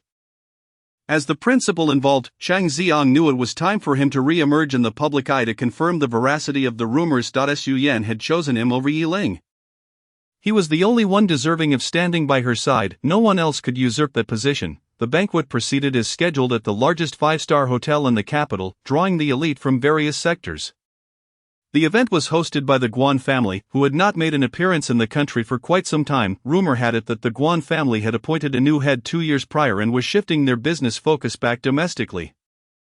The head of the Guan family had returned and would be present at the banquet. The name of the Guan family was well known among the circles. They had previously emerged from the underworld, and every prominent family had some dealings with them, often seeking their services for discreet matters. It could be said that the parents of the current generation of wealthy heirs and heiresses had, to some extent, interacted with the Guan family. Thus everyone showed respect by attending. Upon receiving the invitation, backstage at the banquet, Guanji scrutinized herself in the mirror. Dissatisfied despite her efforts, she discarded the sapphire blue shawl draped over her shoulders and instructed Yiling, "This shawl does not complement my gown at all. To return to the old residence immediately and fetch the purple shawl from my wardrobe." That purple shawl had been custom designed by the world-renowned fashion designer John.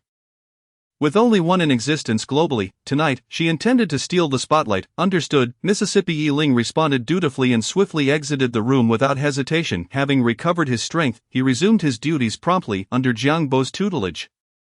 He had learned that one guiding principle was paramount unconditional obedience to the young lady's commands, regardless of whether her orders were reasonable or not. Whatever Guanji said was deemed correct, spending time closely shadowing Guanji during this period. He had witnessed much and adapted well. He relished his current life, filled with purpose and financial rewards. He had gradually begun to forget the past and had not thought of those bygone relations even once during the past half-month. Thus, when he encountered Cheng Xiang in the corridor, he was momentarily taken aback by the sight of him. Why, Yiling, you're not dead? Cheng Xiang's eyes widened in disbelief, resembling someone who had seen a ghost. Seeing the exquisite suit Cheng Xiang wore, Yiling understood that he too was attending the banquet. Despite the Guan family's invitation extending to the elite of the capital, it notably excluded individuals from the entertainment industry.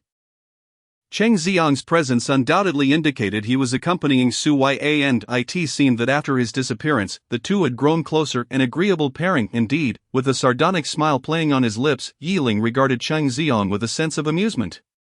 If you're still among the living, how could I possibly be dead? As Cheng Xiang observed that Yiling bore no signs of injury and appeared quite well, an ominous feeling enveloped him.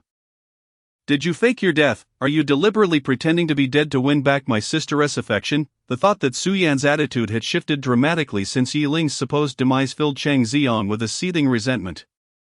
With Dong Shui imprisoned following her prosecution, Su Yan had ceased to treat him with any special regard, resulting in a significant decline in his resources within the entertainment industry. Meeting with Su Yan had become increasingly arduous.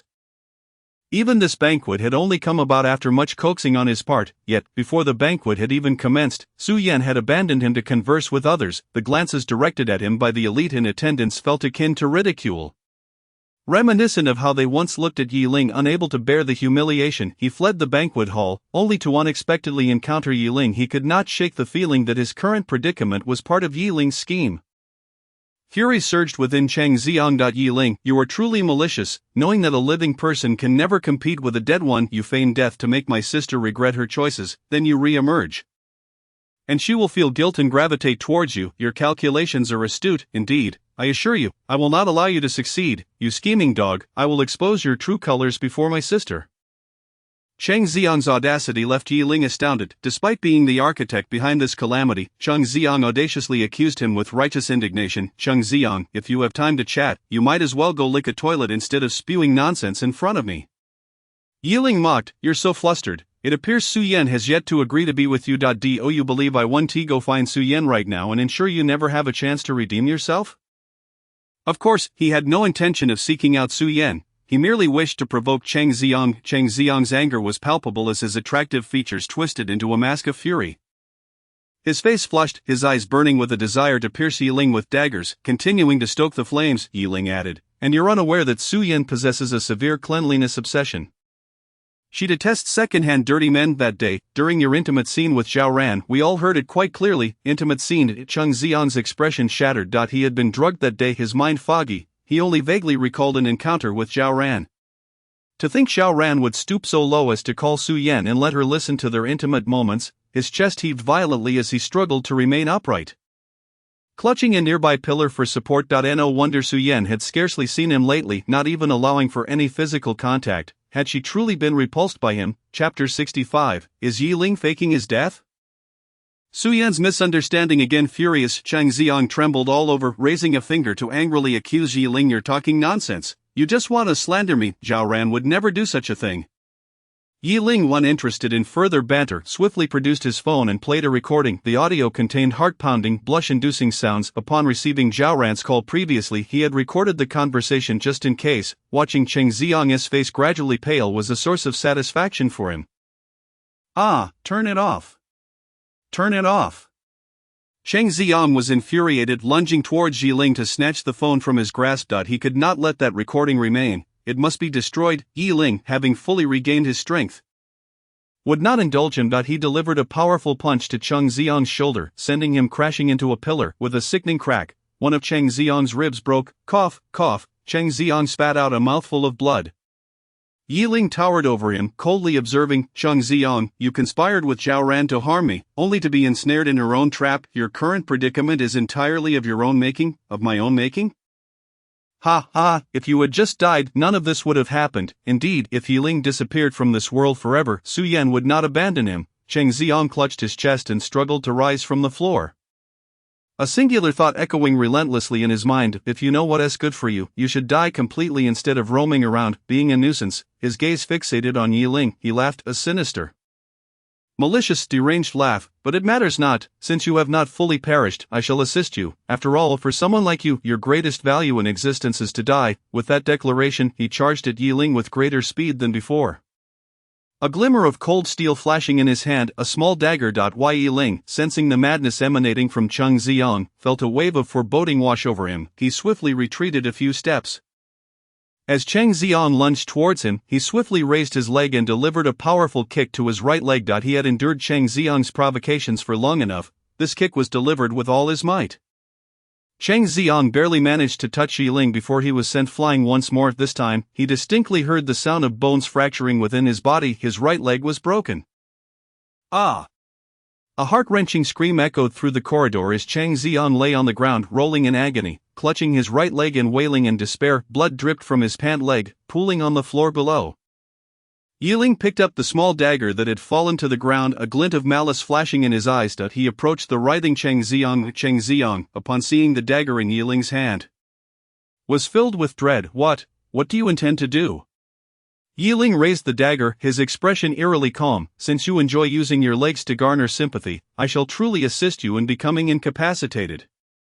Cheng Ziong was genuinely terrified now. His legs must not be rendered useless. Should he lose them, he would indeed become a true invalid. At that point, Su Yan would surely regard him with even greater disdain. He pressed his hands against the ground, crawling backward in despair and utter hopelessness. With a hoarse voice, he shouted towards the corridor, "Help! Yi Ling intends to kill me, please help!" Yi Ling crouched down and seized his right leg with a swift motion. The compact dagger glimmered ominously in the night. He raised his hand, aiming for the Achilles tendon. Just as the blade pierced the skin, a furious roar echoed from beside them. Stop! Immediately thereafter, his body was violently shoved aside.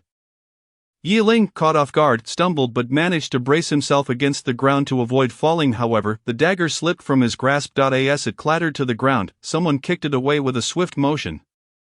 "Ziong, are you all right?" Su Yan hurriedly rushed to check on Cheng Ziong's condition. His complexion was pale, and his hair was soaked with sweat. Weakly, he spoke. "Sister, Yi Ling wants to kill me." "Yi Ling?" Su Yan abruptly turned around. Upon seeing the figure that haunted her thoughts, she momentarily forgot her actions. Yi Ling was not dead, he was still alive. Her eyes instantly brimmed with tears. "Ling," she hurried towards Yi Ling, attempting to assist him up, and apologized with guilt. "I'm sorry, I didn't mean to." Cheng Ziong had not returned to the banquet for quite some time, and fearing something might have happened to him, she had come out to search her. Upon arriving, she had heard his cries for help. Standing in the shadows, she had only glimpsed a tall figure wielding a glinting dagger, poised to harm Cheng Ziong. Without a second thought, she rushed forward to push him away, only to discover it was Yi Ling. Yi Ling coldly evaded Su Yan's outstretched hand, stepping back a few paces to distance himself from her. Witnessing his aloofness, tears streamed down her cheeks, and her heart ached. "Ling, are you still blaming me?" Cheng Ziong noted her expression and felt a surge of panic. "Damn it, Su Yan has found out that Yi Ling is alive." His mind raced, and he suddenly clutched his bloodied leg, crying out with a pitiful and wrong tone, "Sister, please don't be deceived by Yi Ling. He faked his death on purpose. He has been lying to you all along." Fake death? Su Yan's tears halted. Cheng Ziong felt a surge of joy. Su Yan was beginning to doubt. He knew all too well how to tarnish Yi Ling's reputation, having done so countless times before. His tears flowed even more fiercely. "Sister, Yi Ling is perfectly fine, yet he has not shown his face for so long, not even sending you a message. During this time, you have been unable to eat or sleep because of his supposed death. Losing so much weight, he did it on purpose, to see you mourn for him, fulfilling his malicious desires." It must be said, after staying beside Su Yan for so long, Cheng Ziong understood her character quite well. Su Yan was highly suspicious and loathed being lied to. His words began to shake her resolve. As Su Yan's tears had ceased, "Ling, you truly..." The question hung unspoken in the air. However, some matters, once voiced, carried an inherent doubt. Yi Ling sneered, "Are you truly unaware of whether I faked my death? The kidnapping incident was orchestrated by Zhao Ran and Cheng Ziong. Instead of questioning him, you come to ask me about my supposed fake death. Su Yan, is there something wrong with your brain?" Cheng Ziong immediately defended Su Yan. "Yi Ling, how can you speak to my sister like that? I know this incident has implicated you, but you cannot wrongfully accuse me. Claiming I orchestrated it, Zhao Ran has already been apprehended. she admitted to orchestrating everything, and I am not involved. Su Yan's expression soured as she frowned at Yiling Aling. Chang Ziyang is also a victim in this matter. You should not speak to him in such a manner. Chapter 66. Yiling viciously assaults Chang Ziyang. Chang Ziyang was deeply moved, tears shimmering in his eyes. Sister, he then shifted his tone, displaying a myriad of grievances. Yiling, I understand you sought to win back my sister's heart by pretending to be dead, but your selfishness is astounding. Do you not realize how many tears she has shed for you during this time? I merely wished for you to explain things to her, yet you resorted to violence against me. You broke my ribs and my right leg. Su Yan was taken aback. Her attention had been entirely on Yiling. Failing to notice Chang Ziyang's injuries, now upon closer inspection she was horrified to see him covered in blood, a truly pitiful sight. Remembering the scene she witnessed earlier, a surge of anger welled within her. Yiling had indeed gone too far. Not only had he deceived her with his fake death, but he had also left Chang Ziyang in such a state. Had he lost all sense of reason? Her gaze, once filled with regret and affection, turned. I see why. Yiling, you have crossed the line this time. Ziyang is a public figure. How can you allow him to be seen like this? Chang Ziyang coughed, blood seeping from the corner of his mouth, a stark contrast against the night. Su Yan's anger intensified. Chang Ziyang gently reassured her. Sister, I'm fine. Yiling is probably just upset, which is why he lashed out so violently. Please don't blame him, just have him apologize to me, and it will be enough. Su Yan furrowed her brow as she turned to Yiling. You have done this to him, an apology is the least you can offer. You must apologize to Ziyang, and we shall consider this matter settled. Chang Ziyang, hidden from Su Yan's view, smirked provocatively at Yiling. What does it matter if he is not dead? As long as Su Yan stands by my side, Yiling will have to bow to me. Yiling was nearly driven to laughter by their audacity. He looked at Su Yan meaningfully. You want me to apologize to Chang Ziyang? Su Yan softened her tone. A simple apology will suffice. We can let this matter go. As for your fake death, I shall not hold it against you. Yiling nodded. Very well, I will apologize. He approached Chang Ziyang, seizing him from the ground and pinning him against a pillar. Chang Ziyang was taken aback but managed to maintain his composure. What do you want? Yiling smiled brazenly. To apologize to you. Chang Ziyang eyed him suspiciously. Will this person truly apologize? How ridiculous, he had just said that to humiliate him. I'm sorry. Chang Ziyang was momentarily stunned. Yiling had genuinely apologized. Before he could revel in the moment, a sharp pain radiated across his cheek. Bang! Yiling had struck him with a powerful punch. Chang Ziyang, furious, exclaimed, I'm sorry. Yiling continued to apologize, raising his hand to strike the other side of Chang Ziyang's face. Having taken blows to both sides, Chang Ziyang's face was swollen, rendering him speechless, his eyes blazing with fury.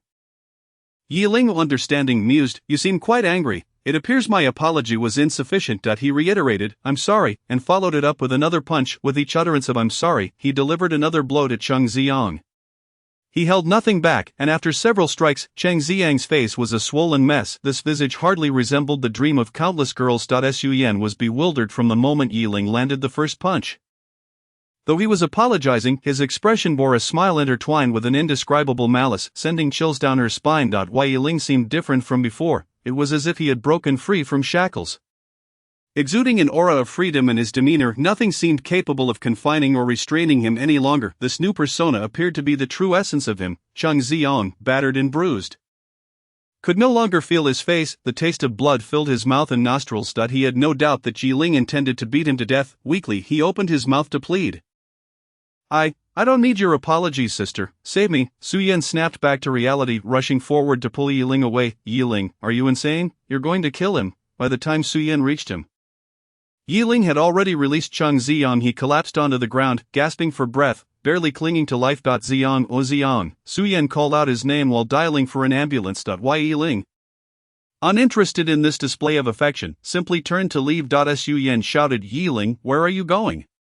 Without looking back, Yiling replied, Miss Su, this is none of your concern. Watching his figure fade into the distance, a void inexplicably opened within her heart, as if something had departed from her forever. Yiling, wait, she attempted to pursue him, only to be halted by Chang Ziyang tugging at her sleeve. Looking down, she saw him coughing up blood, weakly pleading, Sister, please, don't abandon me. She bit her lip, glancing towards the corridor where Yiling's silhouette had vanished around the corner. Ultimately, she knelt down, retrieving a cloth to wipe the blood from Chang Ziyang's face. Don't be afraid, I won't leave you, just hold on a little longer. The ambulance will be here soon. Sister, I knew you wouldn't abandon me. Chang Ziyang murmured, his consciousness fading. He felt a deep sense of satisfaction. This time, Yi Ling had lost to him once again. Following Guanji's instructions, Yi Ling returned to the old residence to retrieve the purple shawl. However, due to Cheng Xiang and Su Yan's unexpected arrival, he was delayed in his return. "Why has it taken you so long? Did something happen on the way?" Guanji turned, signaling for Yi Ling to drape the shawl over her. Why Yi Ling was slightly taken aback but complied. Shaking out the shawl and placing it over her shoulders, recounting the encounter with Su Yan and the others in the corridor, Guanji was somewhat pleased with his response. "When others slap you, you must return the favor tenfold. Remember, you represent my face in public. Do not allow yourself to be easily bullied." Wai Yiling acknowledged her. Guanji examined herself in the mirror, nodding in satisfaction. "Perfect, let us go. It is time to make our appearance." The banquet hall, the daughters of prominent families and their affluent counterparts were gathered together, whispering amongst themselves about the recent events. I could see it all too clearly. Cheng Xiang was bloodied and was taken away by an ambulance. Do you know who attacked him? He is under Su Yan's protection. Who would dare to harm him? Surely it couldn't have been Yi Ling. For I still remember 5 years ago when Cheng Xiang was hospitalized after a confrontation with him. Are you out of your mind? Didn't Yi Ling die by jumping into the sea? It must have been one of Su Yan's admirers, unable to tolerate the violence inflicted upon him. Su Yan sat in a corner, drowning her sorrows in alcohol, her mind preoccupied with the events of the evening. Cheng Xiang had been sent to the hospital, and she had not followed him there. She had intended to seek out Yi Ling to clarify what had transpired recently, but after searching the vicinity of the banquet hall, she found no trace of him. Had it not been for Cheng Xiang's hospitalization, she might have doubted whether she had truly encountered Yi Ling that night or if it were merely a figment of her imagination. Chapter 67, a resounding slap to Jiang Jiayue. Jiang Jiayue, donned in a vibrant red dress resembling a flower in full bloom, sauntered gracefully towards Su Yan and Su Su. What has happened? How could Cheng Xiang have been attacked?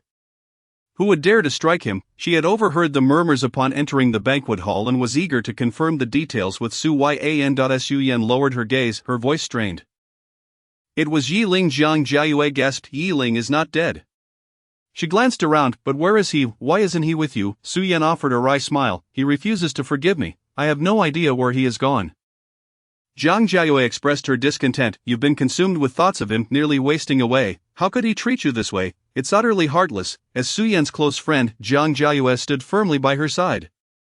Acutely aware of the anguish Su Yan endured after losing Yi Ling, yet, inexplicably, Yi Ling, who was supposedly dead, had not shown himself and had even harmed Cheng Xiang. Such behavior was simply intolerable. Just as Jiang Jiayue was about to voice her indignation, a shout rang out. The head of the Guan family has arrived. This exclamation drew everyone's attention. Atop the spiral staircase, Guanji appeared in an elegant white lace mermaid gown adorned with countless beautiful sapphires that shimmered as she descended with poise. Her sweet smile and flowing hair accentuated her beauty, captivating the onlookers. However, this admiration quickly morphed into skepticism. Is this really the new head of the Guan family? How can it be a woman? They murmured, and she looks so young. Surely the Guan family isn't mocking us. Look, isn't that Yi Ling behind her? Someone exclaimed. What? I thought Yi Ling was dead. It was only then that the crowd noticed the tall man standing behind Guanji, and everyone recognized him as Yi Ling. All eyes turned towards Su Yan, their gazes laden with meaning. It seemed Yi Ling was not only alive but had also taken up with another woman. Su Yan's heart sank upon seeing Yi Ling, his expression dark and foreboding. So this was why he had not shown himself. He was with another woman. Jiang Jiayue's anger boiled over. She had always looked down on Yi Ling, regarding him as a mere pretty boy. How dare he abandon his friend and brazenly associate with another woman? Who did he think he was? She stormed out of the crowd, pointing an accusatory finger at Yi Ling. Yi Ling, if you're alive, why have you been hiding? Do you know that on the day you jumped into the sea, Su Su almost followed you? She nearly died because of you, and yet you vanished for over half a month, only to be with another woman. Do you even deserve Su Su's unwavering loyalty? Jiang Jiayue's words were harsh and relentless. Su Yan stood silently beside her, wanting to know why Yi Ling was with Guanji. Yi Ling remained indifferent, seemingly ignoring Jiang Jiayue's tirade. Guanji raised an eyebrow, casually wiping her face with the shawl draped over her shoulder before disdainfully tossing it aside. Miss, while you're entitled to your opinions, would you kindly refrain from spewing your venomous words? Your saliva has splattered on my face. It's quite distasteful. It was the first time Jiang Jiayue had been called disgusting, and her temper flared. She glared at Guanji. Who do you think you are? I'm speaking to Yi Ling. Who gave you the right to interrupt? Guanji remained composed, brushing a strand of hair behind her ear. I am Guanji, the newly appointed head of the Guan family. Gasps of disbelief rippled through the crowd. Many were unwilling to accept that this seemingly delicate girl was the new leader of the Guan family. Those of a certain age who had dealt with the family before remembered the previous patriarch as a towering, fearsome man. It seemed the Guan family had fallen into decline, handing the reins to a mere child. The disdain among the attendees was palpable, and Zhang Jiayue smirked derisively with her arms crossed and head slightly lowered. She looked down at Guanji. Little sister, I advise you not to overstep your bounds. But if you can associate with Yi Ling, you must not be a person of good character. Su Yan frowned, admonishing Jiayu. However, her tone lacked conviction. Zhang Jiayue scoffed, unconcerned. Am I wrong? Yi Ling is fickle. He keeps you hanging while pursuing higher prospects. Birds of a feather flock together. This woman wouldn't be here if she were a decent person. Guanji narrowed her eyes, blowing on her freshly manicured nails, and smiled sweetly. May I ask your name? Miss. Zhang Jiayue puffed up her chest, exuding arrogance. I am Zhang Jiayue, the eldest daughter of the Zhang family. Guanji pondered. The Zhang family. Zhang Jiayue assumed she was intimidated and snorted in laughter. The Zhang family held a prominent position in the capital, far superior to the recently returned Guan family. Moreover, it was rumored that a branch of the Zhang family was even working for the Guan family. What a disgrace, had it not been for her grandfather's insistence that she attend tonight.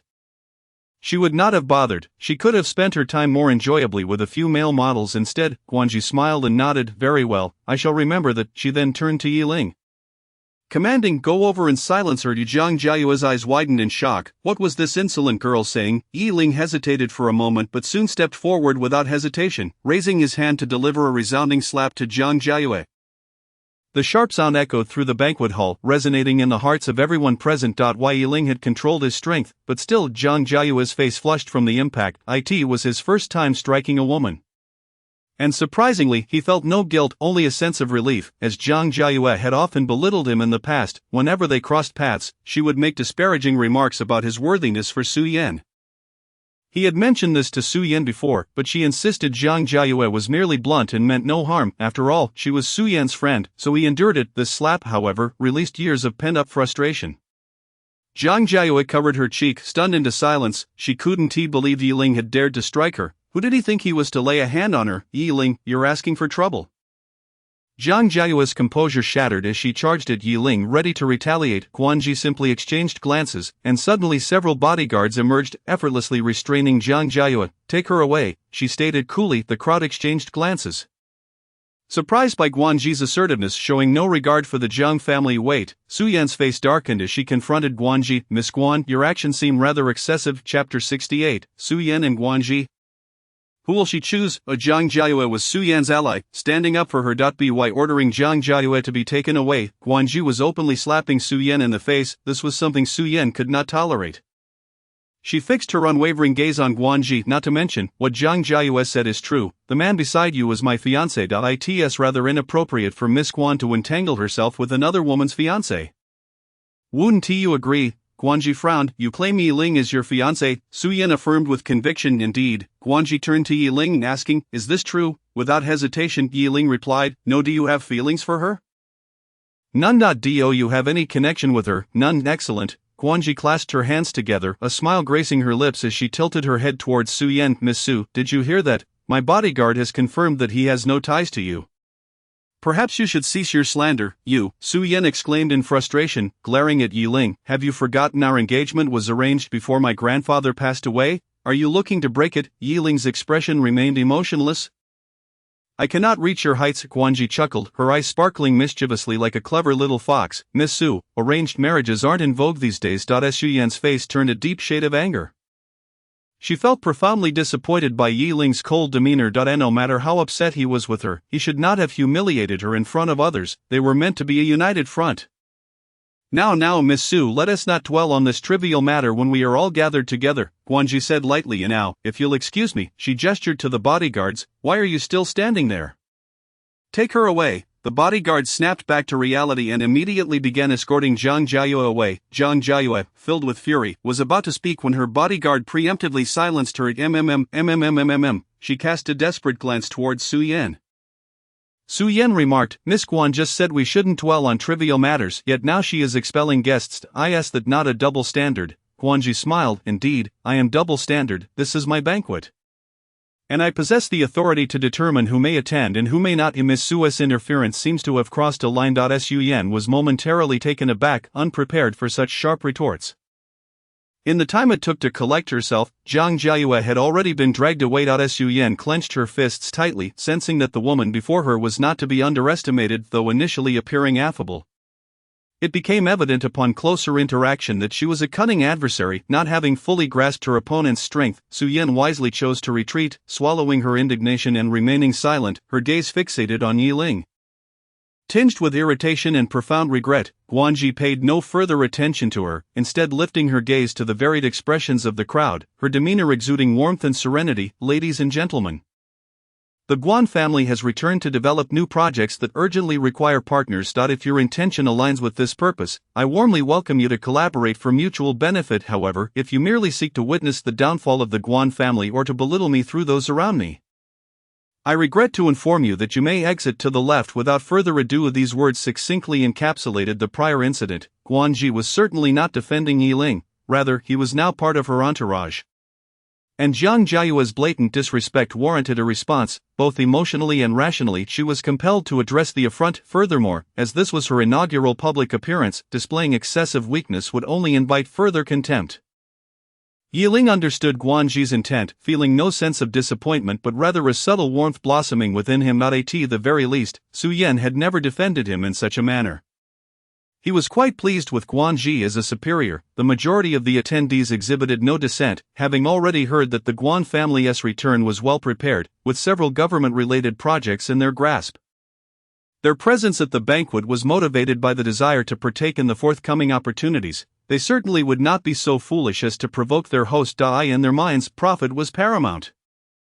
Unlike Jiang Jiayue, who was like a flower nurtured in a greenhouse, willing to offend others for a fleeting moment of pride. However, not everyone took Guanji's words to heart. A handsome young heir mockingly quipped, "Miss Guan, we are here tonight specifically to seek collaboration with you, yet, the individual beside you seems rather unfit to stand in your presence. If the Guan family's standards are as such, we truly have doubts about your capabilities." This remark, while ostensibly flattering to Guanji, simultaneously ridiculed her as well. The young heir had long harbored a secret infatuation with Su Yan, and he had always looked down upon Yi Ling. Seeing him not only alive but also associated with the Guan family ignited a fire of resentment within him, prompting his scornful remarks. Guanji remained unfazed, beckoning the young heir with a playful gesture. "Come here." Her voice was sweet and her smile radiant, imbued with an indescribable charm. The young heir, momentarily stunned, soon felt a rush of elation. Could it be that Miss Guan had taken an interest in him? After all, he was dashing and charming. Which woman in the capital would not be captivated by him? Attempting to maintain his composure, he strode confidently towards Guanji, his mind racing, although the Guan family had been absent from the capital for some time. Their former prestige still loomed large. Even a withered camel is larger than a horse. As the youngest son with several older brothers, he knew he would never inherit the family fortune, but if he could marry the head of the Guan family, that position would be his for the taking. In mere moments, the young heir had made his decision. He halted before Guanji, his previous bravado replaced by a self-assured smile. "Miss Guan, you..." Before he could finish, a resounding slap landed on his face, shattering his facade and knocking out a tooth. The assembly fell into stunned silence, astonished by the force behind Guanji's seemingly delicate demeanor. Yi Ling's expression grew serious. Recognizing the gravity of the situation, Guanji had effortlessly knocked out a grown man's tooth with a single strike. She was far from the fragile figure she appeared to be. She undoubtedly possessed formidable skills.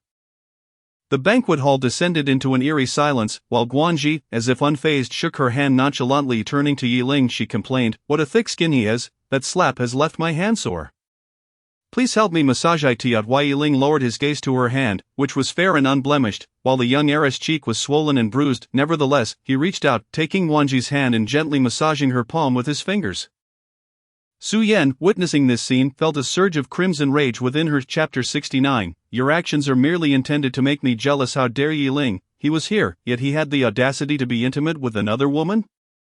Was he deliberately trying to provoke her jealousy? She acknowledged that he had indeed succeeded, as she felt an overwhelming urge to rush over and separate the two. The young heir, momentarily stunned by the slap, finally regained his senses. With furious eyes, he raised his hand to strike Guanji, hissing, "You little wretch, you're asking for it." Yet before he could lay a finger on her, Yi Ling swiftly intercepted his wrist with one hand.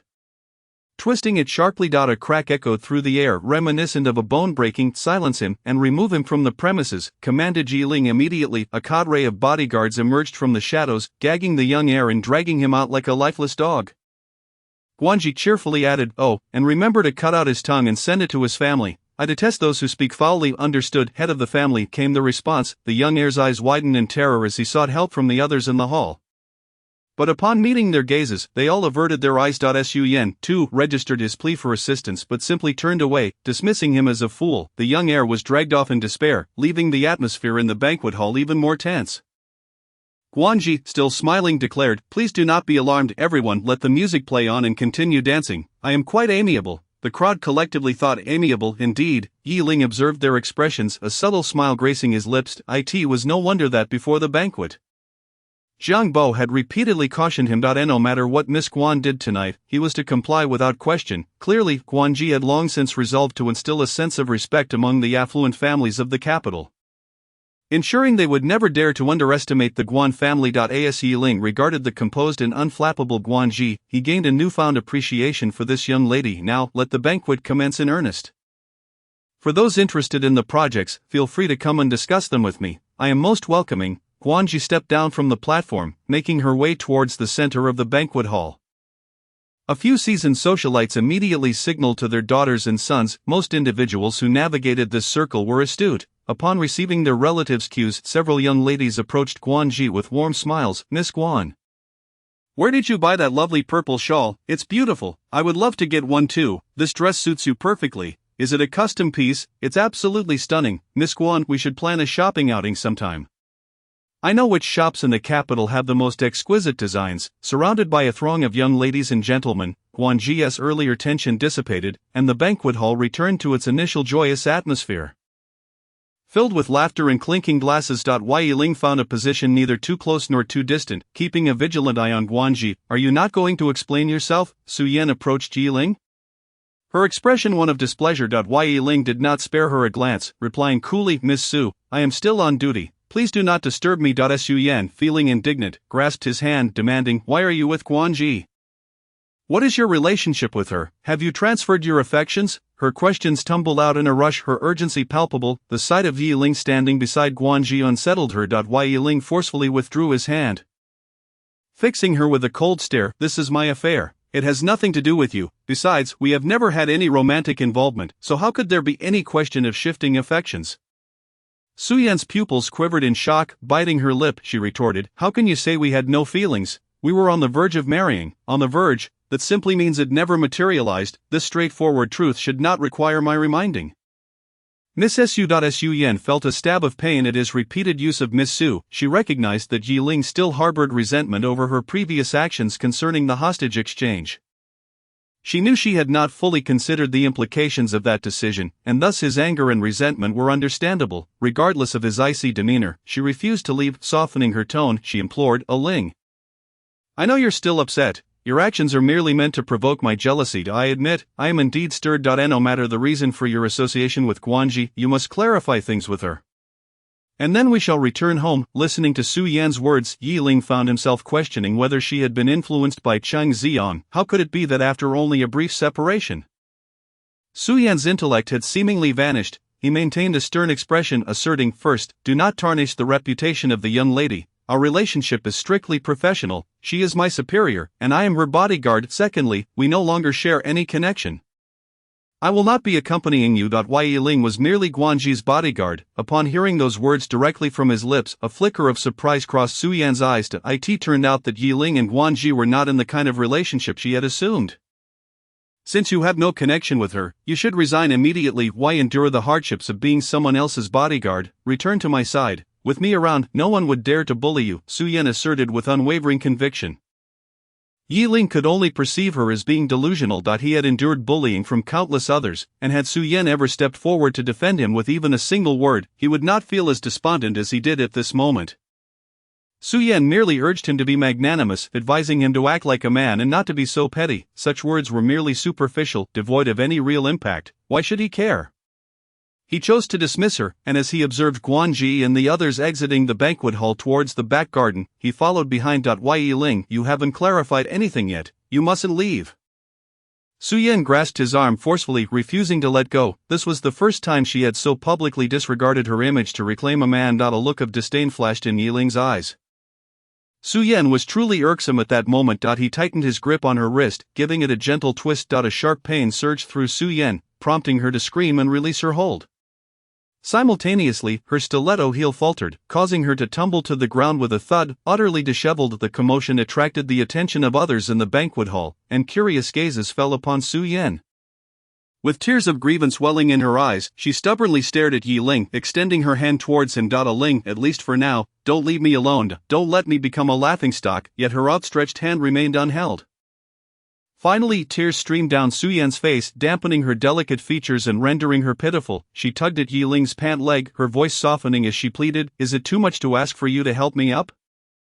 I've sprained my ankle and cannot stand on my own. That is inappropriate. There are waitstaff in the banquet hall. You can have them assist you," Yi Ling replied nonchalantly, casting aside his words before turning decisively towards the exit.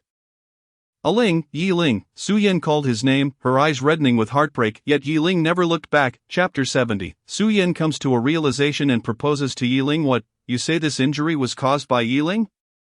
"Impossible." In the hospital, Zhang Wei was applying medication to Su Yan's swollen wrist. Upon hearing the recounting of events, her expression was one of disbelief. "Why, Yi Ling used to adore you, cherishing you as if you were a treasure. How could he possibly lay a hand on you?" Su Yan's eyes held a bitter glint, but that was in the past. Zhang Wei paused, recalling Yi Ling's recent behavior, which indeed starkly contrasted with his former self.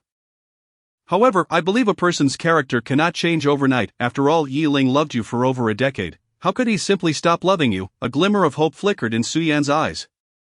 "Are you suggesting," Zhang Wei affirmed, "I believe he is simply upset, waiting for you to make amends." She had never held much optimism for the relationship between Su Yan and Yi Ling. Why, Yi Ling's love was overwhelming. While Su Yan's was insufficient, the imbalance was bound to lead to one party being hurt. Now that Yi Ling wished to withdraw, Su Yan had come to her senses, observing her friend drowning her sorrows.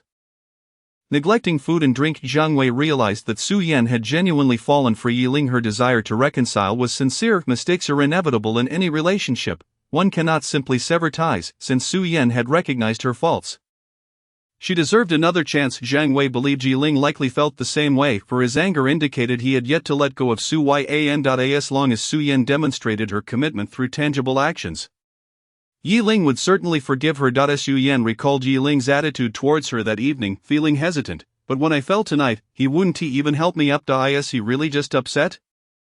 Zhang Wei raised a finger, adamantly declaring, "Of course, men are prideful creatures. You repeatedly abandoned him for Chang Xiang. He naturally would want to retaliate. His desire for revenge only proves he still harbors feelings for you. If he truly didn't care, he wouldn't even bother to glance your way. Ignoring you would be the proper course of action." The more she spoke, the more convinced she became of her insights.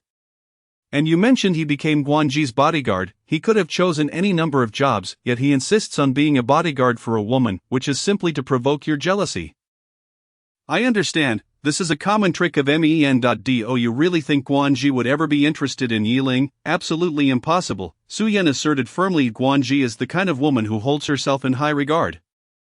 Yi Ling lacks status and wealth. He could never catch her eye. Only I am indifferent to Yi Ling's background and genuinely wish to marry him." So Zhang Wei shrugged. "Yi Ling's actions are merely a form of revenge, seeking to draw your attention, but I have compromised so many times, admitting my mistakes, showing weakness, and trying to please him. I've done everything I could. Why is he still dissatisfied?" Su Yan lamented, reflecting on her recent behavior.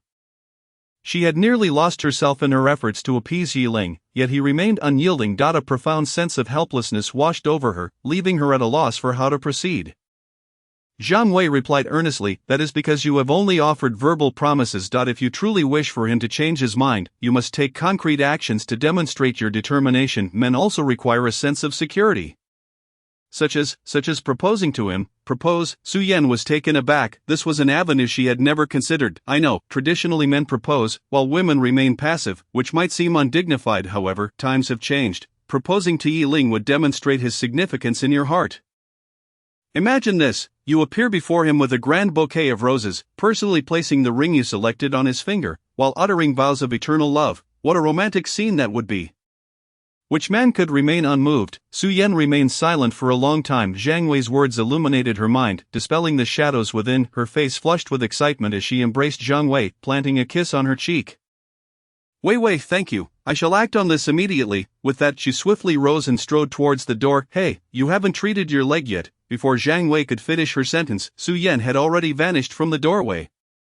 Zhang Wei could only helplessly facepalm, hoping Su Yan's proposal would go smoothly. The Guan family's banquet was a resounding success. In just one evening, the tales of Guanji spread throughout the elite circles of the capital. No one dared to regard the young lady with any condescension. As for Yi Ling, who stood by her side as her bodyguard, the gossip surrounding his past entanglements with Su Yan was no longer a topic of discussion.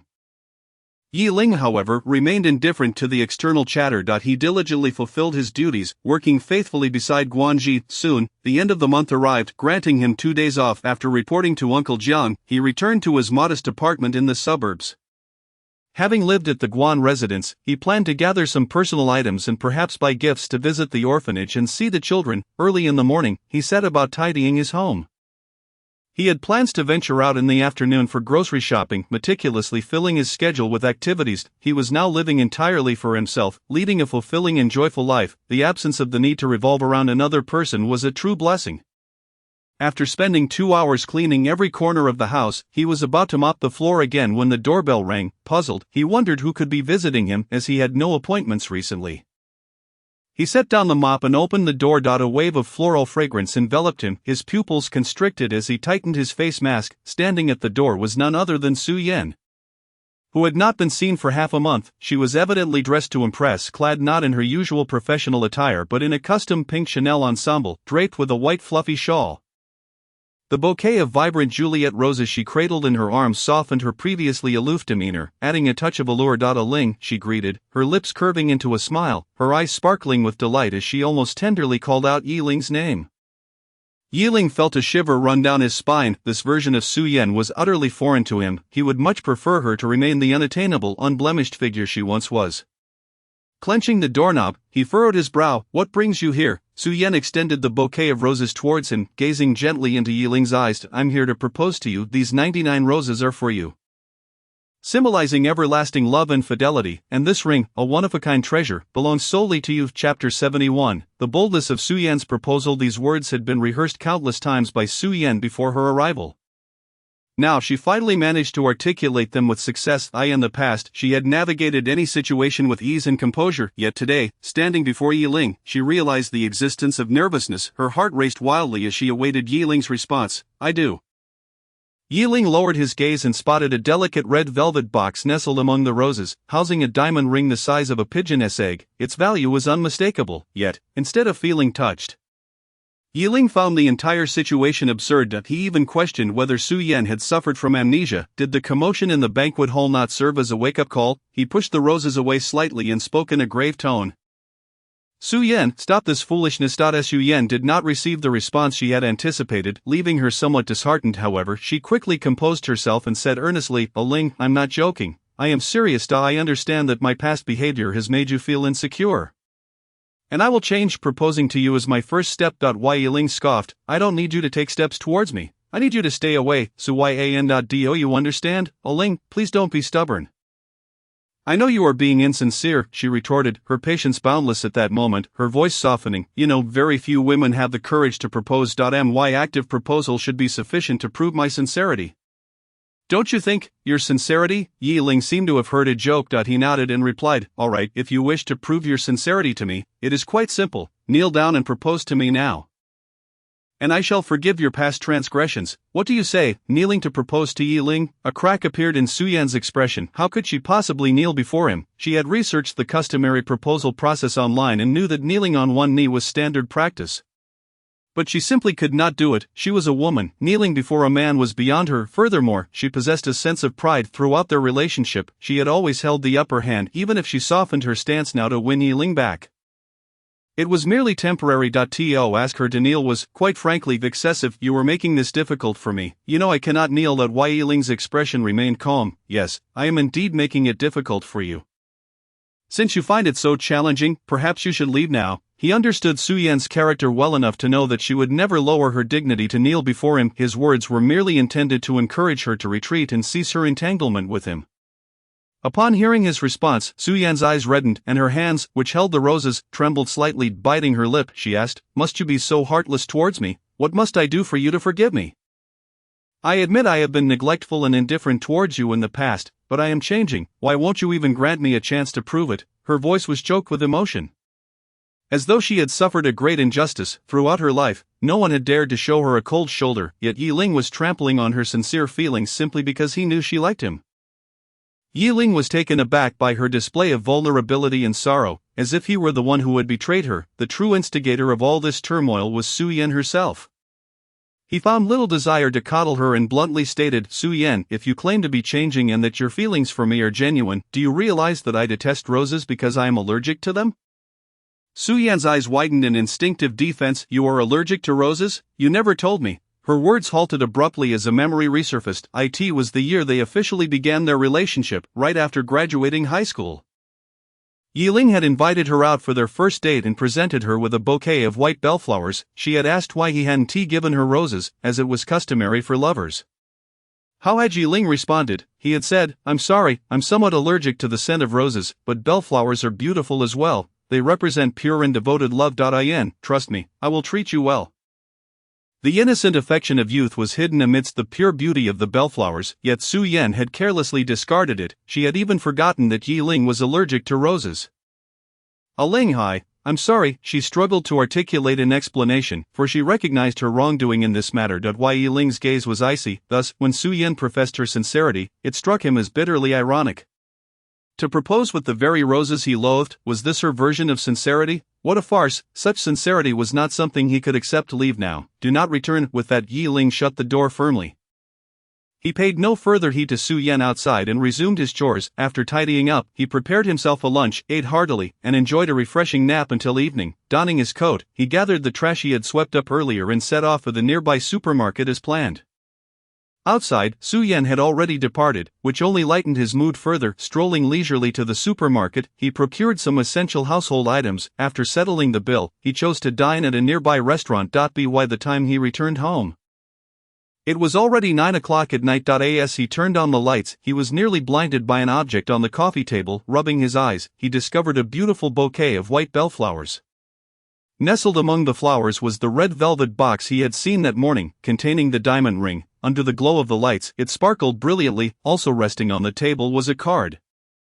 Yi Ling picked it up, recognizing the handwriting. He had seen it countless times before. Ling, today's incident was my fault. I'm sorry, but please believe that I am genuinely making changes, and my proposal has always been sincere. Yi Ling, he reached for the card, intending to toss it into the trash, but suddenly paused, struck by a thought. Su Yan had cornered herself, persistently entangled with him, likely due to her idle nature. He quickly devised a plan to give her something to occupy her time. Placing the card back with the bouquet and the ring, he took several close-up photos with his phone, aiming to capture the ring's brilliance, the bouquet's beauty, and the card's clear lettering. He then edited a post for his social media, visible only to Cheng Xiang. Though this method was somewhat glitchy, it had proven effective in the past. He was confident that upon seeing it, Cheng Xiang would go into a frenzy. Let this pair of lovesick fools tangle with one another. Yi Ling would not play along. As for the diamond ring, Yi Ling recalled the 5 million he had advanced to help Su Xian buy out a tabloid photo of her. He had borrowed that money from Jiang Jianba and had yet to repay him. Initially, he had intended for Su Xian to reimburse him, but she had gone abroad, making her unreachable. Since that was the case, he would let Su Yan, the good sister, take care of it. He would no longer be the foolish one who gave without receiving.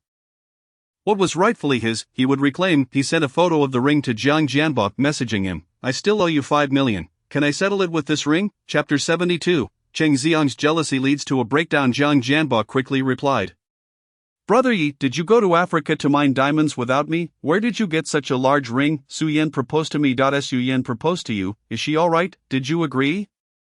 "No, which is why I am selling the ring to pay you back." At the time Yi Ling borrowed money from Jiang Jianba, he had explained the situation, so Jiang Jianba raised no objections to the sale of the ring.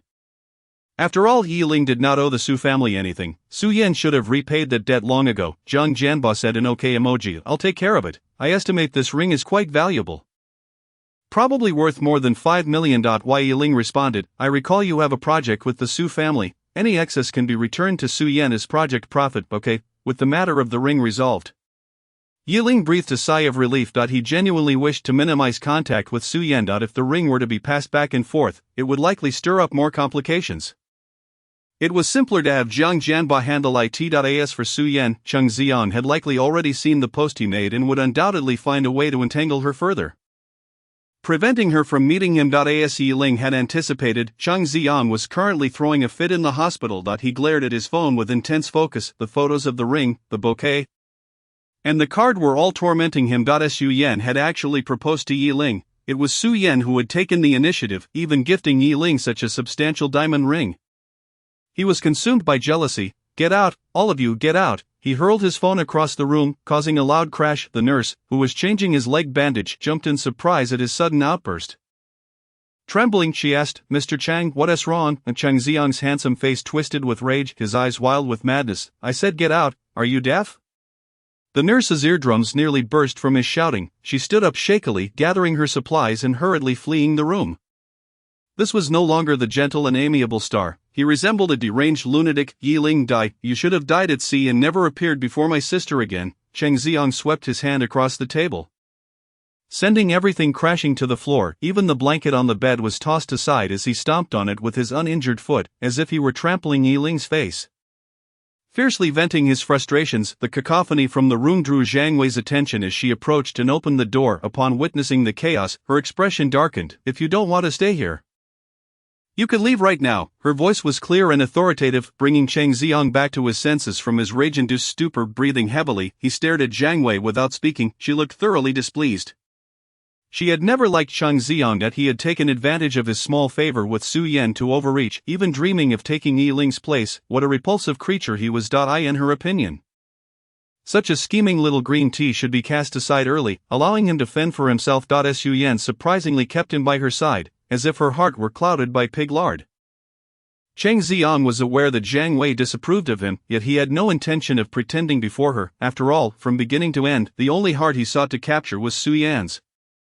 He spoke with a sinister edge. Sister has proposed to Yiling, hasn't she? Oh, Zhang Wei raised an eyebrow. How did he know? However, she did not deny it, relishing the sight of Cheng Xiang's agitated face.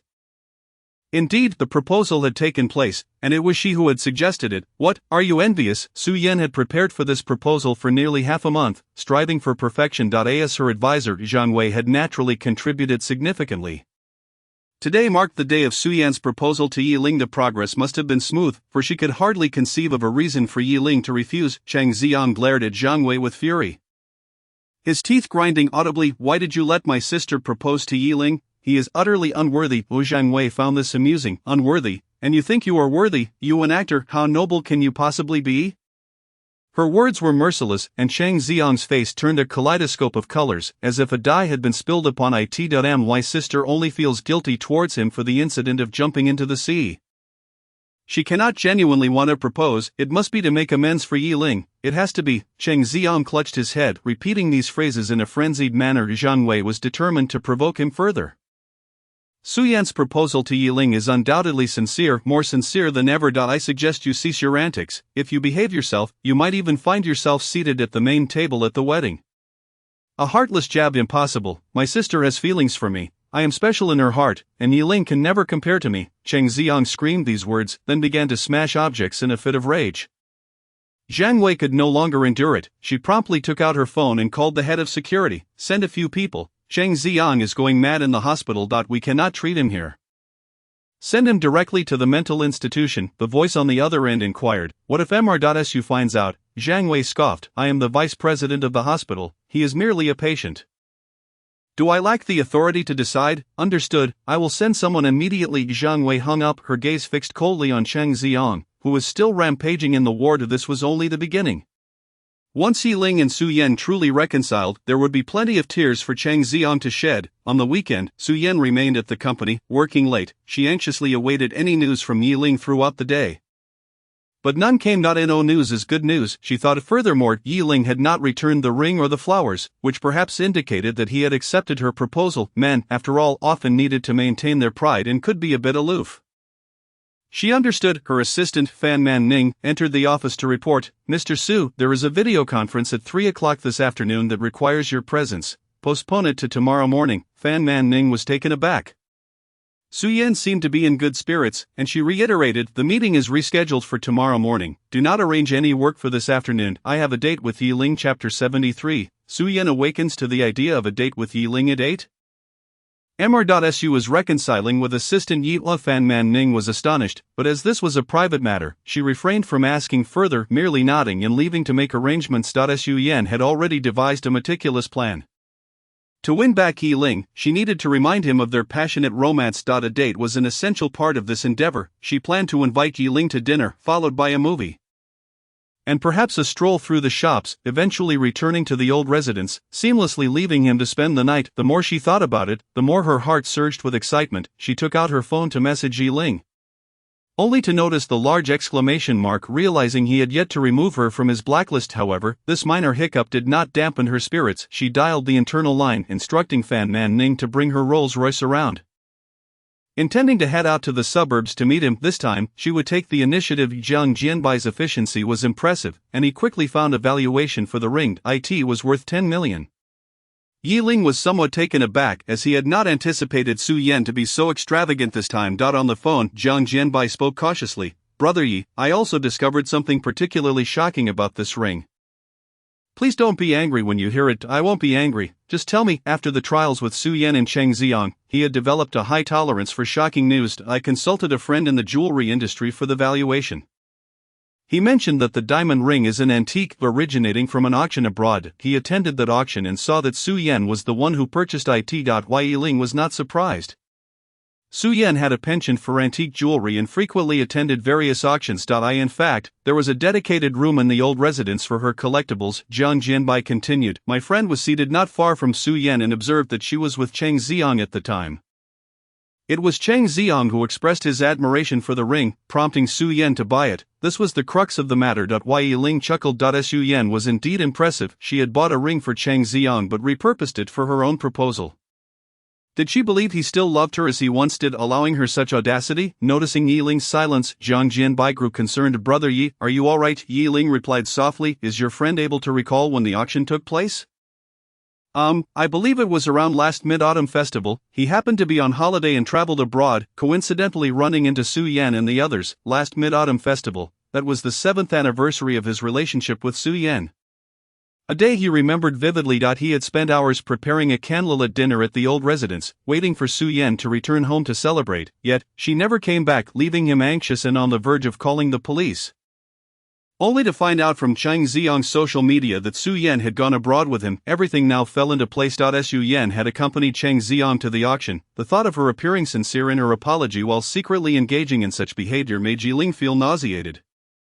"Disgusting, truly disgusting." "Jianbai, sell the ring. Handle the excess funds as we previously discussed." "Sure thing, Brother Yi, you can count on me." After hanging up, Yi Ling's heart turned as hard as iron. What proposal, what reconciliation, mere fabrications. In the afternoon, Fan Man Ning drove Su Yan towards the suburbs of Beijing when Cheng Xiang suddenly called. Su Yan frowned and hung up. The call came again, and she hung up once more. The phone continued to ring, and suppressing her irritation, she answered. "What is it, sister? Help me, let go, someone, please help me." Cheng Xiang's voice was frantic, as if he were in a heated altercation. "Xiang, speak, what is happening? Sister, please save me. I don't know how I offended Zhang Wei, but she insists on having security take me to a mental hospital." Zhang Wei intended to send Cheng Xiang to a mental hospital? What on earth was happening? Su Yan's heart raced, a headache forming.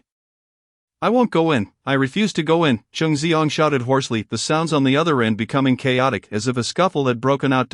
"My leg," Cheng Xiang screamed, and the call abruptly disconnected. Xiang with Su Yan redialed, but the line was busy. She then called Zhang Wei. "What on earth is going on with Cheng Xiang? I heard you're sending him to a mental hospital." Zhang Wei feigned innocence. "Yes, he has gone mad, and I cannot treat him, so I must send him to a facility more suited for his condition." Wei, even if you dislike him, you shouldn't cause a scene at this time. "His leg is still injured," Zhang Wei muttered. "What injury? That leg of his has been hurt repeatedly. I say, why not just amputate it to spare him the drama?" Wei, Su Yan's tone turned serious, laced with irritation. "Where is that hospital? Give me the address. I will go pick him up." "What are you picking him up for? Have you forgotten you need to win back Yi Ling?" why are you still entangled with Cheng Xiang? It would be better to take this opportunity to send him off to the mental hospital for good. Wu Zhangwei was exasperated, her voice rising. Su Yan sighed, Wei, I view Xiang as a brother.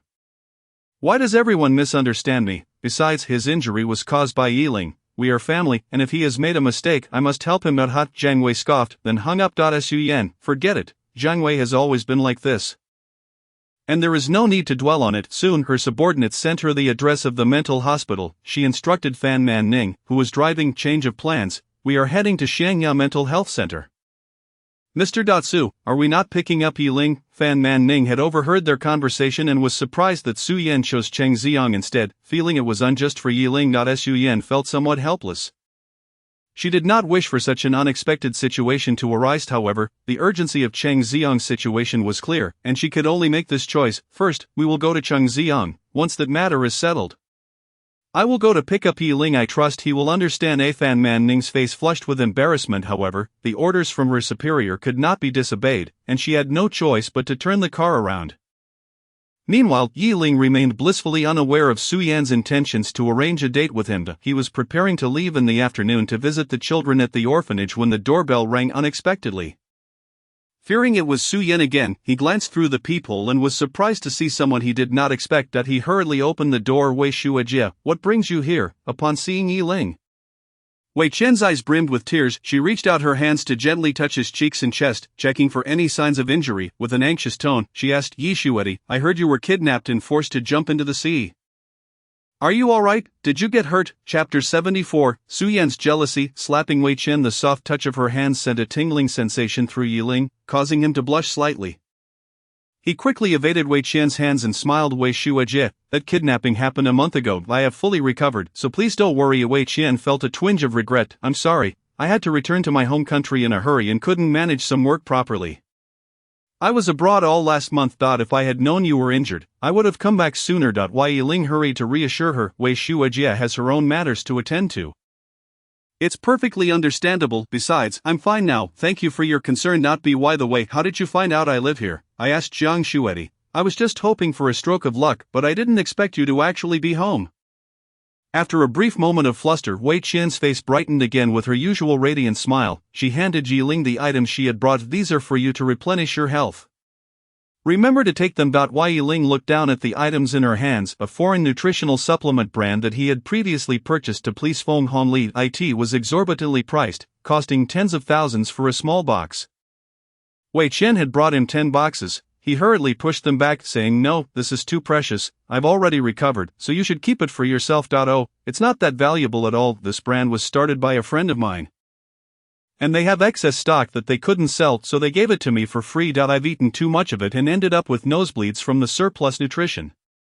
Just consider it helping me out by taking some off my hands. Yi Shuedi, with a playful tone. Wei Qian spun around in front of Yiling, complaining, Look, have I gained weight? It's all from eating this. Girls should be slender to look good, so please help me out. Yi Shuedi, Wei Shuajie. Yiling felt a bittersweet ache in his heart, overwhelmed by unspoken gratitude, following the incident of the jump into the sea. Apart from Jiang Jianbai and the others, Wei Qian was the first to express such clear concern for him. Su Yan had confronted him about whether he was faking his death, while Cheng Xiang seemed eager to kill him. Only Wei Qian had genuinely cared for his well-being and even brought such expensive supplements to visit him. He knew that this brand was perpetually sold out, making her claim about excess stock implausible. She likely said that to alleviate any psychological burden he might have. He remembered how considerate she had always been, taking care of him during their time in the university student council, providing support both overtly and subtly. He solemnly accepted the bag from Wei Qian and expressed his gratitude. Thank you, Wei Shuajie. I won't refuse your kindness. If you ever need anything, please feel free to ask for my help. This was Wei Qian's heartfelt gesture, and refusing it would seem rather unkind. He recalled that Wei Qian's birthday was approaching, and he resolved to buy her a gift of similar value in return. Seeing him accept her gift, Wei Qian's smile blossomed even more brightly, her face resembling a flower blooming in spring, vibrant and alluring. Wei Yiling cleared his throat, awkwardly diverting his gaze, noticing that he was well dressed.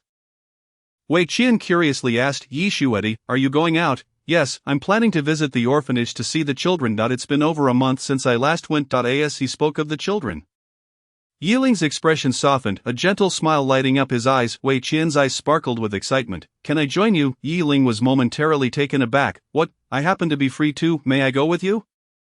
Wei Qian's enthusiasm was palpable, remembering how her assistance had enabled the orphanage to receive a donation during the last charity gala. He sincerely replied, of course, the children will surely be delighted to see you.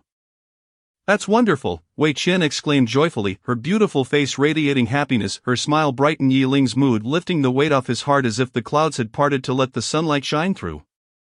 He gently smiled back, saying, please wait a moment, I need to put something away. Alright, I'll wait for you. In the underground parking lot of the shopping center, Fan Man Ning handed Cheng Xiang the iodine and band-aid she had just purchased.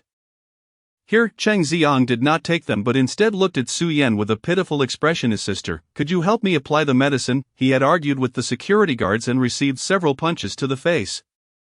He intentionally refrained from retaliating, hoping to evoke sympathy from Su Yan. Sure enough, upon seeing his injuries, Su Yan sternly reprimanded the security guards and even docked their wages for a month. She then ordered Fan Man Ning to drive him to the nearest shopping center to buy medicine.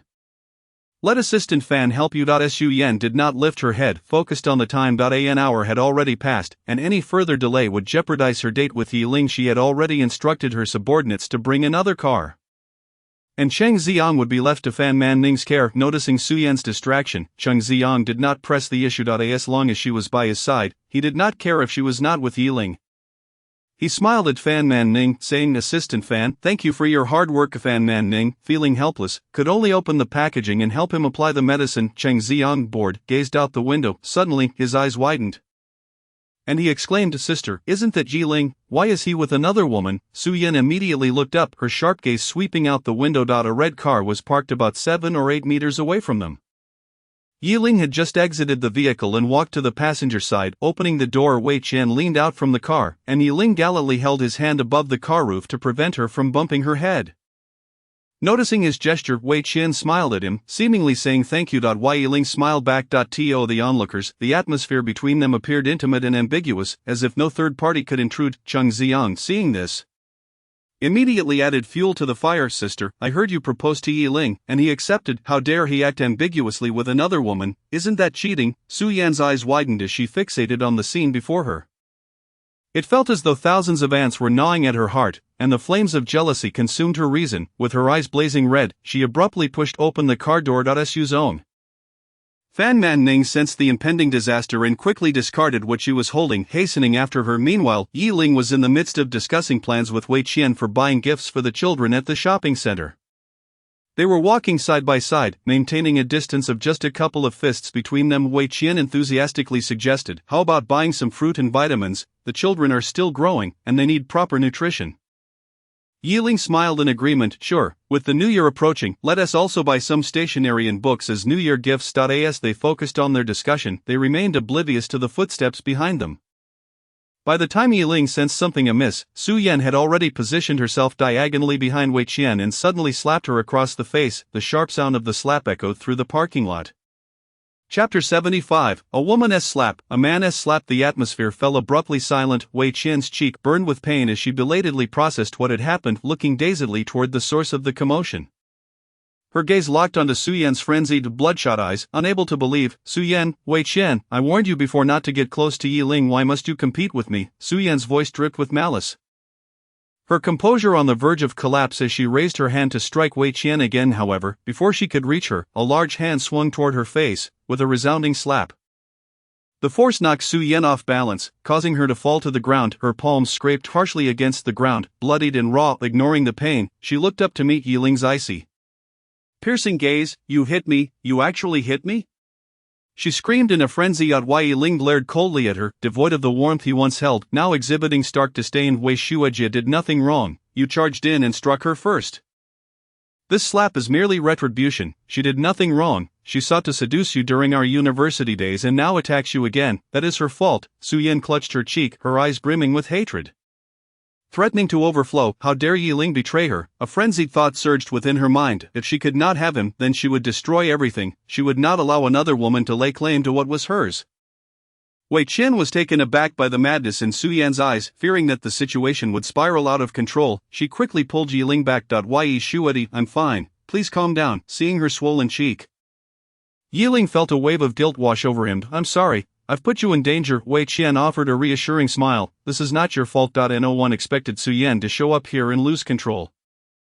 Fan Manning finally caught up, and upon seeing Su Yan sprawled on the ground, she rushed to help her up. Su Zone, are you alright? Su Yan's eyes remained fixed on the two before her, radiating an endless fury and hatred that sent shivers down one's spine. Hearing the commotion, Cheng Xiang arrived, leaning on his cane. Upon seeing Su Yan's swollen cheeks, his heart ached intensely. He sternly reproached Yiling.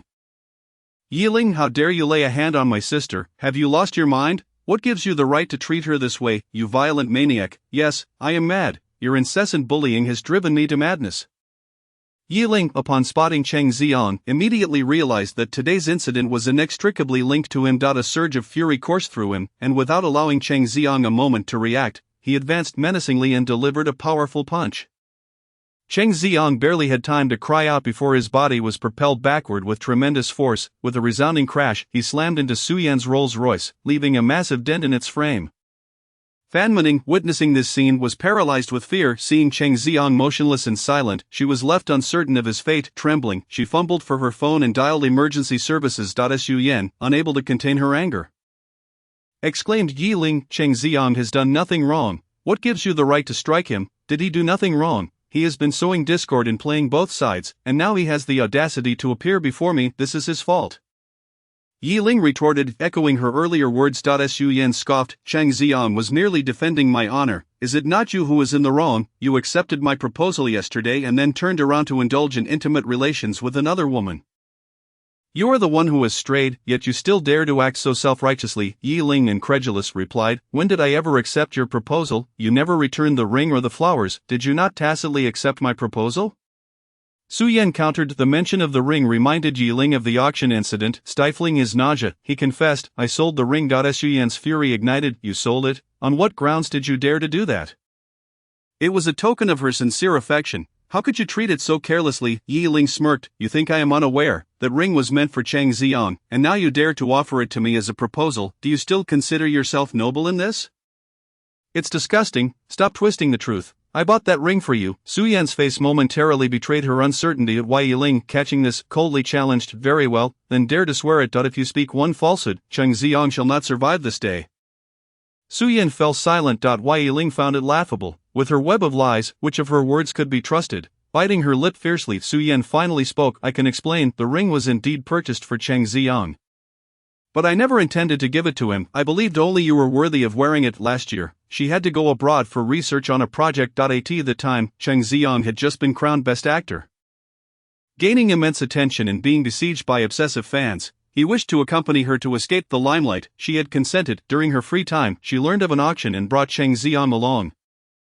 He had set his sights on an antique ring and pleaded with her to purchase it. Given that he had saved her life, she willingly agreed. While retrieving the ring, she overheard staff members discussing its significance as a symbol of everlasting love.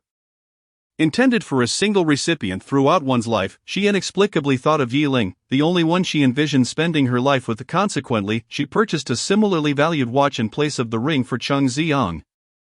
The antique ring, she intended to personally place on Yiling's finger during their wedding. Uncertain as to how Yiling had discovered this, she realized that since learning of the ring's meaning, it had always been intended for him, never for another. Wai Yiling, weary of the conversation, interjected, Su Yan, this ends here. I do not wish to hear your explanations. They are simply tiresome. You resent me for striking you today. While I resent the torment and pain you have inflicted upon me due to Cheng Xiang. We have reached a point of mutual disdain. Let us release each other, shall we? Su Yan's dark eyes flashed with a ferocious glint. Yiling, must you truly be so heartless? Unmoved, Yiling replied, the heartless one is you. We have arrived at this juncture because of your actions. Su Yan's once delicate features contorted into a mask of rage. In that fleeting moment, she contemplated a shared demise with Yiling. If they could not be together, then perhaps death was the only escape. Yet, a flicker of reason quelled this frenzied thought. She recognized that her efforts had been misguided from the start. Compassion towards someone like Yiling was unwarranted. Should she not employ a more forceful approach to bind him to her side? Her malevolent gaze fell upon Wei Qian beside him. Wai Yiling, think carefully. If Wei Qian suffers due to your actions, will you be unbothered? Chapter 76, Yiling's retaliation against Su Yan. Yiling was no stranger to the look Su Yan directed at him. Whenever she threatened him in the past, it had always been accompanied by such a gaze. He instinctively shielded Wei Qian behind him. Su Yan, if you dare to harm Wei Shuajie, do you believe that the core secrets of the Su Corporation won't spread throughout the city by tomorrow? Yi Ling, do you dare? Try me and see. Yi Ling met her gaze with unwavering resolve. Having worked at the Su Corporation for years, he possessed knowledge of several core secrets. If cornered, he would not hesitate to bring them all to light. Su Yan, perceiving the madness in Yi Ling's eyes, felt a chill run down her spine. He could not possibly be ignorant of what the Su Corporation represented to her. Now he was using it as leverage against her. All for the sake of that wretched Wei Qian. She could not bear such an egregious act. Wei Qian, feeling the weight of Su Yan's venomous glare, grew uneasy, though she had little interaction with Su Yan. She recognized her as a composed individual. Today, however, Su Yan resembled a deranged harpy, her demeanor utterly terrifying. Yet, upon recalling Su Yan's past actions against Yi Ling, any sympathy she might have felt dissipated. Those who suffer often have their own faults. Yi Shuajie, shall we leave? Wei Qian gently tugged at Yi Ling's sleeve, noticing her still slightly swollen cheeks. Yi Ling felt a pang of guilt. Yes, let's stop by the pharmacy for some anti-swelling medication. If we delay further, your face could worsen. Alright, the pair turned to depart, never casting a glance at Su Yan. Yi Ling, I am also injured. Will you truly abandon me like this? Su Yan's voice, raw and desperate, echoed behind them. Wei Qian looked up at Yi Ling, who remained indifferent, his gaze fixed ahead as if he had not heard her. The tension in her heart eased slightly. A small smile graced Wei Qian's lips. It was a relief that Yi Ling did not look back. Watching Yi Ling's cold and indifferent silhouette, Su Yan raised a trembling hand to her cheek, where the pain throbbed, the agony radiated deep within her heart. As if a dagger had pierced it, she could hardly believe that Yi Ling had struck her, and worse, it was for another woman. The force of that slap was merciless, as if she were his sworn enemy. Yet they had been lovers for so many years. A solitary tear fell without warning, followed by a torrent. Su Yan buried her face in her hands, collapsing to the ground. An overwhelming wave of despair engulfed her. She could not comprehend how their relationship had deteriorated to this point. Did she still have a chance to redeem herself? Would Yi Ling ever forgive her? Overwhelmed, she wept inconsolably. Fan Mening awaited the arrival of the ambulance. Finally breathing a sigh of relief as they transferred Cheng Ziong to the doctors, turning around, she discovered Su Yan sitting alone on the ground, sobbing heart-wrenchingly. At that moment, she resembled a little girl who had lost her beloved toy, so fragile, so helpless. Fan Mening stood quietly, refraining from interrupting. Crying could alleviate the pent-up pressure within her heart, and perhaps once Su Yan had wept, she would gain clarity. Some opportunities, once missed, are irrevocably lost. Concerned that Su Yan might cry herself into unconsciousness, she dialed Zhang Wei's number. Dr. Zhang, something has happened with Su Zong. I'm sorry, Wei Shuajie. It's all because of me that you have suffered this unjust calamity. On a bench outside the pharmacy, Yi Ling applied anti-swelling cream to Wei Qian's face with a cotton swab. Guilt washed over him. He felt an overwhelming sense of responsibility. He should have been more cautious. Su Yan was never one to back down easily. And now her actions had ensnared the innocent Wei Qian. Yi Shuajie, this is not your fault. Do not shoulder the blame alone, Wei Qian comforted, her understanding evident, though being struck had left her feeling quite upset.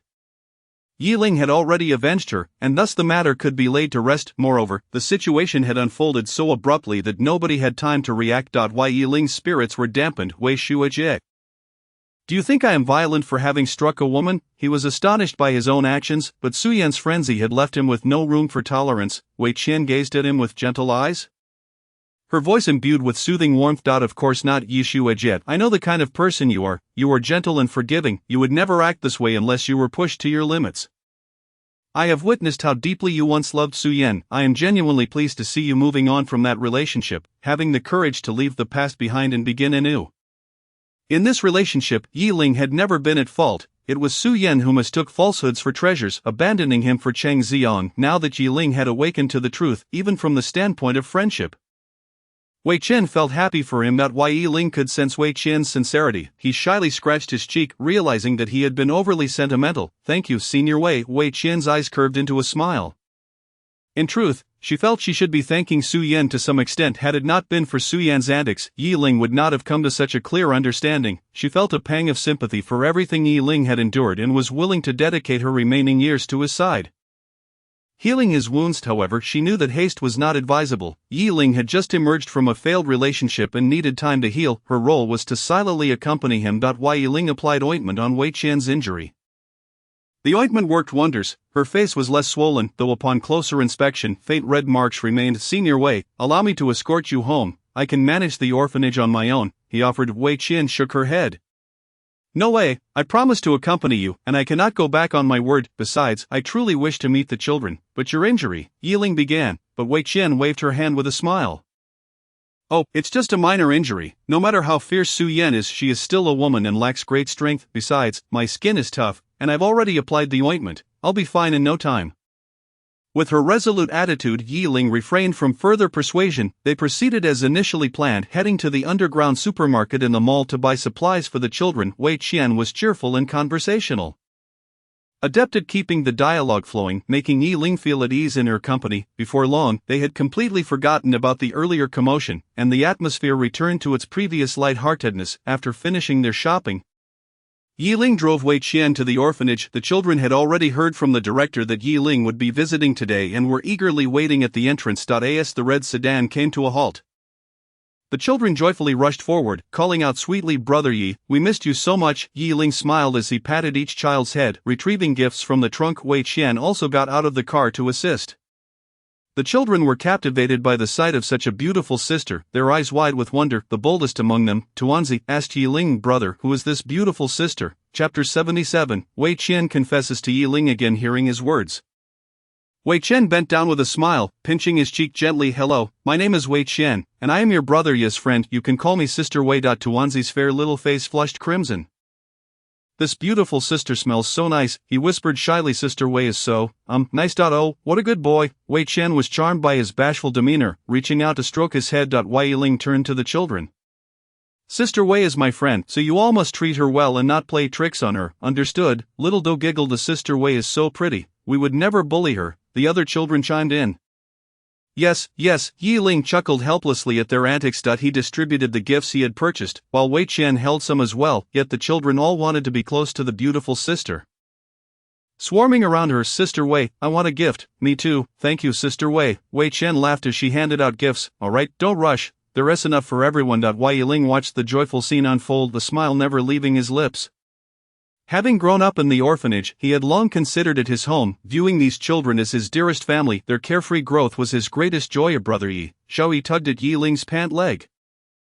Yiling crouched down before her. "What's the matter, Xiaoyi? Don't you like your gift?" Clutching a set of storybooks, Xiaoyi shook her head vigorously. "No, I love it," feeling a bit shy yet curious, she exclaimed with excitement, her voice slightly raised. "Brother Yi, is Sister Wei your girlfriend?" Yiling was taken aback, but he quickly glanced at Wei Qian, who was surrounded by children handing out gifts, oblivious to their conversation. He felt a wave of relief wash over him. With a more serious expression, he replied, "Xiaoyi's Sister Wei is my friend. Please don't say that. If others hear, it might trouble her." Xiaoyi blinked, looking slightly wronged. "But I heard from the director that Brother Yi has a girlfriend. Isn't it Sister Wei?" Yiling was momentarily stunned, not expecting Wuxia to share such details with the children. "Brother Yi, is your girlfriend as pretty as Sister Wei? Will she come to see us too?" Yiling was speechless, unsure of how to respond. After establishing his relationship with Su Yan, he had mentioned wanting to bring her to the orphanage to meet the children. But Su Yan had always made excuses about being busy with work. Over time, he realized she was unwilling, and he stopped pushing. The only time Su Yan visited the orphanage was last time, and that was to threaten him. Of course, he couldn't share any of this with Xiaoyi. She was just a child and didn't understand the complexities of adult relationships. Wei Yiling carefully chose his words. "Xiaoyi, since you think I look good, how about I come to visit you often?" Unbeknownst to him, Wei Qian had finished distributing the gifts and approached Xiaoyi, squatting down in front of her. Xiaoyi's eyes sparkled with joy. "Really? Can Sister Wei come to see us often?" Wei Qian beamed. "Of course it's true." She gently patted Xiaoyi's head and continued softly, "As for your earlier question, Brother Yi has broken up with his girlfriend. I am currently trying to win his heart, and I hope that when I come next time, I can bring a title with me." "Alright," Xiaoyi nodded enthusiastically. Okay, you're such a good girl, now go play with the other kids," Wei Qian encouraged. Clutching her storybooks, Xiaoyi flitted away like a joyful bird. Wei Yiling felt a bit embarrassed. Children often spoke without malice, and Xiaoyi's words were innocent. "Senior Wei, please don't take it to heart." Wei Qian smiled. "I know, but I was serious about what I said earlier." Wei Yiling was taken aback. "What?" Wei Qian looked at him candidly. "Senior Yi, I like you. I understand that you've gone through a difficult relationship and may not be ready for another right now, but please consider me seriously. I will wait for you." No matter when you decide to look back, I will be here. Wei Qian's confession was sincere and earnest, making it hard not to be moved. Including her previous confession in college, this was already her third declaration of feelings towards Yiling. Seeing her gentle gaze, Yiling felt flustered and lowered his head, his heart in disarray. He was aware of Wei Qian's affections, but he hadn't anticipated her seriousness. Wei Qian was wonderful. Yet he wasn't ready to embark on a new relationship so soon. After all, he had just escaped from a fiery pit and was weary of matters of the heart. Senior Wei. Wei Qian smiled and interrupted him. Senior Yi, I understand what you want to say. You don't need to feel burdened or pressured by this. My feelings for you are mine alone, they have nothing to do with you.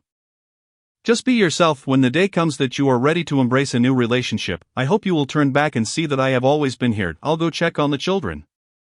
Wei Qian said, rising before Yiling could respond, leaving him with some space for solitude. While Yiling watched her retreating figure, a whirlwind of emotions swirling within him, gratitude, joy, confusion, and uncertainty. Senior Wei was so remarkable, beautiful, affluent, well-educated, and possessing a commendable career, strong, independent, and empathetic. She was everything he admired. In a way, he felt unworthy of her. To some extent, Yiling admired Wei Qian. She was straightforward and sincere, maintaining a rational approach to relationships.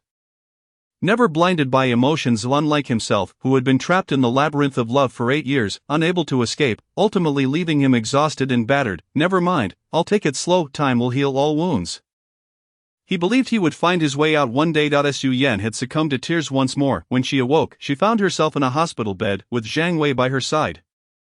Zhang Wei had already learned the full story from Fan Mening. She was at a loss for words regarding Su Yan's latest blunder. Perhaps Su Yan and Yiling were simply not meant to be.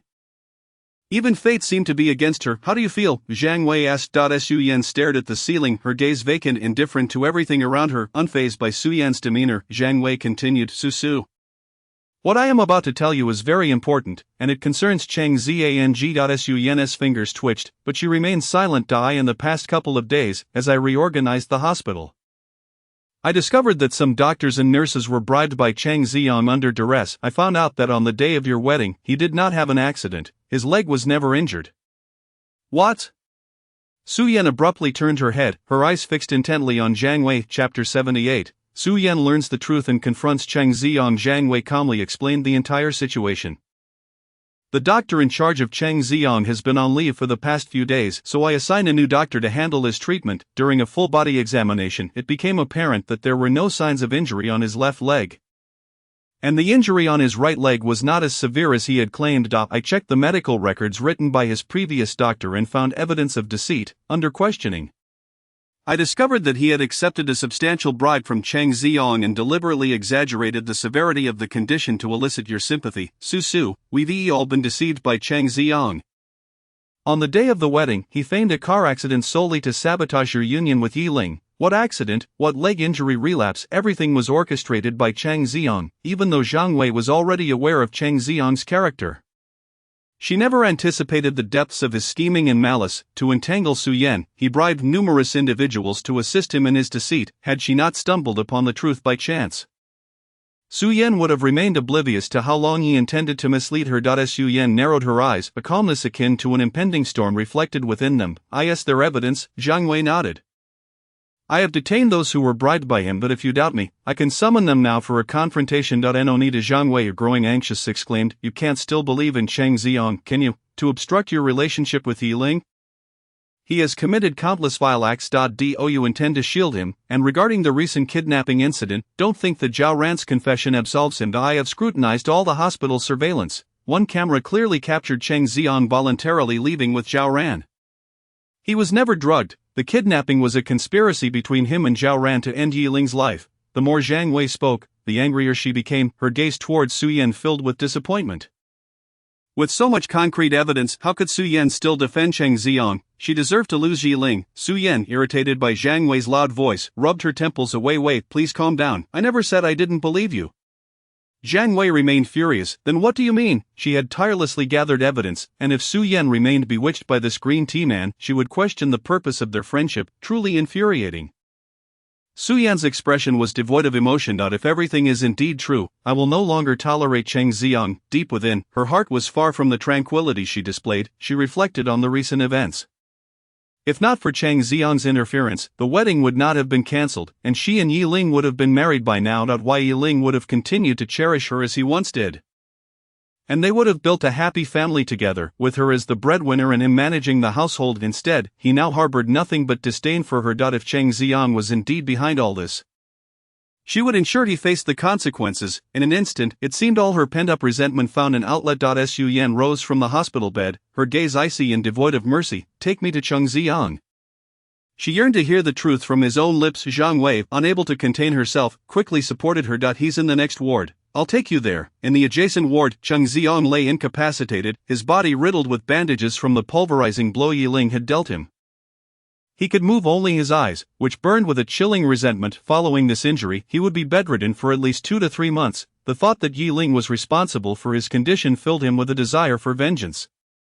Suddenly, he spotted the person at the door and joyfully exclaimed, "Sister." Su Yan approached the bedside, looking down at Chang Xiang with an air of superiority. She remained silent, her cold eyes fixed on him as if attempting to peer into his very soul.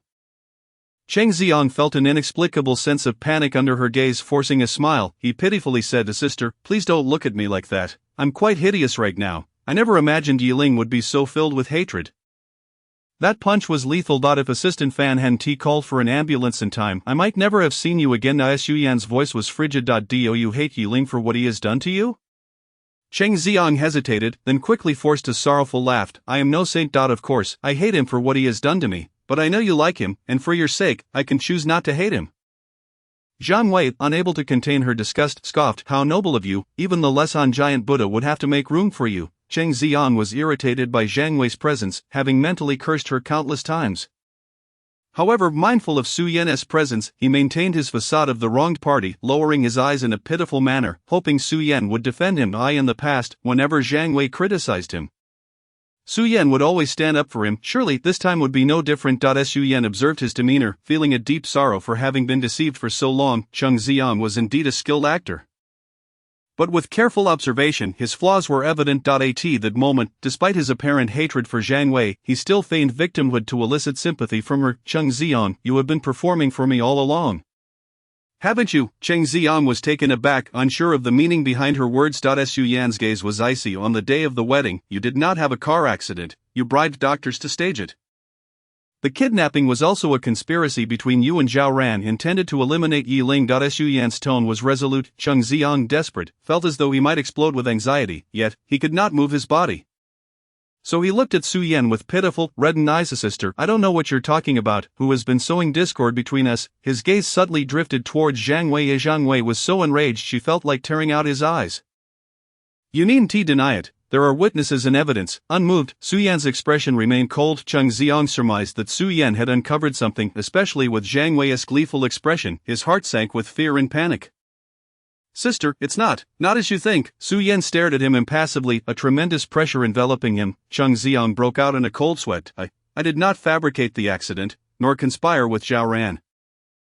His words were dry and devoid of credibility, for he was lying. No matter how he tried to wriggle out of it, the truth remained unchanged. Out of jealousy, he had deliberately staged a car accident to ruin Su Yan and Yi Ling's wedding.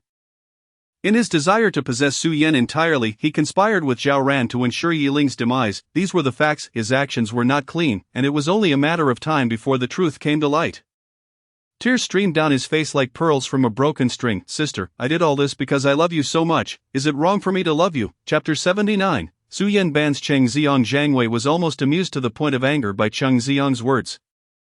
She mocked, "Chang Xiang, spare yourself the self-aggrandizement. If you truly loved Su Yan, you could have competed with Yi Ling fairly instead of resorting to despicable means to harm him. To be liked by someone as deranged as you is indeed a stroke of bad luck for Su Yan." Chang Xiang's eyes burned red with rage as he glared at Zhang Wei. "What do you understand? Do not tarnish my love for my sister. She does not truly like Yi Ling, for all these years. It has been Yi Ling's relentless pursuit. I am merely acting in accordance with my sister's wishes, helping her rid herself of Yi Ling. He is merely fortunate to be adopted by the Su family and promised to my sister by the old master. Otherwise, with his character, how could he stand beside her?" Chang Xiang's voice was hoarse and frenzied, laced with terrifying obsession and possessiveness. Be silent, Su Yan barked, her eyes blazing with fury, causing the atmosphere around them to grow tense. Her fingers turned white from clenching, fixed on Chang Xiang. who gave you the audacity to presumptuously interpret my feelings, who said I do not like Yi Ling, who gave you the gall to use my name to harm him? Zhang Wei sneered. Su Yan, I am not trying to undermine you. Everyone has witnessed how you've indulged Cheng Xiang over the years. If it weren't for your relentless coddling, how could Yi Ling become so disillusioned with you? Each time Yi Ling and Cheng Xiang clashed, regardless of right or wrong, you always unconditionally favored Cheng Xiang, humiliating Yi Ling in front of everyone, trampling on his dignity. It is no wonder Cheng Xiang's ambition has grown. Aspiring to replace Yi Ling, while Cheng Xiang was at fault, the greater fault lay with Su Yan. She was the root cause of the situation had she not turned a blind eye and remained passive. Would Cheng Xiang have dared to overstep his bounds, Su Yan, finding an outlet for her pent-up frustration, cast all blame onto Cheng Xiang, yet, this would not resolve the underlying issues. As long as Su Yan remained oblivious to the crux of the matter, she would never win Yi Ling back. Zhang Wei's straightforward words left Su Yan's countenance pale. Growing weary of mediating between the two, she departed. In the ward, only Su Yan and Cheng Xiang remained.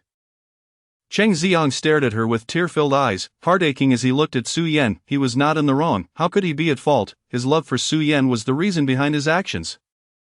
How could she blame him for wanting to protect her? He felt an insatiable bitterness. Su Yan, recalling how he had manipulated her through his supposed kindness, felt her anger boiling like a volcano ready to erupt.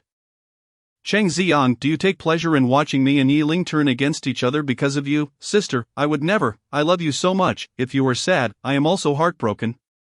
How could I think like that? Cheng Xiang choked out, tears soaking the bandages on his face. Su Yan, with no compassion left, issued a cold ultimatum. The kindness you showed me 5 years ago is hereby nullified. Everything I have given you will be reclaimed. From now on, I will not involve myself with you. If you dare to appear before me again or harm Yi Ling, do not blame me for exacting revenge. You will not withstand it. With that, she turned coldly and strode out of the ward. No, sister, I beg you, don't ignore me. Cheng Xiang shouted hoarsely, exerting every ounce of strength to rise and hold on to Su Yan. Yet, his body remained immobile, forcing him to watch helplessly as Su Yan departed without a glance back. Sister, sister, his anguished cries reverberated through the hospital room, falling on deaf ears. Soon after, Cheng Xiang's agency, Xingyue Entertainment, released a statement. Due to personal reasons, Cheng Xiang would be withdrawing from the entertainment industry and returning to a life of anonymity, effective immediately. The announcement swiftly ascended the trending topics on Weibo. Cheng Xiang's fans were left in shock, inundating the studio's account with frantic comments. My brother loves acting the most. How could he possibly leave the industry? Heartless agency, let my brother out to meet us. My brother has been recuperating from a leg injury. Could his condition have worsened? Regardless, he should come forward and provide us with an explanation. This withdrawal is far too abrupt. Has he offended someone? The news of Cheng Xiang's departure stirred a frenzy online. No one believed that someone at the pinnacle of their career would choose to retire at such a moment. There must be some hidden agenda. Fans spontaneously organized offline protests, brandishing banners outside the company's building, demanding to see Cheng Xiang and speak with him face-to-face. Xingyue's president, Xiao Huan, found herself overwhelmed by the situation each day on her way to the office. She feared being ambushed by fans. In desperation, she sought an audience with Su Yan. President Su, regarding Cheng Xiang's withdrawal, could we possibly delay the matter? His fans are causing quite a disturbance. Su Yan's gaze was piercing. I appointed you as the executive president of Xingyue because I believed in your problem-solving capabilities, and now you come to me for guidance. Xiao Huan's expression was troubled, but the fans are proving to be quite a handful. Then do not explain. Cheng Xiang's withdrawal is inevitable. I give you 3 days. If you cannot manage it by then, your position will be reassigned to President Su. I assure you I will accomplish this task. Xiao Huan promised hastily, fearful of losing her position should Su Yan take offense. Half an hour later, she exited the president's office, drenched in sweat. Su Yan's aura was overwhelmingly formidable. In her presence, Xiao Huan felt utterly powerless to argue and could only comply. What baffled her was that Cheng Xiang had once been involved with Su Yan. Why was she now intent on blacklisting him? Obviously Cheng Xiang had crossed some unforgivable line, or else Su Yan would not have been so merciless. Xiao Huan dared not delve into the details of what had transpired, focusing instead on pacifying the fans who were causing chaos outside the office. At the Nightshade Bar, Zhang Wei handed a Bloody Mary to Yi Ling. Care for a drink? Yi Ling declined. No, thank you. I do not drink. Ever since he had injured his stomach while drinking on Su Yan's behalf, he abstained whenever possible. Zhang Wei did not press the issue. Instead, raising the glass to her lips, Dr. Zhang, what did you wish to discuss? Yi Ling inquired, having received a text from her earlier that afternoon requesting a meeting, while he did not see eye to eye with Su Yan's close friend. Zhang Jiayue, he found his interactions with Zhang Wei agreeable enough. After some contemplation, he decided to meet her. Zhang Wei finished her drink in one go, her cheeks flushed with color. You are aware of Cheng Xiang's withdrawal? Correct, Yi Ling nodded. I am aware. The matter had garnered significant attention recently. Even without following entertainment news, he had heard of it. Zhang Wei scrutinized him, gauging his reaction. Su Yan blacklisted Cheng Xiang because of you. Because of me? Yi Ling raised an eyebrow, finding the assertion amusing. Seeing his disbelief, Zhang Wei hurriedly explained. Su Yan discovered that Cheng Xiang feigned his leg injury on the day of the wedding. He intended to sabotage your marriage with her. The kidnapping incident is also closely tied to Cheng Xiang. Upon learning this, Su Yan became furious and, in seeking revenge for you, ordered Cheng Xiang's blacklisting.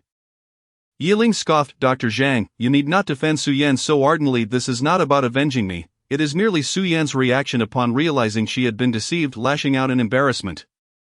It has nothing to do with me. He was no longer naive enough to fall for such grandiloquent justifications. Zhang Wei regarded him with curiosity. Why, Yi Ling, you truly have changed. It is not that I have changed. Rather, I have become harder to deceive. I will no longer foolishly give my heart away for mere words. The greatest lesson he had learned from Su Yan and Cheng Xiang was the necessity of being a bit selfish. By prioritizing his own well-being, he would no longer be easily fooled. Zhang Wei sighed. I called you here today in hopes of helping Su Yan regain some semblance of normalcy. Why? Yi Ling fell silent at her words.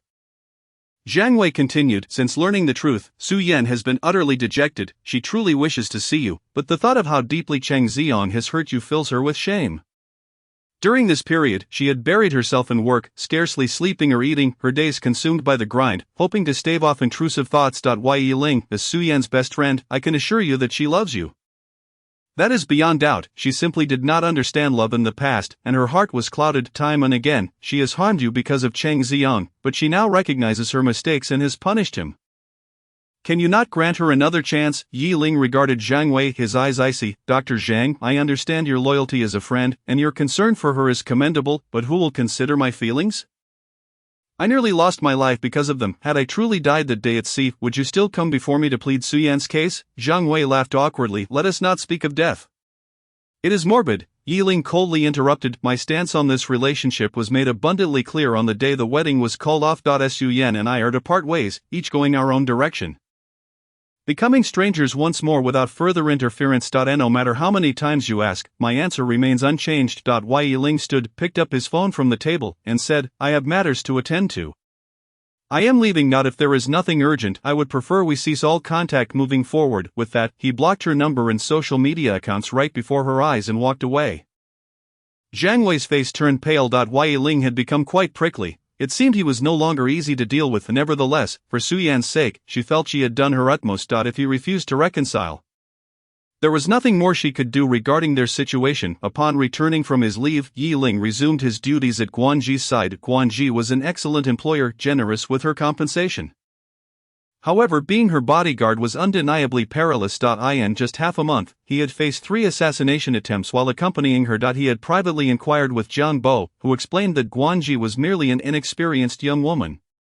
Yet her family had countless enemies due to their past dealings in both legitimate and illicit affairs in the capital. Now that the Guan family had returned to the capital, those adversaries sought to eradicate them completely. Yi Ling's expression turned grave upon hearing this. It was no wonder the Guan family was willing to pay a premium for bodyguards. This was indeed a life-threatening job. Unfortunately, it was too late for regrets. He had signed a 3-year contract with the Guan family. Moreover, to avoid entanglements with Su Yan, the Guan family was currently his only refuge. To be safe, Yi Ling purchased a few life insurance policies. Naming an orphanage as the beneficiary, should anything happen to him, he would not perish in vain. One day, upon returning to the ancestral home, Guanji summoned Yi Ling to her study. Tomorrow, I need you to pick someone up from the airport. Guanji sat behind her desk, not lifting her head as she signed documents with blinding speed. The Guan family's recent collaborations with prominent families had finally gained traction, and she had been deprived of sleep for days as she worked to regain the family's former power in the capital. Tomorrow was meant to be her day of rest, an opportunity to indulge in a long-awaited slumber. She decided it would be best to send Yi Ling to pick up the guest. Despite repeated insistence from the other party that she come personally, she had no intention of accommodating such demands. "Miss, who is it that you wish for me to meet?" Yi Ling inquired respectfully. "Guanwan, my younger sister." Yi Ling was taken aback. He had assumed Guanji was an only child. "Do you have a photo of her? It would help me locate her at the airport." Guanji chuckled. "No photo needed. Finding her will be easy. She'll be the most ostentatious person in the entire airport." Yi Ling was left speechless. Had he misspoken? Why did Guanji seem displeased? "Her flight arrives at 10 o'clock tomorrow morning at the capital's international airport. Just wait 2 hours before picking her up." Yi Ling remained silent. Guanji waved her hand dismissively. "That will be all. You may leave now." Yi Ling exited, utterly bewildered. The following morning, he set out for the airport at 9 o'clock. Although Guanji had instructed him to wait 2 hours, he could not bring himself to arrive that late. Upon reaching the international airport, he retrieved a piece of paper on which he had written Guanwan's name and took his position at the arrivals area. The airport was bustling with activity at this hour. Crowds surged around him, and staff members maneuvered luggage carts through the throng. Yi Ling waited for half an hour but saw no sign of the ostentatious individual described by Guanji. He hesitated, contemplating whether to call Guanji to inquire about her sister's appearance, but recalling that Guanji would likely still be asleep, he dismissed the idea. Guanji has indeed been working hard lately. With dark circles under her eyes. It's best not to disturb her over such trivial matters. Yi Ling placed his phone back into his pocket when he suddenly heard a scream from the crowd behind him. He turned sharply only to witness a small luggage cart overloaded with bags, causing the top few suitcases to teeter precariously before tumbling down. The onlookers nearby scattered in fright, except for one girl who stood frozen in place. Seemingly either stunned or oblivious to the chaos. Yi Ling furrowed his brow and dashed forward. In the split second that the suitcases were about to crash onto the girl's head, he raised his arm and swung it out. With a resounding thud, the suitcase was knocked away by his elbow, sliding across the ground for dozens of meters. "Wow, what incredible strength!" someone in the crowd exclaimed. The cart's attendant finally snapped back to reality. Rushing over to Yi Ling and the girl, bowing apologetically. "I'm so sorry, we had too many bags today, and I thought I could save some effort by loading them all onto one cart. I never anticipated such an accident would occur. Truly, I apologize." Yi Ling replied in a deep voice. "Fortunately, no one was injured. Please be more cautious in the future. Do not overload the cart, with so many people around. Accidents can easily happen." Yes, I understand." The attendant's tone was earnest. Since neither Yi Ling nor the girl was harmed, the incident passed without further issue. After assisting the attendant in rearranging the suitcase, Yi Ling realized that the piece of paper he had been holding was missing. He searched around but could not find it. At that moment, a delicate hand, as slender as jade, extended a piece of paper towards him. "Handsome, is this what you were looking for?" Yi Ling accepted it and looked up to express his gratitude. "Yes, that's mine, thank you. I should be the one thanking you. If it weren't for your timely help just now, I would have been injured." The girl's voice was gentle, softly drifting into Yi Ling's ears. Only then did he notice that the person before him was the girl who had nearly been struck by the falling suitcases. She possessed a standard oval face, with a straight nose and skin as pale as jade. Her pair of phoenix eyes was slightly upturned, shimmering like autumn waters, deep yet bright. When she smiled, she radiated a captivating charm while maintaining an air of grace befitting a refined lady. However, Yi Ling's attention was drawn to her attire. Despite the onset of winter in the capital, she wore a silver cheongsam with a high slit, her long legs enveloped in black stockings, and her feet adorned with silver diamond-studded stilettos, even though the airport was a few degrees warmer than outside. Her outfit was undeniably too revealing for the season. "Are young women so unbothered by the cold?" The girl curled her long fingers, pointing at the black letters on the white paper. "Are you looking for Guanwan? Could it be that you are?" Yi Ling was taken aback, thinking it too coincidental. The girl smiled and nodded. "Yes, I am Guanwan, Guanji's younger sister." A flicker of coldness passed through her eyes as she spoke her sister's name, but it quickly returned to a warm and friendly demeanor. "Did my sister send you to pick me up?" "Yes, the young lady has matters to attend to today, so she asked me to come for you. My name is Yi Ling, and I am her bodyguard." Yi Ling offered a brief introduction, still pondering the words Guanji had spoken the previous night, although Guanwan's outfit was strikingly different from most at the airport. It couldn't be deemed the most ostentatious. What kind of discord could exist between these two sisters? "Bodyguard?" Guanwan expressed surprise. "You were so handsome, I thought you were my sister's boyfriend." Yi Ling was startled by her comment and hastily clarified. "Miss, you must be mistaken. I am not the young lady's boyfriend, merely her employee." "I understand, no need to be so tense." Guanwan observed his flustered demeanor, her mood seemingly brightening as her smile deepened. Miss, where is your luggage? Yiling noted the absence of suitcases near Guan Wan.my luggage is with my boyfriend. He went to handle some procedures and will be here shortly. Yiling nodded, choosing not to say more. As they stood together waiting, less than 10 minutes later, a tall man in a brown trench coat approached. He had long legs, shoulder-length hair tied back in a simple low ponytail, and wore gold-rimmed glasses, exuding an artistic aura. As he drew closer, Yiling felt a strange sense of familiarity. Upon seeing his eyes, that familiarity intensified. Aja Guanwan stepped forward, affectionately linking her arm with the man's, introducing him to Yiling. This is my boyfriend Ouyangja. She then turned to Ouyangja. Aja, this is Yiling, the bodyguard my sister sent to pick us up. Yiling. Ouyangja's pupils contracted slightly as his gaze fell upon Yiling. Yiling focused on Ouyangja's eyes, where he noticed a black mole on the white part of his right eye. Tentatively, he spoke. Chimingzhi. Guanwan was taken aback. Huh? How do you know that Aja's childhood name was Chimingzhi? Yiling exclaimed with delight. Mingzhi, it really is you. Ouyangja's expression softened, and he smiled as he patted Yiling's shoulder. Ling, I never expected it would be you. I thought you looked familiar, but I didn't dare believe it at first. Yiling reflected. Indeed, it has been over a decade since we last met at Guanwan. Puzzled by their exchange, tugged on Ouyangja's arm, playfully demanding, Aja, what's going on? You and Yiling knew each other before. Ouyangja chuckled as he explained. Yiling and I grew up in the same orphanage. Yiling and Chimingzhi had been raised in an orphanage together. Back then, Yiling possessed extraordinary strength but had not yet learned to control it, leading to frequent accidents and the disdain of the other children, who often bullied him. Chimingzhi, marked as an outcast due to the mole in his eye, faced similar ostracism. Sharing a common plight, they naturally became friends until Yiling was adopted by the Su family at the age of 8, and Chimingzhi was found by his relatives on the same day, returning abroad to reclaim his heritage and changing his name to Ouyangja. Thereafter, they lost contact. Their meeting at the airport today marked their first reunion as adults. Yiling felt elated, having always remembered this childhood companion. Observing Ouyangja's current attire and demeanor, he felt relieved that he seemed to be doing well. Yiling took the suitcase from Ouyangja's hand, smiling as he said, there are too many people here. Let's talk in the car. Ouyangja nodded in agreement. Alright. Yiling led the way with the suitcase, while Ouyangja and Guanwan followed. Guanwan recounted how she had nearly been hit by the falling suitcase and how Yiling had saved her. You wouldn't believe how heavy those suitcases were. He knocked them away with just one punch. His strength is incredible, just like Superman. She failed to notice Ouyangja's increasingly grave expression as she continued.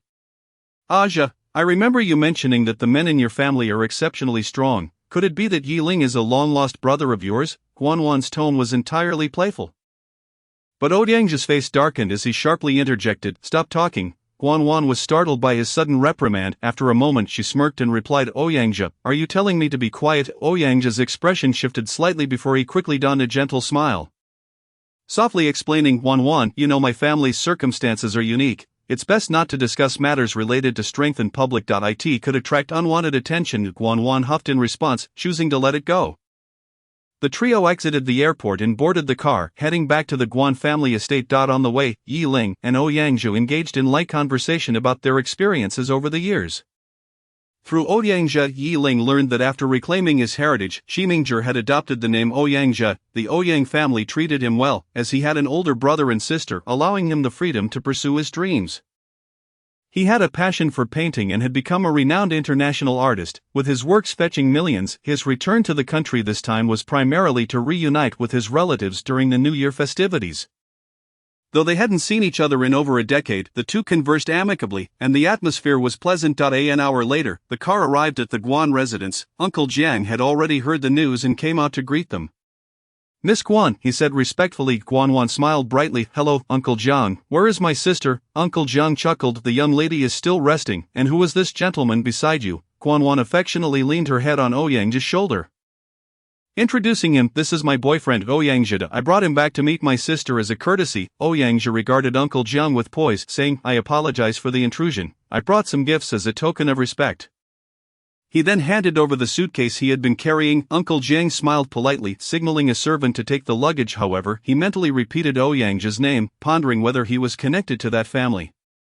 If so, his association with Miss Guan could pose a risk for the young lady. After a brief exchange of pleasantries, Uncle Jiang invited them inside. Turning to Yiling, who followed behind, he instructed, Xiao Yi, lunch will be ready soon, please go wake the young lady for her meal. Yiling hesitated for a moment, feeling it was somewhat inappropriate for a man to do such a task. Zhang Bo hurriedly entered the living room to attend to Guanwan and Ouyang Zhe. Yiling contemplated calling a maid, yet found them all preoccupied, leaving him with no choice but to ascend to the second floor himself. Arriving at Guanji's door, he knocked gently, inquiring, "Miss, are you awake?" After a brief wait, silence ensued from within. Was she sleeping so soundly? He continued knocking. "Miss, lunch is prepared. It's time to rise and join us." After waiting a little longer, still no sound emerged from the room. Could something unfortunate have happened? Yiling's thoughts raced back to the previous assassination attempts, causing his heart to tighten. It was plausible that the adversary had escalated their tactics and infiltrated the Guan residence. His gaze turned serious, and he became vigilant as he gently grasped the doorknob. Just as he was about to push the door open, it swung wide from the inside. A wave of damp air enveloped him, momentarily freezing his movements. "What is it?" Guanji appeared, her expression impatient, as she dried her damp hair with a towel. Droplets cascaded down her neck, disappearing into the loosely draped white bathrobe she had evidently just bathed. Her cheeks were flushed, and her skin was as exquisite as fine jade. Guanji was the first girl he had encountered whose beauty seemed to deepen with simplicity. "Hey, snap out of it." Guanji waved her hand before Yiling. "While I am aware of my natural beauty, there is no need for you to be so entranced." Yiling felt his cheeks flush but quickly regained his composure. Responding with utmost professionalism, "Miss, the guests have arrived, and Zhang Bo is currently entertaining them. Lunch is ready." Guanji's expression remained unperturbed as she turned back into her room, with no response from her. Yiling found himself at a loss, unsure whether to linger or descend inside the room. Guanji settled comfortably on the sofa. Noticing Yiling still standing at the doorway, she urged, "What are you dawdling for? Come in and help me dry my hair." Yiling questioned his own ears. Guanji, growing impatient, insisted, "Hurry up. It's 100,000 for a blow-dry, and there are guests waiting downstairs." He had misheard. 100,000. Yiling swiftly entered the room and grabbed the hairdryer. Though not particularly money-minded, he recognized the opportunity to help dry her hair meant he could provide some much-needed funds for the orphanage's New Year gifts. Quite a bargain. Elated, Yiling stood behind the sofa with the hairdryer in hand, keeping his gaze respectfully focused. He began to dry Guanji's hair, which was thick and dense, soft and smooth to the touch, akin to the finest silk. He handled it with care, fearful of breaking even a single strand and incurring a deduction. Guanji kept her eyes closed, silent. The only sound in the room was that of the hairdryer in operation. Half an hour later, her hair was completely dry. "Miss, it's done," Yiling announced, placing the dryer down. Guanji finally opened her eyes, clarity and a hint of excitement gleaming within them. Yiling recognized that look. It was the same fierce determination she exhibited when confronting rivals. Who was she preparing to confront this time? Before he could ponder further, Guanji commanded, "You may leave. I'll change and join you downstairs." Understood. Yiling bowed his head and exited the room. In the hall on the first floor, the cook had already laid out all the dishes on the dining table. Guanji arrived fashionably late. Upon seeing her, Guanwan's face brightened with a lovely smile, laced with genuine concern. "His sister, why are you up so late? Were you exhausted from last night?" Emphasizing the word exhausted with a pronounced tone, she suddenly exclaimed as if recalling something. "Oh dear, I forgot. You don't have a boyfriend, so it's impossible for you to be tired. You must have simply overslept, right?" Standing beside her, Yiling felt his impression of Guanwan plummet at her words. The tone and expression reminded him all too much of Cheng Xiong, whose subtle remarks had cost him dearly in the past. From that moment on, he kept his distance from such people. Guanji raised an eyebrow at Guanwan's words. Unfazed, her gaze shifted to Ouyang beside Guanwan. "And who might this be?" Guanwan, intimately entwined with Ouyang's arm, replied, "This is my boyfriend." Ouyang, her tone was sweet, yet her eyes bore a provocative challenge towards Guanji. As if aiming to provoke her, Ouyang offered a courteous smile. "Pleased to meet you, Miss Guan. I look forward to your guidance in the future." Guanji responded with a cheerful nod. "Of course, but I suggest you first visit the hospital for a checkup." Chapter 83. A good attitude determines a man's life. Ouyang was taken aback by Guanji's seemingly nonsensical remark. "What? As my dear sister has pointed out, she does not possess my self-discipline and has a penchant for promiscuity. You are the 20th boyfriend she has introduced to me. I, being of a kind heart, recommend you visit the hospital for a checkup, just in case you've contracted something undesirable." With that bombshell dropped, Guanji nonchalantly strolled towards the dining table. Ouyang, upon hearing her, abruptly withdrew his arm from Guanwan's embrace. Though he said nothing, his body language spoke volumes. Guanwan's smile faltered. Gritting her teeth, she exclaimed, "Guanji, you're slandering me. Do you truly believe that?" Ouyang cleared his throat. "Of course not. I know exactly who you are." Though he said this, he had already resolved to visit the hospital. He and Guan Wan had been together for 3 months, having shared more than just casual intimacy on multiple occasions, the most recent being the night before. The thought of this made Ouyang wish to leave the Guan residence immediately had it not been for Guan Wan's insistence on bringing him along to irritate Guan Ji. He wouldn't have come at all. A sister, brother-in-law, why are you still dawdling? Come and eat. Guan Ji had already taken her seat at the head of the table, naturally referring to Ouyang as brother-in-law. This made Ouyang profoundly uncomfortable, yet he understood Guan Ji's status and dared not show it. He could only follow Guan Wan to the table. Guan Ji then addressed Yi Ling and Jiang Bo.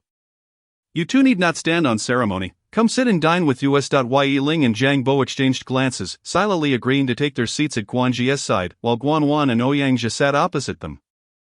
Guan Wan's expression nearly cracked under pressure. Sister, isn't this rather inappropriate? They are merely servants, how can they share a table with us? Sister, you misspoke. As you know, our family treats our subordinates with equality. Such futile thinking is unacceptable, Guan Ji retorted, neither soft nor harsh. Remembering the purpose of her return, Guan Wan restrained her anger for the moment, but when she noticed that all the dishes on the table were the very foods she detested, she could no longer contain herself. She slammed her chopsticks onto the table, glaring fiercely at Guan Ji's sister. This is going too far. Guan Ji took a sip of the fresh fish and tofu soup. Her expression one of delight, she leisurely wiped her mouth with a napkin. How am I going too far? Knowing you were coming back, I specifically instructed the cook to prepare a feast. I'm a dancer. I can't possibly eat all this meat. Don't tell me you were unaware of that. Guan Wan protested vehemently. As a ballet dancer, she typically maintained a vegetarian diet to preserve her figure. With Guan Ji preparing a table full of meat dishes, void of any vegetables, was this not a direct affront to her? Seeing that Guan Ji remained unfazed, Guan Wan's eyes turned cold. Her tone laden with threat. Sister, the reason for my return is not only to participate in a dance competition but also due to grandfather's command. Upon hearing this, Guan Ji's expression shifted for a moment, but she quickly regained her previous nonchalance. Oh, what did grandfather instruct you? Guan Wan, sensing she had struck a nerve, raised her chin triumphantly. Grandfather said that if you do not marry by next year and fail to bear a son for the Guan family, the shares you hold will be divided in half with me, and I shall also have the opportunity to compete for the position of head of the family. Guan Ji narrowed her eyes at her. Disdainful, just based on you? Yes, just based on me, Guan Wan replied with a beaming smile. Ouyang and I have already discussed our wedding date. We plan to marry by next year at the latest. We also have plans for conception, intending to be pregnant by next year, which delighted grandfather. I recall you're a dancer. How will you perform if you're pregnant? Guan Ji countered. Guan Wan gently caressed her abdomen, her face adorned with a motherly smile. What does dancing matter? Ensuring the continuation of the Guan bloodline is what truly matters. I'm not selfish like you, sister. I'm doing this for the future of the Guan family. As long as she could give birth to a child, she could leverage the child to secure the position of head of the Guan family. What could she not obtain? The ability to dance was trivial in comparison.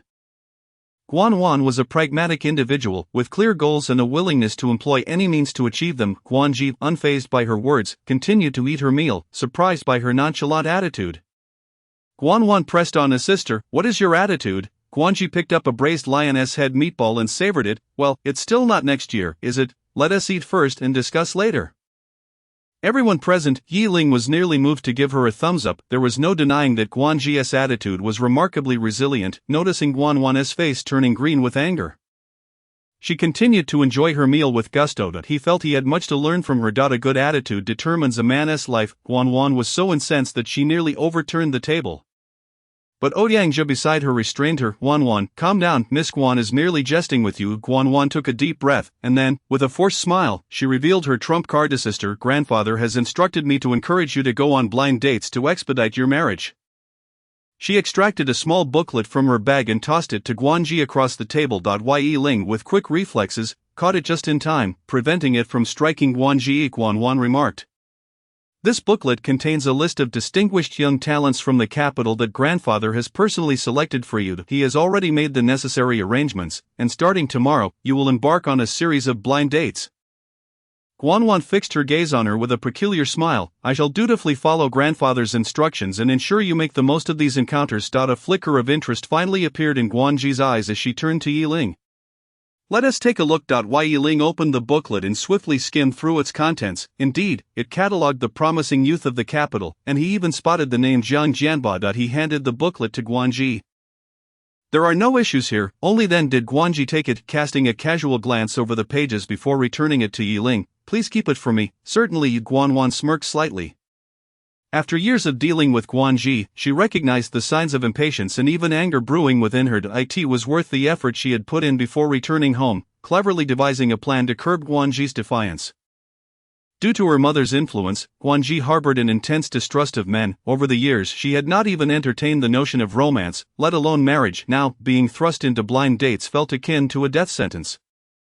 All she had to do was wait for Guanji to refuse, and then report back to grandfather, who would undoubtedly berate her thoroughly. The position of head of the Guan family would eventually be hers. Guanwan resumed her familiar gentle smile. Sister, grandfather is only looking out for you. As a young woman, it is only natural to consider marriage. You need not resist so fiercely. Marrying a good man means your life will not be in vain. Guanji felt a wave of nausea wash over her at Guanwan's words. Setting down her chopsticks, with a frosty gaze directed at her sister, she retorted, Have I not made it clear that you should not attempt to provoke me? Guanwan blinked her striking phoenix eyes innocently. Sister, even if you are angry, must you direct your ire at me? This is clearly grandfather's command. Guanji scoffed, Do not use the old man to pressure me. Just because I call you sister, do you truly believe yourself to be above reproach? The daughter of a mistress, how dare you flaunt your status before me? Shall I summon a loudspeaker to announce the sordid history of your mother's rise to power as a mistress throughout the capital? You. Guanwan trembled with rage, her face contorted in fury. She abruptly stood, leaning forward to slap Guanji. However, before her hand could graze a single hair on Guanji's head, Yiling seized her wrist. Coldly warning, Miss Tu, you have overstepped your bounds. Ouyangji immediately rose to shield Guanwan, his sharp gaze fixed on Yiling. Release Wan Wan. Yiling cast him a deep glance, ignoring him. Ouyangji's expression darkened severely. Guanji's voice floated lightly, Yiling, let go of my dear sister. Only then did Yiling release her grip. A bruise had already formed around Guanwan's wrist, and she glared daggers at Guanji. Sister, how could you allow your subordinate to harm me? I will remember this debt. Guanji shrugged nonchalantly. Remember away. Who doesn't know you are petty? Guanwan nearly choked on her indignation, standing from her chair. Guanji composedly stated, Aren't you arranging blind dates for me? I am free tonight. Let us proceed. Guanwan's eyes widened in shock. You actually agreed. This was entirely contrary to her expectations. Guanji was supposed to vehemently refuse and clash with grandfather. Her prompt acceptance left Guanwan at a loss for how to report back to grandfather. What was there to disagree with? It was merely blind dates. It was the same with anyone.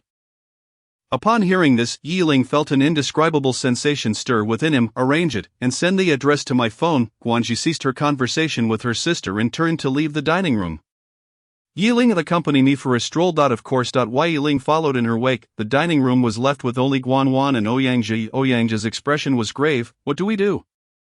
Guanji's attitude is completely different from what we anticipated. If she truly consents to marry a man and bear a son, there will be no place for you and your mother in the Guan family. That violent woman thinks she can marry a man. Dream on. Guanwan clenched her fists tightly, her phoenix eyes narrowing ominously. She looked at Ouyangji. I will handle Guanji. Your priority is to persuade your family to approve of our union. Ouyangji recalled everything that had transpired today, noting how it diverged from their predictions, yet he was not one to easily yield. He asserted, Do not worry, I will ensure they agree. After departing from the Guan residence, Ouyangji returned to the villa. As he stepped through the door, Butler Fu approached him with evident delight. Young master, you have returned. He then gestured to a maid, instructing her, Quickly tell the young lady that the young master is back. Butler Fu held a particular fondness for the young master, who had only been brought back to the family at the age of 8, guiding Ouyangji to a seat and asking a maid to bring tea. Ouyangji replied warmly, Butler Fu, you seem younger than ever after these years. Butler Fu chuckled, patting his wrinkled face. Young master, it has been years since we last met, and your flattery has only grown sweeter. He then seemed to recall something, adding with a hint of reproach, Why didn't you inform us of your return beforehand? We could have sent someone to greet you. Did you take a taxi back? Ouyangji smiled, explaining, I intended to surprise you, so I didn't mention it. The Guan family sent a driver to drop me off. Butler Fu raised an eyebrow, puzzled. The Guan family? The one that just returned to the country? Ouyangji responded nonchalantly, Yes, the second daughter of the Guan family is my girlfriend. We returned together this time. Crash. The sound of a cup shattering against the floor echoed through the room. Butler Fu's expression turned serious as he glanced at the maid who had been serving tea. "What if you startled the young master with your clumsiness?" The maid bowed her head, kneeling to collect the broken pieces while repeatedly apologizing. "I'm so sorry, Butler Fu. I will clean it up right away." "You're the new maid from last month. After you finish, go find Sister Zhang and learn the rules again." The maid hurriedly acknowledged. Yes. Ouyang found the voice somewhat familiar, instinctively turning his head towards the source. He locked eyes with the maid, who had just finished cleaning the shards. Ouyang's pupils trembled. What is she doing here? The maid's cheeks flushed with embarrassment as she hurriedly exited the living room. Holding the fragments of the teacup, "Xiaozhe, you're back," a melodious voice called from the second floor, followed by the hurried footsteps of someone descending the stairs. A smile involuntarily spread across Ouyang's face as he stood, only to be enveloped in a soft embrace. "Xiaozhe, you're finally back. You have no idea how much Grandma and I have missed you." Ouyang returned the embrace with a hint of remorse. "I am sorry, Sister Da. I was so caught up with the art exhibition these past few years. This time, I plan to stay for a while and spend quality time with you and Grandma." Ouyang pulled away from him, her face alight with joy. "Really?" Ouyang chuckled. "Really? When have I ever lied to you?" Ouyang pouted. "You've deceived me plenty of times when we were young. You were such a little rascal." Recalling their childhood, Ouyang's smile faded slightly. Ouyang sighed. She couldn't quite grasp why, but every time they spoke of their past, Ouyang seemed disinterested. She had never treated him poorly, had she? After being brought back to the Ouyang family, Ouyang had raised him single-handedly. The Ouyang family was small, and Ouyang's mother had passed away shortly after giving birth to him. His father, Ouyang, and older brother, Ouyang Chen, were constantly serving the government, rarely present at home. As the eldest sister, Ouyang had shouldered the responsibilities of a mother, caring for Ouyang Zheit. It was also Ouyang who discovered that Ouyang had not inherited the family's male lineage traits. Typically, the men in the Ouyang family awakened their powers by the age of 10, exhibiting natural strength greater than that of ordinary people. However, when Ouyang turned 10, he remained as ordinary as anyone else. Upon examination, it was revealed that his mother had been captured by enemy agents during her pregnancy and had been injected with unknown substances, affecting his fetal development. Thus, Ouyang felt an even deeper compassion for her brother. Cherishing him like a precious gem, pulling herself from the memories, Ouyang gazed at her brother with renewed tenderness. She guided him to the sofa, concern etched on her face. "I just heard you speaking with Butler Fu about having a girlfriend? Which young lady is it?" Ouyang hesitated. "It's the second daughter of the Guan family." "Guanwan, the Guan family?" Ouyang expression shifted. "The one that just returned to the country?" "Yes, no, our family will never agree to this marriage." Ouyang pressed his lips into a thin line, realizing the response matched his expectations. Observing her brother's disappointed countenance, Ouyang softened her tone. "Xiaozhe, you know our family's situation. A girl from the Guan family would never pass the political review. I understand, but I truly like her. Sister, can you help persuade brother and father?" Ouyang pleaded softly. Throughout his life, Ouyang had been the one to care for him the most.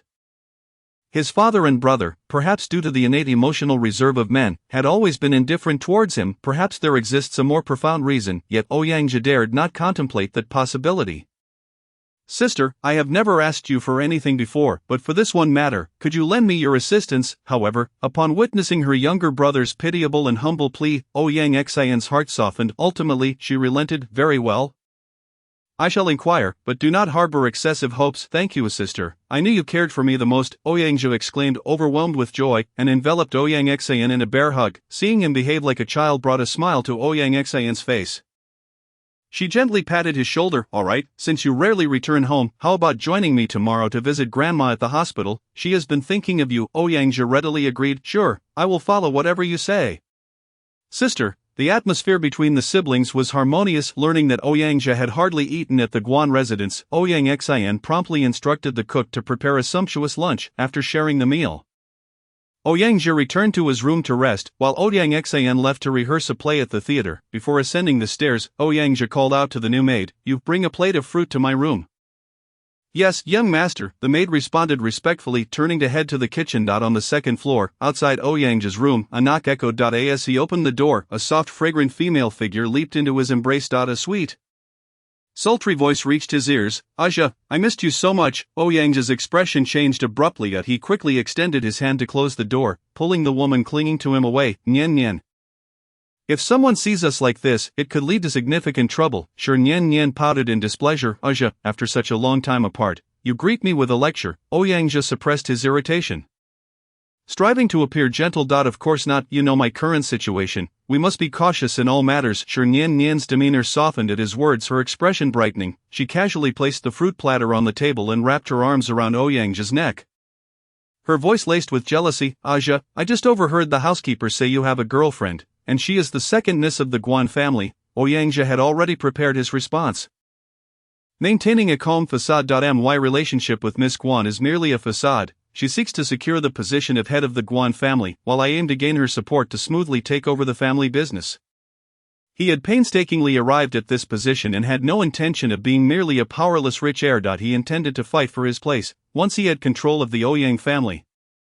Even if their secrets were exposed, none would dare challenge him. Shi Nian appeared skeptical. Really, Aja, you wouldn't deceive me, would you? Ouyang lowered his head, tenderly placing a kiss upon her lips, then he gazed into her eyes, which brimmed with affection, almost drowning him. Of course not, I assure you, the only bride I acknowledge is you. Nian, you must trust me, everything I've done is for our future. Upon seeing the tenderness in his gaze, Shi Nian became unable to resist, her body melting against him like water. She longed for Ouyang's touch, for they had not been intimate in quite some time. Aja, her fingers slipped beneath his collar, entwining with his chest. Ouyang felt his breath quicken and he grasped her mischievous fingers, steadying himself. Nian, you still haven't told me how you came to be in the Ouyang residence. Didn't I ask you to monitor Yiling? Shi Nian nonchalantly replied, I have been keeping an eye on him. I have been doing so for years. However, he has become exceedingly dull, entirely under the influence of that woman, Su Yan, caught up in her whims. There is no longer any need for surveillance. Ouyang's expression turned cold. But I heard he and Su Yan have called off their engagement? Yes, they have, and he left with nothing, moving back to his little apartment in the suburbs. I orchestrated a little drama, managed to stay at his home for a while, and discovered that aside from his strength, he is just an ordinary man, Shi Nian said with a hint of pride. Now that he has lost the Su family as his backing, you needn't worry about him getting entangled with the Ouyang family. Rest assured, Aja, wasting time monitoring Yiling seemed utterly pointless. Upon learning of Ouyang's return to the country, she had exerted tremendous effort to secure a position as a maid in the Ouyang residence, allowing her to be closer to him. Being with Ouyang was her lifelong wish. Keeping an eye on Yiling was merely to please Ouyang, yet Ouyang was not as optimistic. The thought of Shi Nian's surveillance going awry soured his mood. Yiling had become the bodyguard for the Guan family's eldest daughter, aligning himself with the Guans, who were even more formidable than the Sus. What? Shi Nian was equally astonished. She had only been out of touch for 2 months, and Yiling had already connected with the Guans. Ouyang was displeased. Nian, did I not instruct you to keep a close watch on Yiling, to report every detail to me? Now that such a significant oversight has occurred, how will it affect our future plans? A fierce determination flashed across Shi Nian's face. Aja, don't be angry. If we truly want to eliminate future troubles, why not simply kill Yiling? No, Ouyang frowned, his heart racing. Shi Nian's suggestion was one he had contemplated long ago. However, Yiling was someone with whom he shared childhood ties. He merely wished for Yiling to remain uninvolved with the Ouyang family for life. The thought of killing Yiling left him uneasy. For Ouyang, taking a life was no trivial matter. If discovered, it could backfire catastrophically. Let us not resort to murder, then. Alright, Aja, I will heed your wishes.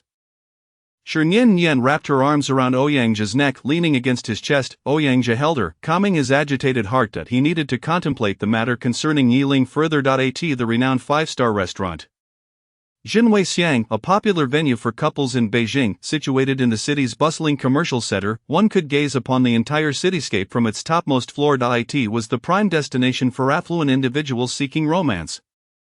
Leafing through the menu, Yiling glanced towards the empty chair across from him and then at Guanji, who was indulgently savoring her meal. He could not help but remind her, Miss, your blind date has yet to arrive. And you are already eating. Is that appropriate? What he found most perplexing was why Guanji insisted on bringing him along as a third wheel for her blind date. Guanji swallowed a spoonful of sweet soup, gazing at him with a knowing smile. You truly believe Guanwan's nonsense? With her present, none of the suitors will dare to show up. She gestured towards the vacant seat opposite her. Sit down.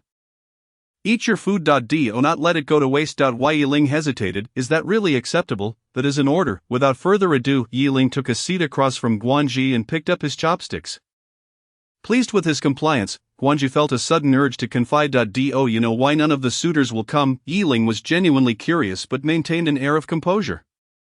I do not know. Handing the blind dates to Guanwan is a recipe for disaster. She is the last person who wishes to see me married. Yiling could not resist asking. It seems the relationship between you and Miss Guan is rather strained. Since their initial meeting that morning, the tension had been palpable, bordering on outright hostility. Guanji scoffed lightly. Her mother caused my mother's demise.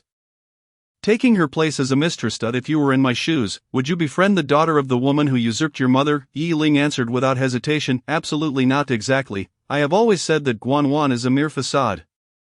Do not be fooled by her demure and graceful demeanor. Beneath it all lies a venomous heart. Yiling was taken aback. Having spent time with Guanji, he had gained some insight into her character. She often wore a smile, regardless of the circumstances, yet Guanwan was the first person who had driven her to abandon pretense. Yiling, you are close to me. I hope you can see through Guanwan's true nature and not be deceived by her disguise. Guanji looked intently at Yiling, as though searching for someone beyond him. Her beautiful eyes were devoid of their usual carefree mirth, replaced instead by a hint of suffering and confusion. Yiling's heart tightened. He nodded earnestly. Do not worry, Mississippi, I will not be deceived. He believed that individuals like Guanwan and Cheng Xiong were too similar, having stumbled numerous times with Cheng Xiong. He saw no reason to be ensnared by Guanwan's duplicity. Guanji's spirits lifted, observing the serious expression on the man across from her. Her palm itched with a sudden impulse, before she realized it. Her hand had risen to pat his head. You were such a good listener. This gesture left both of them momentarily stunned. Guanji blinked, and Yiling blinked in return. Their eyes met, both flustered, and at a loss. The atmosphere grew tense. Oh, Yigu, is that really you? A male voice interrupted this awkward moment. Seizing the opportunity, Guanji withdrew her hand and resumed eating. Yiling looked up, surprised to see the newcomer. Zhang Jianbai, what brings you here? Zhang Jianbai, clad in a suit that suggested he had just finished work, replied, I am dining with some friends. We arranged to meet here. Upon noticing the woman seated opposite Yiling, whose face was obscured by her lowered head, he raised an eyebrow at Yiling with a suggestive look. Yigu, you are quite the catch. Have you found yourself a new romantic interest? Yiling choked, hastily covering Zhang Jianbai's mouth. What is this young lad babbling about? He hurriedly said, Miss, I have a matter to discuss with a friend. May I be excused for a moment? Go ahead. Guanji still kept her head lowered, seemingly engrossed in her meal. Yiling pulled Zhang Jianbai away and found a vacant spot to sit down. Zhang Jianbai, feeling displeased, asked, Brother Yi, who was that enchanting beauty? Why are you keeping her a secret from me? That's rather unbrotherly. Isn't it? Yiling rubbed his forehead. That is the eldest daughter of the Guan family. Guanji. Zhang Jianbai's eyes widened. Guanji? He cast a suspicious glance at Guanji in the distance before turning back to Yiling. No way. I just saw you two being quite flirtatious. It almost looked like you were about to kiss. Yiling felt awkward. That was merely a misunderstanding. Remembering Guanji's earlier gesture, he couldn't help but touch his own hair. It was stiff. There was nothing to feel good about. He guessed that Guanji was simply caught up in the moment and meant nothing more. Zhang Jianbai accepted Yiling's explanation. Recalling the rumors he had heard earlier, he hesitated. Brother Yi, there is something I want to tell you. What is it? Zhang Jianbai appeared conflicted and hesitant. Yiling was puzzled. Zhang Jianbai, who usually lacked any worries, was now troubled by something. Zhang Jianbai took a deep breath and decided to speak frankly. Brother Yi, I might have pushed you into a pit of fire. What pit of fire? Zhang Jianbai gestured discreetly towards a group sitting not far away. The Guan family. Guanji. Yiling furrowed his brows. What do you mean? Zhang Jianbai glanced around and lowered his voice. Brother Yi, I heard some rumors today regarding Guanji. They say she committed patricide and fratricide to gain her current status as the head of the family. The old master of the Guan family despises her so much that he sent her back to the country. Patricide and fratricide? She is just a young girl. How could that be possible? Yiling found it difficult to associate those words with Guanji, yet he knew she was not as simple as she appeared. But patricide and fratricide, that was far too severe. His expression turned serious. Jianbai, don't spread such words. If they get out, it will tarnish Guanji's reputation. Zhang Jianbai felt wronged. Brother Yi, I'm not the one spreading these rumors. I heard it from others who spoke as if it were true. Just thinking about how I might have dragged you into this mess makes me feel terrible, whether it's a pit of fire or not. I'll judge for myself. Besides, Jiang Bo is also working for Guanji. Even if you don't trust her, you should trust your uncle, right? Anyone he pledges loyalty to is surely not a bad person. Zhang Jianbai pondered for a moment and realized Yiling had a point. Yiling inquired, "Where did you hear this?" Zhang Jianbai replied honestly, "There is a small group in our circle. Today, someone suddenly shared this news, saying there was someone who was supposed to go on a blind date with Guanji but got so scared that he didn't dare to go." Chapter 87. A man's misfortune begins with compassion for women. Zhang Jianbai suddenly thought of something. "Oh, could it be that Guanji is here waiting for a blind date?" Yiling nodded, "Yes, well, she won't be waiting long with all the rumors swirling about her. Who would dare to go on a blind date with her?" Yiling felt a pang of discomfort at the thought. He turned to look at Guanji, who was sitting by the window. She seemed to have finished her meal, resting her chin on her hand, gazing blankly out at the night scenery, revealing her delicate and beautiful profile. It was clearly a pleasing sight, yet it inexplicably evoked a sense of solitude. A low voice whispered beside him, "Brother Yi, you're done for." Feeling sorry for a woman marks the beginning of a man's misfortune. Yiling was startled. He quickly pushed Zhang Jianbai away and shot him an annoyed glare. "What nonsense are you spouting?" Zhang Jianbai raised a finger, shaking it as if he were an experienced elder. "Brother Yi, you don't realize it, but your eyes were filled with sympathy just now." TSK, don't say such things. I just think those rumors are outrageous. She is still just a young girl, and yet she has to bear such a stigma. Moreover, he vaguely suspected who was behind these rumors. It must be Guanwan. She pretended to follow the old master's orders to urge Guanji to go on blind dates, but secretly didn't want her to succeed, thus deliberately spreading these rumors to deter potential suitors. A twofold victory. Zhang Jianbai looked at Yiling, exaggerating his tone. "It's over for you, Brother Yi. You're smitten. You're actually speaking up for her." Yiling felt a bit embarrassed. "She is only 20. I'm already 26. To me, she is just a little sister. I wouldn't engage in such a scandalous affair. Besides, she is my superior now. She pays my salary. If I don't speak well of her, should I speak well of you?" TSK. Zhang Jianbai kept teasing, which was quite annoying. Yiling felt like slapping his mouth. Fortunately, the person Zhang Jianbai was waiting for arrived at that moment. Yiling glanced over and recognized her. She was a popular female internet celebrity known for her striking looks. He patted Zhang Jianbai on the shoulder.